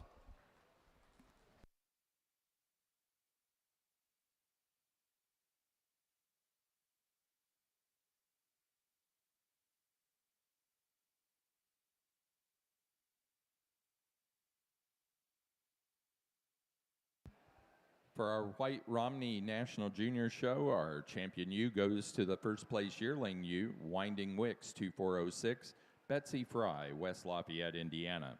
The reserve champion to our second place yearling ewe, Rinker 2700, Claire Von Baron, Stewardson, Illinois. Now ready for young flock.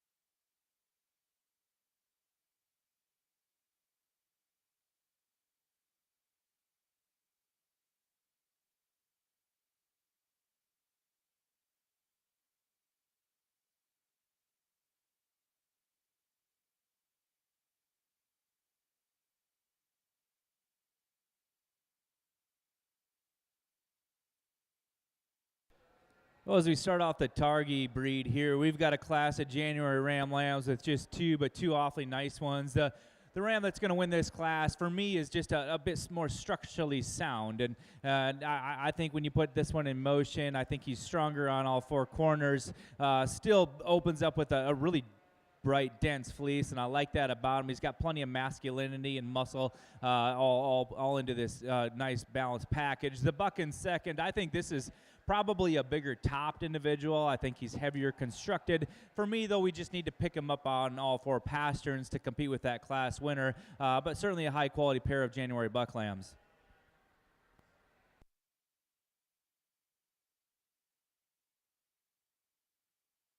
Placing on the January Ram Lambs for the Targhee show, first place goes to Raisler, 0156. Michaelia Raisler, Manawa, Wisconsin.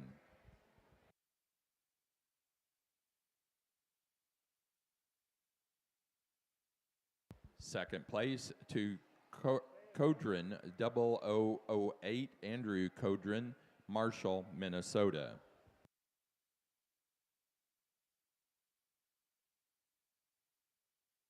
Placing on the White Romney Young Flock class, first place, Thomas Wallace, Castown, Ohio. Second place, Lindsay Schmall, Wausau, Wisconsin. Third to Olivia Blum, Whitehall, Maryland.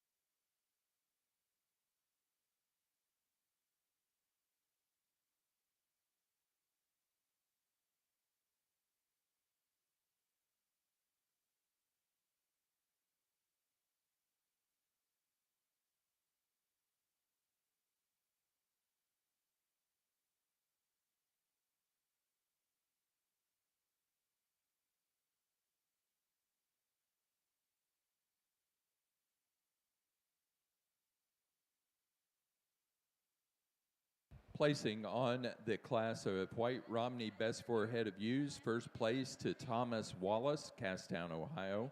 Second place to Lindsay Schmall, Wausau, Wisconsin. Third to Olivia Blum, Whitehall, Maryland.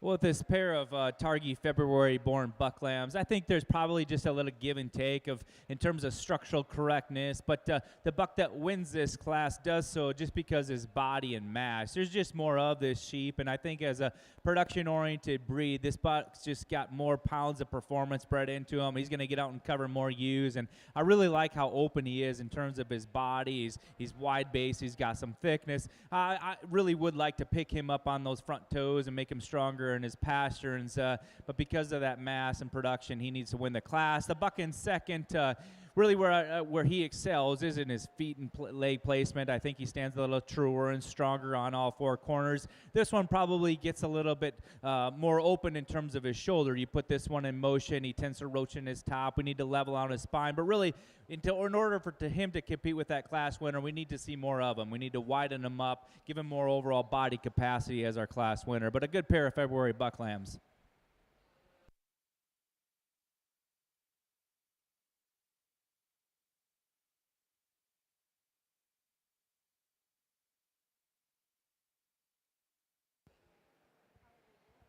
Placing on the February Ram Lamb class for the Targhee, first place to Kudrin 0013, August Kudrin, Marshall, Minnesota. Second place to Raisler 0164, Michaela Raisler, Manawa, Wisconsin.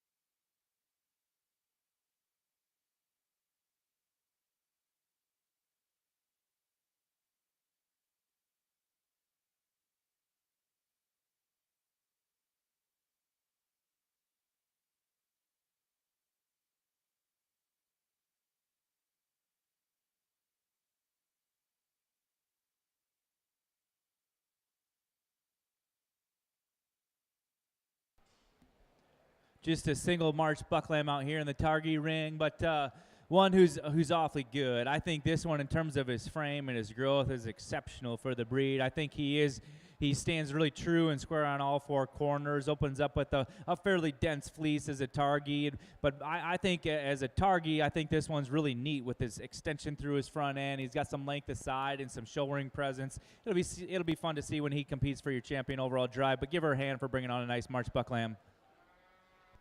Placing on the March and later born Ram Lambs for the Targhee, first place to Kudrin 0014, Annabelle Kudrin, Marshall, Minnesota. We are now ready for pair of Ram Lambs.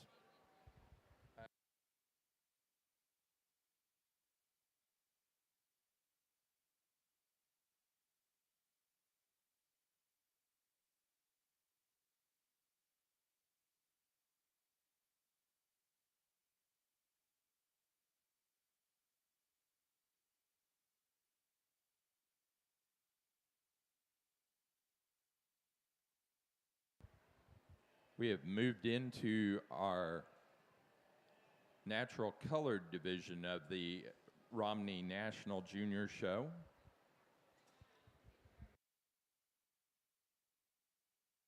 We need natural colored senior Ram Lambs to the ring, please.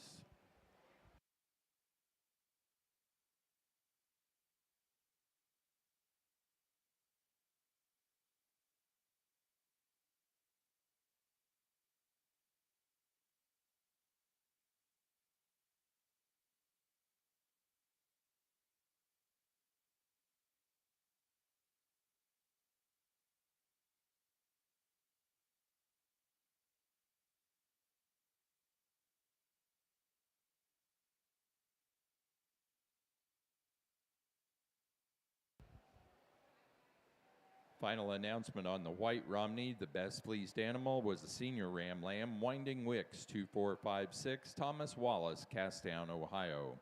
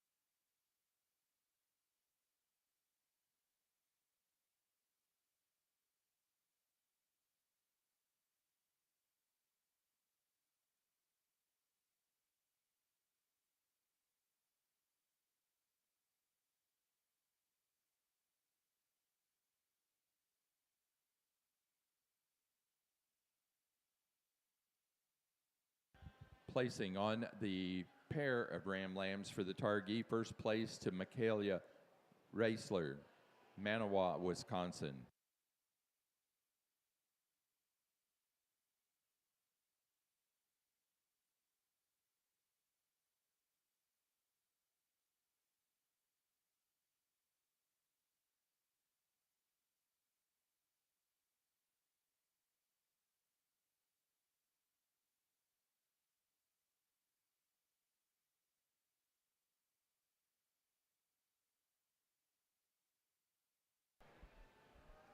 We're going to get these individuals back out here for your champion Targhee Ram here. I think there's one individual that's probably just a bit more unique in terms of his build as a Targhee, in terms of being up fronted, having a bit more outward frame and future growth potential to him, yet he's still stout in terms of his bone work and build. That's the March Lamb, and he's going to be your champion. We're going to follow it up with your January. That January buck's going to be reserved. He's got a lot of body and mass and substance to him.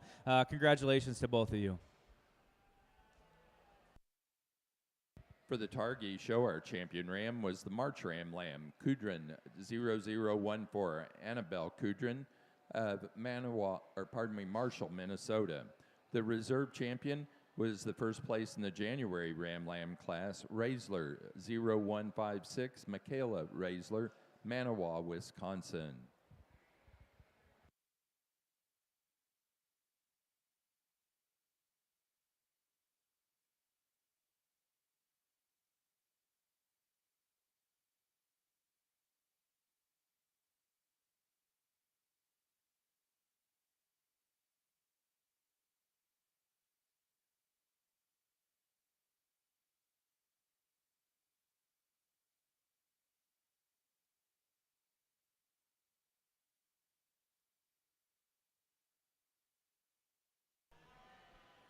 Got a nice set of senior natural colored Romneys out here, and I really appreciate the buck that we're starting off with. I think a buck that's really correct in his overall makeup. He's good design, he's big-footed, he's stout-featured, he's got some rib.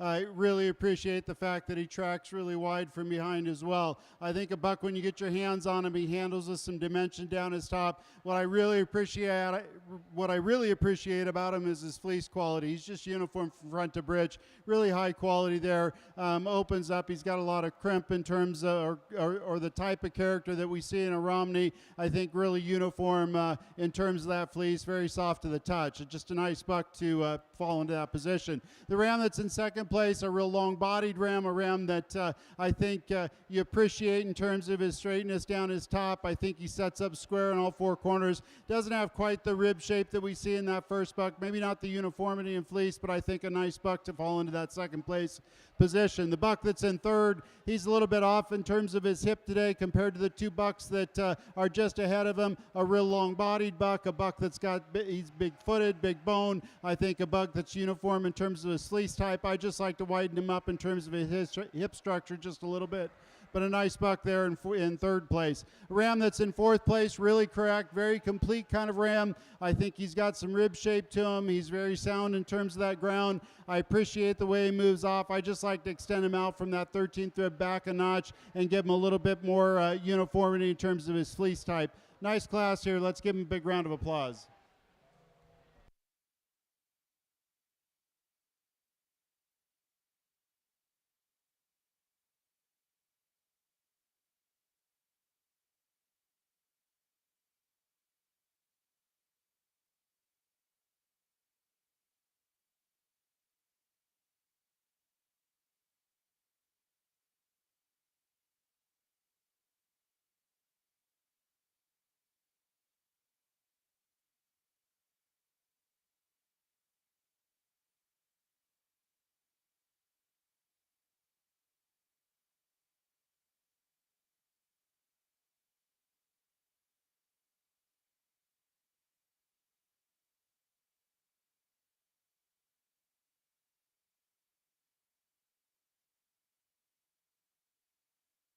Placing on the senior Ram Lamb class for the natural colored Romneys for your junior national show.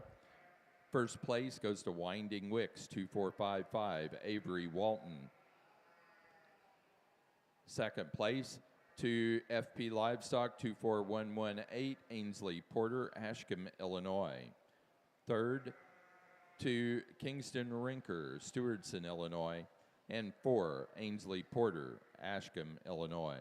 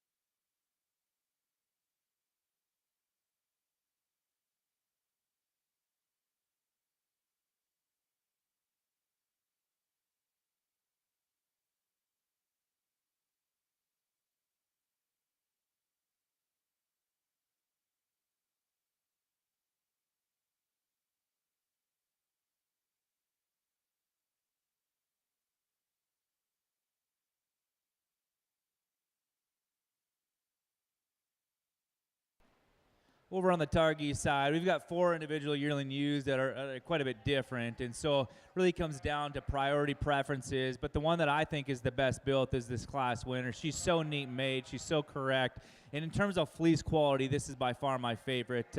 But this one, I think, puts the most best things together. I know she's not the biggest or the longest or the most powerful, but because she does all those things right, she needs to win the class. The ewe in second is more powerful. There's more of her. She's longer bodied, and I think in terms of overall total performance, I think she's the best. But I'd like to change a few things about her. I think we'd like to add just more overall body mass to match with that frame size, and I think she's also probably just getting a little more open in terms of her fleece, in terms of that quality. We'd like to tweak that about her as well. The ewe in third, this is a nice, neat little one, and I don't mean that to be completely negative, but that's just what she is. She's sound structured, but consequently gets a little bit shorter bodied, but she's made good, and if there was more of her, that we could slide her into that third hole. The fourth ewe is the big, pounds-heavy, performance-oriented sheep, but for me, she's just a little bit more open in terms of her wool. She's a little bare-legged, a little frailer, and ultimately, she's the heaviest condition, and just more the most awkward one when we put her in motion as well. So an interesting class of 4, but certainly some things that we can see differently about them and sort them the way we do here today. Thanks for bringing them in.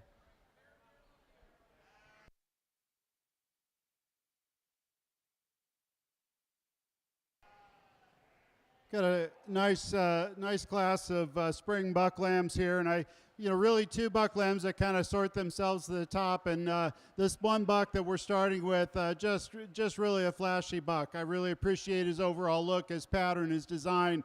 A buck that moves off extremely well in terms of his feet and legs, really a smooth stride. He sets down wide on all 4 corners. He's got plenty of width through his chest floor, some rib shape. He handles straight and level down his top, and then you get a hold of his fleece, and he's uniform and correct in his character from front to britch. Really bright and shiny in terms of that fleece type there, and put together extremely well. So nice buck to start this class off with. The buck that's in second, I think he follows suit. He's maybe just a smaller version of that buck. He's not quite as extended, not quite as big or quite as long, but he's really correct in every dimension. I like the way he sets down on his feet and legs. He handles really good up over his top. He's got some rib to him, and I think as an individual you like that. I think as an individual you like the fact that he's pretty level in his overall structure and makeup. He just gives up a little bit to our first buck in that position, so he kind of falls into second. Very uniform in terms of his fleece as well, from front to britch.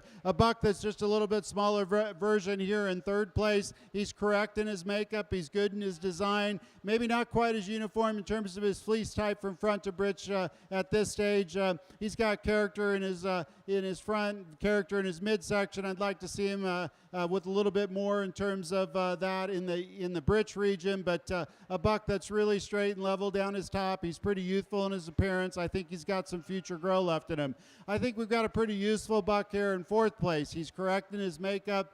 He's good in his design, but again, he's just kind of a pounds light buck. I think he's just a little bit more immature today and hasn't caught up with the other boys at the front of the line, but I think a nice buck there in fourth place. Let's give him a big round of applause.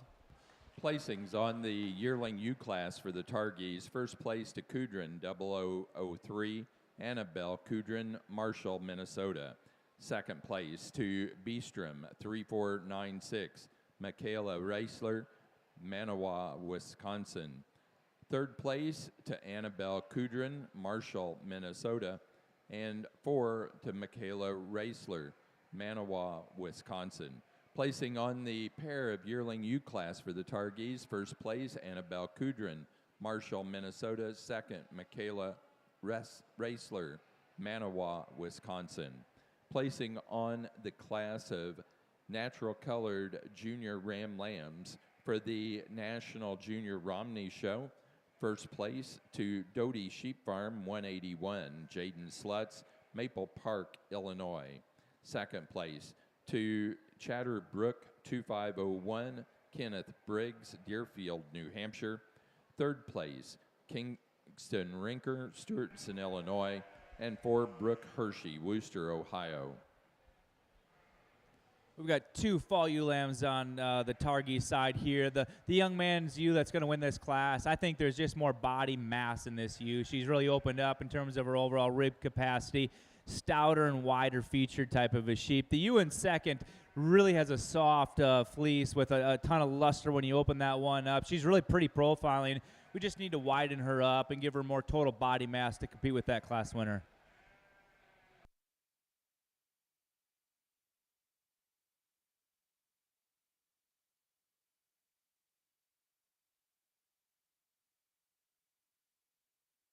For the Targhees, placing on the fall ewe lamb class, first place to Beestrom 4512, Annabelle Kudrin, Marshall, Minnesota. Second place to Beestrom 4511, also Annabelle Kudrin.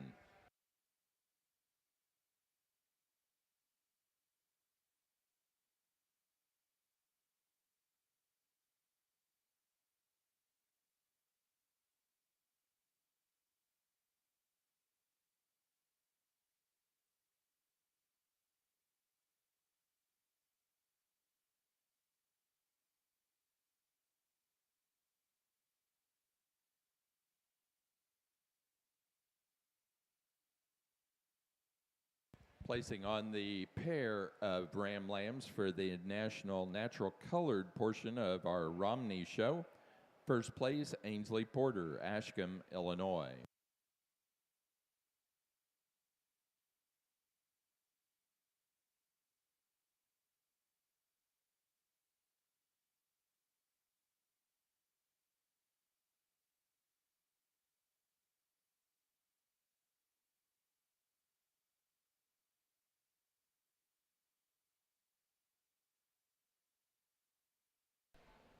For your senior champion ewe for a Targhee division, I think the decision is quite easy to just go ahead and use that really neat made yearling ewe as your champion. And then the one that's closely behind her is that reserve, or the second place yearling ewe. She'll be your reserve senior champion. Congratulations. Thank you.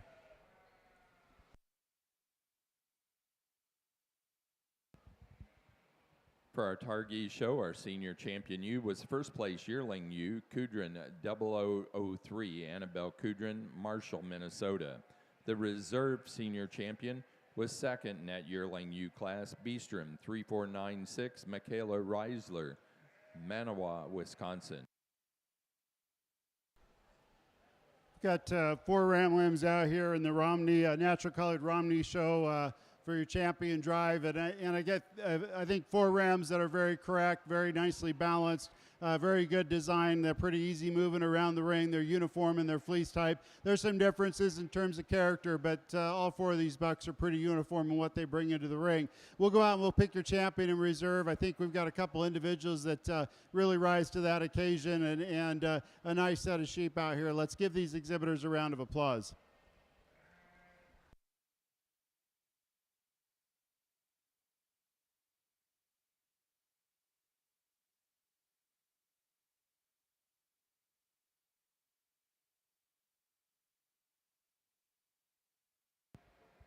For your national junior show of the natural colored Romney, our champion ram goes to our first place senior ram lamb, Winding Wicks 2455, Avery Walton.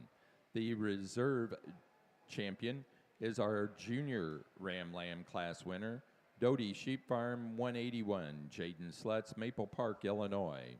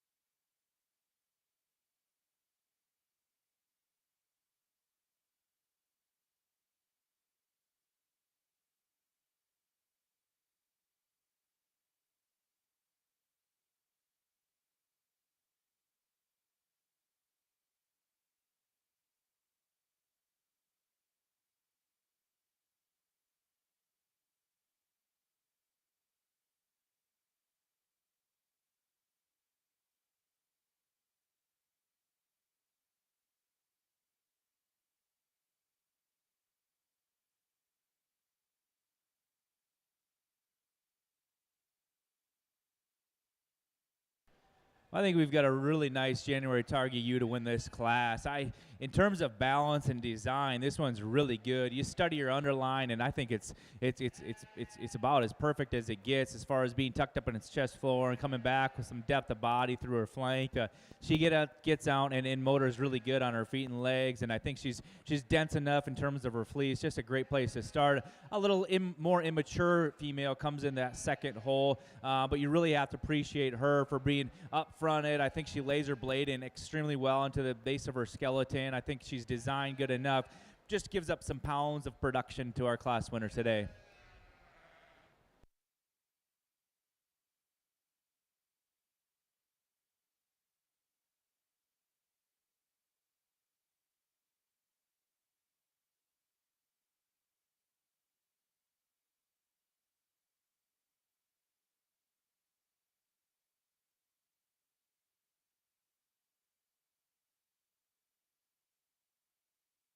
Placing on the January ewe lamb class for the Targhee, first place to Raisler 0159, Michaela Raisler, Manawa, Wisconsin. Second place to Raisler 0157, also Michaela Raisler, Manawa, Wisconsin.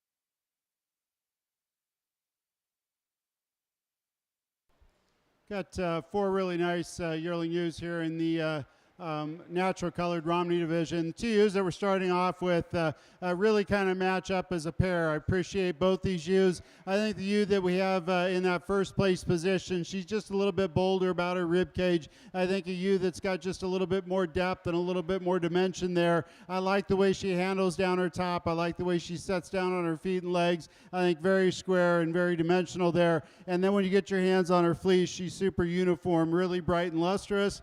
Certainly the crimp that she carries from front to breech, and just really a nice ewe. I like the way she's structured in terms of her hip and down into her hock region when she's on the move. Nice ewe. The black ewe, she's really solid up over her top. I appreciate that. You handle her, she handles with some dimension up over the top of her shoulder into her rack. She squares off into that hip. I'd like to see her maybe just a little bit more set to her rear hock. I think a ewe that you appreciate in terms of that rib. She's got a nice uniform fleece. Maybe a tighter crimp here than the ewe that we have in the first position, but not as long as staple today. But another ewe that really I think she's put together pretty well as she moves out. The ewe that's in third place, I think a ewe that just gives up a little bit of length of body today when you get your hands on her. She's uniform in terms of her fleece type. I appreciate that. I think she sets up square on her feet and legs. I'd like to just extend her out from that 13th rib back. And then we get back to our fourth place ewe, another ewe that you appreciate in terms of her length, you appreciate in terms of how she's put together. Maybe not quite as square in that hip structure, maybe not quite as dimensional in terms of that rear leg, but I think a ewe that's pretty correct in her overall makeup and design to finish off this class. Let's give these kids a round of applause.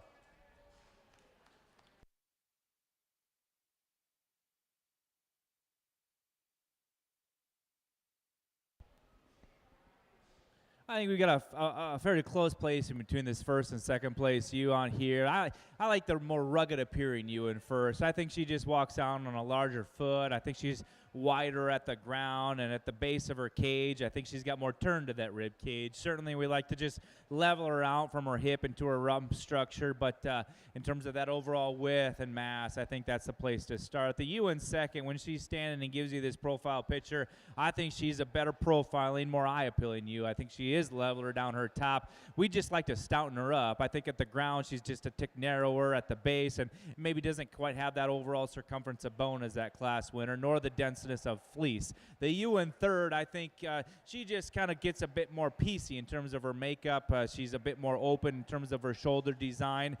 Consequently, tends to be a little bit higher in her loin. Doesn't just blend everything together as nice of a balanced package as the two in front of her do. But certainly a nice class of trio of ewe lambs here for us to analyze. Placing on the natural colored yearling ewe class for the National Romney Junior Show, first place to Winding Wicks 2448 George Fry, West Lafayette, Indiana. Second place to Winding Wicks 2357 Kingston Rinker, Stewartson, Illinois. Third place Elizabeth Briggs, Deerfield, New Hampshire. And fourth place to Penelope Kemp, Ridgefield, Connecticut. Placing on the class of February ewe lambs for the Targies, first place to Kudrin 0011 Annabelle Kudrin, Marshall, Minnesota. Second place to Raisler 0163 Michaela Raisler, Manawa, Wisconsin. Third place to Michaela Raisler, Manawa, Wisconsin.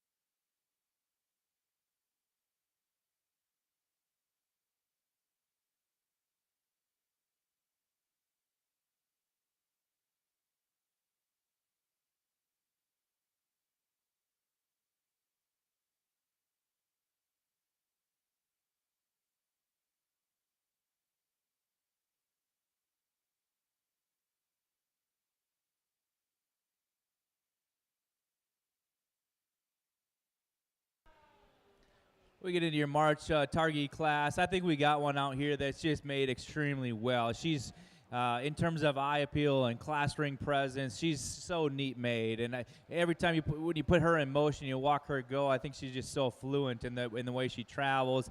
Not only that, this is probably one of the nicest quality fleeces we've seen in the breed all day. Extremely soft to the touch. The UN second, I think this one is really heavy constructive. I think she's stout featured. One that I just like to pick up on all four corners and probably just tie up in terms of her overall balance to compete with that class winner. The UN third is neat made, and I think she's extremely well balanced, but there's no doubt she's the most immature in terms of her maturity pattern right now. We just need to see more days of production, to have her compete with those two above her, but certainly a nice class of March ewe lambs.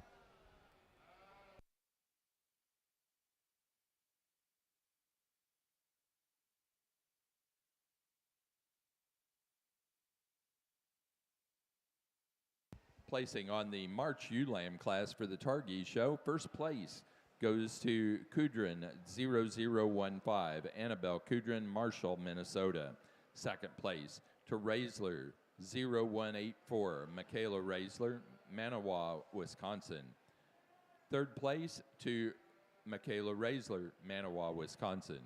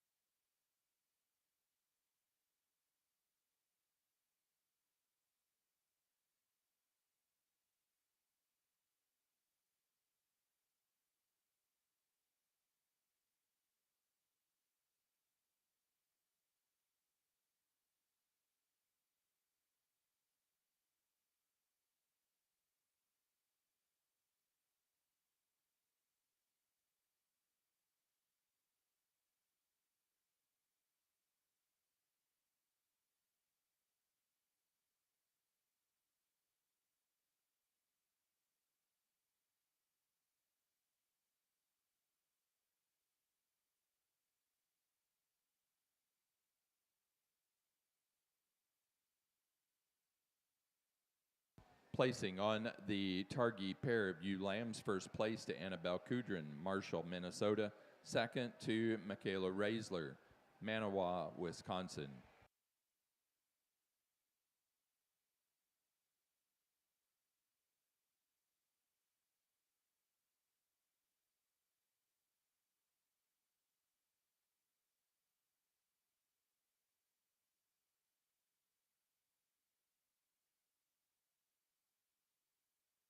Nice class of senior ewe lambs here, and again, we probably have a pretty big age spread, or at least there's an opportunity for that. And I think the ewe that we're starting with, she's certainly further along in terms of that maturity curve and that growth curve. But even that aside, she's a big bone, stout featured kind of a ewe. She sets down nice and square on all four corners. I appreciate that. I think she's pulled apart through her chest floor. She's got some depth of rib, depth of rear flank, and then puts this together in a really nice package up through that front end. You go to handle her fleece, she's very uniform, very dense all the way from front to britch. You appreciate that, but really nice ewe to start this class off with. We got a fancy little ewe lamb here in second place, a ewe lamb that really is elegant up through her front end. She's put together really well through that front end, nice and flat in that shoulder, ties in very, very well into that rib cage, and a ewe that's very straight and level down her top. I think she's pretty uniform in terms of her fleece type.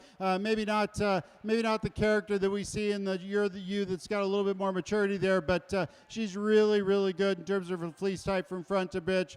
Britch and very uniform in terms of the way she sets down on all four corners as she moves. The ewe that's in third place, another sound, functional kind of ewe. I appreciate that. I like her dimension up over her top. She's long down that top. She handles with some expression of muscle up over her top. She's got some rib shape there. Again, maybe not quite as long-bodied as the two ewes that are just ahead of her. Maybe not quite as up-fronted, but I think a pretty quality ewe there in third place. The ewe that's in fourth place does have an added advantage in terms of length of body. She extends from that 13 thread back just a notch more. She's not quite as nicely balanced in terms of her structure and her hip, so that's why I've got her there in fourth place, but I think a ewe that you really appreciate in terms of her overall length. Very uniform in terms of her fleece, a lot of character from front to britch. The ewe that's in fifth place, a ewe that I think just gives up a little bit of width and dimension relative to her frame size compared to the other lambs that are just ahead of her. She's long-bodied. She's certainly straight down her top. She's not as wide. She's not as bold in that rib shape today, and so that's where I'd like to see some improvements. I love her length of body. I like her extension up through her front end, but I think we just need to bulk her up just a bit relative to her frame. Nice group of ewes. Let's give them a big round of applause.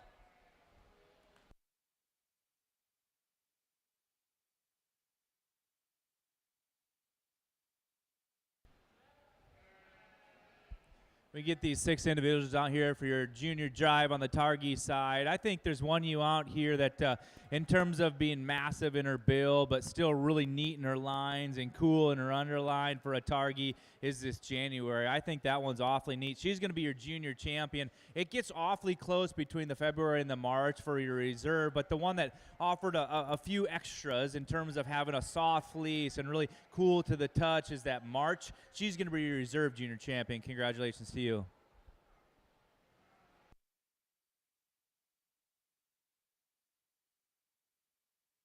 For the Targhee show, our junior champion goes to our class winner out of the January ewe lamb class, Raisler 0159, Michaela Raisler, Manawa, Wisconsin.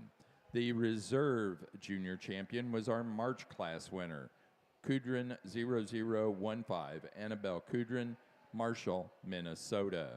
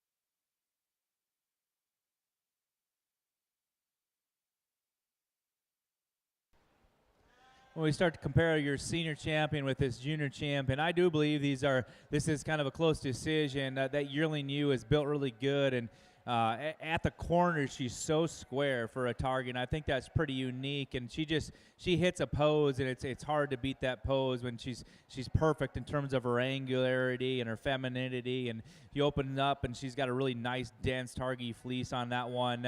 She's going to be your champion overall ewe, but I don't want to take much away from this junior champion, so we're going to use her as a reserve today. Congratulations to you both.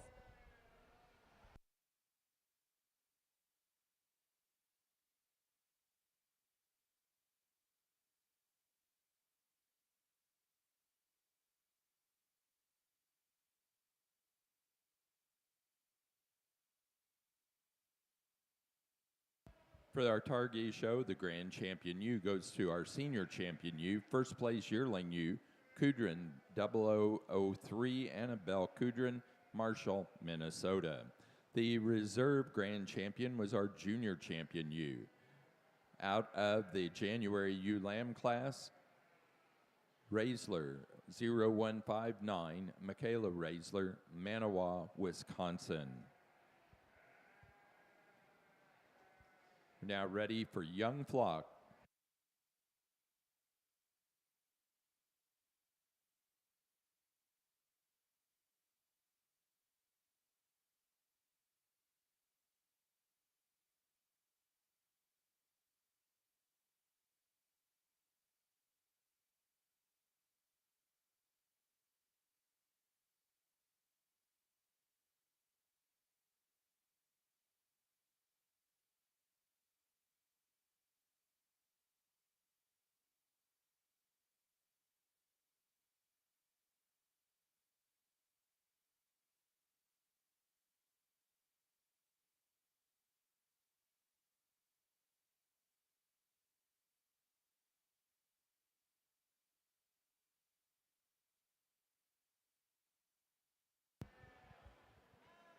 If you haven't made it over to the commodities pavilion, you need to go over to have those pony shoe sandwiches.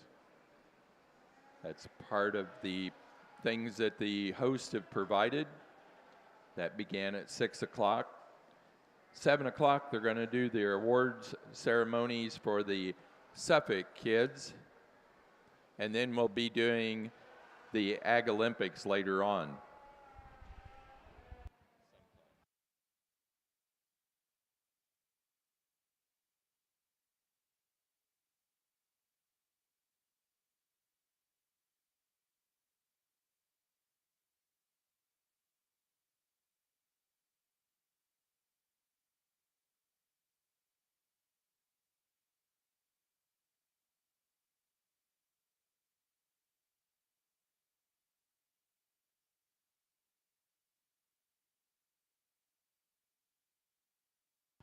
Placing on the young flock class for the Targhees, first place goes to Michaela Raisler, Manawa, Wisconsin.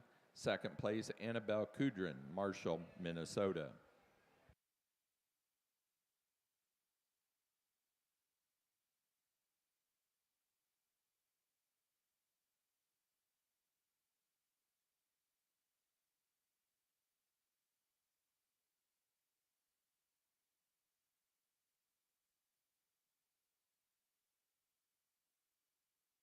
Really a nice class of natural colored Romneys out here in this late class. The three ewe lambs that we've got top end of the class really are kind of peas in the pod. Again, built on a very similar framework. I think ewes that are very good design. They're structurally sound, they're functional in their makeup, they're attractive on the side profile. The ewe that we're going to start off with, I think she's just got a little bit more to her today. She's got a little more rib, a little bit more dimension up over her top. I think a ewe that's just a little bit further along in terms of that growth curve. Very uniform in terms of her fleece quality from front to bridge, soft to handle, and I think the right type of character throughout. The ewe lamb that we have in second, I think, is a little bit more immature.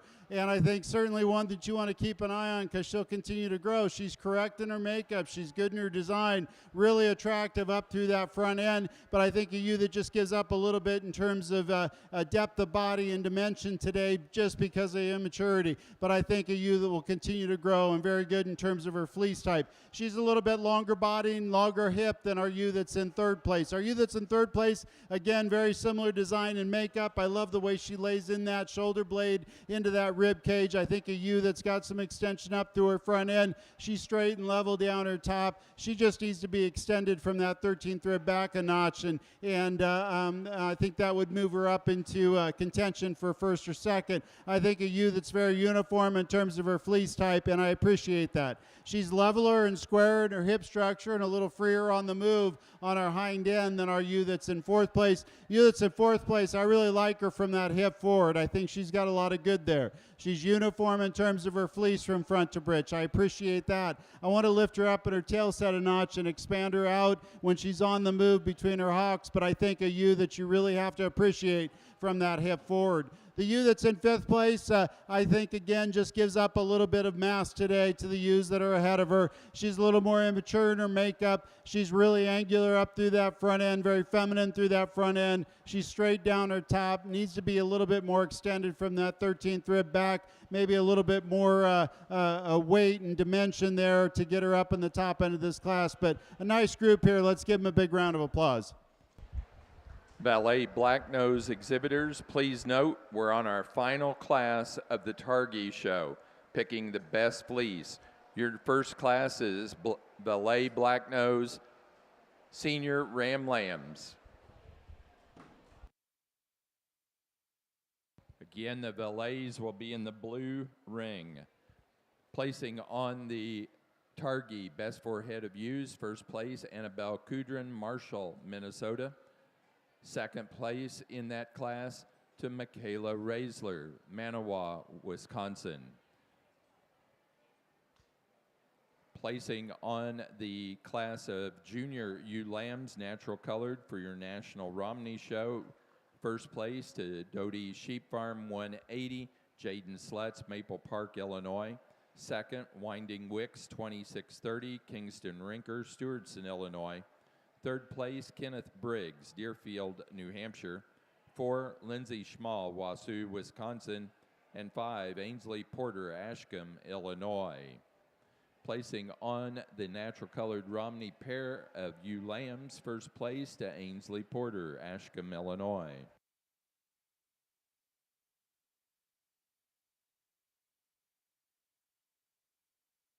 Best fleece in the Targhee show goes to Kudrin 0150015, a March ewe lamb.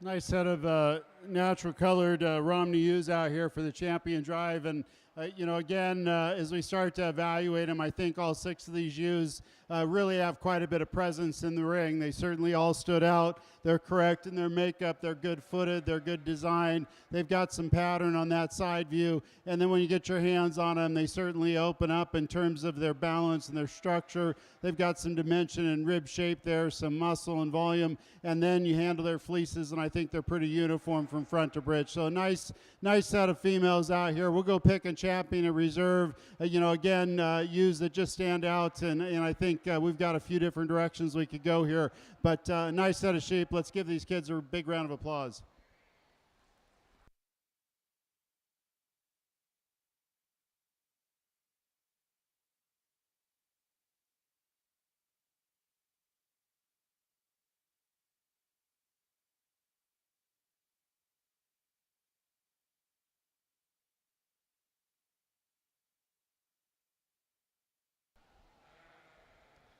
Well, we start off your Valais Blacknose show with a couple studs. I think both of these are exceptionally good. They're very masculine in their build. They're good in their type. The class winner, which is also going to be your champion, Valais, is extremely good down his top. I mean, this is one that I think reads with just a bit more sharpness in terms of his angles. I think he's sharper at the point of his shoulder.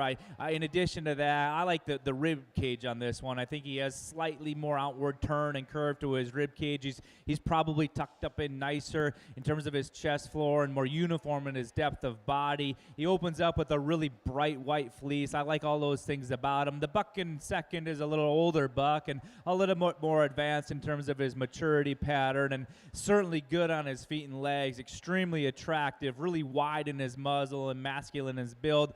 Maybe just doesn't have those extras in terms of his eye appeal in the ring here today, but certainly 2 high-quality Valais Blacknose. Let's give him a round of applause for bringing in 2 awesome ones.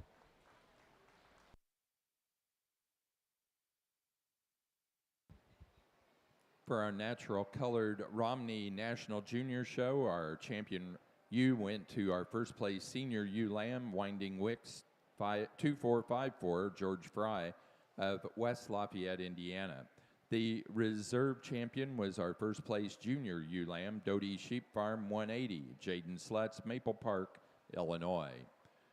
Placing on the class of Valais Blacknose senior ram lambs, first place and our champion ram is VBS WA 2822 Pioneer Man, Penelope Moore, Greentop, Missouri.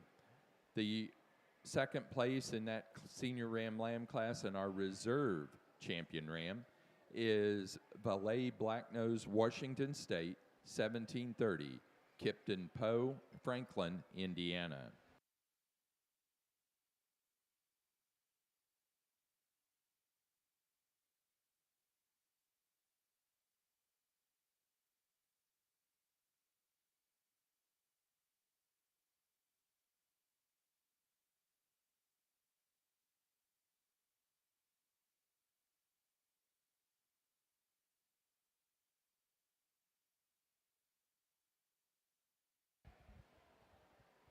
Ag Olympics will begin at 7 o'clock. They've pushed it to 7 o'clock, so Ag Olympics will be at 7 o'clock.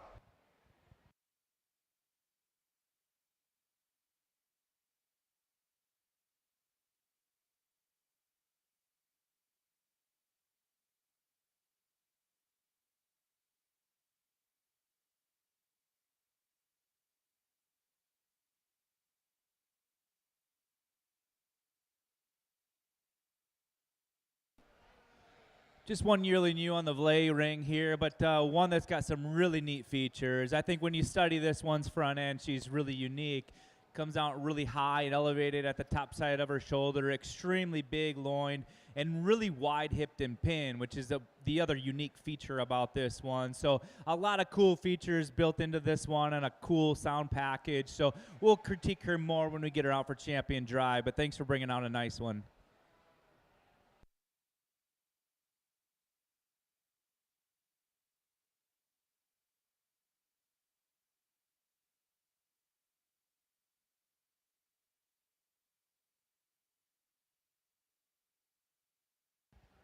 Placing on the yearling U class for the Valais Blacknose, first place goes to EVW 24055, Whitney Tatum Getz, Shakopee, Minnesota.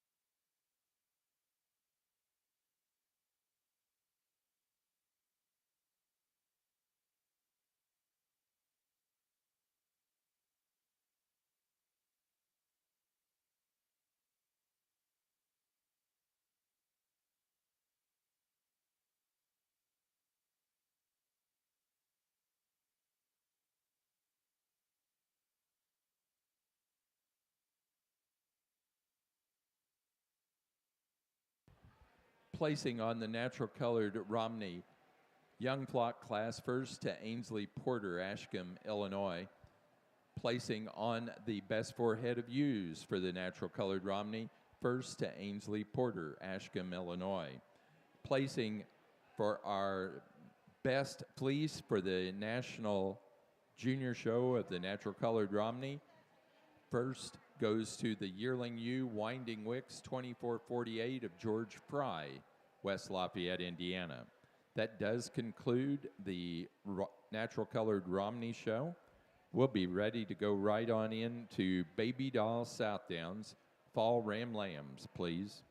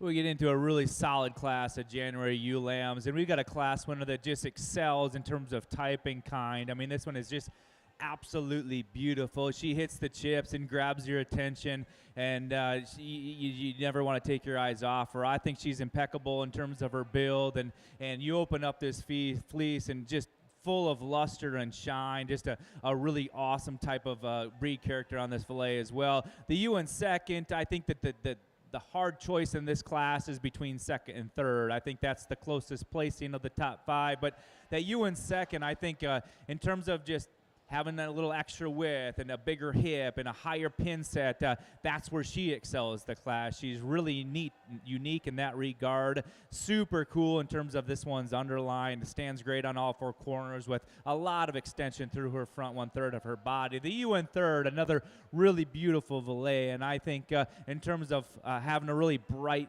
unique fleece, I like that one a whole bunch. Probably just doesn't have the overall width and thickness as that ewe in second, just runs short of those things and finds her way down to that third hole.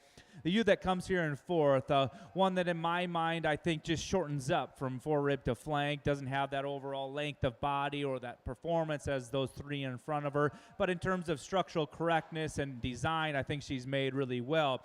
The young man's in fourth. I think this one gets out and has a pretty nice fleece in terms of opening up with a unique crimp and curl. One that I think just gets a little bit more restricted and tighter off of both ends in terms of its movement. If we could fix that one structurally, then we could slide that one up a few places higher. But certainly a fun class to analyze. Thanks for bringing these in.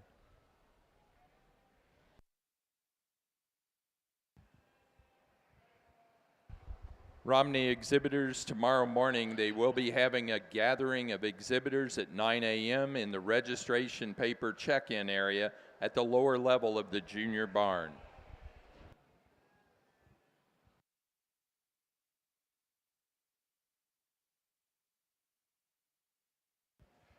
Placing on the senior ewe lamb class for the Valais, first place to VBSW 1719. She's a cool senorita.